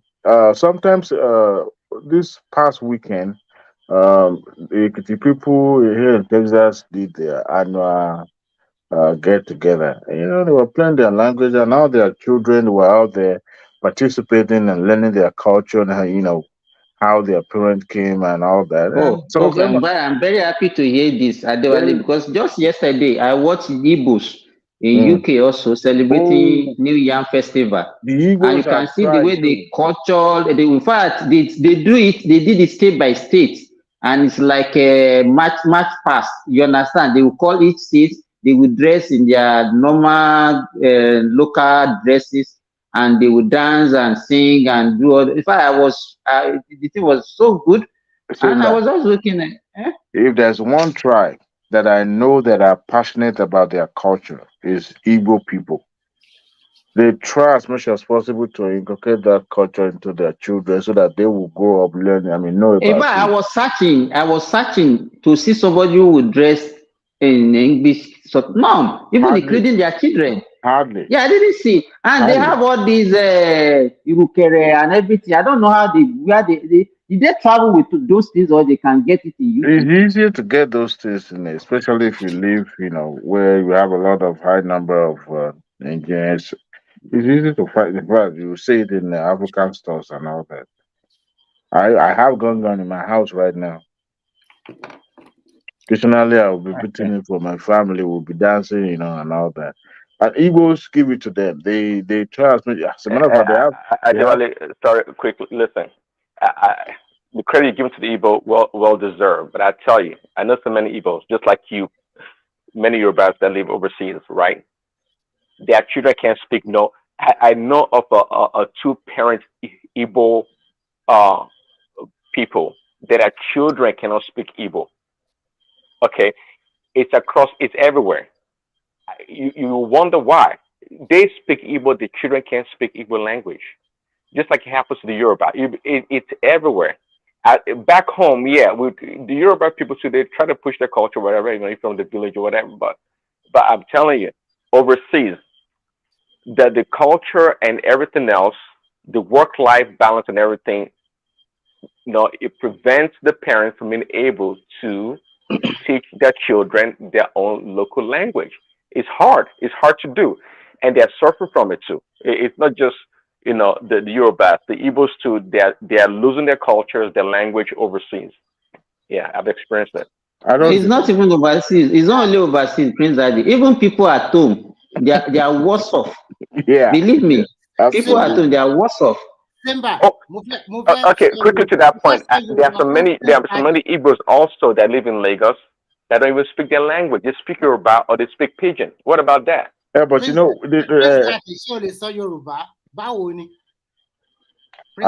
More that I what see my problem is, see if I was there with Adewale in underrate Prince Daddy, Remy. Prince Daddy, I'm Yoruba tell. You know, I think oh, very hot, extremely hot, actually, over 105 degrees.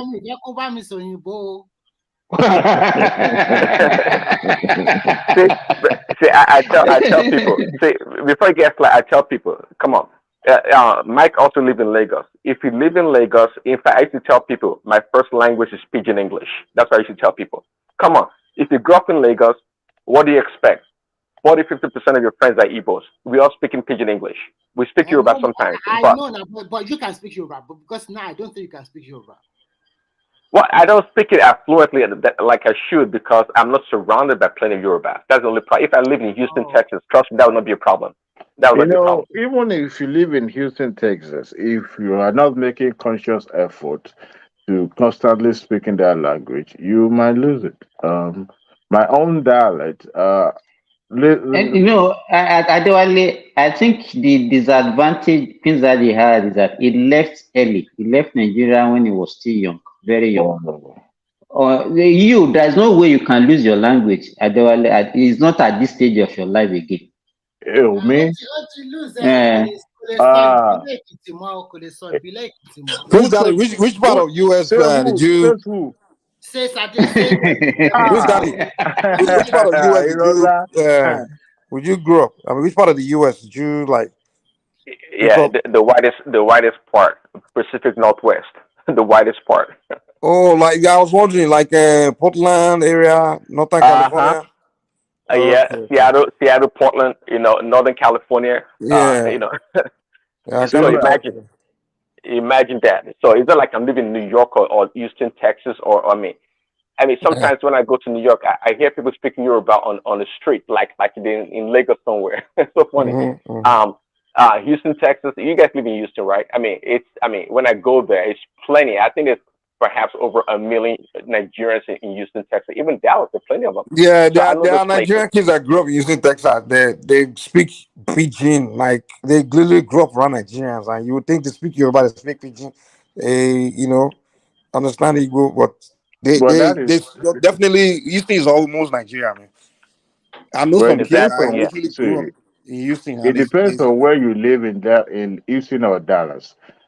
Sometimes you live in the community that may not even see maybe one Nigeria or the other. Houston is a big city, so you have to man. live in. Yeah, that's true. That's true. Yeah, Yeah. Houston, you have to So live in like in the southwest of Houston. Yeah. yeah, and some people make it, conscious. Even if you live in Southwest, so some areas that you probably will not maybe one Nigerian that lives there, and you may not even have anything to do with them as well.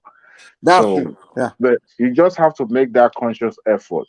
If you like, live it. I mean, if somebody who lives in Lagos can be not able to speak that language, then that tells you that no matter where you are, it's just about the effort you put in. If not, you will not be able to speak it, and that will be too bad. Even Lagos, it depends on where you grew up in Lagos. Because it depends. So it means If that you grew up in maybe another it's the Ojo area, if you are Yoruba child, choice area. Maybe it's choice area of Lagos that you grew up. That's why you cannot. If you grew up in Agigi, Mushi, you can't Wagbo make it. Yoruba. Even non-Yorubas that grew up in that area, they don't even speak Uh-huh. any other They language don't but speak Yoruba. the exactly the Yoruba. Oh Exactly. my God, so funny. Like my first neighborhood in Lagos was Papa Road. Like Ibite area. So I decided to go back there now. So just to see some of my childhood friends still living there, Igbo guys and people from South. And I'm thinking because they are Igbo and all this stuff, I'm trying to speak pidgin to them. I know they don't. They were looking at me like, "Oh, so you saw Yoruba?" Because they only know Yoruba, because like that area, they grew up only knowing Yoruba, and then maybe they are tribal language. So to me, that I'm a Yoruba boy. I'm the Yoruba boy. They are the one even telling me, "Oh, they're so Igbo. Why are you speaking?" I Because don't. all that area they don't speak If pidgin. our Them or some children pidgin can there now. speak our language, Mike, if our children can speak our language, it's an advantage. But for Is them yeah. not to have it, yes, it's an advantage. But if you are discarding it as if the only thing they can speak is English, then what is the essence of it? We just, the way we glamorize those that British is that when Oyibo One came day, now, you see them as these special people, So one now, day I went to a store, clothing store to get us clothes. And I met this my coworker, an elderly man actually. That was then. That was a long time ago, like 8 years ago. So I didn't know. I saw this young lady kneel down by the entrance. When somebody did something that was just, kind of like out of place. I felt a little bit awkward, seeing her kneeling down, and she greeted me. And she was able to mumble one Yoruba word or something like that. But for the fact that she knelt down publicly, How do you feel? You have that feeling, I, in fact, I was more than it was just like it was kind of strange, when something happened even in my own household. Some of my kids would be like, "Daddy," with the all gear and there and all that. So kneeling down is for special occasion, maybe when the grandma arrived and all that. Or there's I'm praying for them in Yoruba because I usually pray for them, in Yoruba and all that. So, but I was like, wow, this is a look at very Jesus. that Rabati, that Rabati Bati level, especially on their birthday, I'll pray for them. I even use my dialect sometimes to pray for them, and they understand my dialect. See, I mean, I was saying that I'm a local boy. You forget about this. America wonder stuff. I'm a real kitty boy. My problem with Remy is one of those people that believe in Nigeria, and which is good, but their vision of Nigeria is to build that one Nigeria where everybody becomes this one people, and then when you ask them that, okay, do you want to eliminate the ethnicity? You're like, no, no. I'm like, then you're not thinking it through. This Nigerian thing that you guys are committing to, you're not thinking it through. And that's the same thing. Our leaders, when they started the country, they didn't think it through. They didn't think about every aspect of the country and the system, the society, the culture, the language. They didn't think about those things. They just took country from the British and just started carrying on, trying to build it in Nigeria. But you're not putting in fact all these other ethnicity culture have existed for thousands of years. They've evolved. They have their philosophies. They didn't put all those things into factor. And they wonder why sometimes we have crises and children are growing up confused. Parents and children are having conflicts because children are grown up with different mentality from their parents. And one music big way. Then will be one because the parents are confused like my own papa, this is not the way I interact with my father. Why you interacting with me like this? So the leadership of they didn't, and that's how people like Remy think, oh, Nigeria, when we say teaching local language, I mean saying, what about the rest? What about the rest of the country? Are you not creating regionalism? So what are you saying? We should become one. If that's what you want, then let's make it clear that okay, the Nigeria we are trying to build, we want to eliminate all languages, ethnicity, cultures, and start something new, which would be ridiculous, which I think is what they've been doing, to be honest. Because, to be honest, what the British were trying to do when they came was to turn us to English people. That was their goal because we became part of the British Empire. So everything along the way, they want to eliminate it. They want to eliminate anything. They just want you to understand British and so your, what's the word, to the Queen of England. That was their intention. They didn't care about us, our thing, culture, anything. And they started trying to British, turn us to westernize or whatever you want to use. But then they left and we continue with that shit, unfortunately. You know, diversity, as a matter of fact, is a special program. I think I can't even remember the course that I did. I touched a little bit on the diversity.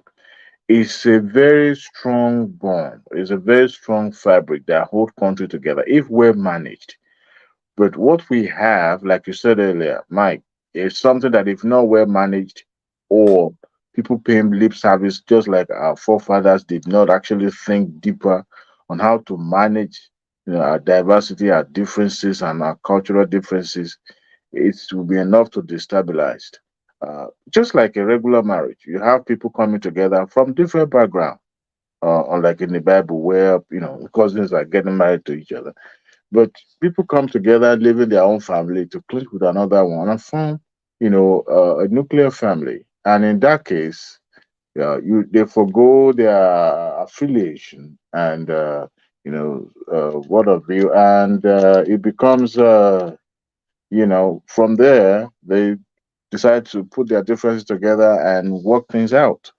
Now, there's beauty in diversity. Now, in cultural difference, that is the one that is very, very delicate because you have to take cognizance of those cultural heritage, those cultural uh, uh, value that each group come with. So, and just like in any acquisition and merger of a companies, you have to manage the what do they call it? The economics in the group. Remind me, what do they call it? The liability and assets, right? So, and when you look at it, just like, for example, now, Canada, for Madame Dupsy that lives in Canada, you realize that some regions that speak French and some areas speak English language, and they're able to harmonize things together and have a very strong country. So, unfortunately, what we've seen so far is just an individual effort to integrate and to blend and to make it work. If not, it wouldn't have worked up to this moment. But if you have built a very strong foundation that we can build on, continue to build on, maybe we would have strengthened Nigeria as it is now. But thankfully, individuals are making effort, not to see color, I mean, not to see language, not to see those barrier, and you know, and making conscious effort. Today, how many people notice our female national team? Hardly you will see Northern there. Have you guys noticed? Yeah, most of those girls, I mean, they all grow. I think they all grew up in Lagos, man. In the most part. No, I think it's culture that caused it and religion. I don't You necessarily think know, so. I think in Nigeria things start from the south and then it's go no, push to no, the no, north. no, no. I think what is for female. You understand? We have northerners among our male footballers. How many? And right from no, How no, no, many? no, it's not about Fragment. They just no. Let me tell for how you long before they join? when you look, just hold on, Mike. One which we are talking about, one of the oldest club in Nigeria, Canopilla is one of them. Do you agree with me, Adewale? Of course, but It's not the oldest. how It's not the many, oldest. how many, Canopilla how I is said many new. one men of the are playing? oldest. One of the Okay, oldest.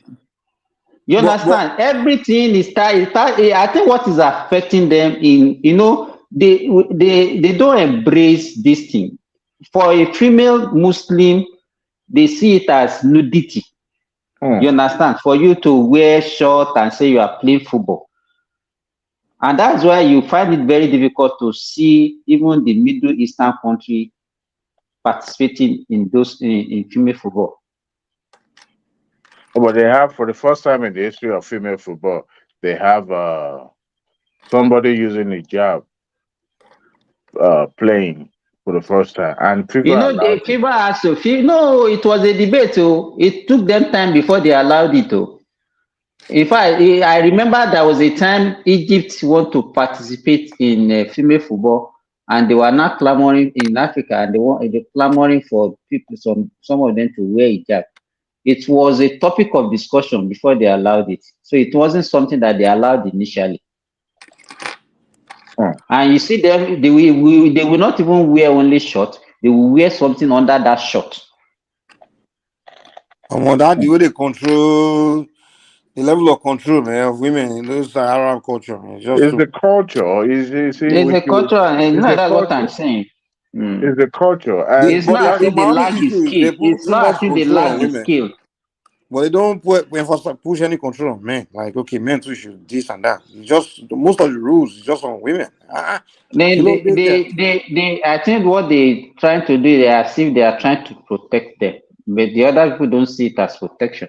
Well, I'll be honest, the women those I will get when I go hang out my Arab friend, their wife, man. I'm like, damn, I want a wife like this.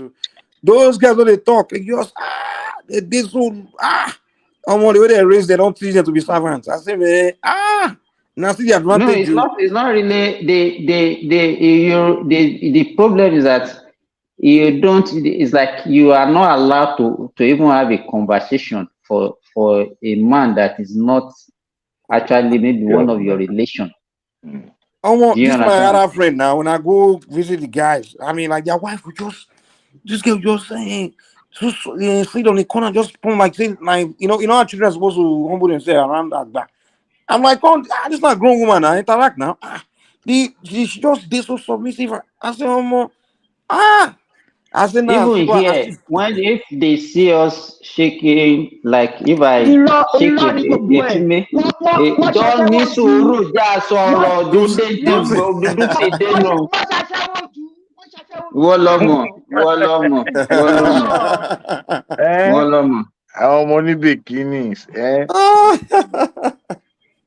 Like I said, give me my freedom, take your money. So back by now, Arab women, they make Nigerian women look like hell. I mean, yeah. But So women can be like this. They don't wear bikinis. They don't wear all those things. They don't open their bodies because of their culture. You know, religion is their culture in those places. No, you know there are so many things that we have made as part of religion is actually a culture, and because It's a culture now. Some group of men just came together. both Islam and Christianity has that we now see as the divine instruction. So You know, cultures evolve. Isn't it? What people come on here, culture evolve. You understand? It's like society begin to have certain experience. They start with time to come together. It's okay. How can we solve this problem? How can we solve it? Okay, from now on, we start teaching men to think, behave like this, or teach women to behave like this, or teach women. You know, it's like it's the process of problem solving that evolves to some level where you see them just acting Did certain way. you, Mike? Did you observe that if you see a Fulani woman talking to a man, she will not look at the face of that man. You understand? She will be looking down and be talking. The man is in front, but she will not look at the face of that man. Can Dulcie do that? Can she talk to a Can man? I? Dipsy tó ti mú gbogbo wa tán bì lẹ́nu tó ti mú gbogbo wa tán bì lẹ́nu. Nígbà onísọnù ní Ọlọ́run. Kọ́ gbé rational mind síwájú, kọ́ gbé Dulcie síwájú rational mind, kọ́ wá ní máa wo díẹ̀. Wọ́n máa gbé náà kó lójú ni. Wọ́n máa gbé náà kó lójú ni. So you guys, I don't even understand it sometimes. I don't even understand. Àwọn àlewà wojú rational mind ọkùnrin ni o. I don't understand you men sometimes. Is that Mike? Is that the kind of woman you want to marry? Somebody that can make eye contact? I don't understand. Because I don't understand men sometimes. And I think you guys don't even understand what you want. Is that the kind of woman Dipsy. You know, you don't. One thing I learned about life. You understand? You don't miss what you don't know. You understand what I'm saying? Admiring them now. It's like before the cell phone, before the advent of cell phone, this mobile phone that we are carrying, we are not missing mobile phone. Do you understand what I'm saying? It was when we are introduced to it. Oh, admire one say. Mike is admiring them. You want somebody. Hey, but if you look at it, Dipsy, let me tell you, I walk on in La Pojumbi. Ask Mike, ask Adewale, even Adewale that is talking about bikini here. Ẹ jẹ́ àgbè lọ́wọ́ ẹ̀ pé tó bá fẹ́ flex bó fẹ́ ṣeré ó mọrú obìnrin tí ó wà lọ tó bá fẹ́ marry tó ń wá wife material ó mọrú obìnrin tí ó wà lọ kò ní wá àwọn ní bikini yẹn kò ní fẹ́ o kò ní fẹ́ ní bikini o. So Simba, what you're saying now is that so hypocrisy ni o believe me. So you guys want girls Adewale ṣe mo parọ́ ni. Simba, all those bikini ladies make life go round, you know that. So Simba, I don't understand your argument. You guys like bikini women for playing with fun. Them, but exactly. But like Fulani women that can make eye contact to marry as a wife. Is that what you're saying? Ọkùnrin, sorry, let me tell you, one important thing that a man like is submission. No, that's not true. It's a beauty. I don't think there is a man that would like a woman that would disrespect him. No, but if no. Well, she doesn't have to be submitted, not to disrespect you. No, I mean, if a respect you. woman doesn't make eye contact, doesn't mean he can't disrespect you, Simba. I want you, but try to understand me. I want they were built up like that. Do you understand? Both male and female. Okay. You understand? Simba, let me explain you. They don't have any other exposure beyond that. So one lè miss irú nǹkan tí Adéwálé sọ yìí. Ó ti yé mi. Well, Simba, let me explain. Yes, for you. Surely, you see, when they raise those girls not to do eye contact, it's not because the men enjoy a woman not doing eye contact. They create it to prevent something else. You understand? They design that culture to prevent the possibility of that woman seeing another man. That's what it is. It's not because the men get pleasure from the woman not looking at them or they enjoy it. So some of these things where they condition women to behave like, it's not because they enjoy the woman behaving like that. Like a man now, when a woman is being all submissive and everything, it's not because the man enjoy that woman being submissive to him. Of course, Simba, you can't tell me that you won't want your woman to have opinion or be smart and contribute. There's no way you will tell me that's what you want. But the reason you would rather prefer the woman to just be like that, completely submissive, is because you want to eliminate the possibility of her insulting you or disrespecting you. That's why you prefer us to rather be in that submissive state, so that way she doesn't get to that position she will end up insulting you. But to me, I mean, everyone is different. Some men they just can't stand a woman disrespecting them, so they prefer to put that. It's like a child now. If you don't want that child to start behaving certain way, you condition that child to be very fearful of you. But it's not like you really enjoy your child just being afraid of you. But you condition that child to be afraid of you because you want to prevent him from. You want him to have fear of you, not to do something. So it's not really like enjoyment of that person being that way. Like me, I would not enjoy a woman being not looking at me in the face or not talking to me or just being submissive. I don't like that. I won't enjoy that. I prefer my woman to have opinion and be interactive and be confident, and I enjoy that kind of. That's my level of woman. But the chance of the woman as interactive and fully confident, chance of her ended up saying, "Oh, get here." irú èmi báyìí tóbìnrin bá tiẹ̀ ti ń ṣe ìyẹn fún mi mo ti mọ̀ pé oníbàárà ń bó lè bọ nìyẹn tó bá ti rí àwọn obìnrin wa tó bá yẹ ti pretend pé wọ́n.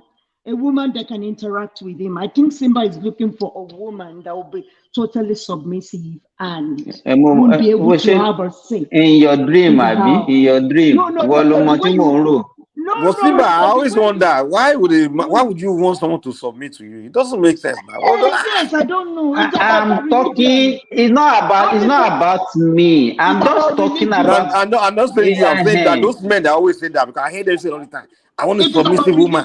A submissive woman. Are you looking for a slave? It's not restricted to any religion. People that a lot of people that say that. Religion, though. Even American men, they will say it. American men, they will say, "I want submissive woman." Because it's even in the Bible. A woman must be submissive and a man must love his wife. It's even in the Bible. So is it God that said that? Maybe one man. It's those same men that wrote that thing.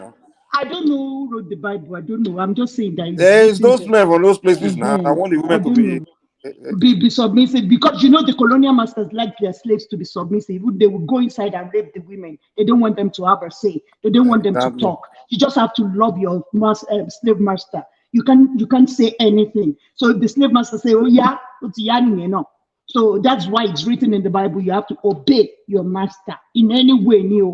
Do you understand what I mean? So I think that's where the submissive is coming from too, like a slavery mentality that the woman has to be submissive. And nobody is saying that the woman shouldn't respect her husband. I'm not arguing that. But when a man is insisting, are you thinking about the mental health of that woman?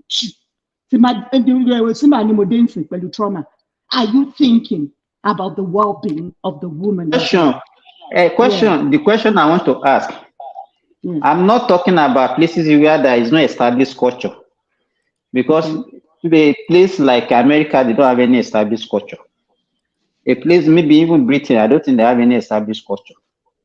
But when you talk about other places where they have an established culture, I don't think there's any culture that is actually not saying the same thing that we are talking about. Look at the Indians, even look at the Chinese. Do you understand what I'm saying? There's no culture. Chinese. I'm talking about there's no culture that doesn't preach that the women should be submissive to their men. Yeah.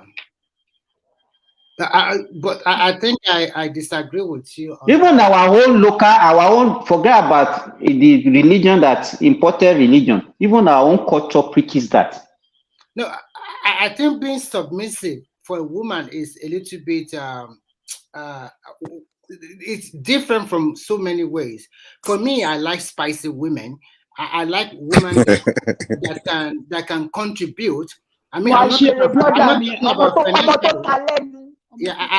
But to be honest, women naturally can lead. They don't have that leadership. What I mean by spicy, disrespect. I mean somebody that can contribute in terms of any topic. Tabak basically, any idea. But at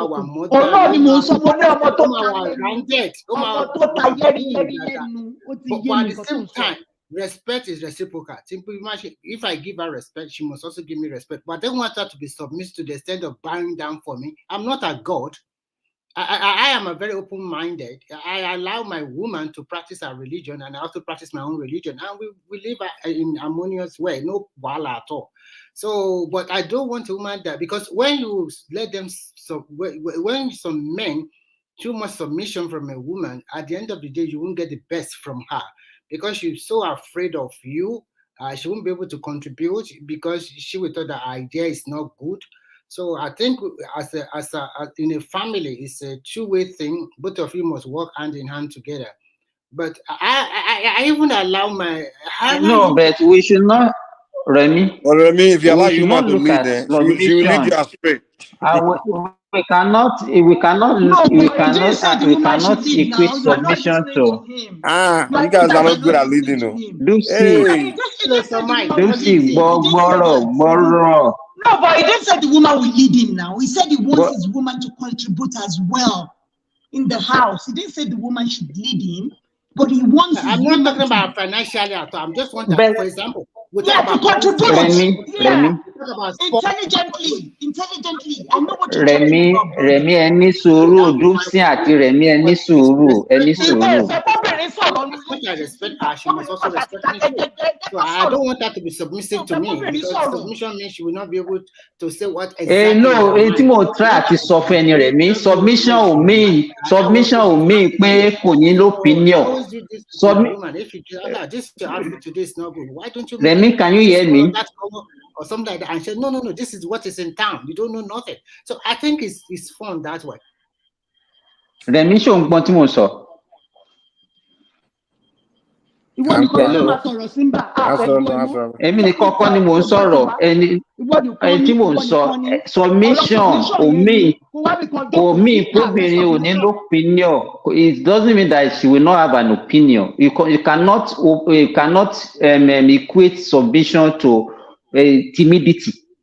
It's not timidity. And what I want women to understand is that in fact it will work better for a woman, because I know the way women be. If they can use that submission to even kill a man, and they got whatever they want to get from the man. Well, define the submission. I don't know what you mean by submission. The submission, what we are saying. I'm not saying this will rude. This will rude. What I'm saying here. Let him define submission for us, please. Define your submission, Simba. Everybody has a role. Do you understand what I'm saying? That's in submission. The family. You understand? Everybody should play their role. That's submission. That's my own definition of submission. It's not as if it doesn't make sense what you just said. I said define submission. You say everybody must have a role. That's not submission. That's just everybody having a role. That means that you saying you two are submitting, if you play your role as a man. The role of a man, a woman should know that the man is the head of the house, which then they are not contesting. So what we are preaching, as what we see as what we are trying to equate the submissiveness to eliminate that equity or equality that we are preaching in the society now. And that is not what I'm speaking to. Your woman. Okay, you know where I agree with you. This is what I think. I think roles should be defined clearly, right? And everybody should play their role. That's not submission. You should play your role. I play my role, you play your role. It's simple as that. By the time somebody is now encroaching to another person's role and is not allowing that person to play the role, a man will say, okay, so let me take this decision. Exactly. So that means you as a man, if you now encroaching, so does that mean I will never encroach to my wife's role. So if you do that, that means what? What does that mean? But you know that if your woman encroaches to your role, does that mean? Doesn't mean you're not being submissive. I will resist it. Oh, now that's not what I ask you. I say if you don't, then that means are you not being submissive then? It doesn't even show respect. That's what I'm saying. You said submission means you play your role. So now when a woman doesn't play her role, that means she's not being submissive. Now I'm also telling you that if you don't play your role, that means you're not being submissive then. It's the same thing, either way. So both sides have to be submissive to the role. Exactly, yes. Oh, okay, so submission is both sides. Okay. So it's that's both sides. That's my own submission. If I'm not playing my role as a man, already I'm not being fair to that woman. You're not being submissive. If she's not playing exactly, if she is not playing her role also, so that's it. That's my own rule. So submission is both on both sides. Okay, yes. Okay. That makes sense. So we don't even need to use submission then. So they don't use submission. Exactly. That's the word I get. I'm like, why do you need all of submission? To me, it's simple. Like when I just make I sit down and I make a rule. To me, listen, this is the easy way for okay. Listen, this is the best way. I don't know why people just complicate everything. People want to make the same rule for everybody. Everyone have different personality, different men, different. You understand? Two people, if they want to get married, they should sit down and make constitution. Okay, this is where you both agree on the term of your relationship. What role you will play, what role you will play, what you can do, what you cannot do, what it's kind of like a rule. You have to have rule in everything. It's like when you start a business, you have to have rules. If you start a country, you have to start a country, you have to have rules. But people get together, they don't have any rules, so they begin to. This one is expecting one thing of the woman is expecting something of him. It's not something he's never discussed it, and then you get mad that okay, why do you do things like this? Why are you like this? Why you never discussed it? But if you sit down before you actually start dating or get married, you agree like okay, this Mike, is you know these people that we are claiming that they know. they know Everybody what? know their role. They know their roles. Do you understand? And they are playing My it. brother. Is it in our own clan? Let me tell you, in our own clan, let me tell you here, you will never see a woman that will go to market to go and buy things. But the role is more is the culture. Okay, listen. No, so yeah, you see them, you see the men, they will provide everything that woman needs. Okay, Simba, okay. In that society, they already define a role, right? And no one must go against it. So you don't have to now. You have no need now within that society. There's no need to now sit down and discuss it. Say, okay, me and you are about to marry. This is your rule. That's my rule. No, that culture already Nobody knows exactly.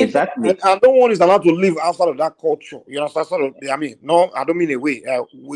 Within that cultural belief, right? But in Nigeria, in other societies today, we are jamming everything together. Wàárọ̀kùnrin tí ò ní provide fún ìyàwó tí ó sì fẹ́ kó wá submissive. So bó ló fẹ́ kó wá submissive tí ó gbà tí wò ṣe tó yẹ kí wò ṣe. So sometimes we try to hide under the umbrella of culture, but we don't really follow it 100%. You understand? In Nigeria.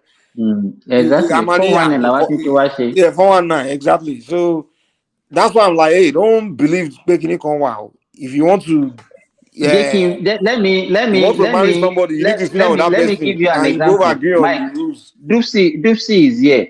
Dupsy is a woman among us now. If you see a man that is pampering you, is giving you everything that you need, won't you reciprocate? When even a mad person on the road, have you noticed? Exactly. If they want to take all these mad people, they give them food, they do everything for them. Then you tell them to come inside the car, they follow you. Even a mad person will follow you. But it's now you will get mad at that man that is not doing what he's supposed to do. At the same time, will be asking you to do your own role. Exactly. Yeah. I think that's when some people comes. are not just considerate. And I think most people, they are not matured enough to even go to what we call marriage. So and that's why I don't share this concept of these Western things that you people are being 50-50. Then if you are being 50-50, then you should not talk. You should not talk. A man should not talk. But if we both agree 50-50, then if you agreed now. I think no, if you agree, it's an agreement. To get income here, you have to work hard. That's why a lot of people do. I don't do 50-50 in my house. I continue to say that. Sorry. Dupsy is a lucky woman now. Is a lucky woman now. 0-100. I don't. So what's your percentage? 0-100. So your husband is 300%. You give 0. Yes. Sorry. Wait. Hold on now. Hold on. On what basis is that? Because what? You're not working or what? I am working. It's just that his income is much, much higher than mine. Okay, that makes sense then. That makes sense. Mike, this thing by here. Let me too. I don't do 50-50 with my wife. It's 0-100. No, but what if you're both earning the same income? The same amount. That's what I'm saying. I explained just now that because it's not easy here to make money. So a lot of people do that. And I'm not, it's not that I'm blaming them. No. I said in my own house, this is what we do. No, I'm asking Simba now. I get it. I get it. If of course it won't make any sense. You're earning so much money, your wife is earning little. I want to do 50-50. Okay. That's stupid. Okay. To me, I don't even believe in my husband earns like 10 times higher than mine. So. Yeah. I mean, in that case, 100%. Yeah. So, but what I'm asking Simba just believe 50-50 no matter what. So now I'm asking Simba like. I don't think Simba would believe that when he lives in the Western world because it's not easy here as well. He's never And lived there, and that's why he's always been around all these because of Muslim culture. childcare too, Simba. Wọ́lọ́mọ̀ You know, wọ́lọ́mọ̀ má Simba, you come out, our fashion in Louis, but iṣẹ́ everybody to èmi ò lè wá síbẹ̀ yẹn ìyá ń jẹ níbẹ̀ yẹn mọ̀ ni. exactly. má sọ So bẹ́ẹ̀ I'm Simba. about 50-50. So I love fashion at your wife too in fashion, so you both earn the same amount. Mama, so go good. Mama told you to Simba is likely to do 100-0. Simba is the doctor, remember. So it's likely for Simba to do that too. He's a doctor, so he's going to be earning a lot of money. So it's likely that it's still going to be 0-100. Do you understand that? So no, if a woman is earning the same as me, yeah. In fact, to me, it's still 50-50. Even if you are earning, like this way I look at it. If my woman is earning $100 and I'm earning $1,000, right? I'll put 500 down. She put 50 down. That means I put way more down. But it's still, to me, I still as 50-50. No, it's still 50-50 because 50% of what you earn, 50% of what I earn, we put it together. We put it on the table. So it's 50-50. It doesn't. I'm not even faulting you. It depends on how you want it and how you're. Lucy. What about the other way around? If a woman is not earning more than the man, what happens? For somebody like me now, Simba. For somebody like me, imagine maybe someday I'm earning more than my husband. I will even tell my husband not to pay anything. For somebody like me, because you want to reciprocate. Because you want to reciprocate. I'm praying for that for this man. Sincerely, that is my prayer inside of me, that I want to be able to reciprocate for such a lovely person. Do you understand? So it depends on someone Naijani. Ọmọ Naija lọkọ mi náà kí ló dé ẹ̀yẹ èèyàn bá bí ṣé wà ní jọ ìwà tó lè forí ìbò ṣá. So can the Naija tó ní láàrin ní ìgbà tó kàn ṣẹlẹ̀ ní ẹ tó tẹ̀lé gbé mi sílẹ̀ for 23 years ẹ̀ bọ̀ pẹ́ ni ẹ ní sùúrù. Oh God. Ọmọ Naija tó sì ọ̀rọ̀ pé bó ṣe ń sọ̀rọ̀ yẹn orí mi ń wú mi. Bóyá ọmọ ọgbà mi ọkọ̀ máa sọ ni ẹ̀ kó ṣe pé. No, that's the truth. Okay. So if he hadn't been doing the 100% thing before, like let's say. owó yẹn ló fi hàn respect má dá Lucy lóhùn. Ọkùnrin tí ò bá lówó ìyá ti dé Mike, if you don't have money as a man, you are done. I think it's about respect too. Believe me. About respect. I think respect. But if you have good character, a woman will love you. Money come first. Money come first. Simba, it depends on the woman. A good woman. If you are a man, you have a very good character. How many of them exist? How many of those imaginary women exist? Oh wow.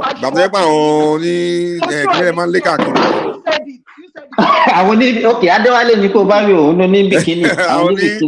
Gbogbo ẹ̀ máa lé àwọn ní bikini ẹ̀ máa this girl fine òdi ẹ̀ kíní kan ẹ̀ máa sáré fẹ́ sílé ẹ̀ máa complain later. ẹ̀ máa complain I respect and love you genuinely. I think most women will reciprocate. I don't know. I think that's my own. No, let me tell you. There are some like you are being appreciative. That's why you are talking like this. It has not even happened, and you are already saying this. There are some women that cannot tolerate it. But even you, let me tell you, I don't know how your level of tolerance is. Yeah. Because when it happens, I don't know how long you can actually sustain it. Believe me. So I think it's better like this. Don't pray for the other way around. It's better like this. No, I'm not praying for the other way around. I'm just saying that for somebody like my husband, I can do anything. You can what you can do in your only two ways. You can just be buying some things occasionally to appreciate his effort, and you encourage him more. Even on your own, you can say no. Don't do this. Let me do it. Yeah, definitely. I do that. I do that because we've been together for a long time. So I think it's just for you to be good. I'm not saying I'm good. No, I mean, no, it's fun. It's fun. Let me tell you, it's fun to have somebody. Your house will never be a dull moment. There'll never be a dull moment. You and this guy in the comment section. No money, no good woman.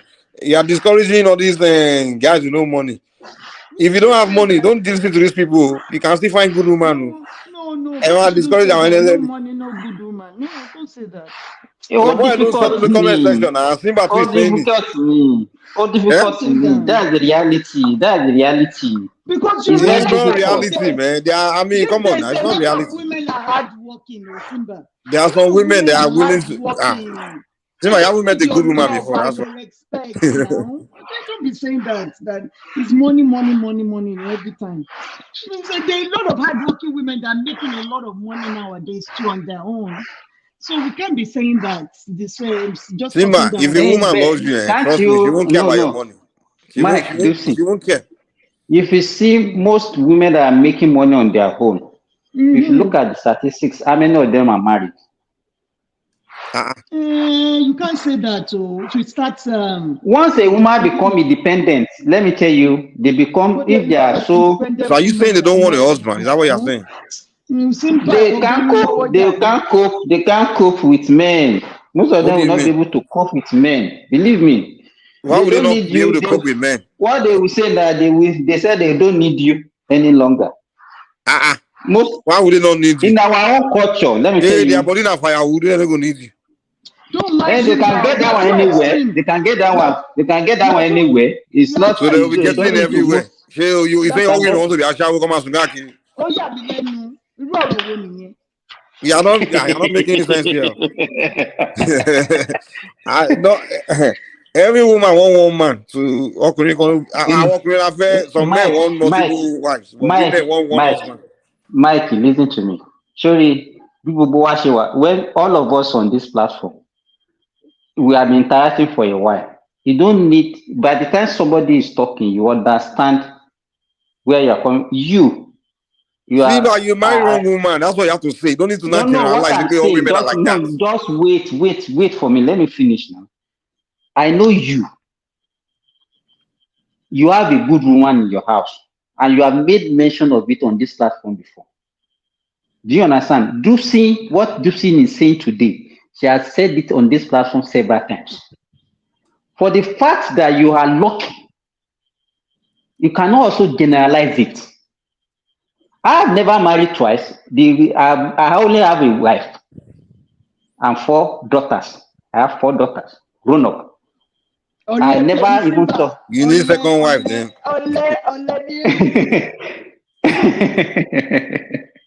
So, and I love my, if the best one, I love my children. I love my children. In fact, very soon one of them will even go and join Dupsy in where Dupsy is now. So what I'm saying generally, What for the fact province that is she coming to? What province is she coming to? I've not really determined that yet, but it's going to be next year. Okay. So what I'm saying is that if we are lucky to have good husband and good wife, that does not mean everybody is like you, Dupsy, and everybody is not like you, Mike. That's what I'm talking to.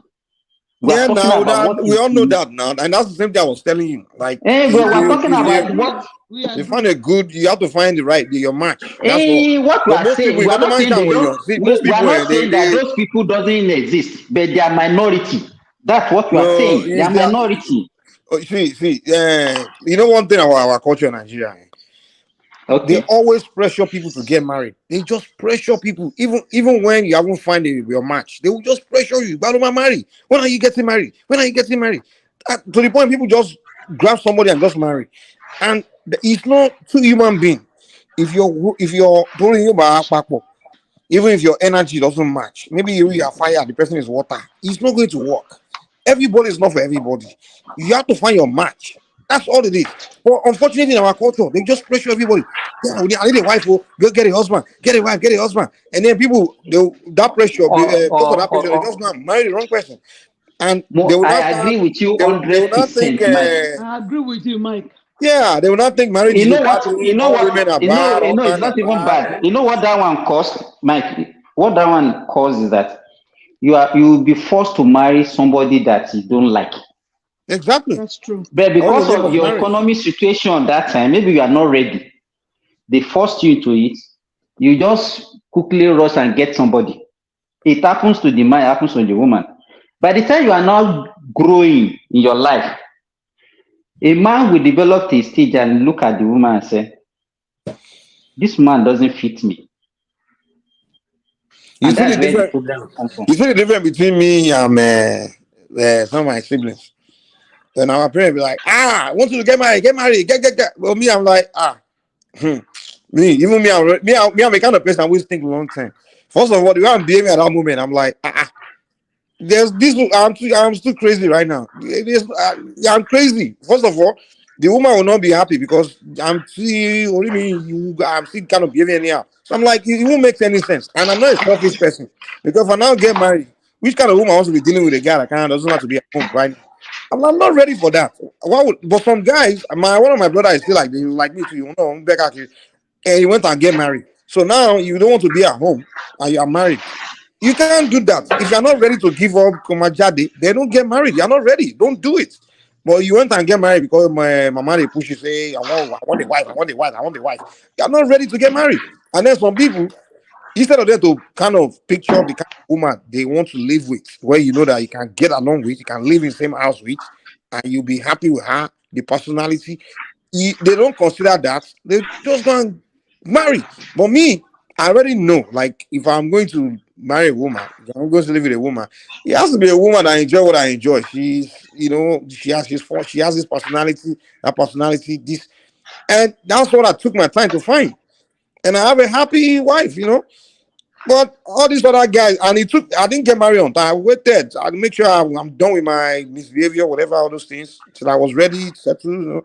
No wala. I won't give my woman wala. I won't be But Mike, this. you still have a lot of misbehavior. I wonder how your wife is. But not towards the woman. But I noticed though, you know one thing I've noticed about Mike? Mike is not that disrespectful to women. I've noticed, I abuse him a lot on this. I will never disrespect my woman. No and way. He will just keep quiet. So I noticed that he has some maturity when it comes to women. But because when Pansat comes on this platform, you know the way he will talk to Pansat, he won't talk to any woman like that. I've noticed him.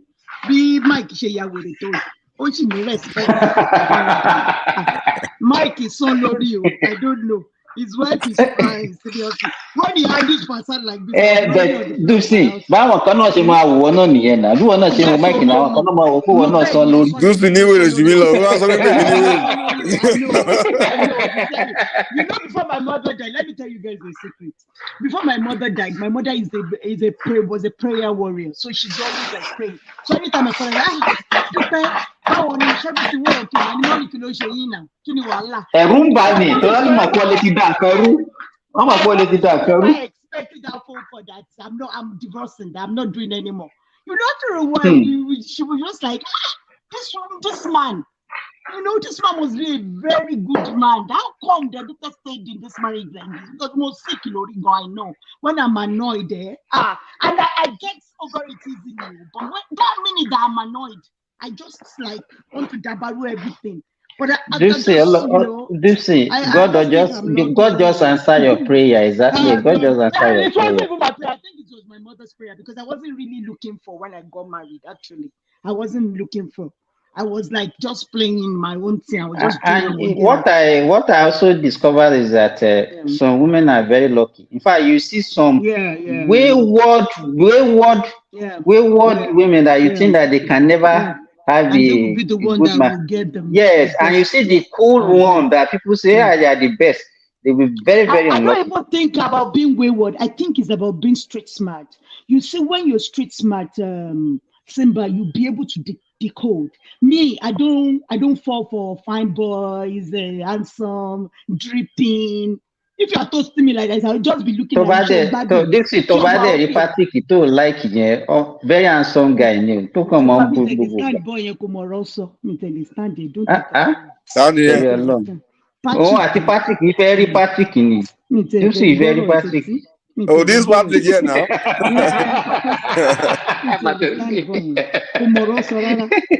So you understand? I think it's about being street smart to be able to decode a guy that is nice and good for you. Do you understand? I don't think it's about being wayward per se. But Lucy, I know that you are just playing. If you see Yeah. Patrick, he's one of the most lovely guy on this platform. Believe me. He's a rude boy. Mama, I'm telling you, rude.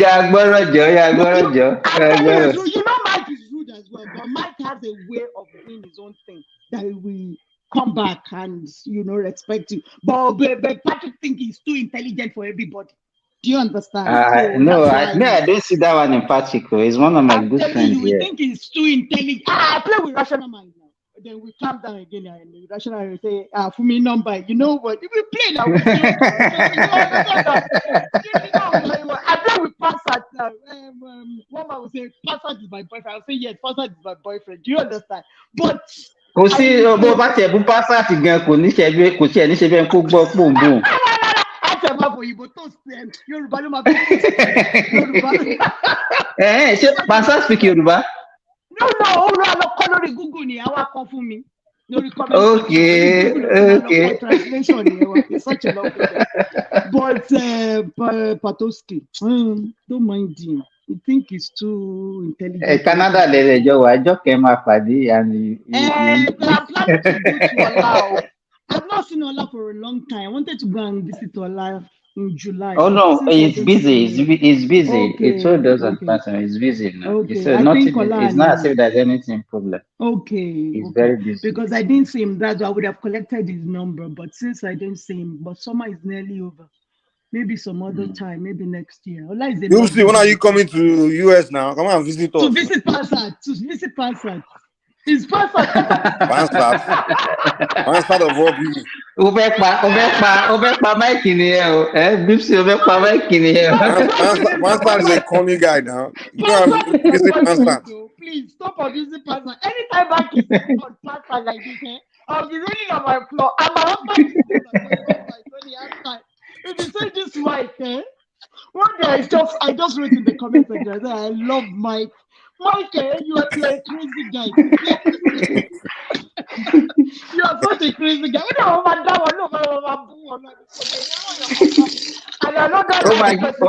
Ó máa fún wọn wòtòwòtò ní èwo ló kàn sí. Enigmatic and Mike. I think they are from the same. But this is tó bá wò lórí comment section. Wọ́n máa ń group mi àti Mike together ni o. Akérèmí. Torí àwọn ọmọ àwọn pé wọ́n máa jọ bú wa ni wọ́n ní Simba àti Mike our anti people wọ́n máa ń kó ara anti people. Because you're supporting Bola Tinubu. I believe Bola Tinubu will still do well. It's not as if what we getting Qatar and try so everybody has a role to play, both the leader and the followers. But they just want to face the leaders our alone. mindset is so warped, so weak to Lucy, Taba change our leaders here with the present mindset that we have. On Taba change 20 times, I agree. Taking the same from our own, from the follower, the same thing that Mama get. We'll be getting the same.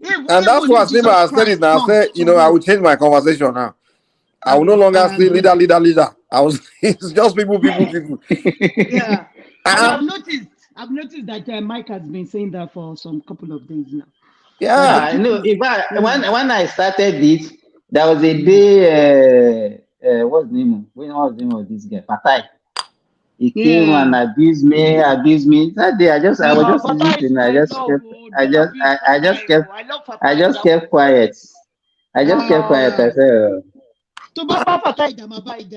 Anybody to Fatai than me by my badger. In fact, that day I did not even respond. I did not even respond to what he said. He abused me and he left, and I just allowed it to go.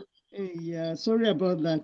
I love Fata. Fata is very intelligent, very, very intelligent. But sometimes it can get annoyed easily. I know that. No, it gets angry easily. It gets angry very easily. Even yesterday, he was angry on the platform. Yeah. He was angry. I know Fata is such an intelligent If not because Ogbeni was actually calm and we were just listening to him. Yeah. Mm-hmm. But we should, by now, I think we should all understand ourselves and we should tolerate ourselves. Everybody cannot have the same mindset. And the beauty of it is that everybody cannot be speaking in the same direction. That means there's no, it will become No a monologue, not a conversation. dialogue, no conversation, exactly. I agree totally. Yes, I agree. No, because And people it's like you don't you want paroing. Want paro twist propaganda. I don't care my irritates me. it's what And they it's very listen common. to. It's very common with Want the to Southeastern brainwash countries. one. Want to Yeah, brainwash go on come our and twist it. platforms. They all come and make up. You go conscious. You go to share. They will make it all. That can't you see the way Playtown we start with like an intelligent person? To by you just be thinking that are you educated at all? Uptown, what's this? Uptown, yeah. I know man. Very annoying guy. It's such a pathological liar. Shemo, why do you always come with rhetoric? And we said it's being civil. He like using civil. I'm civil. I'm civil. I'm civil. I'm civil. No, one man. No, let me tell you. If one man, in fact, I want to say this word so that one man will listen to me. If one man is a woman, so many men will be cheating him. He's very No, Simba. Let me defend one man. One man. Have you seen one man on a different platform when he calls in on Dr. Damages? Oh man, been off one man. No, one man is what he's trying to do is on his own platform. He just wants situation. He want to be He wants to be where people can come in and be comfortable. Was it 2 days or 3 days ago? I think it was. He opened the section with Eze Solomon. And if we see what Solomon is saying, one man was actually agreeing and say, okay. No. One man will agree on his own platform, but on a different platform, one man might challenge. I was not looking at what is this guy feeling now that one man was just one man was that boy should be banned. I'm saying this so that he will listen to this. He should be banned on this platform. No, do see. I don't know what we can. No, Dusi, I don't know what we can do to that group of that generation. They think they know. No, believe me, in the same generation, Solomon, Israel, that is Suruku and all those. That is the kind, and you can see that even our values, we have lost it. How can somebody like Solomon say that? Tinubu is intelligent, he doesn't know what he's doing, and I don't know why he's you understand. And even if you want to say that there is a better way to exactly, you have never worked in your life, you have never achieved anything in your life, you don't and you now be the one that you be the one telling somebody who is a president who has worked throughout his life, who has been successful, that you know better. You understand? And because it's this free speech, and that's why I still think that there should not be total freedom. Believe me, total freedom is a problem. Believe me, total freedom in any space, is a problem. I wanted to ask this question earlier too, man. Do you? I think black man does not deserve freedom. Because if you look at, I'm serious, to be honest. Simba, I'm serious, man. Like in America, for example. Even they were saying it. They say when black Americans, when they were in slavery, that's when they performed the best. They were inventing. They were very productive. They were very they were brilliant, even more brilliant than their masters. Their masters were afraid were banning them from reading books because they were so enthusiastic in learning, doing everything. But the moment they got freedom, they just became these useless people. Now, I mean, not to say, but no, about their mental health. In Nigeria, if you notice during the military dictatorship, like when you can't talk, you can't misbehave, they will shoot you. Look at how well behaved Nigerians were. The moment we get this democracy, freedom of speech, freedom of everything, see what's going on. I totally agree with you. Hey, but Mike, no, do see, we have examples. Let's take South Africa. What you see in South Africa today was those things that they did during the apartheid. I agree. Immediately they hand over to the blacks. Look at the shenanigans that is going on in South Africa now. Let me tell you, South Africa started the way we started. They will be worse than Nigeria. Those East African countries where you go, like Kenya, where you see some things, is because they have pocket of white among them, and they are the one that developed those countries. And You I believe understand? it's the slavery mentality that affected us. It's good to be free in your mind. When did they enslave you? That slavery mentality is affecting you. Ethiopia was not okay. Let me give you an example. You see, Ethiopia was never colonized. And see the way. So what you see? The last time I was even this so-called colonized, how many of us experienced?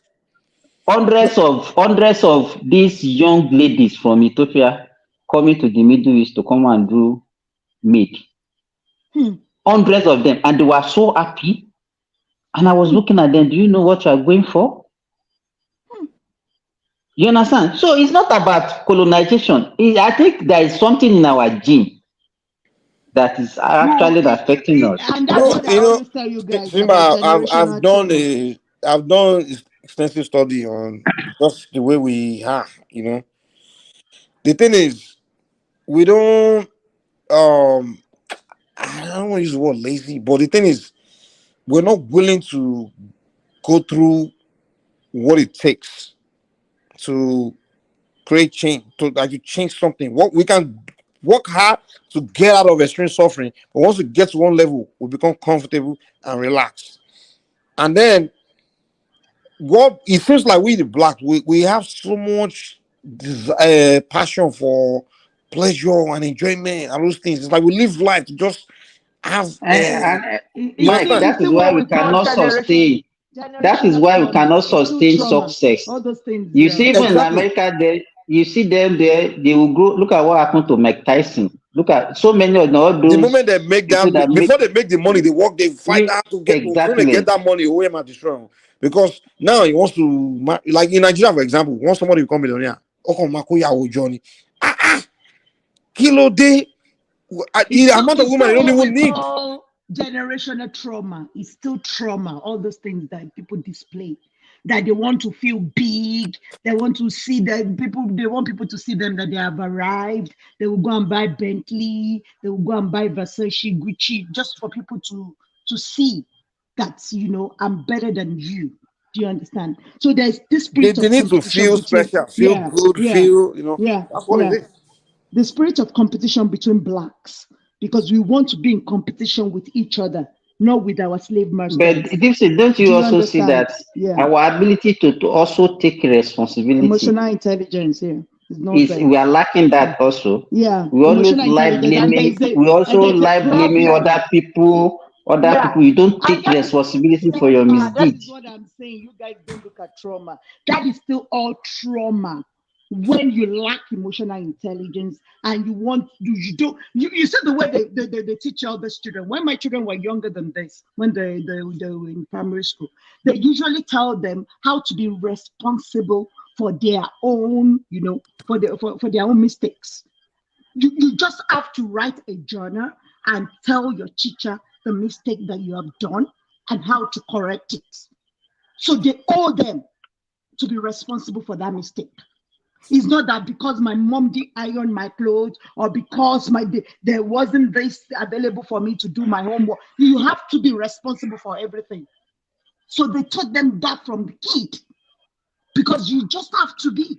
But we are not responsible for anything. So the way look at our own. Even if we cannot blame fellow human being, we blame God for our own predicament. And your money. And so is affecting the way our development. Exactly. Because because you will not see it, you will not be able to make effort. You just be looking at to me, and that's why we are retrogressive. Exactly. We don't make effort at all. We don't make effort. The way that Nigeria still is, Simba, I'm telling you, if people have critical thinking and they can actually see the problems that the people are having, people will be making lots. That was why I was a little bit. I don't agree with Ekene. There was a day when we are developing, when they banned Nigerian from statues because of this drug of a thing. They came on this platform and was defending the people that Because made it's their people now. It's their people.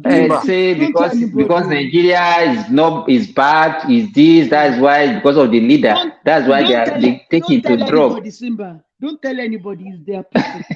Don't say it to So anybody. It's a secret. anyway, you are not which secret. You are national day. We listen to you now. So what are you listening? I don't. they are listening to you now. Anybody that abuse me tomorrow, I will abuse you back in the comment section.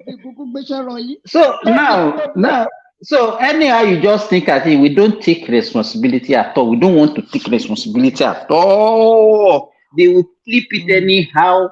Even if your wife didn't have a child, they will say no, it's God that caused it, or it's one woman, it's one witch somewhere.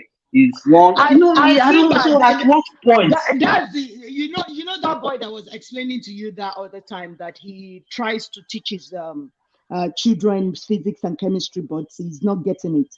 And that's what I told you. You see, this developed world, I've noticed the way their mode of instruction, all these their materials. It is about critical thinking, even arithmetic. The ordinary arithmetic that they say 3 + 3, they don't put it that way. That is not the way they do it. They will get you thinking that there was 2 red balls on the tree and 2 green balls on the floor. Then it's about thinking. We don't think at all. That is our own No, actually, they are teaching them now in private schools in Nigeria. Okay. In fact, sometimes when they bring all those things, I don't get it. I don't get it because I was never taught. Your friend the other time No. What I'm saying is for the fact that he doesn't know, that does not make those children more intelligent. It's because he has not been taught. Yeah. Do you understand? You can't. I think you can say that they are smarter because of their mode of education, because they have loads of stuff to do research. They have internet. I'm not convinced yet. I'm not convinced yet. Smarter. I think they're smarter. Because let me tell you, you know why I'm saying this. Let me tell you, the ones that I'm working with, most of their generation that I work with, they still don't perform. They still don't perform. They are very lazy. Even when you give them assignments, you give them presentation, because as doctors, we still do presentation. Yes. So and I can't see that intelligence in them. They still don't manage patient better than we old ones. Let me be going. See the jam scores. See the recent jam scores. Let me be going. I don't want to have anything to do with this. But no, do saying kilo ṣẹlẹ̀ fún má lọ now. See the recent jam scores. Oh, gbọ́dọ̀ lọ. Dipsy, gbọ́dọ̀ lọ. If you want to find the lab, let's go and sleep. I'll talk to you tomorrow. Bye. Bye. Okay, Mike, I'll be Patrick. Okay, go ahead, Patrick. You see the recent jam score, 364, 3. In our time, you see somebody, a whole school, you see like 10 people scoring 360. That our time, in a state, maybe in a city like Ibadan, 360 might not be up to 10 or 20, and they will be scattered. As a man, big time, At 3, with their good 270, 280, 250, 320. This one 360.